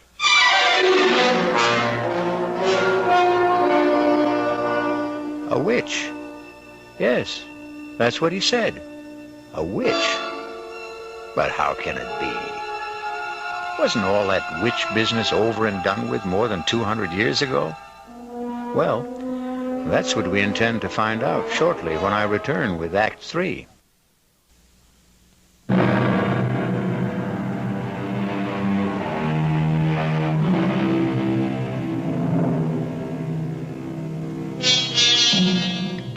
Parsons and Fred Peterson sit in a newspaper office. Both are young, alert, stylishly dressed, every bit the modern, sophisticated men of today. And yet, the subject, the very serious subject under discussion, is witchcraft, of all things. Well, it isn't every day a man accuses his wife of being a witch. It isn't every day a man finds out he's married to one. I can only say it's incredible. I know. That's what I said when he told me. When who told you? The last guy. Tell me about the last guy. I met Hetty on a cruise ship about 5 years ago. She said her husband had just somehow disappeared. She was distraught. You know, she does the distraught bit to perfection. I know nothing of the kind. What happened? Had he fallen overboard? Well, that's what she made everybody think. Till we got a radiogram from shore. He claimed he knew nothing about the trip. Well, either he had boarded the boat or he hadn't. Okay, let's get all of that cleared away. There was a ticket in his name. There were some people who claimed they had seen him. The trouble is, there was a pretty drunk bon voyage party. Most everyone was in no shape to remember anything.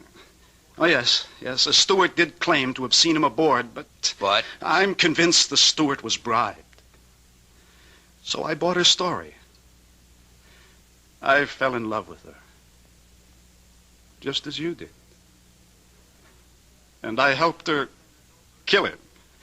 Just as you're going to help her kill me. You know what I think? I know what you think. You think I'm a nut. You could look it up. 5 years ago, Stacy's Mountainville Lodge in the Adirondacks. She called me. She was desperate. Come up here. He's going to kill me. I flew up. I found them. They were near a cliff. She was screaming for help. I started fighting him off. I guess he slipped. He fell over the side. He was killed. Look it up. Coroner's office. You'll see. An accident. Let's assume I buy all this. How does it make her a witch? Oh, she told me. She'll tell you afterwards. She's a witch. She falls in love with men, gets tired of them, and destroys them. I think you must be... I know. I'm here to warn you. But I'm going to kill her first. Let me get you a cup of coffee. You're a fool. I'm here to save your life. Sure. Okay. Look her up. I mean that. See if you can find a trace of her. See if you can find out where or when she was born, who her parents were. She has absolutely no background. I tell you. Don't get excited. Lord, this is all so familiar. All of this is what he said to me and what I said to him. Back there before I killed him. Now, nobody's gonna kill anybody. I don't know you. But you look like a nice guy. Take my advice. Save yourself. Save yourself.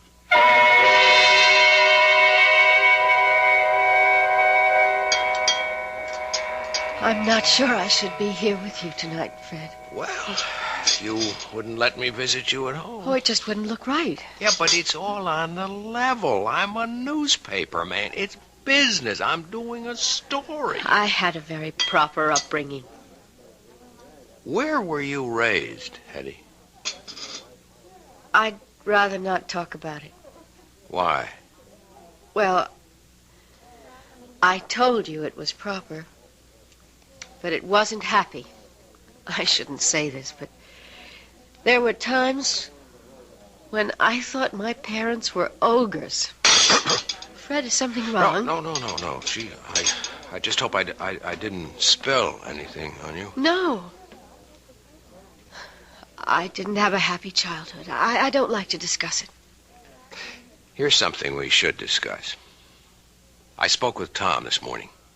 I think I know what he told you. So far out, I even hesitate to mention it, but obviously he believes it. I insisted that he see a psychiatrist. In fact, we both went. And it's the doctor's opinion that Tom is riddled with guilt. You see, he thinks he murdered Larry. Larry? My first husband. But Larry was a brute. I was very young, and we're really too young to know anything about people. Larry was a drunk. I didn't know that either. And when he had a few, he would abuse me. Well, I shouldn't have done it, but I was terrified. I called Tom, and he came up and got into a fight with Larry, and... well, there was that accident. But why should he get that far-out notion about you? According to the doctor, it had to be something... well, something he could live with, something that could justify what he did, and he really has a vivid imagination. Strikes me as a very sober-minded person, aside He from... was a lit major at college. He became an accountant because he had to make a living. I don't know what I'm going to do about him, Fred. I've had so much trouble in my life, and he's really a wonderful guy, and I love him. Why does he want to destroy us? Why should he have a guilty conscience about Larry? Whatever happened was in self-defense. Well, look, everything will turn out all right. Oh, you're only saying that because you have to say something. No, I believe it. Hello? Tom? Yes, it's Tom. But you said you were working late. Well, I am. I just took a break for dinner. Join you? Please.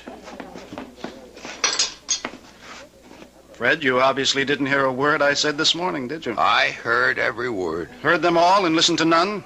Tom, you're not well, and I think we should... I know what you think. You think we should go away for a rest and all that. Forget it. I know what I have to do, and I'm going to do it. Poor Fred. I feel sorry for you. You're in love with her. To keep the record straight, I'm a reporter. There's a story here. I aim to get it. Sure. That's what you tell yourself. Let's go along with you, Tom. Suppose what you say is true. Suppose she's what you say she is. Why not walk out, get a divorce? I can't. Why? I hope you never find out. You see, she destroys you. She takes away your capacity to love, your feelings, your mind. It's as if you're only just nourishment for her. And when everything you have to give is gone, she discards you for someone else. Tom, for your own sake, I think you should be under a doctor's care in a hospital. I suppose I should. But I want to save you. It'll make up for Larry. I must apologize, Fred, for exposing you to all this. I shouldn't have come here. But you wanted to expose him to all this. That's why you came here. You knew I always eat here when I work late. Tom, I'll do anything you want. Just tell me. Disappear. As a supernatural person, you can arrange that without any problems. Please, Fred, go now. Leave us alone. But I don't want to... He's my problem. I have to live with it. And if you stay, well, an audience always excites him.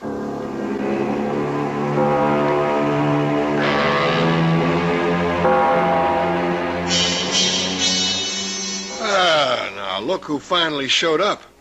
What happened to that Nobel Prize for journalism you were working on? Lieutenant, there is no Nobel Prize for journalism. Oh, well, what happened anyhow? I got off it all. Couldn't make heads or tails. Well, we're still on it. As a matter of fact, information keeps pouring in all the time. On her? On him. Funny duck. He was always interested in spirits, that kind of thing. He wrote his master's thesis on something called demonology. Well, there's nothing there for me. As a man or a reporter? Both. You know, I've been married 10 years, and I've never been tempted. But if I could be, she could do it. Oh, that dame is something. I'm surprised at you, Lieutenant. But there's hope for you. If what you say about the husband is true, he winds up in the loony bin, and after a respectable interval, she could be yours. That's what's in your mind, right? You are the most cynical person I know. Come off it. We're two of a kind. I'd even wait for her myself. Lieutenant Carroll. Is Fred Peterson there, please? Hold on, I'll see. It's the girl you love. Cut it out. Okay, the girl we love. You hear? Yeah, I guess I'm here. Take it. Hello? Fred, I'm scared. What's the matter, Hetty? Don't ask any questions. Just come to my place. Quickly.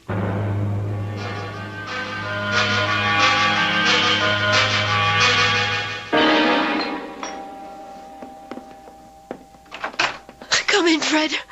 Oh, darling, I'm so glad you're here. Hetty, why are you shaking like that? I'm frightened. I'm so frightened. Please, Hetty, calm down. I'm here. Everything is going to be all right. I know it. I know. It's wrong for me to talk to you like this, to feel like this. But I can't help it. No, we'll work it out. Somehow we'll work it out. Now. Why are you scared? He asked me to take his suit to the cleaners this morning, and I found this in his pocket. It's a receipt. Read it. From Carrington's, 1 double-action Danforth Wilson revolver, caliber .32. He bought a gun. Don't you see? He bought a gun. All right. Why would he buy a gun if he didn't want to kill me? Well, I think we have enough to interest the police now. Are you sure about that? Tom? Well, answer the question, Fred. What do you expect from the police? I have a permit for this gun. I have every right to own it. Look, Tom, I get very nervous when people point guns at me. Maybe it's unreasonable, but do you mind putting that thing away? Well, I will. After I use it. No, Tom. Don't be a fool. You're not a killer. I always thought that. Till just now. Tom, listen. Let's say you're right. That she is a witch, okay? Don't you see? You couldn't kill her anyhow. You'd empty the gun at her. It wouldn't mean a thing. Fine. Why don't we find out? I won't let you. Get away from me, Fred. No. Come on, step aside. Behind me, Eddie, behind me. Fred, give me that gun. If you move, I'll kill you too. Gun. Just lower it. Drop it. Take it.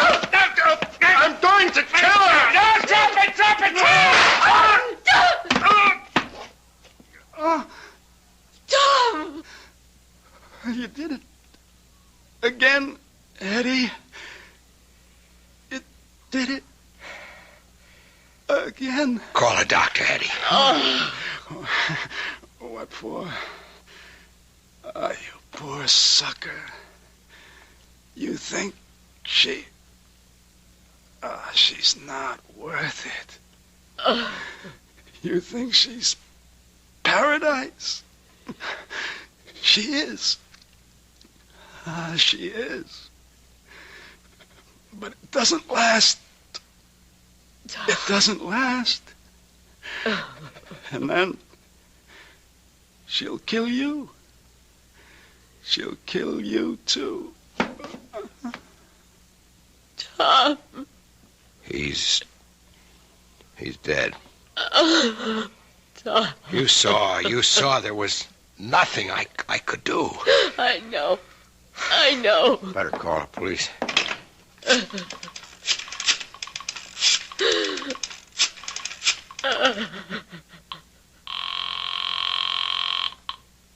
Lieutenant Carroll? Lieutenant, it's Fred. Hey, Fred, I got news for you. What I mean is I have absolutely no news for you. Lieutenant, listen to me. You know, we drew a complete blank on that dame. We trace her back to St. Louis City Hall, where she married a guy named Larry Bellows. She gave her home address as Charterville, Illinois. But there's no such place. Listen, Lieutenant. It's as if this dame just materialized out of thin air. No background at all. Wait a minute. Hetty. Who are you? Hello? Oh, Fred. Fred, why did you call? Who are you, Hetty? Fred, what's on your mind? Hetty. I warned you 3 times, Fred. I warned you 3 times.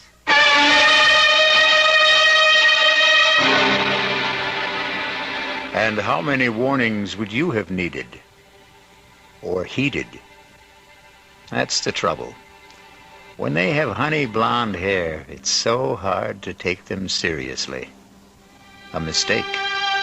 We should always take every woman seriously. We'll be back shortly.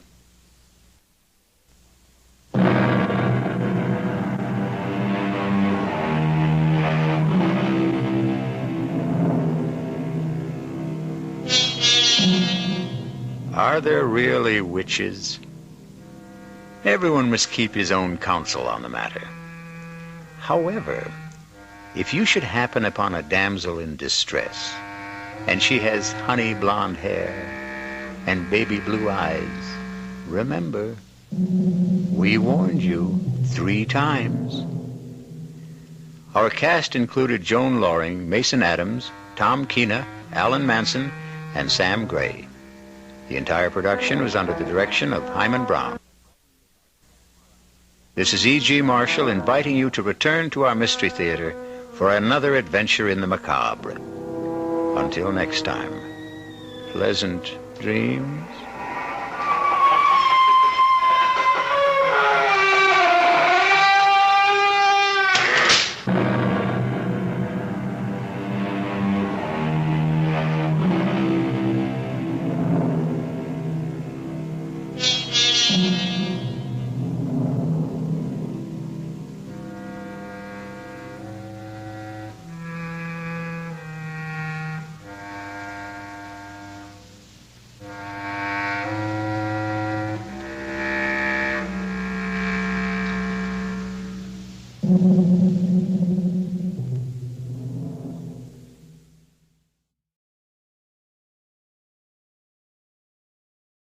The CBS Radio Mystery Theater presents...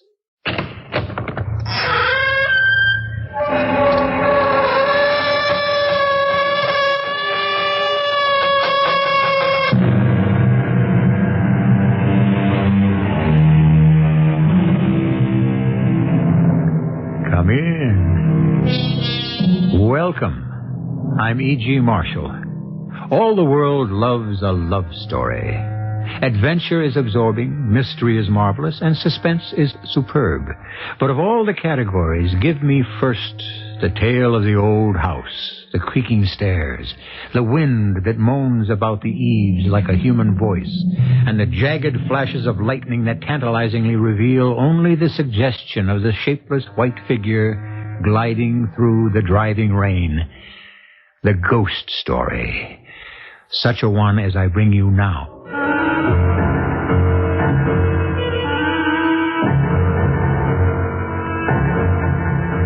Our mystery drama, Legacy of Guilt, was written especially for the Mystery Theater by Ian Martin and stars Roberta Maxwell.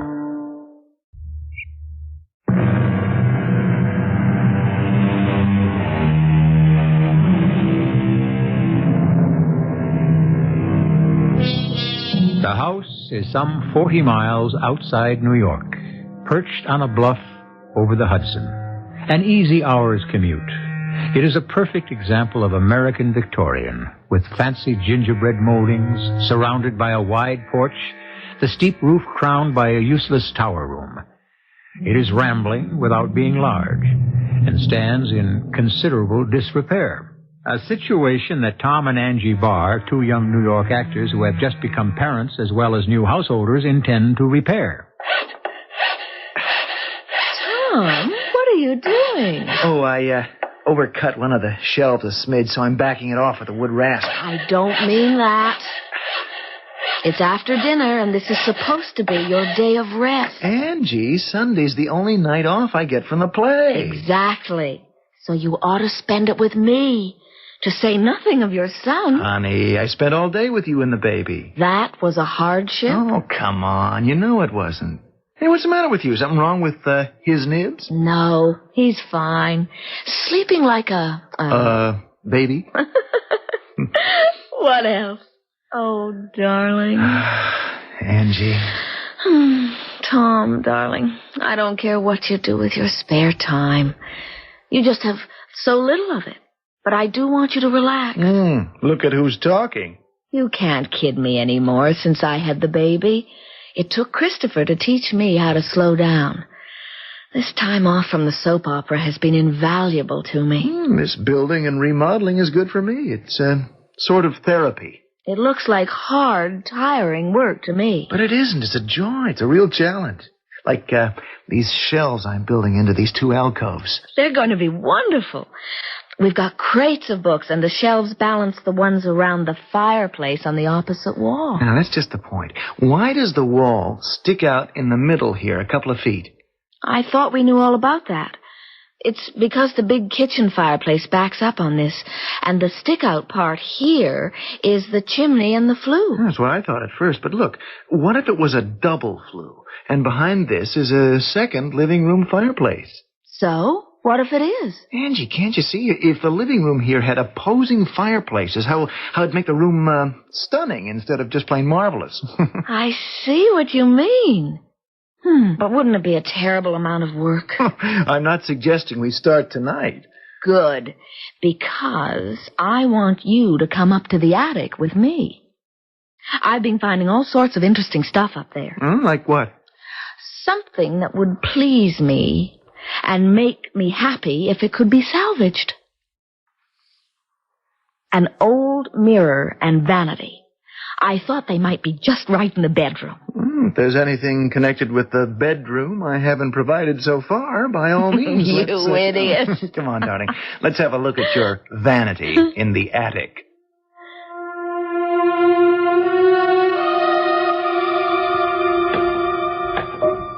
I suppose what I found is ours. Didn't the house come as is? As far as I know. Well, it isn't all that great. I'll show you.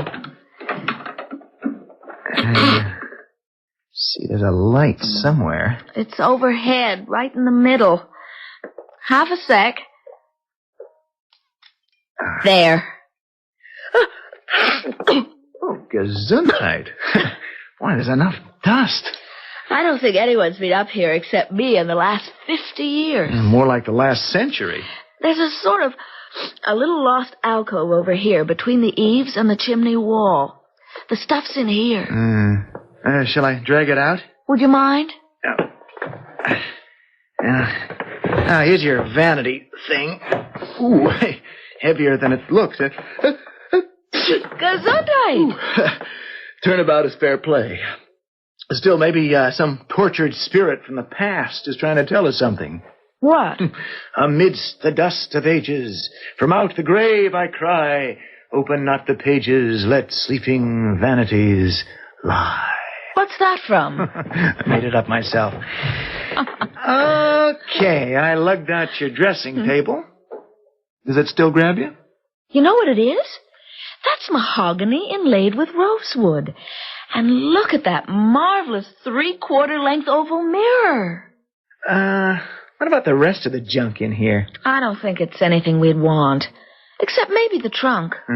What's in there? I don't know. I didn't know if I should open it. Or could. Oh, let's have a look. Oh, my. What is it? Faded old baby clothes. Oh, aren't they sweet? All handmade. And? Well, they've never been used. Any of them. At least, I'm pretty sure not. Anything we can use for Christopher? No. They're practically disintegrating. They must be 100 years old. Anyway, I don't want Christopher in any hand-me-downs. Oh, honey, I was only kidding. Oh, look at this. What? An old photograph. Isn't she beautiful? Let me see. Yeah, she is. You know why? What do you mean? She looks a lot like you. You see it? She does. Sort of. Only I'm not that pretty. Oh, don't you ever believe it. She looks awful sad, though. Her eyes are kind of haunted. Gives you a shivery feeling. I wonder what got her so uptight. Maybe these clothes were for her baby, and she lost it or something. So, what do I do about this dressing table? Oh, just leave it till we know if it's ours to use. Yeah, check into it first thing tomorrow morning.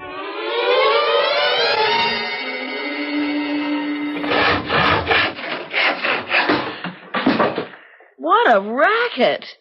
It's a wonder I ever got the little king off for his nap. I'm sorry, Angie. I just wanted to get this last shelf up before I get back to my, other profession. I came down to remind you it's time to get showered, shaved, fed, and off for the theater. Okay. Just one last thing before I go. What? Stand back. I can't resist this. crazy?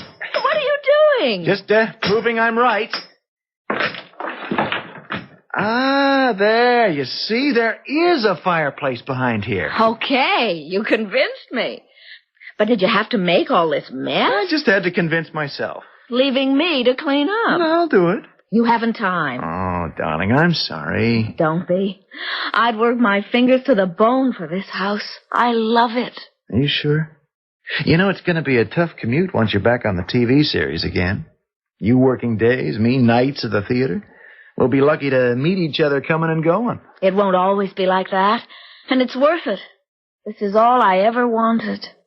Oh, by the way, who was on the phone? Huh? That was Marge from Copley Realty. She got in touch with Mr. Keever. Who? McChesney Keever, the old boy who owned this house before we bought it. Says he doesn't know anything about the things we found in the attic, and we're welcome to him. That's wonderful. Now, you want to lug your famous vanity down to the bedroom before I go clean up? Doesn't it look magnificent? There's no question. It's a handsome piece of furniture. In its way. I know it's old-fashioned and Victorian, Tom. But that's its charm. It fits the room.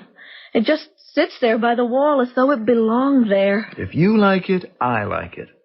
And I really do, anyway. It's an unexpected bonanza. Hey, I can't hang around here admiring it. I'm going to miss half hour tonight. Go on and have your shower. What are you going to do? Oh, just take a sponge and clean up the mirror a bit. Well, why don't you do it tomorrow instead? You look tired. Oh, I have it away. Don't know what it is. Although your son and heir did keep me up quite a bit last night. Maybe he's having a tooth? Oh, at 4.5 weeks? Idiot. Go shave. Okay. Okay, old mirror. Let's see what a little elbow grease and soap can do. Come on. We've got to do better than that. It's like looking at someone underwater. Come clean. That's better.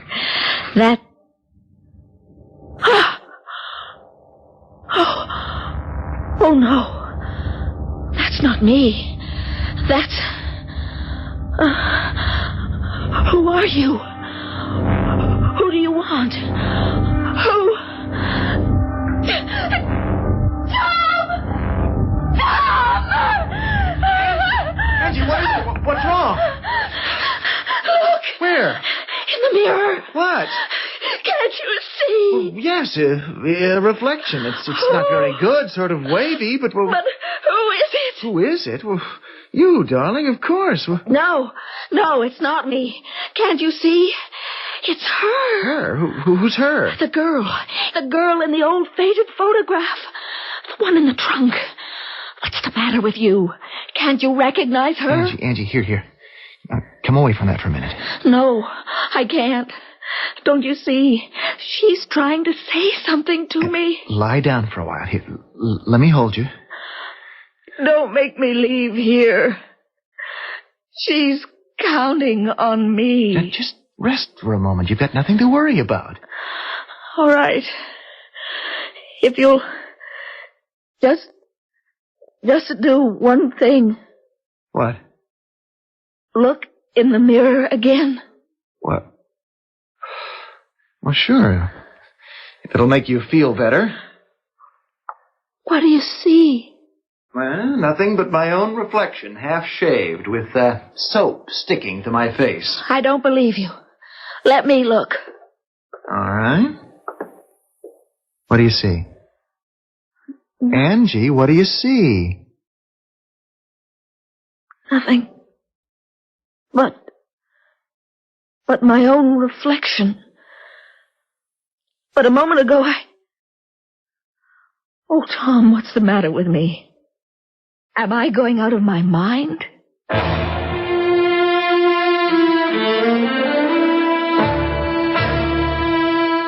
What is the answer to Angie's question?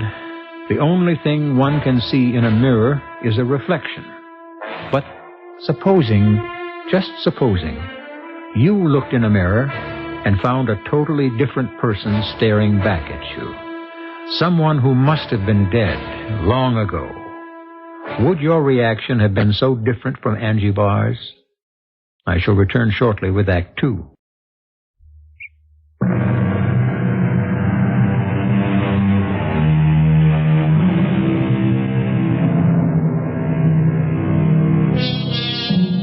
In the quiet bedroom, Tom sits holding Angie's hand. She lies in the bed, immobile, perhaps asleep.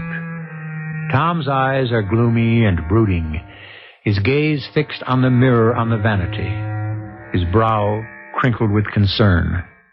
Now Angie opens her eyes. Tom? Yes, Angie? Forgive me. I don't know what got into me. Neither do I. That's what worries me. It is crazy, isn't it?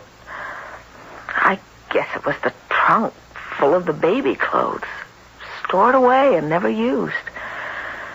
That kind of hit me. I mean, supposing anything had happened to Christopher, I'd have had the same collection in my... Oh, Angie, stop it. Don't think that way. Thank the Lord we don't have to. But I do understand the way that poor girl must have felt. Honey, we don't even know if it was her baby. Or even if she had one in the first place. Hey, look at the time. I've got to get you some dinner and get you on the train for New York. No, I'm not going to the theater tonight.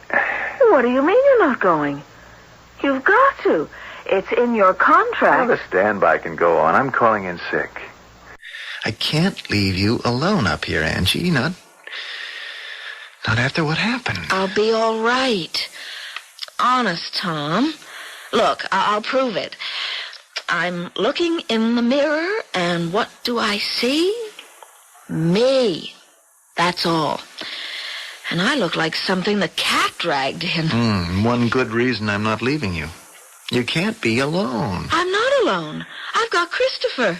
Well, suppose you had another wing-ding. Who'll take care of him? All right. I'll get someone over here to be with me. Marge or someone. But I can't let you miss a performance because of me. Please, Tom. I'd never forgive myself. Okay. Just so long as there's someone here with you. Oh, isn't he a killer? Hey there, Tiger. Say hello to your Auntie Marge. What does this kid weigh? 8 pounds, 12 3/4 ounces. Oh, you better call the Giants. They could draft him for defensive tackle. He's not going to be a football player. Come on, Marge. Give him to me. It's his bedtime. Oh, this man is raring to go. He's not going to sleep. He will once we leave. I want to take a gander at this famous mirror in the vanity. I think maybe I don't want to be around it anymore tonight. Oh, okay, skip it. But, as the realtor who sold you this house, I feel responsible. Well, just because I had a sudden attack of the crazies? I don't know what got into me. Oh, neither do I. Oh, that is a beauty. Any idea of what this thing's worth? I didn't think about that. I just had an urge to bring it down here into the bedroom. Of course, the mirror's pretty well shot, but you can have that replaced. I don't wonder you saw visions in it. It's like looking down a well. It's not that bad. Just a couple of spots where the backing is worn off. Oh, and the ripple effect. Phew. I know I'm no beauty, but I get a load of that rattled old bag that's staring back at me. Let's see what it does for you. Go ahead, sit down. I'm, not so anxious to look in it. You might as well. Get used to the fact that it makes everybody look like someone else, more or less. That isn't pretty one. my face I'm looking at. Just as good as you What's she trying to say to me? And that it wouldn't Why does she reach out her arm? Angie? Angie, what happened to you? Where'd you go? Nothing. I'm right here. You saw her again. Saw who? The woman in the mirror. Yes, Marge. I saw her. Now listen to me. You just thought you saw her. You couldn't have. I was right here looking into the mirror, and I didn't see anything but you. Just the same. She was there. But she couldn't be. I didn't see her. You say Tom didn't? But I saw her. If she is a real person... I never said she was real. You mean she's a ghost? Oh, come off it, Angie. There's no such thing. If there isn't, it means I'm hallucinating. Either there's a ghost that lives in that mirror and is trying to tell me something, or I'm just plain crazy. Oh, of course you aren't. But maybe, well, you know, having the kid, moving, worried about your career, you just got nervous. I wish there was some way I could help, but you got to see your doctor for this, Angie. I have an appointment with him tomorrow. Good. I wish there was something I could do. You can help me, Marge. How? You sold us this house. Well, if I'd had any idea that... I'm not blaming you. I just want to... Do you think you could arrange for me to meet the old gentleman who owned it? Oh, honey, I never even met him myself. It was all done through lawyers. Can I meet the lawyer so I can get around to seeing him? Well, what do you want to see him for? I want to ask him about this vanity, and the mirror, and a trunk with some baby clothes, and who it is in the picture I have.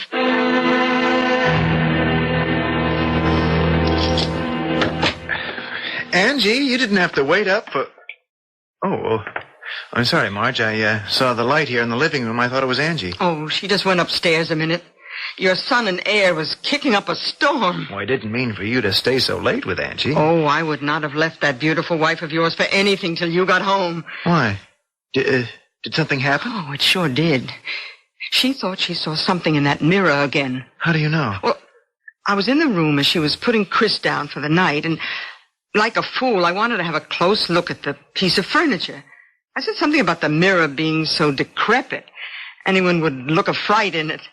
But you know me, that wasn't enough hangnail psychology.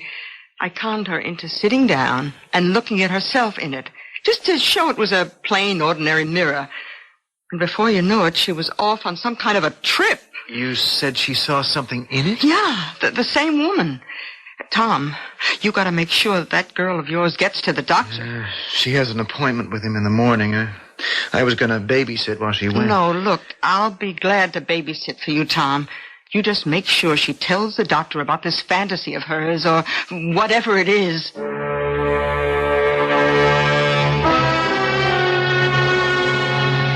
And this reflection in the mirror, or this woman who seems to appear, isn't anyone you know? No, Doctor. Well, that is, in a way.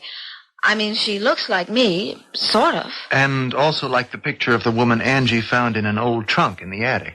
The one with all the unused baby clothes. Yes. What do you think it could be, Doctor? Well, instead of that, let me tell you what I think it isn't. What's that? You're a relatively new patient for me, Mrs. Barr, but all the records I've received on you from Dr. Frazier, they indicate that you're a healthy, well-balanced young woman. But you are an actress, and you have just had a baby. I don't see what that's got to do with it. I think I do. This mysterious visitor has appeared twice. Once right after you'd found the old trunk full of baby clothes and the picture of a woman who, I must say, does look remarkably like you. Very beautiful woman, I might add. Has to be, if she looks like Angie. I agree.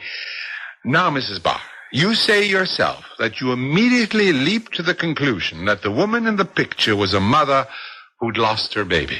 Doesn't it seem logical? It could also be logical that this was a woman who couldn't have the baby she wanted, or who had lost her husband before she could, or who lost her life before she could give birth, or, well, there are many possibilities. The only important thing is that, as an actress, you were sensitive enough to fantasize immediately. You dreamed you saw her. You said you were tired and sleepy at the time. I wasn't tired when I saw her the second time. But you just put your baby to sleep. And unconsciously, this woman was again strongly in the back of your mind. But I'm not going to speculate anymore. All I can tell you is that, in my opinion, you're in the pink of good health. And I'd make one simple recommendation. What's that, Doctor? Get rid of the old vanity, Mr. Barr. And with that, I'm sure you'll get rid of your wife's hallucinations also.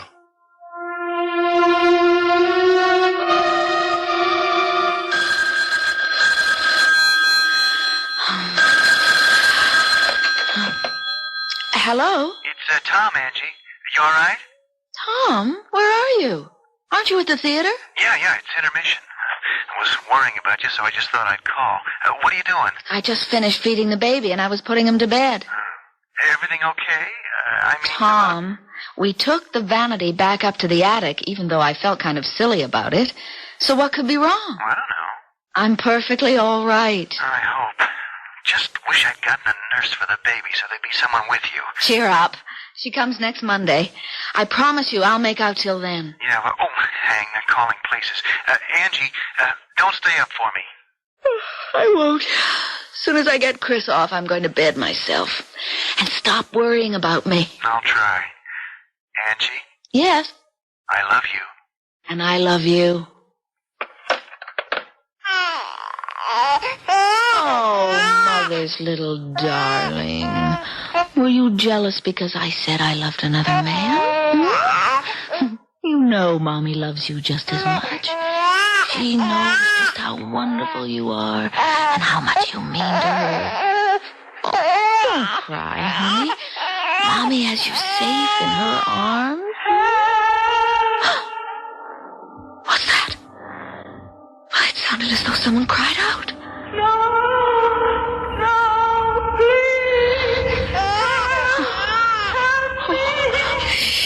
Shush, darling. No one will harm you. It's coming from the attic. It's her. The woman in the mirror. Oh, the poor thing. We've got to help her. We will help her, won't we? My big man. We shouldn't have locked her away, Christopher. We shouldn't. She's trying to tell us something. I can't turn away. She's asking for help. I've got to try. Where's the light? There.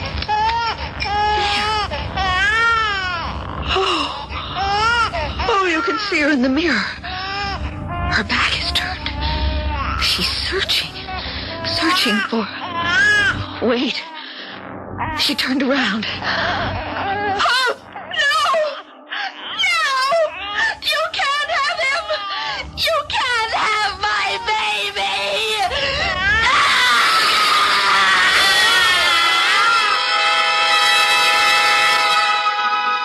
Whatever she has seen in the mirror, Angie, clutching her child to her with one hand, has lunged forward and spun the glass towards the wall so violently that the mirror shatters into 1,000 shimmering pieces.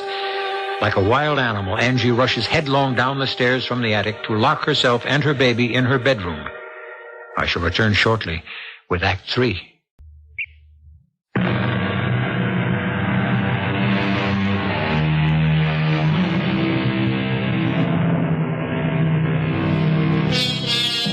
All the way home in the train, Tom Barr has had this twisting of unease below his stomach.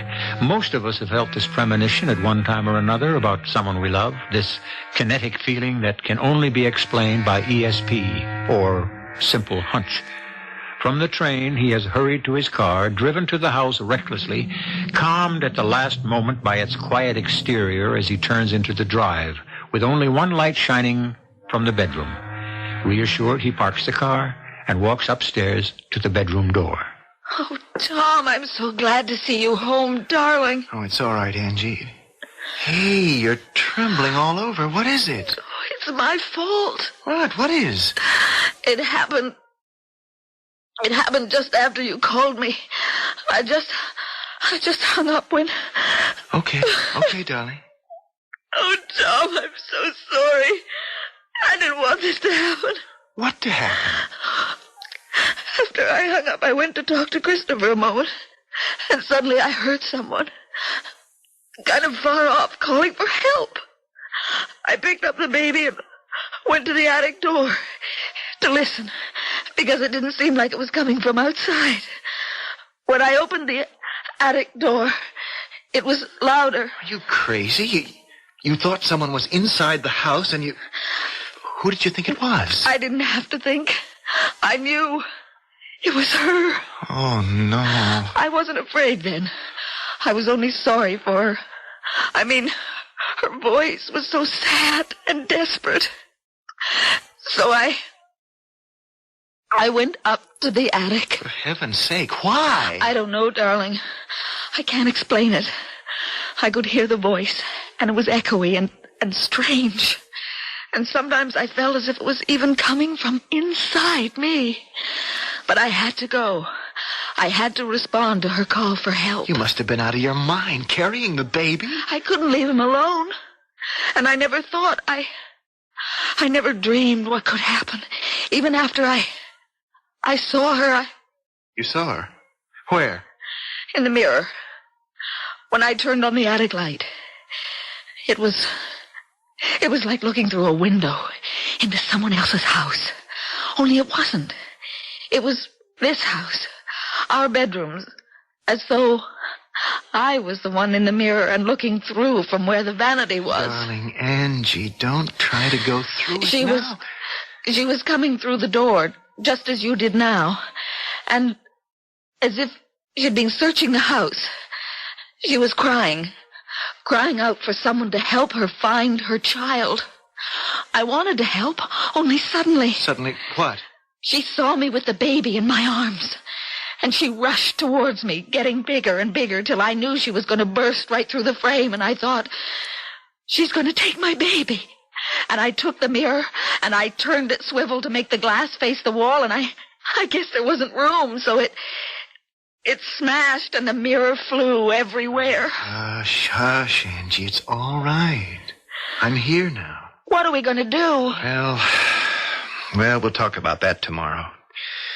One thing for sure, we are going to get out of this house.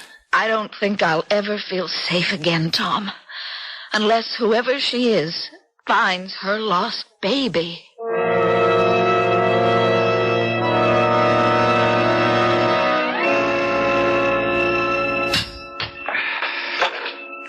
Tom? Oh, Angie. What are you doing? Oh, indulging in some emotional therapy, I guess. Anyway, since we'll have to sell a house, I've got to fix up this wall I broke through to the fireplace. I don't want to move, Tom. This is our house. Why should we be chased out of it? I should think you could answer that easier than me, Angie. I can't help what I saw last night, what I heard. I didn't say you could. I'm not going to be driven out of my house. I won't let it happen. This is a problem that's got to be solved right here. Oh, by the way, Marge called. What does she want? Oh, something about McChesney Keever, the old boy who owned the house before we bought it. She said he was anxious to talk to us. Well, to you. Did you ask her to contact him? Yes, I did. Why? Because he's my only hope to establish that there really is a ghost in this house, and perhaps give us a clue how she can be exorcised.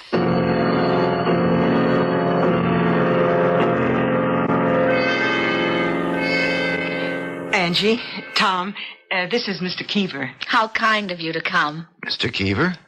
Under the circumstances, there was little else I could do. Look, why don't I leave you three together, huh? And go up and spend some time with Christopher? Would you, Marge? You're a lifesaver. Oh, don't ask to see my badge. I failed Girl Scouts. Won't you sit down, Mr. Keever? No, I think perhaps I'd rather stand.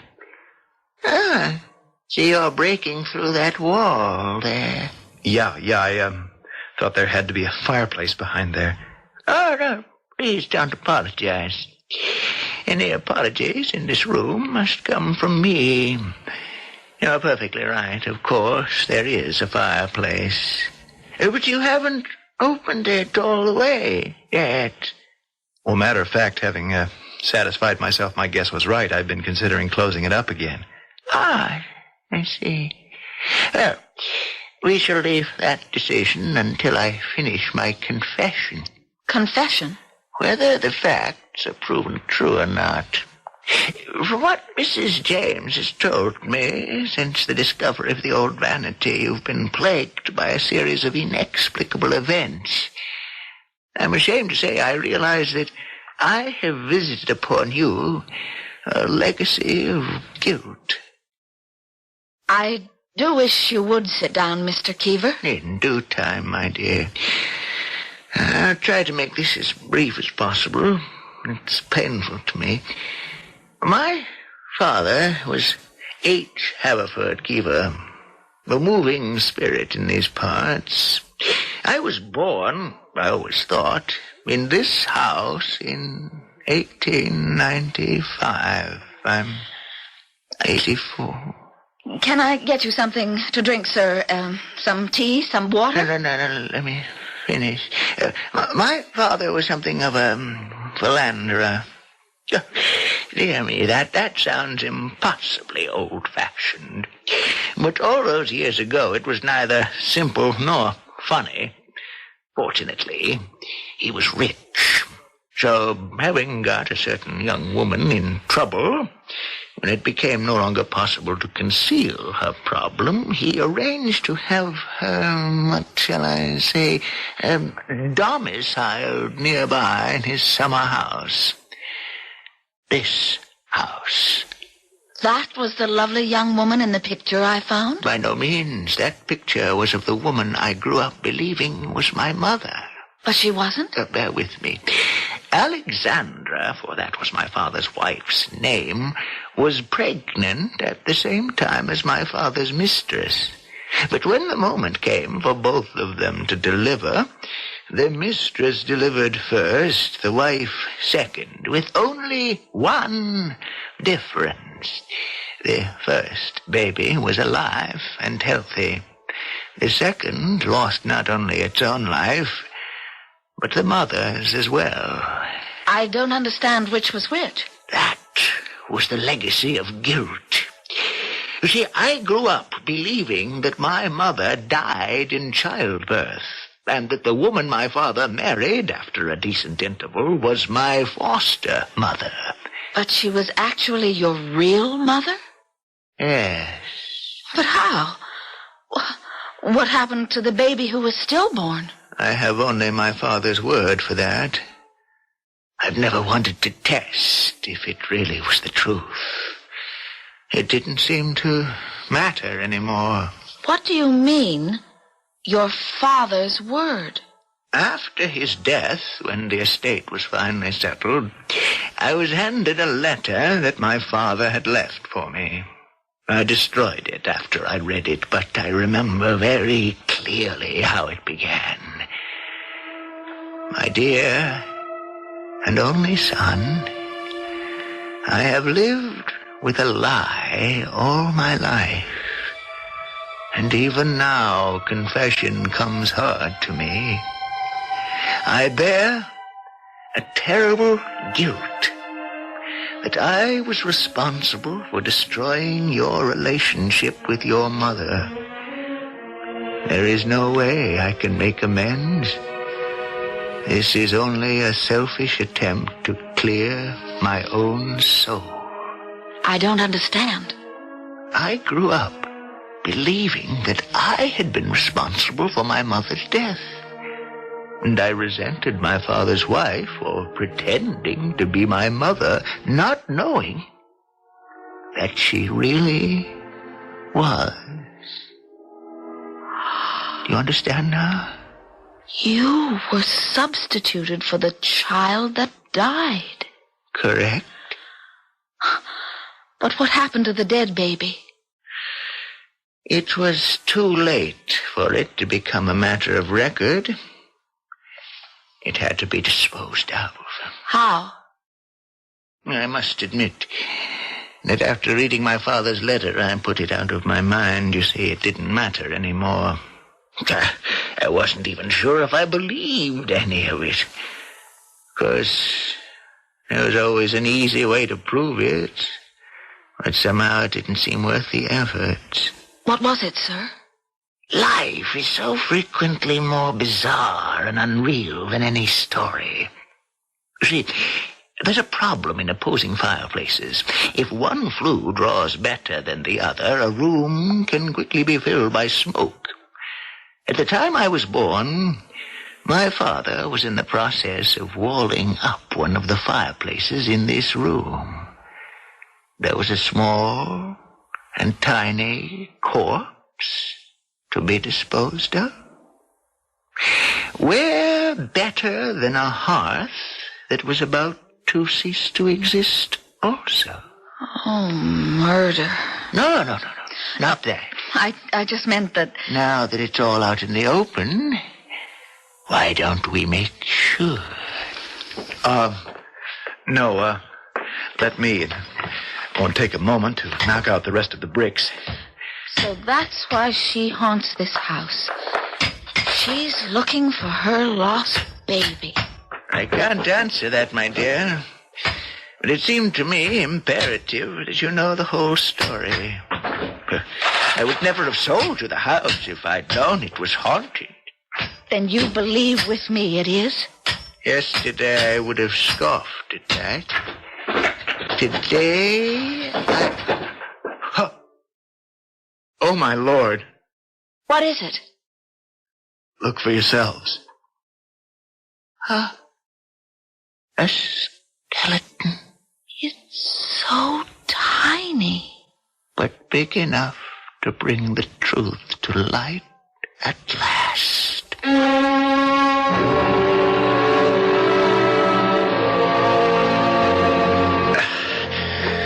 Okay? I have it. Put it down. All right. Now, you drop your end first. That's it. There. Back where it belongs. Oh, I don't know how you talk me into these things. Why would you want the vanity back down here? I just said it. Because it's where it belongs. Without a mirror? We'll replace that. Oh, that poor old man. Huh? Mr. Keever. Oh, yeah. I'll never forget his face when he went to touch that little skeleton, and it just powdered to dust. It was almost as if his whole life ended in that moment. Angie, what are you doing? Looking in the one piece of the old mirror that's left. You know what it really shows? What? Me, happy, fulfilled, with my own baby to hold in my arms any time I reach for him. Just as that poor ghost I saw, or dreamed I saw, has hers to comfort her in eternity. We can forget the past. All we have to look forward to is what life is all about. The future.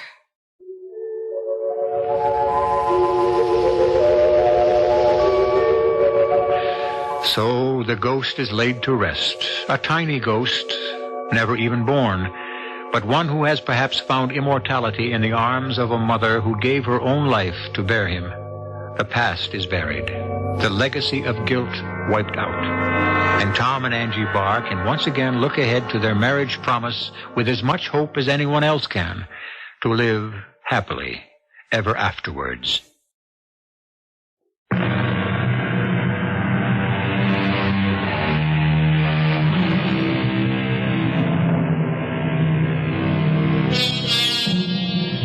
We didn't have any flashes of lightning or driving rain, but it was a ghost story all the same. A true ghost story. Because if you don't believe in spirits and beasties and all those other things that are accused of haunting our waking dreams, how do you account for what Angie saw in that fateful mirror? One parting thought: how safe will you feel the next time you look in yours? Our cast included Roberta Maxwell, Russell Horton, and Bryna Rayburn. The entire production was under the direction of Hyman Brown. This is E.G. Marshall inviting you to return to our Mystery Theater for another adventure in the macabre. Until next time, pleasant dreams.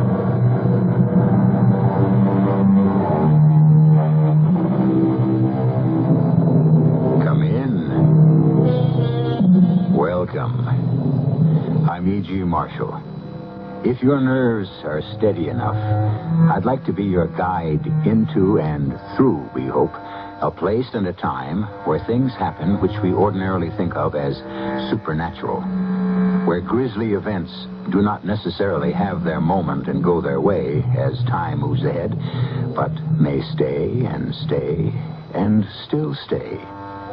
The home we enter first is not the sinister place I'm talking about. It's a well-appointed apartment, bright, cheerful, normal in every way, occupied by Ken Harris, who at this moment is reading a novel, and his wife Martha, who is working on a needlepoint project. Well, now, who can that be at this time of night? Only one way to find out. Oh, couldn't have waited 2 more pages. I was about to find out who done it. Oh, hello, Stu. Here, come on in. Let me take your coat. No, I can't stay. I just wanted to let you know that I've been out to the lake. Shadow Lake? What on earth for? Well, the thing is, Ken, your cottage has been broken into. Unless somebody you know is out there. Well, no, nobody. But what makes you think? I saw lights, and I saw a shadow move across the living room window. No question about it, Ken. There was somebody in your cottage.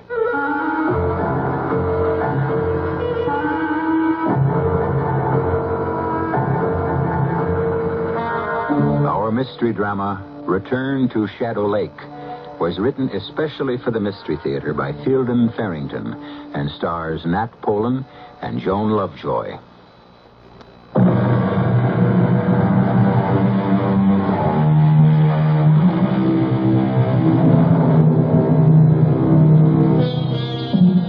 When you come to think of it, there's something rather sad about a summer cottage in midwinter. Its purpose is negated. Its rooms, built to contain the sounds of pleasure, are silent. Its meaning has been stripped from it. It is empty, or should be. But according to Stu Ralston, the summer cottage owned by Ken and Martha Harris out on Shadow Lake is not empty, and whoever is in it has no business there. You say you saw lights in the windows, Stu? That's right. Well, but all the utilities have been turned off for the winter. There's no electricity. But we left a couple of hurricane lamps in the utility room, Ken. Couldn't somebody have found those? It was a dim light. It could very well have been a lamp or even a couple of candles. Huh. Did you notice if there was a light in the utility room windows, Stu? No, I don't think there was. All I was aware of was the light in the living room and the shadow of a man walking past the front window, or maybe a woman. I couldn't be sure. Stu, what on earth were you doing out there in the first place? Oh, I just thought I'd drive out, you know. Looking for Claudia. Did you actually think you'd find Claudia out there? No, of course not. I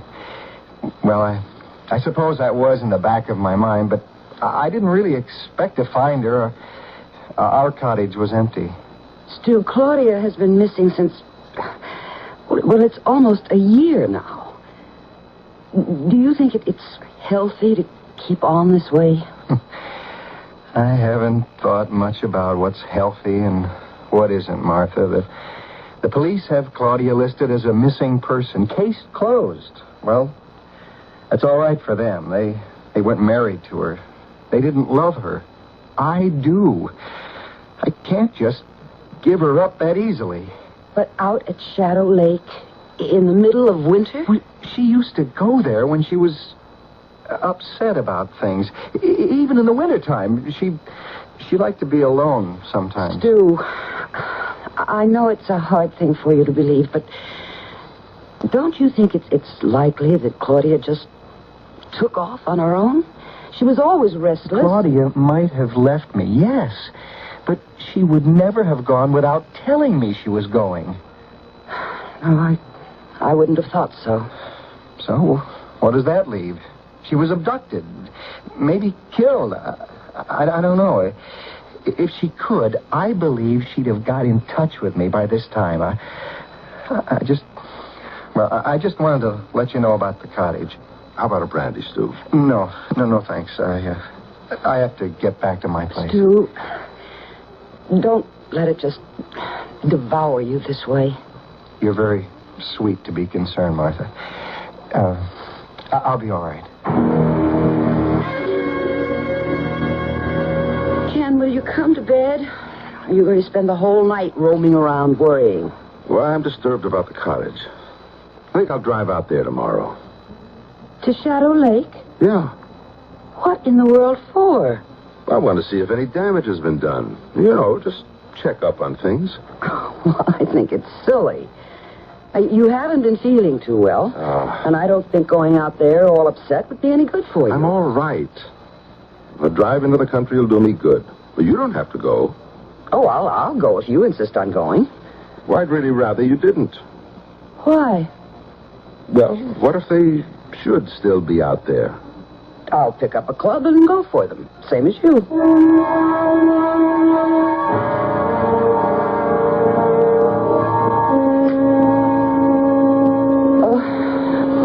Oh, 7:30. Ken, wake up. What? Oh. Did you set the radio clock for 7:30? Yeah, I want to get an early start. I forgot. You still want to go out there, huh? The time is 7:32 on a miserable Sunday morning. Heavy snow warnings are out throughout the area. Motorists are advised to stay off the highways if possible. An accumulation of 5 to 8 inches of snow is predicted. The temperature right now is 18 degrees, and it won't get out of the 20s all day. Cloudy and cold tomorrow with a strong possibility of continuing snow. So if you're in bed, stay there. If you're not, go on back.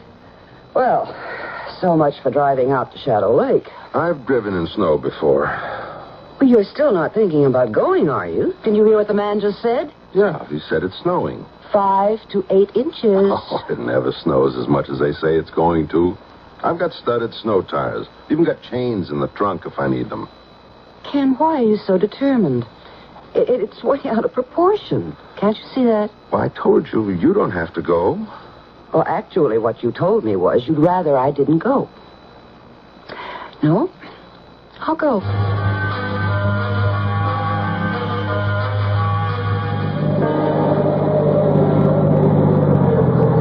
Ken, come on. Enough is enough. Let's turn back. I can't even see where we're going. That's all right, as long as I can. Now just be still and let me drive.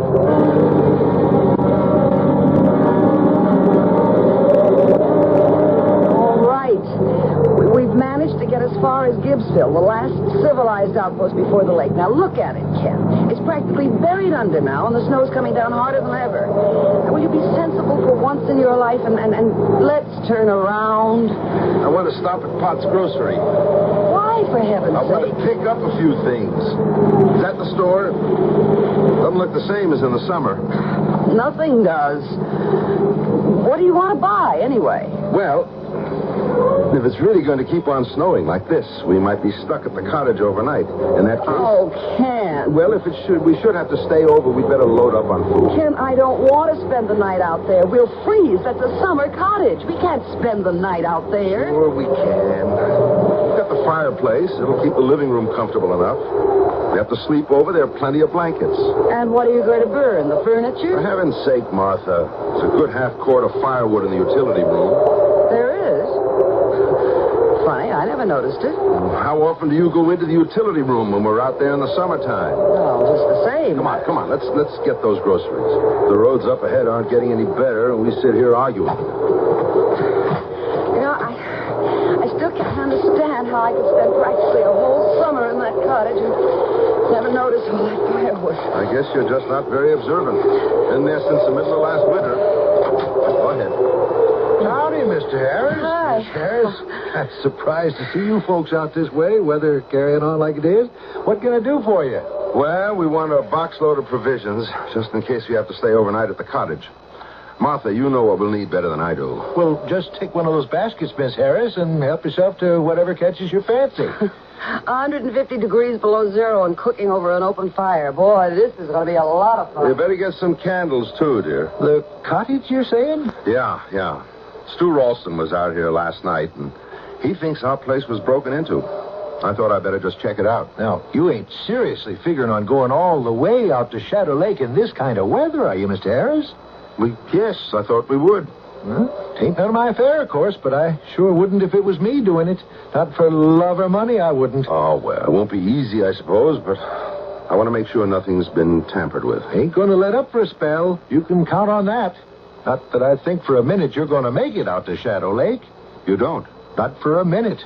Not up that wagon track to the lake itself. Okay. Well, This ought to hold us. You want to add it up, Mr. Potts? sure thing. Got everything you need now? I guess so, yes. All right, let's see. $1.76.43. If you ask me, I don't think we're going to need any of it. What did Mr. Potts say about going out to the lake? Took a dim view. And you're not going to pay any attention, I suppose. You know something, Martha? You're really getting a little tiresome about this. What? $12.97 it comes to, folks. Seems like an almighty lot. We're used to it. Let's see, 10. Let's see if I have 3 ones. 1, 2, yeah. Here you are. And here's your 3 cents change. I thank you. Come on, Martha. You take my advice, folks. You'll turn right around and go back. Gonna be a mess up there toward Shadow Lake. Please, Ken. He knows what he's talking about. He's a native. Come on. We may not even be able to turn around if we go much further. I don't intend to turn around.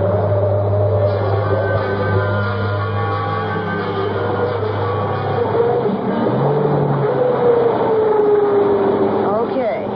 You wouldn't listen to me or Lou Potts. So now we're stuck. Stop sounding like doomsday. I can rock us out of here.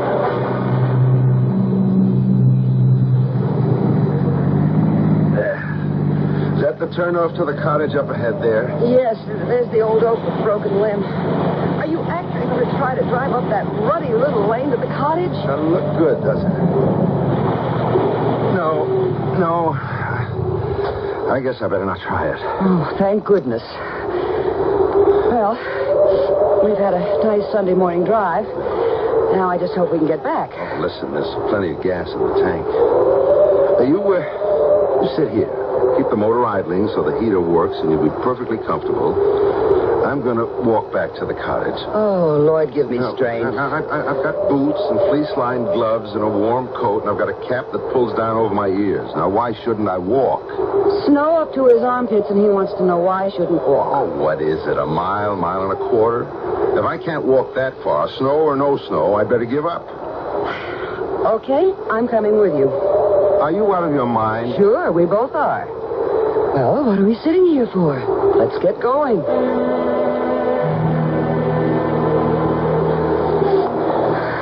I can't, Ken. I just can't. I told you that before we started. All right. Do you think you can make it back to the car alone? Will you go ahead to the cottage? Oh, thanks. I'll make it somehow.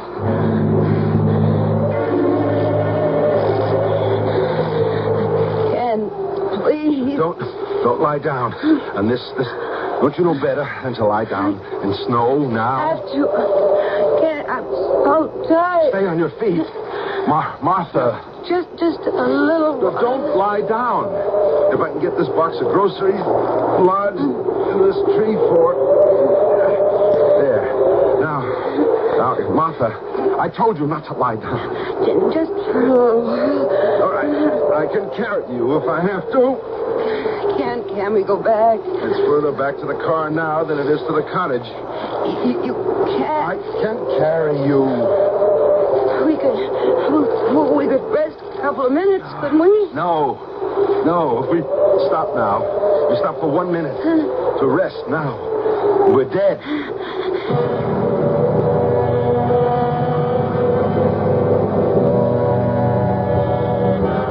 They say it isn't a particularly unpleasant way to die, freezing to death. There's no pain. You simply drift off to sleep, and that's all there is to it. Seems to me the only people who can tell you with any authenticity what it's like to die, no matter what way, are the people who have died, and they don't come back to talk about it, do they? I'll be back shortly with Act 2.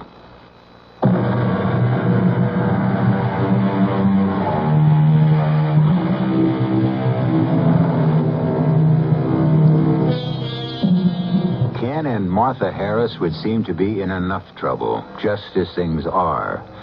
Martha has collapsed from exhaustion and exposure, and Ken, carrying her the rest of the way to the cottage, is near exhaustion himself.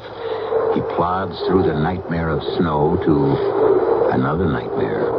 For what awaits him at the cottage, if he makes it, is far more terrifying than any accumulation of clean white snow. Martha, I can see it. I can see the cottage. Oh, Lord, don't, Martha. Don't go to sleep. We're going to make it. Don't let yourself sleep. Oh, we're here. Look, here are the steps. So heavy. Why should she be so heavy? Martha! Oh, worst thing. Panic. I'm tired, that's all. The keys. Martha, do you think you could stand up for a minute while I just get into my pocket? I've got only these 2 hands, and I have to... Martha, could you just try... Hey, here you are, helping. Oh, thank heaven. You're not... Okay, now, just... Oh, we made it. You hear me, Martha? We made it. Oh, now, just as far as... Just to the rocking chair, remember? You always liked the rocking chair. Are we home? We're in the cottage, Martha. We made it. Going to be all right. Can I just take a little sleep? No, not yet. I've got to start a fire. It'll warm the room up. But until it does, I want you to stay awake. Oh, poor Ken. I give you such a hard time. If you just stay awake, everything will be all right. Just don't go to sleep.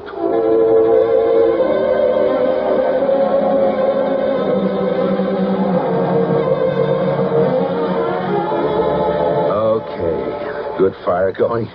You're wrapped up in blankets. Everything's going to be all right.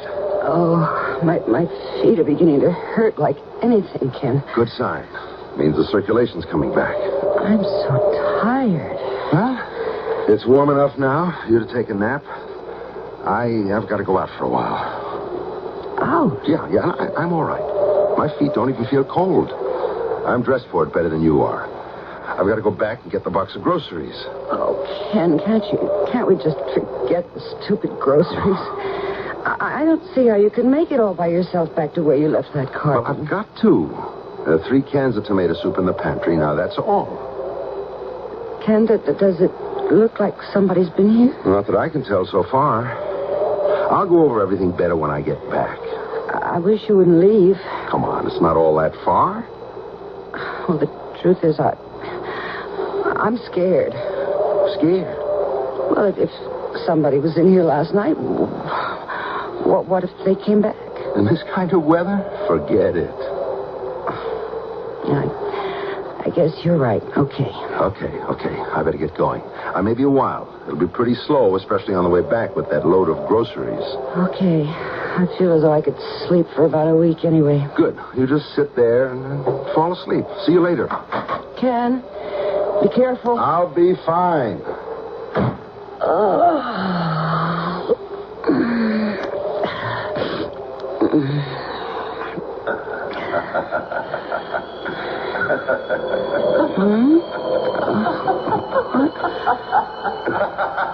What? Who? Ken?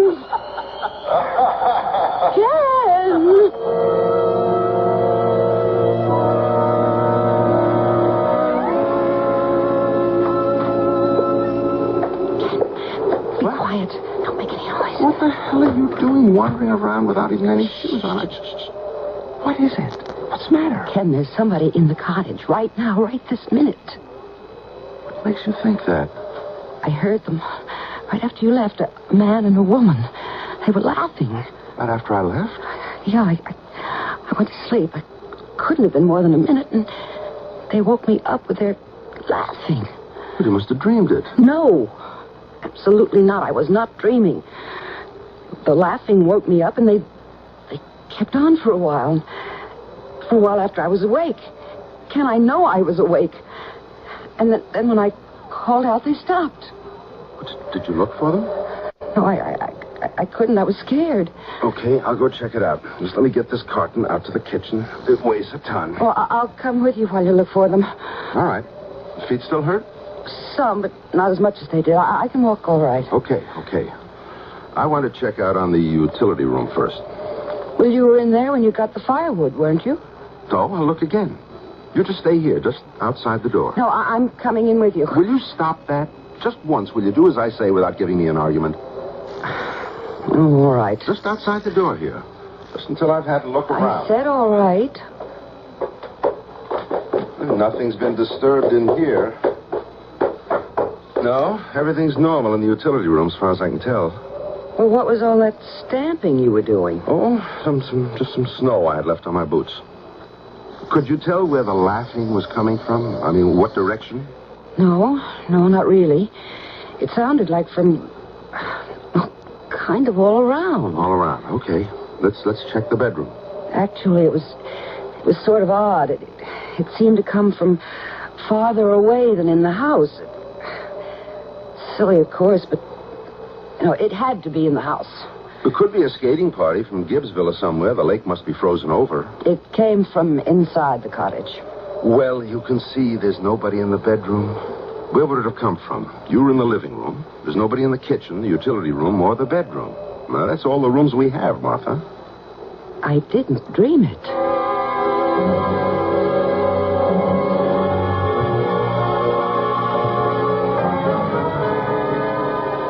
Do you want another hot dog, Ken? Good Lord, no. I've had 3, not to mention about a pound of French fries and 2/3 of that big can of baked beans. For a lady who doesn't know how to cook over an open fire, you whip up a pretty solid meal. I'm glad you enjoyed it.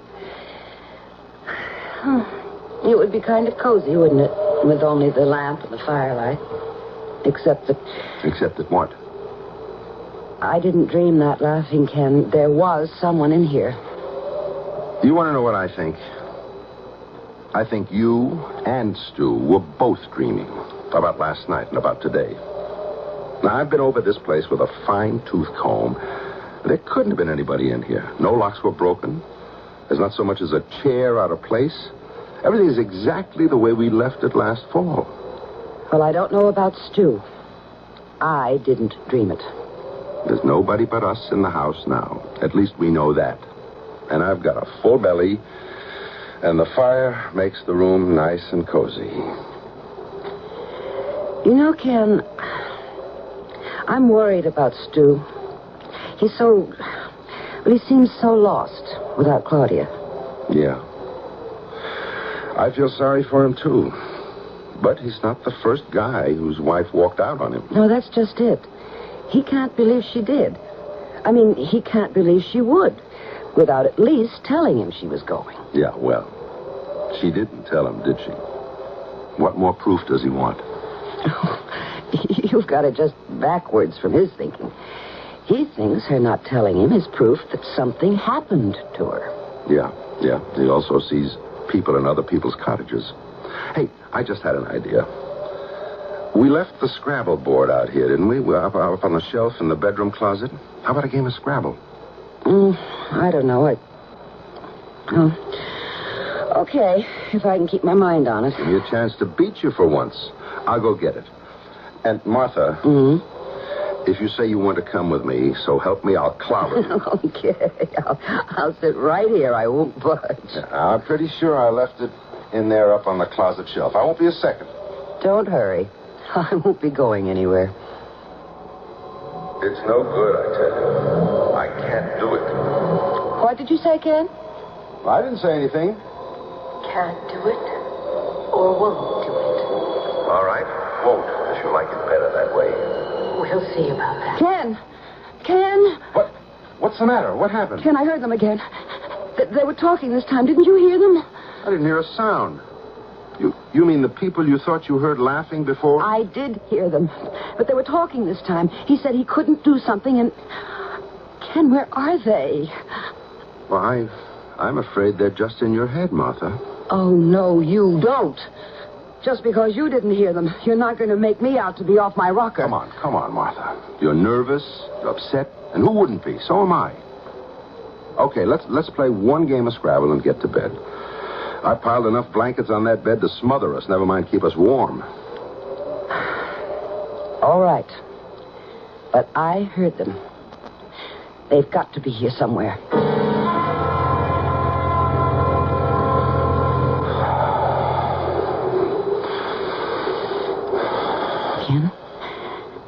Ken, wake up. Ken, come on, will you wake up? What? What is it, Martha? Look. At what? Can't you see it? The flickering? The fireplace in the living room is burning. Oh. Well, it's probably just part of a log that wasn't all the way burned up. Smoldered for a while and then caught again. Go to sleep, Martha. No, that's a fire, a whole fire. We couldn't see an ember or something from clear back here. What are you doing? I'm going in there to see what's going on. A fire like that just doesn't build itself out of ashes. Somebody built it. Don't you want to catch them?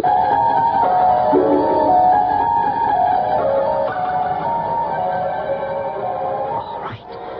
Now, don't talk. We'll just sneak up to the living room door and see what's going on, okay? Okay. Did you hear something? Not a damn thing. Don't talk anymore.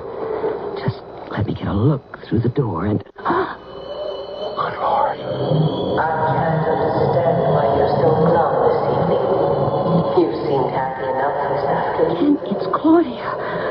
Can't you see her? She's come back. It's Claudia. Dear God. It's Claudia, all right. Be quiet, they'll hear you. I don't think so, Martha. I don't think they can hear us. It's not as if I'd dragged you out here or something. You might as well have.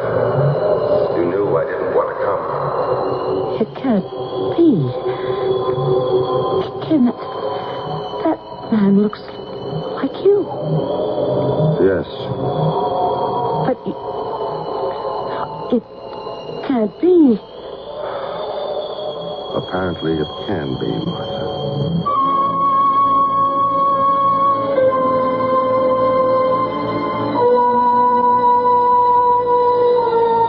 Ken Harris stands beside his wife, watching a scene in which he, Ken Harris, sits in front of the fireplace talking to Claudia Ralston. That adds up to 2 Ken Harrises in the same house at the same time. Impossible? Well, very unlikely, except that there it is. And Claudia, the long-absent Claudia, is she real? We'll find out when I return shortly with Act 3.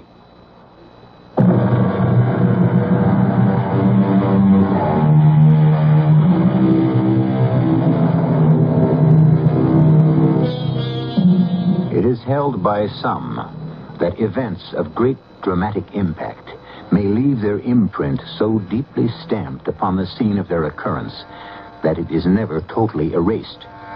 Not by the absence of the participants, nor by the passage of time.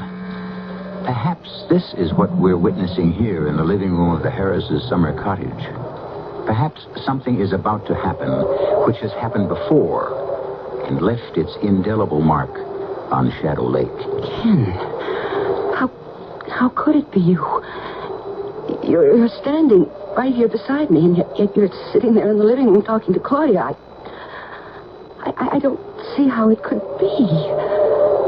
It's something beyond our understanding. They're not really here, Martha. I mean, not really in this place at this time. I don't understand it either. I just want to get away from it. She's talking again. It isn't easy for me either, Ken. Not one bit easier than it is for you. I told you in the beginning, weekends are out. I hate lying to Martha. You know that. So we steal a weekday when we can. We come out here and have a cold, miserable afternoon and a short evening together and then go back to the city and wait for our next chance to sneak away. We said in the beginning, and you agreed that... I know what we said in the beginning, and I can't stand this hole-in-the-corner business much longer. That was all it was ever meant to be. You should never let it start. Well, we did let it start. You can't undo that. And now it's not enough. It's too much. I think we have to stop now. It's gone much further than we meant it to. They just faded away. They're gone. They were never here, Martha. They weren't real. And the fire is dead. And everything is just gone. It was, I don't know, some kind of illusion. We imagined it. It was something that happened before, wasn't it? Something that actually happened. You and Claudia out here together. Martha, if you'll just... Which weekend was it, Ken? The time you had to go to Chicago to close that deal with whoever it was that time? That's enough. We're going to get dressed and get the hell out of this place before it drives us both nuts. Now, No, we're not. We're staying right here. But, Martha... I'm scared. But I have a feeling they'll be back. And I'm staying till the end. All right. If you want to see the end, we'll stay. You'll be sorry, but we'll stay.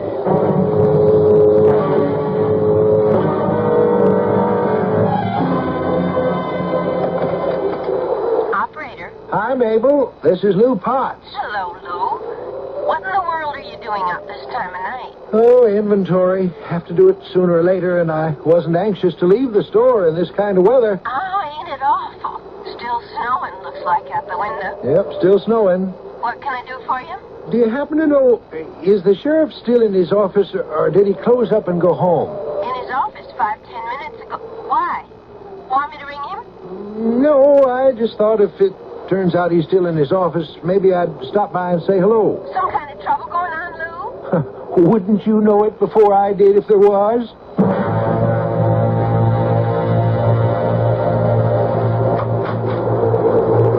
What are you doing out on a night like this, for Pete's sake? Oh, got something bothering me.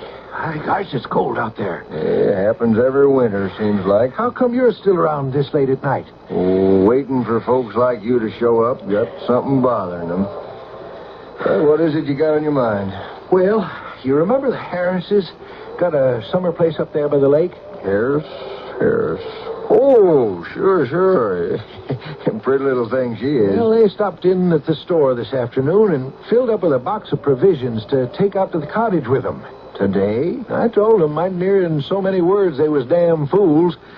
I've been watching all day, waiting for them to come, and I ain't seen them.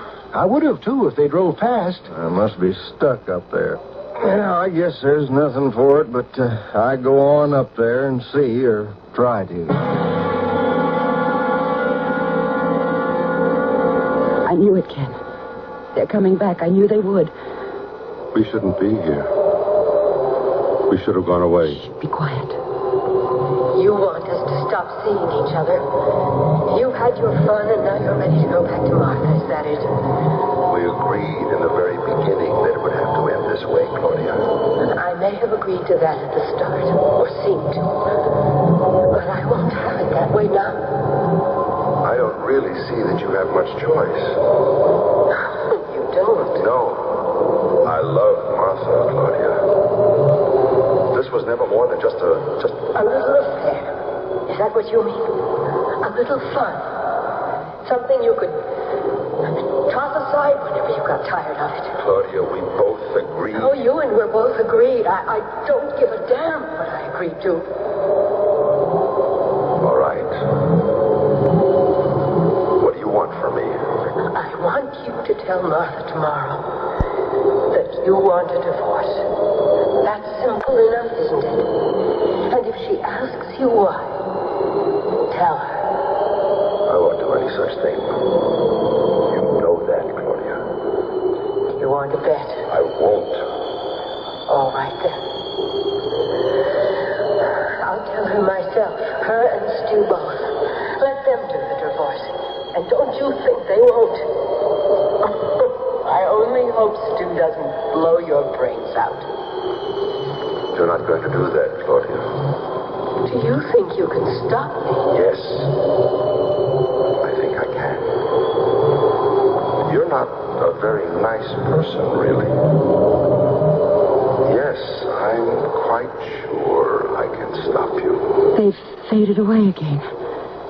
Just faded away, as if they were nothing but air. Less than air, Martha. They're nothing at all. They're a memory. Okay, you've seen the end of it. Now, will you come away with me? Oh, no. That wasn't the end of anything, Ken, and you know it. Martha, I told her I love you. You heard me tell her that. Oh, yes, sure. After you and she Martha, had... don't. Please don't. Don't what? Cry? Not for $1 million. I want us to leave this place now.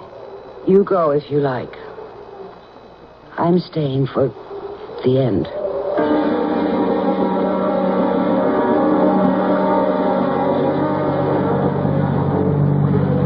Well, they must have made it as far as the turnoff anyway. I ain't seen hide nor hair of the car. Oh, there it is. Yep, up ahead there. That heap of snow? Yeah, must be. Stopped just this side of the turnoff to the lake. I sure hope they had enough gas to keep the heater going. Else they're frozen to death by now. Yeah. Well, don't look like there's anybody in the car, Lou. I guess I'll just have to walk on up there myself. You're as crazy as they are, Al. Yep. Now, you sit here and stay warm, Lou. I got snowshoes in the trunk. Son of a gun. Now, who'd think of snowshoes? A night like this, a sheriff would. Don't know why I didn't open a grocery store instead of running for sheriff. It's weird. The way they just materialize. It isn't real. Why are you looking at me like that, Ken? If you have anything silly in mind, you can just forget it. Silly? Just don't look at me that way. What way, Claudia? As if you could... Almost as if you could kill me. I wouldn't, of course, if there were any other way. But there isn't. Come on, Ken. You're kidding. I won't have you telling Martha about you and me. I won't put her through a thing like that. If I have to kill you to prevent it, by then... Okay. Then I'm sorry. I didn't realize you felt so strongly about it. We'll just forget the whole thing, okay? Well, don't just sit there shaking your head at me. I won't say a word to Martha or to Stu either about us, Ken. I promise you. I don't believe you. But that's just the point, Ken. I'm telling you, you can believe me. I promise. A moment ago, you said you don't give a damn what you promised. That was just... Oh, you know it was just talk. Oh, Ken, you've got to believe me. I can't. But if you don't... Oh, no, Ken. Please. There's only one alternative. No. I'm sorry, Claudia. Keep your hands off me. Don't touch me. If you fight me, Claudia, it's only going to make it worse. Now, what's the good of that? Just a little more now. It'll all be over in just a minute. Just a little while, and the whole thing will be behind us. Ken, you killed her. That was the weekend she disappeared. You killed her. Yes. I couldn't figure anything else to do. But... Oh, God. A murderer. Martha, don't say that. Adulterer and murderer. Huh? What did you do with her? What did you do with her body? I tore some boards off the floor of the utility room and buried her under there. The utility room? You mean she's under there now, under that floor right this minute? Yes. all last summer. Every weekend, all last summer, we were out here, laughing and having fun, and she...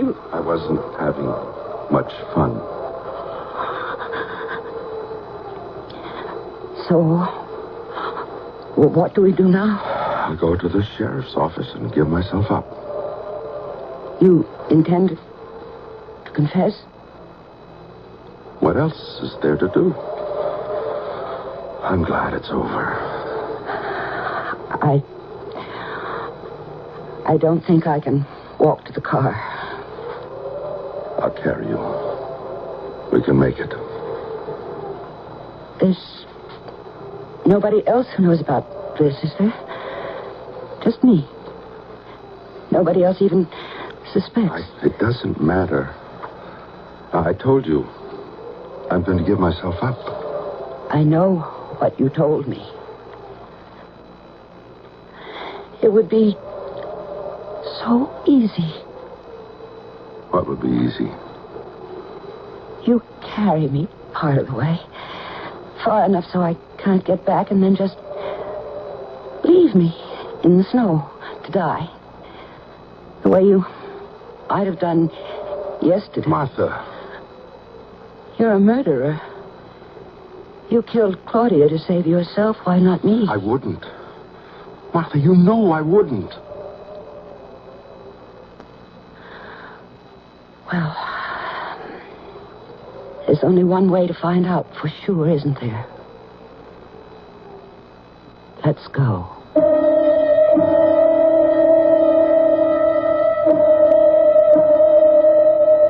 Ken Harris does not know that the sheriff is making his way toward the cottage, but the going is slow.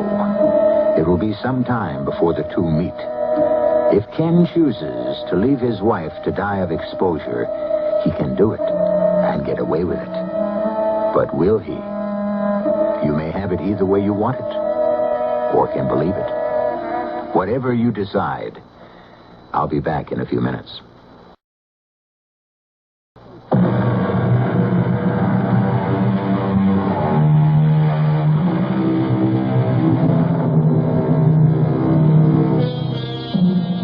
A murderer, a reluctant murderer, granted, has either been exposed for what he is or has been prodded to the brink of a further and even more despicable crime. And the force that brought him to this plight was supernatural, according to our present standards of what is and what is not natural. Could it be that there is a department of criminal investigation operating on a level not yet recognized by our very exact sciences? Our cast included Joan Lovejoy, Nat Polan, Joan Loring, Bob Caliban, and Robert Maxwell. The entire production was under the direction of Hyman Brown. This is E.G. Marshall inviting you to return to our Mystery Theater for another adventure in the macabre. Until next time, pleasant dreams.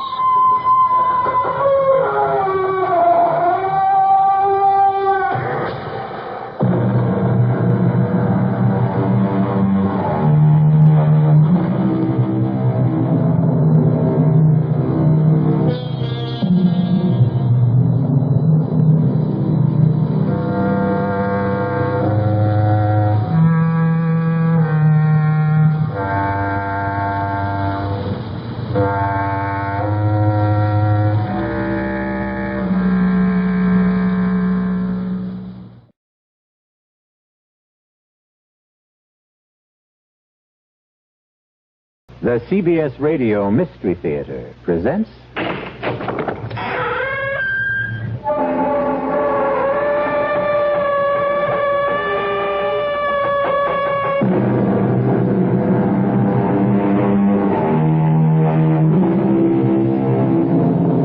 Come in.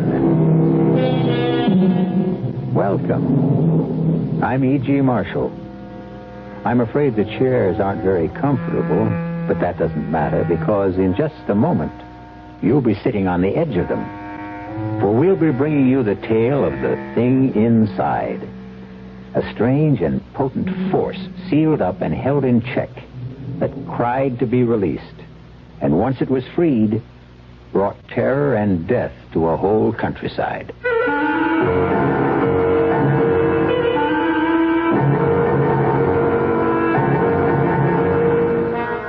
Our mystery drama, The Thing Inside, was written especially for the Mystery Theater by Robert Newman and stars Ralph Bell and Bryna Rayburn.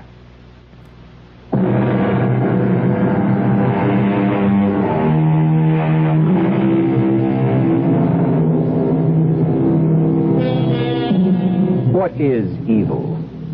Is it abstract or concrete? Does it seek us out or do we seek it? Either way, there is something in all of us that senses its presence. And when we do, most of us draw back from it in fear. But occasionally, for reasons we do not always understand, we are attracted to it and come under its spell, thus freeing it to work its destruction on an unsuspecting world. Our story begins as John and Sarah Farrar get out of their car and walk towards a rather shabby and run-down antique shop in a small New England village. It's not much of a place. No. Still, you never know. Paul's picked up some pretty nice things in places like this. That tavern sign, for instance. That's true. Good afternoon. Oh, good afternoon. Do you mind if we look around? Nope, not at all. You looking for anything in particular? Oh, no, not really. Possibly some dishes. Do you have any white ironstone? Nope, I'm afraid not. It doesn't matter. That's a rather nice painting there. Schooner? Yes, it is. Oh. Well, do you know anything about it? Nope, except that it's American. Early 19th century. John, look at this. What? Oh, yes. Did you say early 19th century? Yeah. I don't think so. I'd say it wasn't more than 20 years old. A copy of something earlier. Why do you say that? Because of the condition of the canvas and the varnish. You a dealer? No, I'm a painter. Oh, well, you may be right. I'm sure I am. Oh, hello. Oh, have you found something? Yes. Can you tell us anything about this? Oh, a glass paperweight? Oh, is that what it is? Yeah. At least I think so. What do you think of it, Sarah? No, it's interesting. Yes, it is. Especially when you hold it up to the light. When you turn the ball, it moves. I've never seen anything quite like it. Neither have I. Paul would probably know what it is. Never mind. How much do you want for it? $5. What do you say, Sarah? Shall we buy it? Oh, I don't know, John. It just looks like a glass ball to me. Well, I like it. I like looking at it. Yes, but $5 for something that may be nothing at all. Well, why do you say it's nothing when I say I like it? Well, because $5 is a lot of money. For us, anyway. You don't have to rub it in. Oh, I'm sorry, darling. I just meant... I know what you meant. If you really want it, you can have it for $3. I do want it. I'll take it. John. I said I'll take it.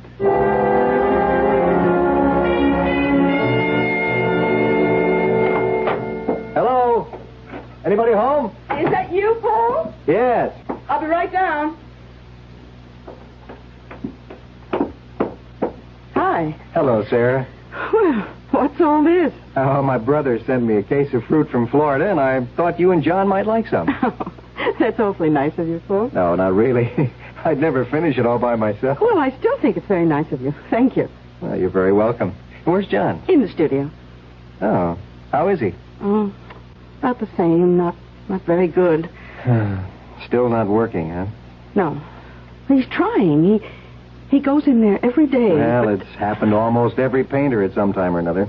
You hit a bad period, just can't seem to do anything. He's been... Oh, I thought I heard your voice.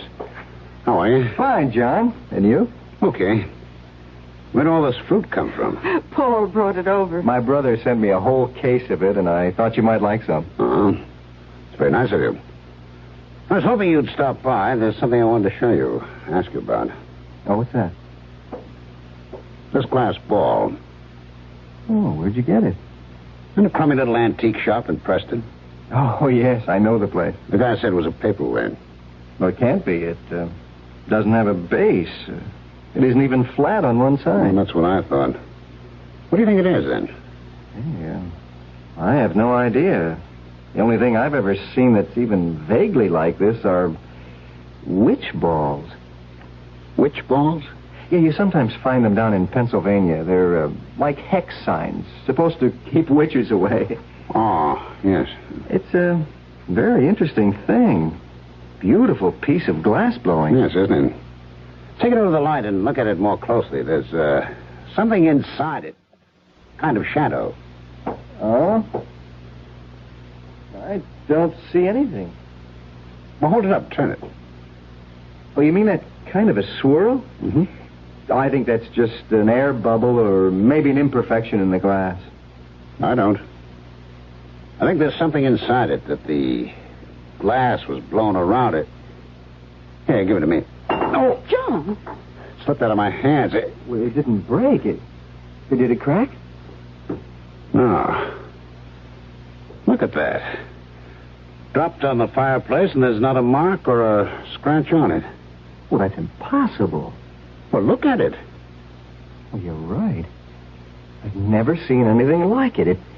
It can't be ordinary glass. I'll tell you what, John. I've got a friend who's an expert. Collects paperweights. If you like, I'll take it and show it to you. No. It's not leaving this house. John! Well, I just thought that... I say it's not leaving this house. All right, John. I'm going back inside. I'll see you, Paul. Yes, John. Well, he really has a thing about it, hasn't he? Yes. When did he get it? Oh, just yesterday. I don't like it. Why not? I don't know. I just have a funny feeling about it. I have had from the first time I saw it.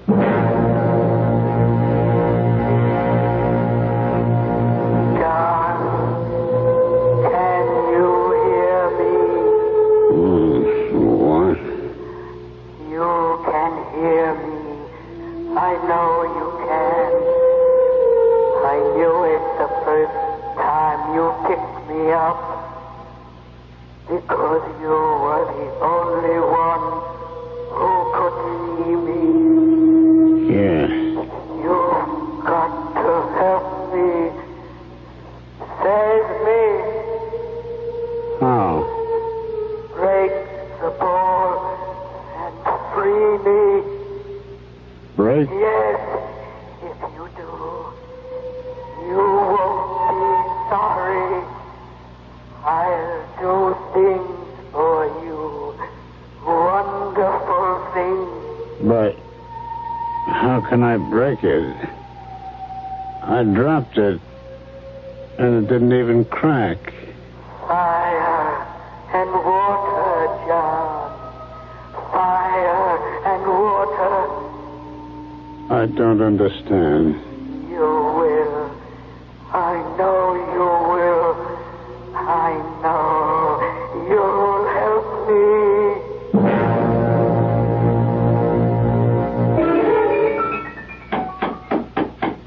Just a second. Oh, hello, Paul. Sarah, can I come in for a few minutes? Oh, yes, of course. Well, how are you? A little down at the moment. Why? I just got some rather upsetting news. That's why I came over. Oh, I'm sorry, Paul. Well, what's the news? Well, it'll affect you and John more than it does anyone else. Hmm? You know those rumors that Ezra Tate was going to sell that 200-acre parcel of his to a developer? Well, apparently they're true. Oh, no. But how do you know? Well, I was just at the bank and Peterson told me. Well, that's certainly not good. That Ezra is going to sell. But that doesn't mean that they can go ahead and build there. Well, they'd have to get the approval of the zoning board. Have you forgotten that Harry Walker, the board chairman, is his nephew? Yeah, but he wouldn't dare. You mean you think it really may go through? I'm afraid so. Oh, but that's awful. You know, we bought this place, put every cent we have into it, mostly because of the location and the view. And if the deal does go through, that will be the end of it. I know. And that's not all. But I wouldn't want to go on living here with a development right under our noses. And I don't think anyone else would want to either. Well, I'm afraid you'd take a bad licking if you tried to sell the place. Well, don't say anything about it to John until we really do know what's going to happen. He hates Ezra Tate as it is, and when he hears about this, That's right. He has had a bit of trouble with him, hasn't he? Oh, from the day we moved in here. First about the boundary line, and then about... Sarah, you... Oh. Oh. Hello. I didn't know you were here. I was just passing by, and I thought I'd drop in. I'm glad you did. As a matter of fact, I was going to call you. Oh, about what? You know that glass ball I showed you yesterday? Yes, of course. If you wanted to break it, really break it, how'd you go about it? Well, why on earth would you want to break it? It's a beautiful thing. Well, yes, it is. But suppose I did want to break it. I really don't know, John. Can you think of any way it can be done with fire and water? Fire and water? Yes. Well, I suppose if you put it in a fire and got it very hot, or close to its melting point, and then dropped it into cold water, that might do it. Of course. Thanks, Paul. John, wait. You mean you're really going to... Yes. Why? Because I've got to. I got a feeling that if I do break it, can break it, What? Never mind. I'll see you, Paul. Don't look that way, Sarah. I know it doesn't make sense, but after all, there's no harm in it. I'm not so sure about that. Why do you say that? I told you, I had a funny feeling about the thing from the first time I saw it. Well, if he does break it, destroy it, that will be the end of it. I wonder.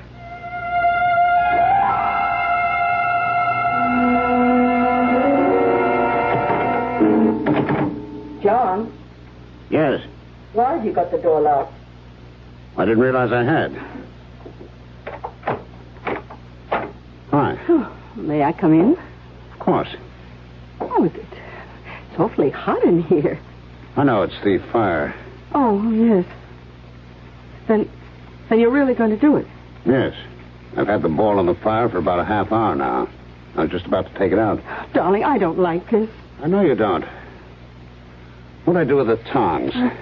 Over there. Oh, yes. Now, stand back. I'm going to take it out. And drop it in the pail of water? Yes. Come on now. There we are. Darling, be careful. I will.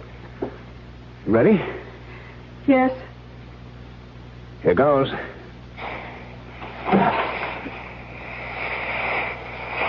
Wow. I really think I did it. What happened to the ball? Well, see for yourself. It practically exploded into 100 pieces. Oh, yes. Well, are you satisfied now? Yes. Now, wait a minute. Look at this. This is what was inside it. Its center. Another ball. A small black one. Yes, but it wasn't black before. Oh, the heat must have turned it black. Well, what are you going to do with it? Keep it. Why? Just so. Now, stop looking so upset, Sarah. Things are going to be different now. What do you mean? Well, you'll see. Everything's going to be fine. Better than they've ever been before.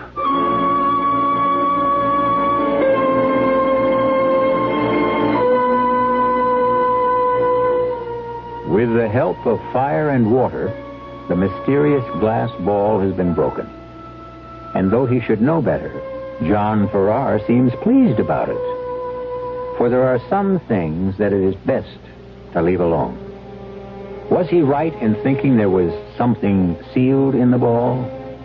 Will it give him the things he wants? And if so, at what cost? We'll find out shortly when I return with Act 2.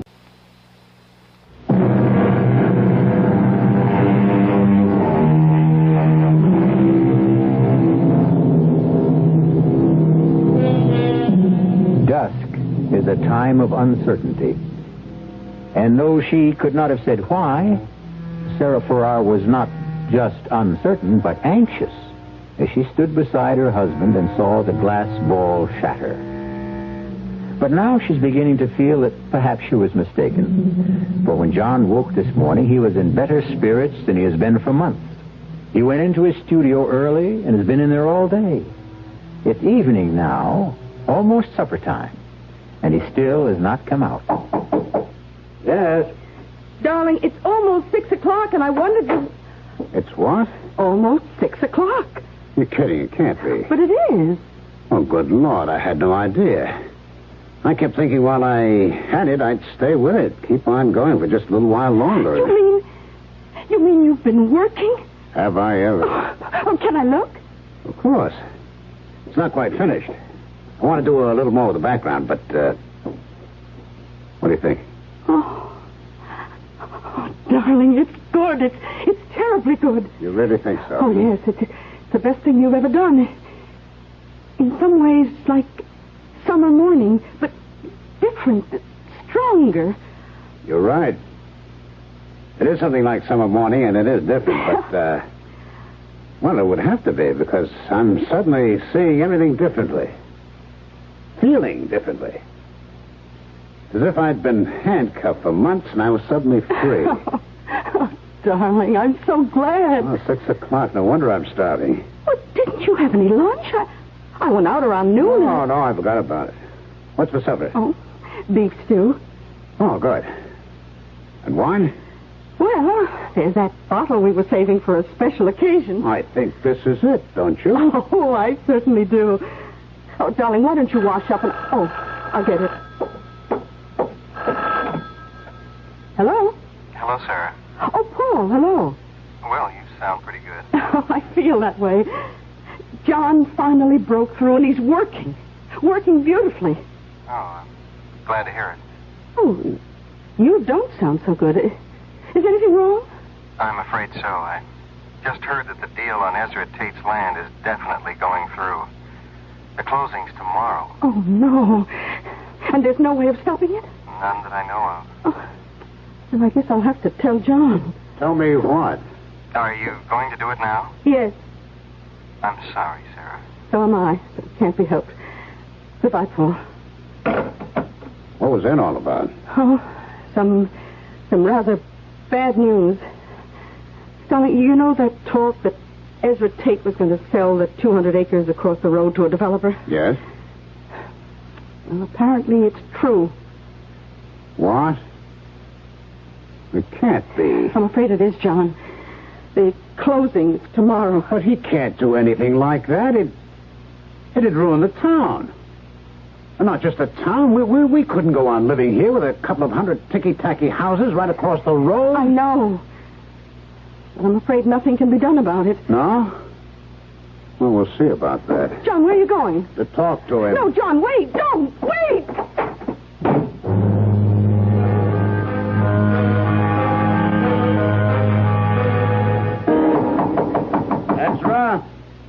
Ezra Tate. Who's that? Who's there? John Farrar. What do you want? I want to talk to you. Well, you can't right now. I'm eating supper. Oh, damn it all, Ezra. It's important. Okay, just a second. Now, what is all this? Is what I heard true? That you're selling the land across the road from us to a developer? It sure is. But you can't do that. Says who? It's my land. I can sell it to anyone I want. Haven't you any feeling at all for anyone else? Don't you realize what it'll do, not just to me, my place, but the whole town? It can't take another couple of hundred people. The deal's set, and that's that. But can't you see? Okay, how much are they offering you for it? Why do you want to know? Because I'll buy it from you. I'll give you a couple of thousand over their price. What? That's really funny. What's funny about it? Yeah, it just is. You haven't got a dime. You owe everyone in town money, and you want to buy... Never mind about that. I'll get it somewhere. Yeah? Where? From your friend Paul Chandler? What's it to you where I get it? Oh, I'd like to know, that's all.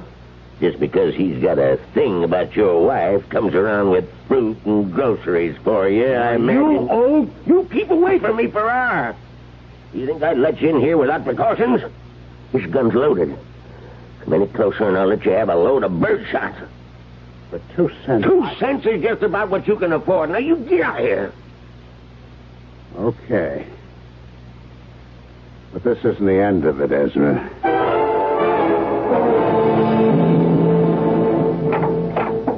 Oh, John, thank heaven you're back. I was afraid. Well, what happened?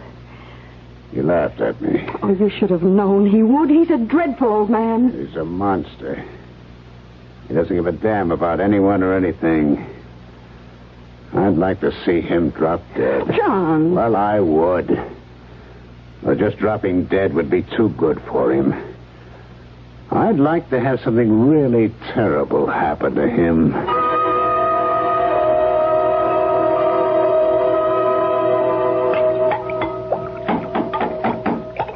Just a second. Good morning. Mrs. Farrar? Yes? My name's Osborne. Sergeant Osborne, State Police. Oh, how do you do? Is your husband around? Yes, he's in his studio. Could I talk to him for a few minutes? Well, he's working, but I think so. Come in. Thank you.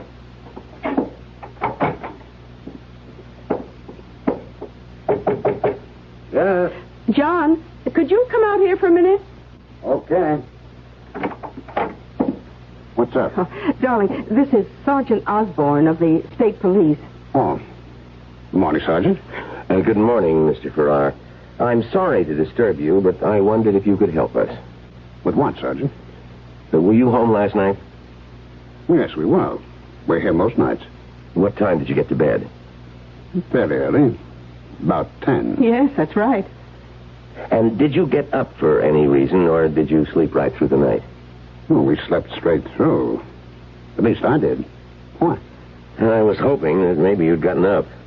That you could tell me if you heard or saw anything unusual. A car going up the road to Ezra Tate's place, for instance. Well, I didn't. Did you, Sarah? No. We'd had a big day, and I slept like a log. You know Tate, don't you? Yeah, we sure do. I take it you don't like him very much. Well, that's the understatement of the year. We've had nothing but trouble with him since we moved up here. Sergeant, what's this all about? Has there been any trouble at his place? I guess you could call it trouble. He was killed last night. He was what? Killed. Murdered. His nephew went over there early this morning and found him. Oh, but that's awful. I thought he was a dreadful man, but... Have you any idea who did it? Not yet.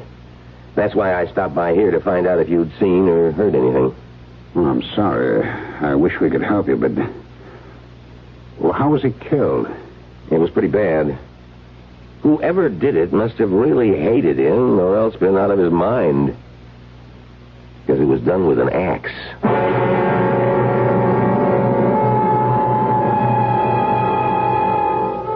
No, that's not a nice way to kill someone, not at all. And whoever or whatever did it didn't waste very much time. For it was only last night that John Farrar said, "I'd like to see something really terrible happen to him."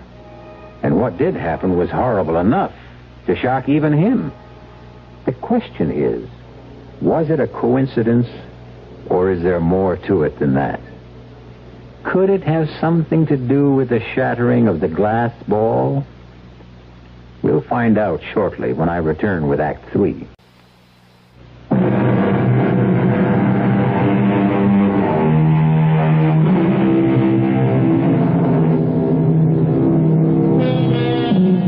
There's a finality to death. Even the death of the unloved and unmourned, that we all find sobering.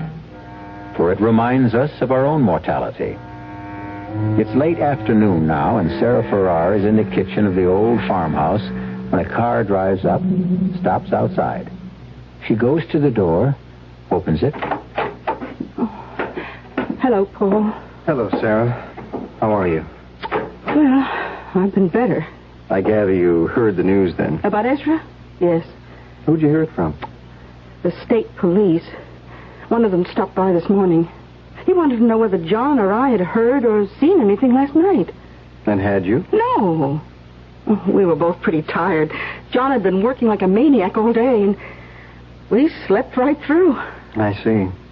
How's John? Well, of course he's upset. It's a scary thing when something like that happens so close by, and you don't know who did it or why. But he'll get over it. I hope so. I've been worried about him. Why? Well, he certainly wasn't in very good shape the other day. That whole involvement of his with that glass ball. Oh, that. I was pretty worried about that myself, but, well, once he broke it and snapped his painting block, it started working. Well, he really feels there was some connection there. Apparently. Well, as long as he's working. I take it he still is. Oh, yes. Yes, he finished one painting. He's already started on another. Oh, good. The reason I stopped by was because I wanted to find out if the two of you were free Friday night. Oh, yes, we are. Then would you come over for dinner? Benson of the Benson Gallery is coming up from New York. And if John is working again, I thought he ought to meet him. Oh, Paul. You really are a very good friend. Oh, come on, Sarah. Now, you know how I feel about you. Both of you. You've had a pretty rough time since you moved up here, and if I've done anything to help... Oh, Paul, hello. Hi. I didn't hear your car. You been here long? No, just a few minutes. Oh, Paul stopped by to invite us over for dinner Friday night. Benson of the Benson Gallery is going to be there. Oh, that's nice. What do you think of our big local news? Ezra Tate's death? That's pretty shocking. Yes, it is. On the other hand, it did take care of a pretty serious problem for us. Oh, what do you mean? Well, now that he's gone, that's the end of that housing development. I'm afraid it isn't, John. Well, why not? His nephew is his only living relative. He'll inherit everything Ezra had, including his land, and he's already telling people he intends to go through with the deal. What? Well, he can't do that. He's head of the town zoning board. Yes, he is, but he was willing to push the thing through when it meant money in his uncle's pocket. Don't you think he'll be even more anxious to do it when it means money in his own? But that's even worse. Well, a little more direct and obvious, but no worse. And nothing can be done about it? I'm afraid not. The zoning board is his baby. Does just what he says. Well, it would serve him right if the same thing happened to him that happened to Ezra. John, that's a terrible thing to say. Is it? I don't like violence any more than you do, Sarah, but when a man is willing to destroy a whole community out of sheer greed, I say the world's better off without him.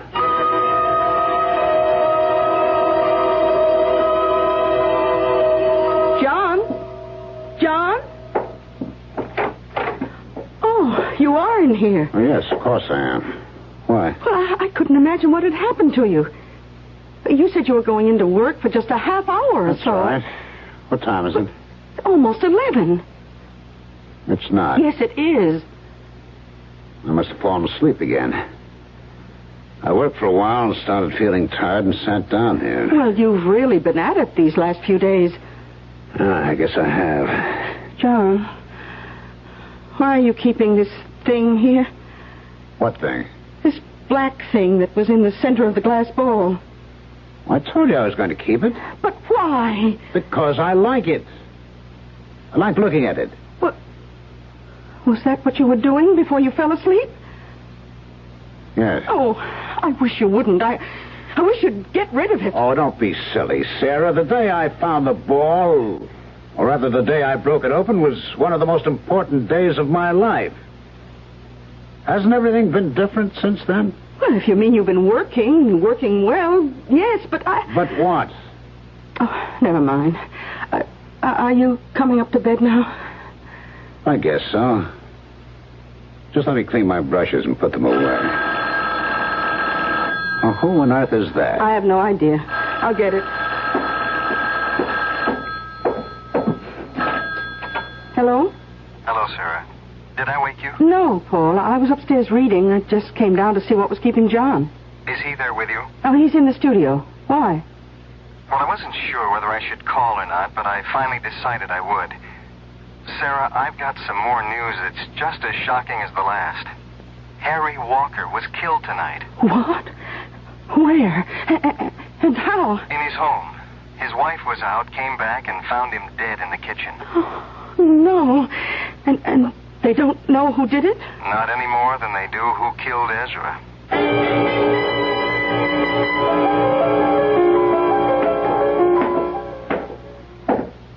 Hi.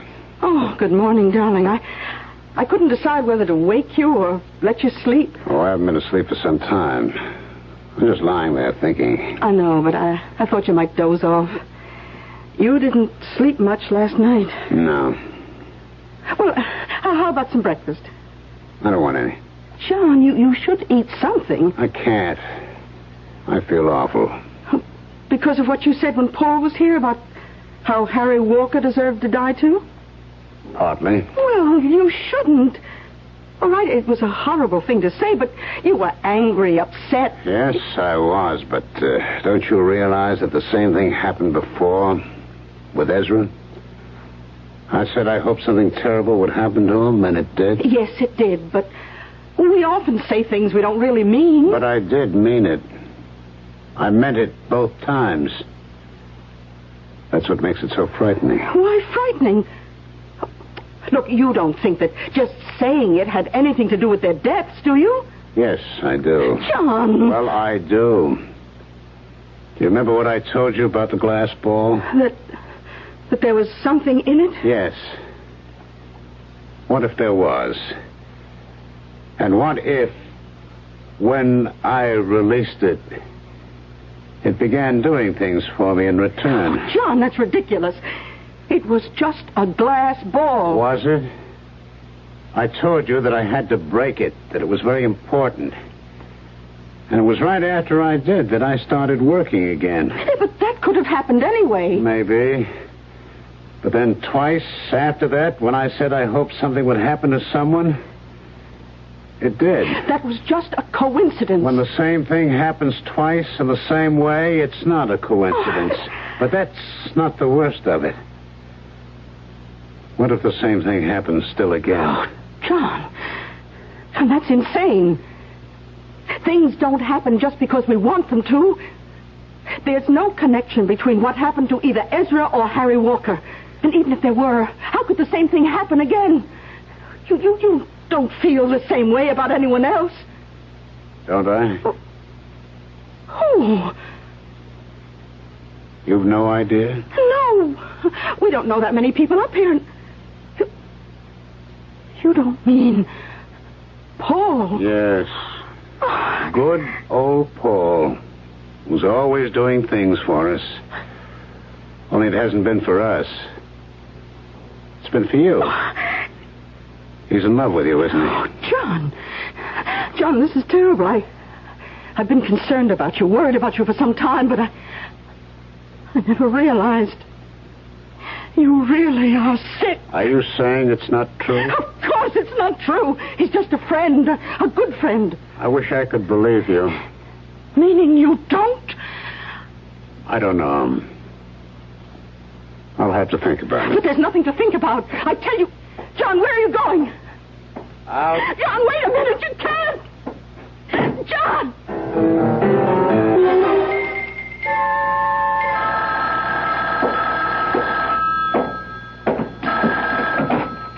Hello? Oh, Paul, it's me again. Any sign of him? No, Sarah. But it's been over 2 hours. Well, you said he didn't take the car. If he walked, it would take him some time to get over here. Not this long, Paul.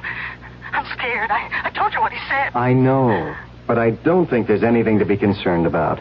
The longer he has to think about, the more chance there is that he'll realize it's ridiculous. But suppose it's just the opposite.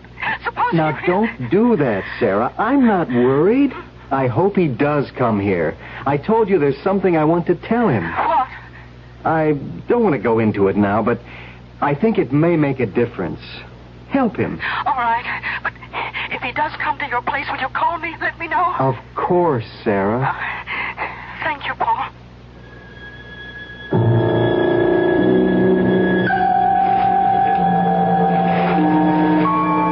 A friend, she said. Just a good friend. Can I believe her? He's been there all the time, whenever we needed him. No, not just when we needed him. Whenever he could do anything to help. Why? There's only one way to find out.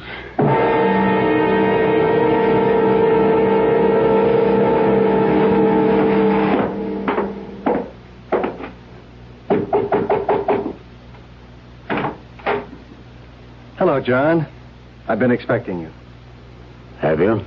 Yes, Sarah called. Twice, as a matter of fact. And said you might be coming over here. Come on in. Thanks. Can I get you something? Some coffee or a drink? No. Well, sit down. There's something I want to tell you. About you and Sarah? What? What could I tell you about that? How you feel about her? I feel the same way about her that I do about you. I like you both very much. What I wanted to talk to you about was that glass ball. What about it?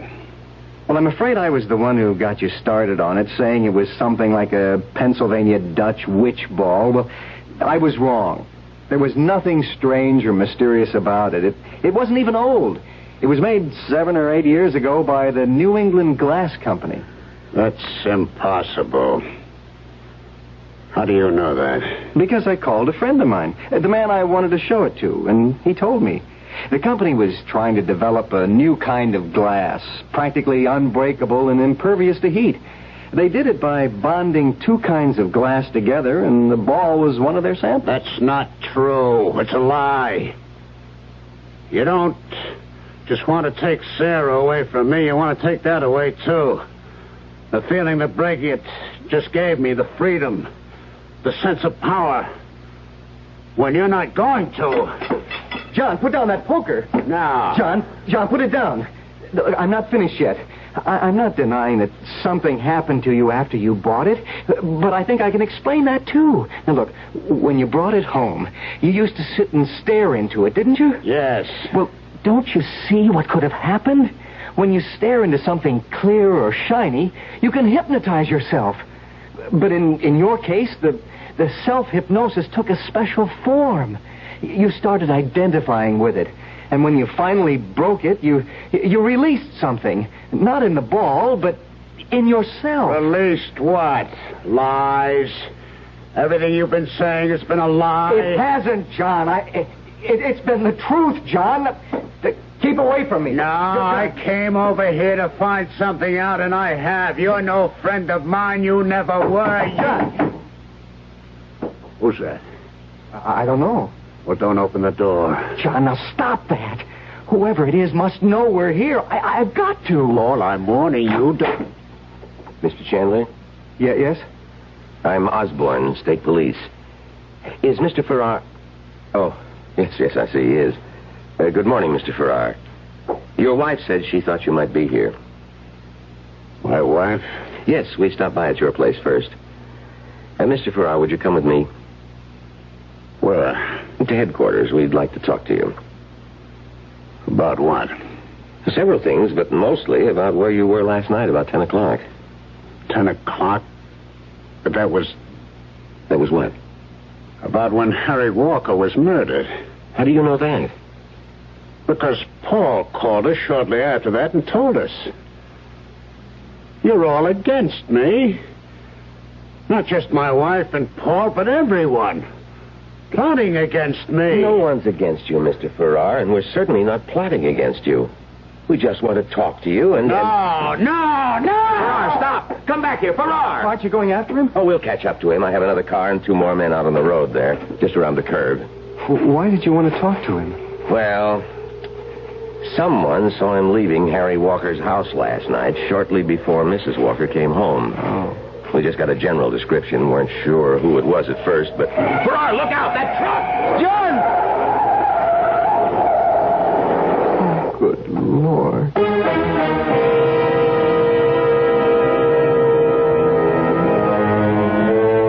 Seek, and you shall find. John Farrar came to his friend's house seeking what? the truth he tried to tell himself. But the truth was exactly what he did not want to hear. Not when it stripped away his illusions and did not confirm his jealous imaginings. And so he found what we find so often when we reject the truth and everything else of value. Death. I'll be back shortly.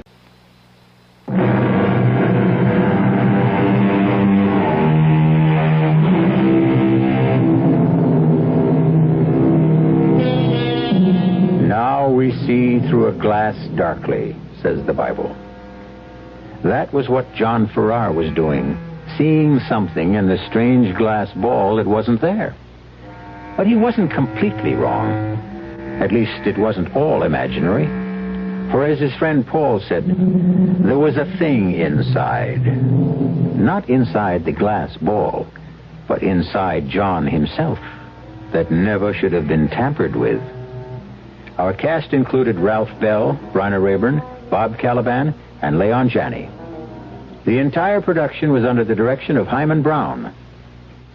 This is E.G. Marshall inviting you to return to our Mystery Theater for another adventure in the macabre.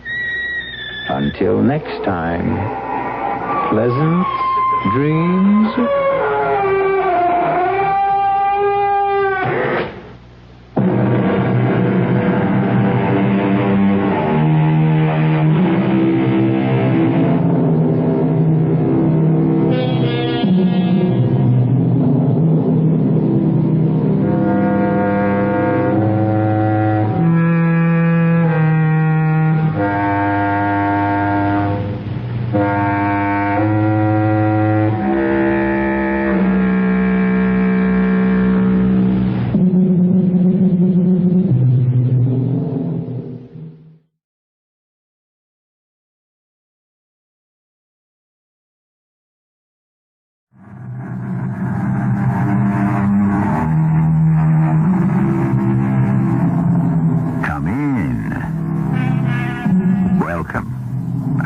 Marshall. The shot of accident, the dart of chance, how well we know them, from legend and from life. Who aims the shot? Who throws the dart? Who rolls the dice? Who spins the wheel? Who hurls the bolt? Someone? Anyone? No one?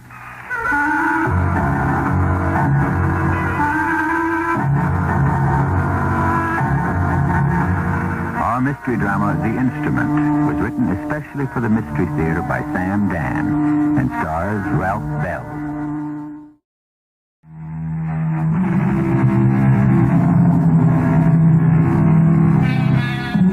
His name is Anthony Warlock, and he has long ago stopped trying to convince people that it's his real name, the name he was born with. That parish records in Cornwall and Devon show Warlocks going way back to the late 1200s. The problem is that the name is too fortuitous because Anthony Warlock happens to be a writer who specializes in mysteries, mostly of a supernatural or occult nature. For 20 years now, Anthony Warlock has been writing his cryptic novels and short stories filled with mysticism and symbolism. But it has suddenly occurred to him that the most mysterious of all worlds is not one that he may conjure in his imagination, but this one, the world he lives in. Tony? Just this last sentence, Ruthie. Yes. Listen, Ruth. Mm-hmm. And now he gazed upon the face of death. The dark face of death. It was a face of compassion and kindness. Suddenly he understood that death was not the villain, but the hero of the drama. Death, the healer of sorrows. Death had come not to take, but to give rest and joy and peace everlasting. How'd you like that? It's all right. All right. Oh, well, I can buy death bringing rest and peace everlasting. But joy? Well, I needed that speech rhythm. Da-da-da-da, da-da-da, da-da-da-da. Well, find another da-da. Yeah. What time is it? 1 minute to 8, exactly. And you better be out of that door in 5 seconds. Well, I'm all ready. I'm wearing my sneakers, my sweatshirt. Here I go. I'll start at 8 on the head, as usual. Going to try to beat your record? No. I'll do my usual mile in 4 minutes, 32 seconds. How many men of 42 can even run a mile? All right, move. I'll be at Fielding's 4.5 minutes from now on the dot. Do you want anything? Oh, just the morning paper. Huh? Oh, that has to be for you, Tony. Oh, damn it. Nobody I know is up this early in the morning. Now go for your run. Whoever it is can call back No. later. It has to be Harrison. I better talk to him. Hello. Yes, I thought it was you, Dick. Well, they give me an advance on it. Oh? Well, it's not all that much money, but if they'll spend something on promotion... I have an agent. His name is Dick Harrison. He was very excited. He said he had a new publisher lined up, and he couldn't wait to talk to me about it. We were on the phone for an hour with a great many details that I'm sure would be of no interest to you. And finally, I was able to hang up. Well, what's up? I'm not sure. What'd he say? Now that I think about it, not very much. But surely he had a reason for calling. It was a typical Dick Harrison reason. Maybe. Perhaps. Perchance. It's possible. On the other hand... But it all adds up to nada. Garnished. Nothing. Oh, I don't know. There's a needle somewhere in that haystack. Poor Dick. He has to keep proving he's really out there fighting for you. Oh, why don't you change agents? No, I don't know. I'm used to Dick. But he never does anything for you. But I'm used to the way he never does anything. Tony. I can't go around breaking in new agents at my time of life. But what has Dick Harrison ever done for you? Hey, how about a cup of coffee, huh? Don't you want to go out and run? Oh, it's after 8. I missed the timing. Say, did you hear a noise back there while I was on the phone? I'm not sure. I was so busy trying to make sense of your conversation. I may have. It sounded like an explosion. An explosion? Yes, I think so. I wonder what it was. Well, it could have been anything. Well, bring in that cup of coffee, and I'll keep going till lunch.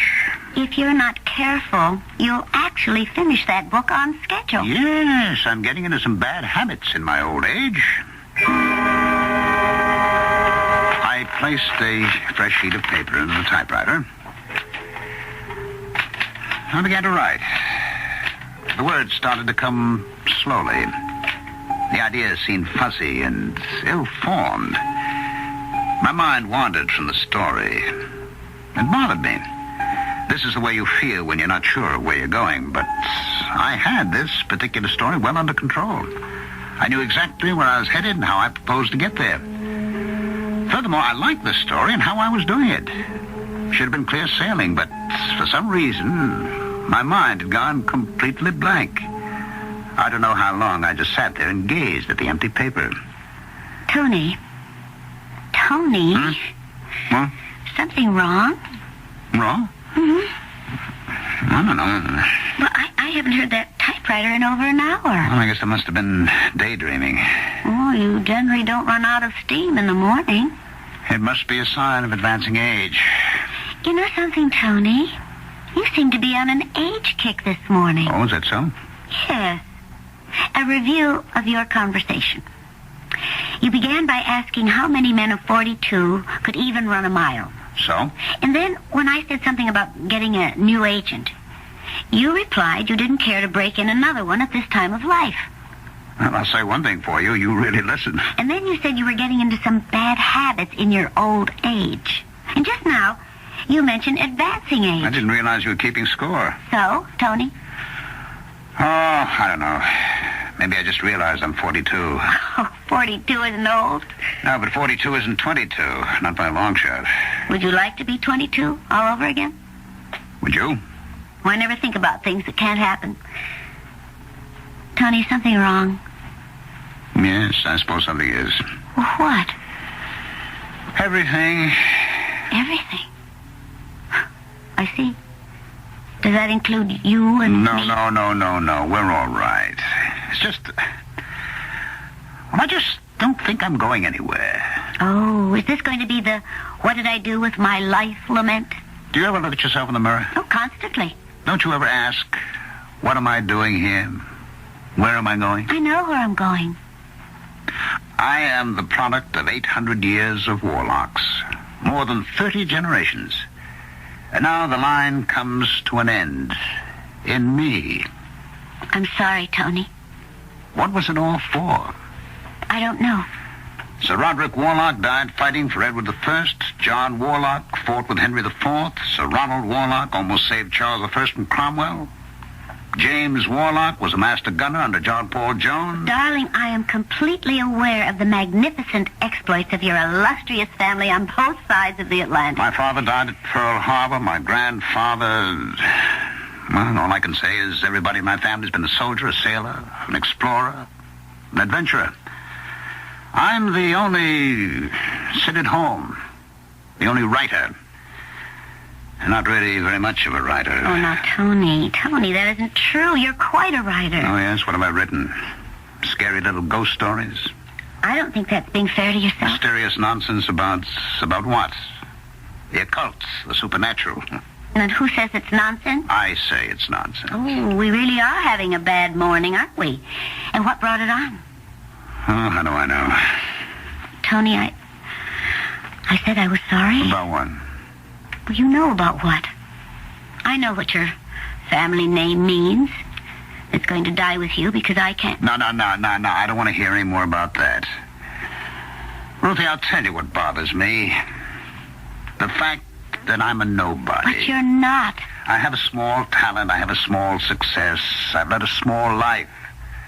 I'll be buried in a small grave. Everybody gets buried in a small grave, relatively speaking. Let's play tennis. Good.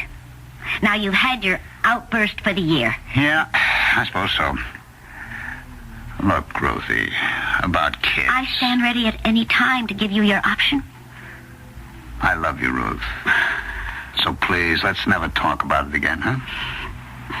Oh, incidentally, call Fieldings for me. Ask him to save me the paper since I didn't pick it up this morning. All right.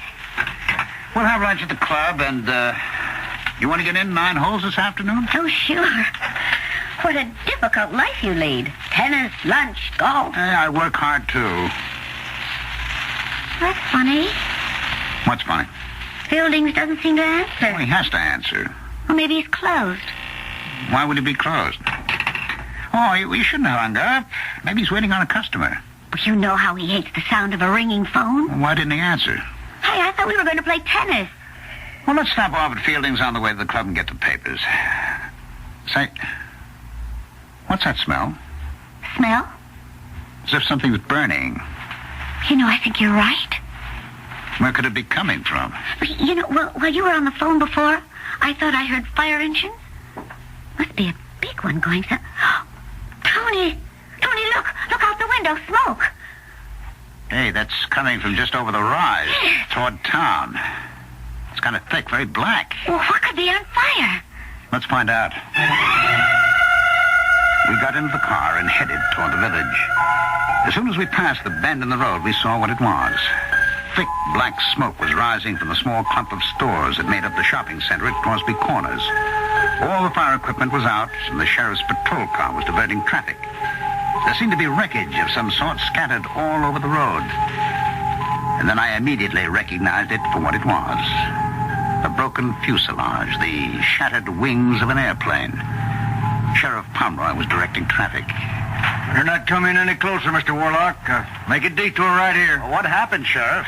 Well, you can see one of them small jets, private plane, come down and crashed right into Fieldings. Oh, good Lord. Anybody hurt? Yeah, 3 people on the plane, old man Fieldings, and some lady, we can't identify her, must have been one of the summer people. Oh. Dead? Yeah. Tony, look. What do you want me to look at? The clock. The electric clock in Fielding's window. In what's left of Fielding's window. You see, it stopped when the plane hit. That's right, Miss Warlock. Exactly 4 minutes after 8. 4.5 minutes after 8. See where the second hand is? Exactly 32 seconds after. Oh, Tony. Aren't you feeling well, Miss Warlock? You, better get her out of here. This place, it, ain't a pretty sight. Ruthie? Yes. You want to, stop somewhere, have a drink? No. Oh, Tony, do you realize what happened this morning? Yes. Every day of the year, rain or shine, you leave the house at exactly 8 a.m. You run a mile to Fielding's in exactly 4 minutes and 32 seconds. I know. And so at 4.5 minutes after 8, you're always standing in front of Fielding's. You've already picked up your newspaper off the stand, and you're looking at the headlines. That's what you do every morning. Yes. But this morning, you were about to leave. And at the last split second, you stopped. You didn't go. Oh, Tony, is there a reason? An explanation?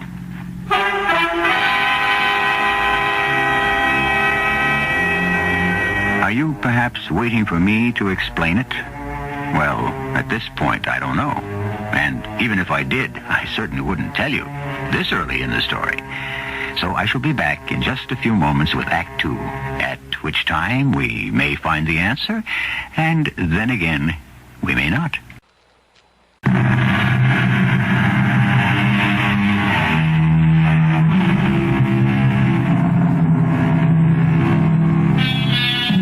Man, we are told, is a creature of habit.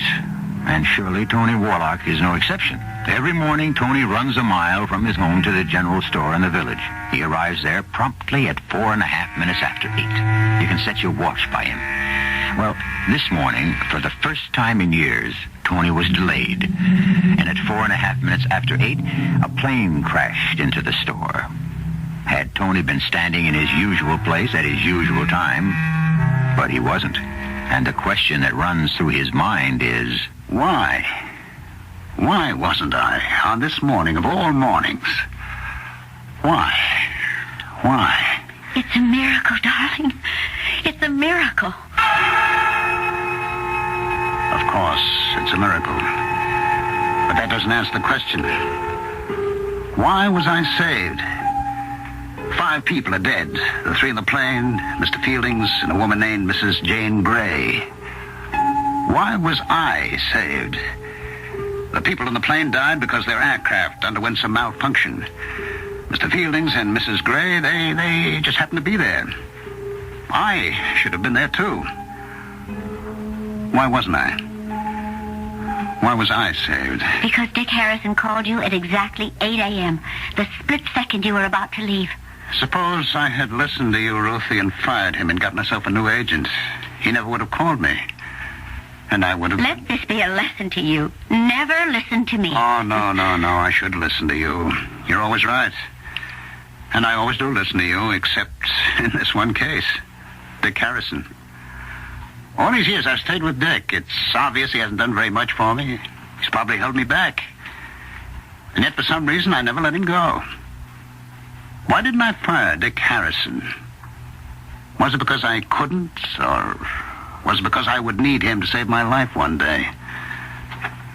But how would I know that? I don't know. Why did he call me this morning? Why? Why don't you ask him?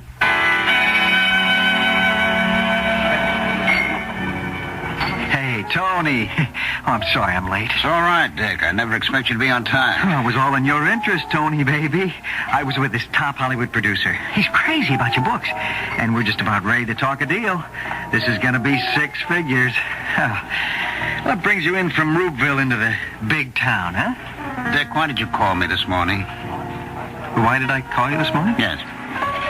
Well, I had this deal. What deal? There was no deal. Now, Tony... Why did you call me? Well, Sing me another chorus of the same song and dance you've been giving me for years, is that it? Now, just a second. That was why you called me, wasn't it? Just tell me the truth, huh? Okay, Tony. Maybe it's time you got yourself another agent. At 1 minute to 8, you picked up your phone. Tony, look, okay, I saved your life that time at the beach. You dialed my number. But you more than paid me back. Look, I get you publishers, but nobody. Well, you couldn't get by yourself, and as far as the biggies are concerned, you know you need an agent with more clout than me. Why? Why did you dial my number at 8 this morning? Tell me, Dick, tell me. I said I don't know. Now think, Dick, think. Was there a reason? Try to remember, huh? Tony, I'm going to level with you. I'm scared. I've been bad for you, real bad. I've been playing on your sense of loyalty and gratitude. You know what I mean? I don't care about that. The reason, please. I got home last night. Must have been 4 this morning. I was with this dame. I tell you something. I must be getting old. Anyhow, I couldn't sleep. I don't know why. I thought about you. Yes? For hours, I kept tossing and turning and thinking about you. And why? Well, I know what's going on between you and Ruthie as far as I'm concerned. I've been getting a free ride. I know that. And lots of times, maybe my conscience bothers me. Maybe I've been hinting around you could do better elsewhere, but... But what? Well, lately, things haven't been breaking too well. I mean, the kind of thing I'm supposed to be good at. You know, singers, actors. I'm losing clients there, too. Today, you got to be a big organization. You have to be able to put packages together. Please, Dick, don't get off the subject, huh? So I need you, Tony. I really need you. Dick, just tell me why you called me this morning at 8 o'clock. Oh, I'm getting older, Tony. Get to the point, please. This is the point. Last night, I suddenly realized I'm... You know how old? Guess how old I am. I'm 42. Do you realize that? 42. Me. I'm 42. 42 isn't the end of the world, you know. It is. If you're going no place. If you haven't made it. If you realize all of a sudden you're never going to make it. Never. What have I got? I ask myself. I got Tony Warlock. That's all I got. And so I got worried. Something said to me... Yeah? Something said, call him. What was that something? It was just something. It said, call him. Leave him know you're around, that you're in there pitching. And I am, Tony. I am. What was this something? Well, how do I know? Was it a voice? A voice? No, I didn't hear a voice. Then what was it? Well, what does it matter? I have to know, Dick. It's a feeling. Yeah? It's a feeling. It's in your bones. What kind of a feeling? Well, I just knew I'd better go to that phone and dial your number, and... Well, that's all I can tell you. All right. I guess that's good enough, Dick. I guess that's good enough. It was good enough, and I remembered it had also been good enough once before. 15 years before, when he'd also saved my life. We were at the beach, Ruthie and I. Hey, how about coming in? No, I don't think so. The surf looks a little rough. Oh, that's nothing. Well, there's no lifeguard on duty. All we're going to do is take a little swim. No, I don't think we'd better. Well, I'm not. All right, I'll be right back. No, Tony, you really shouldn't. Ruthie, it isn't as if I don't know how to swim. The fact is, I'm a very good swimmer. I ran into the waves and began to move out. The water was cool and refreshing. I could see Ruthie standing at the edge. She looked quite small, waving at me to come back in. I laughed and waved back. By this time, I must have been 100 yards offshore. Finally, I decided I had enough, and I started to swim back. And suddenly, there was a terrible pain in my legs. I was seized by a sudden cramp. My body seemed paralyzed. I realized I should have tried to float. Surely I should have kept my head, but the pain was so intense that a surge of panic seized control of me. I waved my arms wildly. I shouted for help. I gulped in a mouthful of water. I started to go down. Suddenly... Hold still. Hold still. Just relax. Don't fight me. I'm drowning. I'm drowning. No, you're not. Now, don't fight me. Just relax. Let go of me. I've got you. Let go. That's it. Now lie still. I'll pull you in.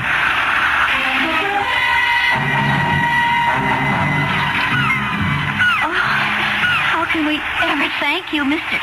Harrison. Dick Harrison. I'm sorry I had to sock him. I don't think I'll ever want to swallow anything again once I live.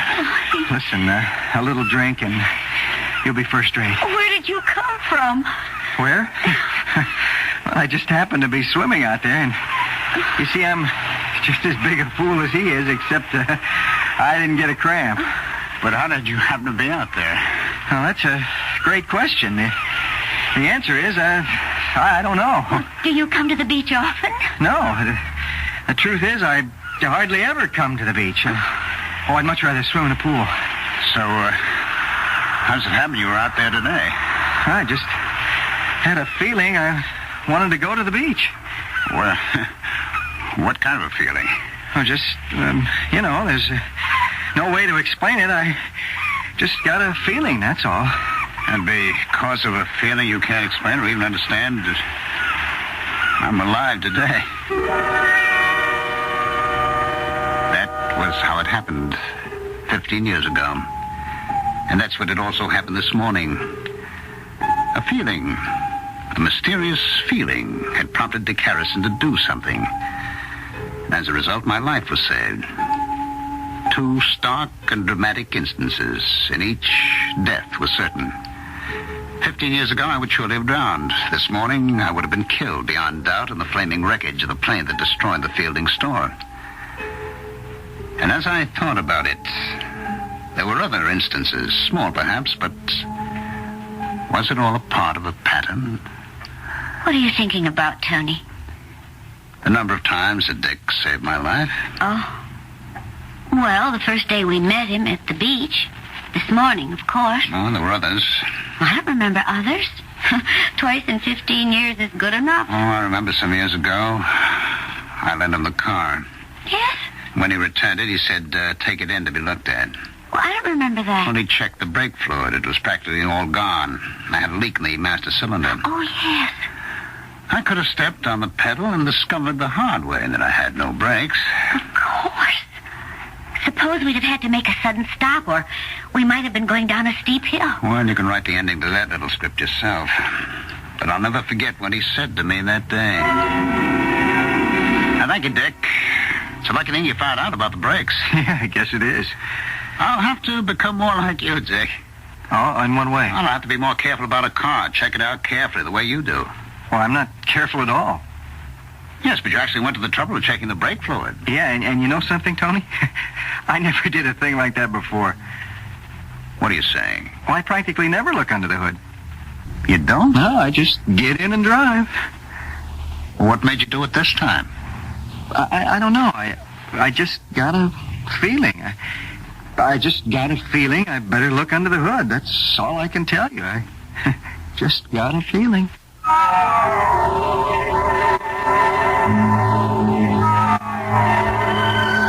And so here we are in the realm of feelings. But of course, as human beings, it's the only kingdom we know. Although there are those who will deny it, the practical fact is that one weak feeling can overpower 1,000 strong facts. So we shall now concern ourselves with those things that cannot be proved, but which make up the reality of our lives. A heavy burden. But Act 3 will be equal to that task.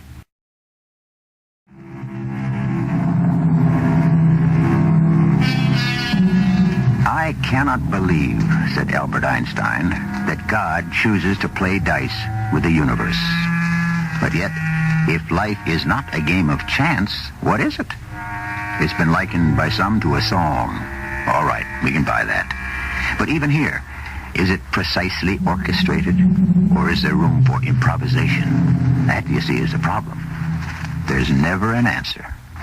Only more questions. On 3 occasions, Dick Harrison had saved my life. Could these have been accidental interventions? 1, perhaps. 2, maybe. But 3? And these were 3 that came rapidly into mind. Had there been others? Less dramatic, not quite so obvious? Yes. Yes, we had planned a cruise, an around-the-world cruise, some 6 months in advance, on the strength of an assignment Dick was supposed to have gotten for me. I remember the day he came to see me. Oh, Dick, come on in. Oh, hi, Tony. Did you bring the contract? The contract? For the motion picture rights. Oh, that contract. You know, I think I will write the screenplay. Look, Tony, I know what the book really should say. About the contract. Uh-oh. Well, there was this problem. Mm-hmm. Which problem? I thought there were no problems. Everything was set. All I had to do was sign it. Well, they weren't sure. What weren't they sure about? If they wanted to do a book about... About what? About, this mystic stuff you write about. Anyhow, the deal's off for a while. I'm sorry. We'll get another one. Yeah, sure. No, I mean it. Oh, you'll see. I guess I'll have to break the news to Ruthie. She was really looking forward to that cruise. Well, like I said, Tony, I'm real sorry. It was for next August. We had the book 6 months in advance. I already sent in the deposit. Well, you know this business. Who was it that said, there's many a slip between the cup and the lip? Yeah, but you'd already told me that I was actually drinking. Well, you know what I believe, Tony. I really and truly believe that everything happens for the best. I had a hard time convincing myself of that. And an even harder one convincing Ruthie. But after a while, we both forgot about it. It must have been some 6 months later. Ruthie called my attention to a story in the paper. Look at this, Tony. Fire on cruise ship, the SS Paradise Island, en route to... Why is that name familiar? Oh, I know. We were supposed to be on that boat. The SS Paradise Island, that's right. Anyone hurt? No. Oh, yes. One person. He died. He was in his cabin. Well, that's all. The only casualty. Died of smoke inhalation. Fire was in a ventilator. Well, just think. We would have been on that cruise. Well, the boat got back to normal quickly enough, according to the paper. Another one of Dick Harrison's great triumphs. Why do you stay with him? I often ask myself the same question. And what answer do you come up with? I don't know. That was, 10 years ago? At least. And I'd forgotten all about it. But now I had to find out. We had booked passage on that cruise ship, and because of Dick's failure, carelessness, whatever. But because of Dick, we had canceled the trip. And then there had been a fire on the ship. One man had died in his cabin. Just one man. There had been just this one casualty. But one could be enough. If you're the one.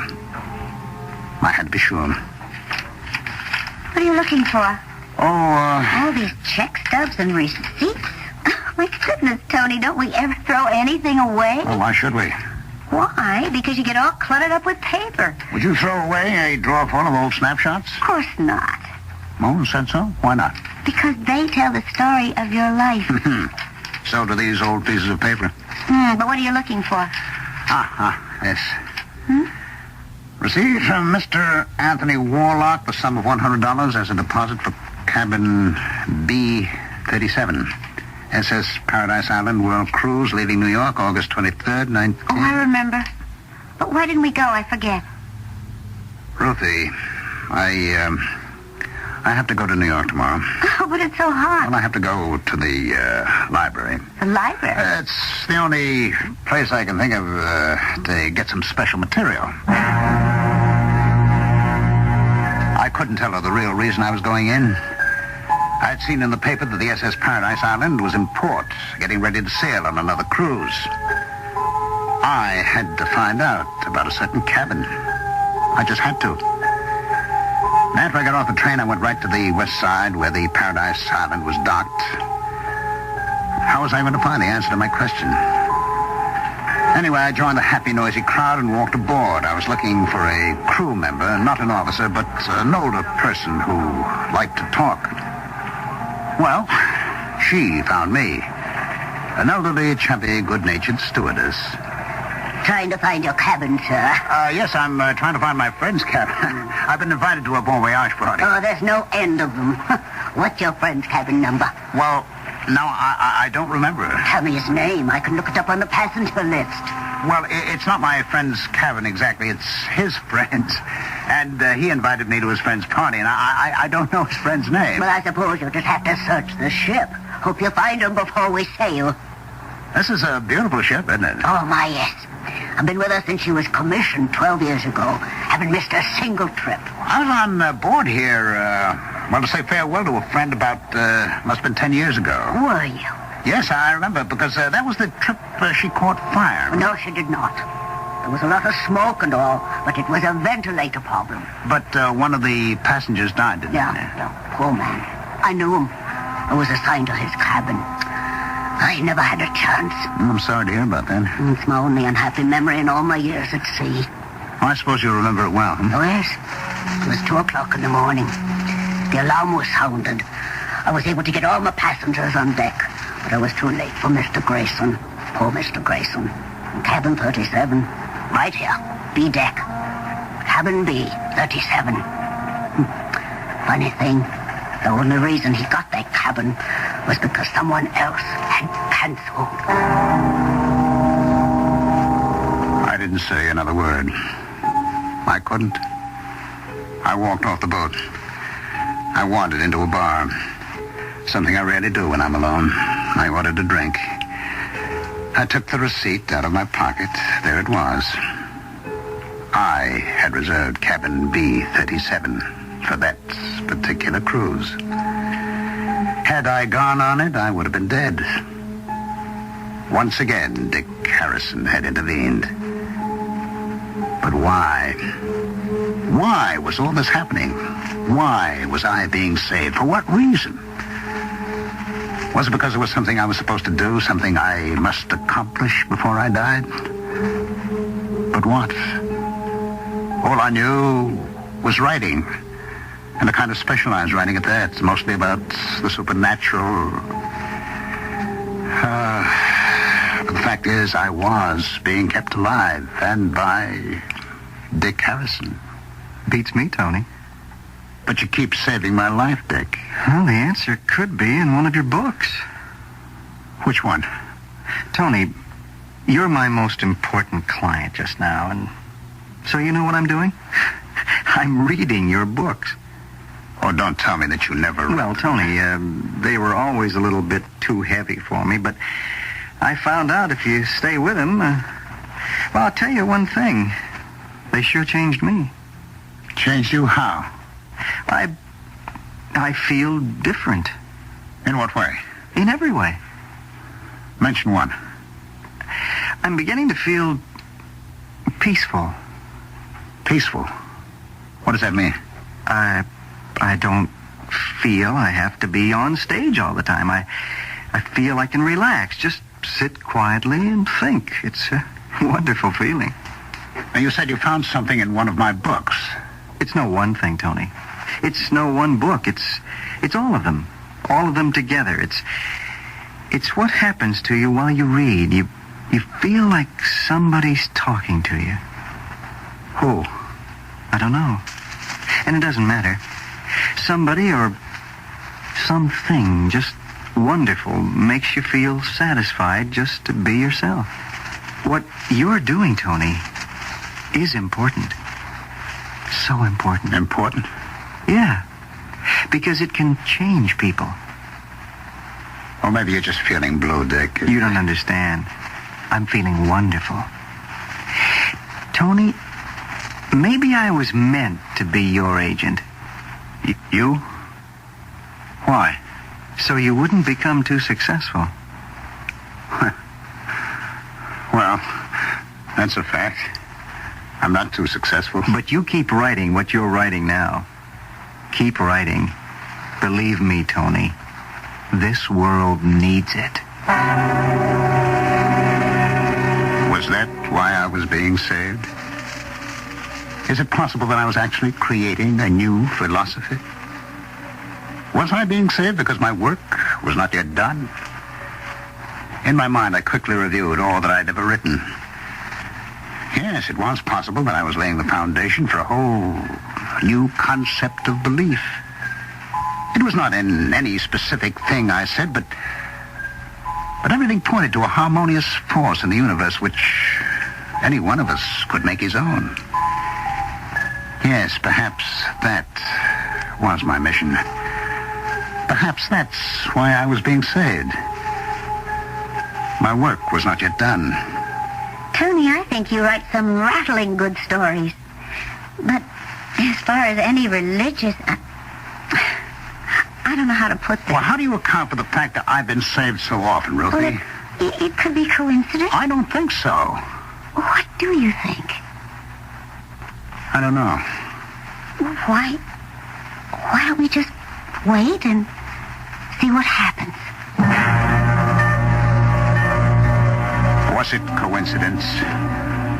Or was I being saved from a crashing plane, from drowning, from a fire, from a dangerous automobile, by a man who not only saved me by what he did, but also because of what he was, a rather mediocre literary agent, who thus kept me writing in a certain style? So I was thus destined to save humanity. I would have to continue to write my philosophy, and therefore I could not die. I had a tremendous feeling of power. I am, after all, only human. I couldn't help it. Is it true that I cannot die? I cannot be killed? I had to prove it to myself. I was standing on a busy corner. I deliberately stepped into the path of an onrushing automobile. Tony! Dick! Are you out of your mind? You deliberately stepped into the path of that car. Did I? Where did you come from? I don't know. I just happened to be here. You just happened to be here? Then it's true. What's true? What's true? I can't tell you, Dick. Why? I'm scared, Dick. I'm scared.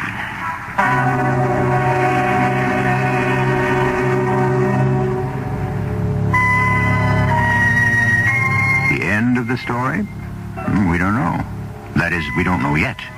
This is, after all, a contemporary story, and perhaps we'll find out in 5 or 10 or 20 years. Why not? This kind of thing has been happening all through history. Every now and then, someone comes along, usually out of nowhere, and changes the thinking and or the beliefs of the world. I may have something to spur your thinking in just a few minutes.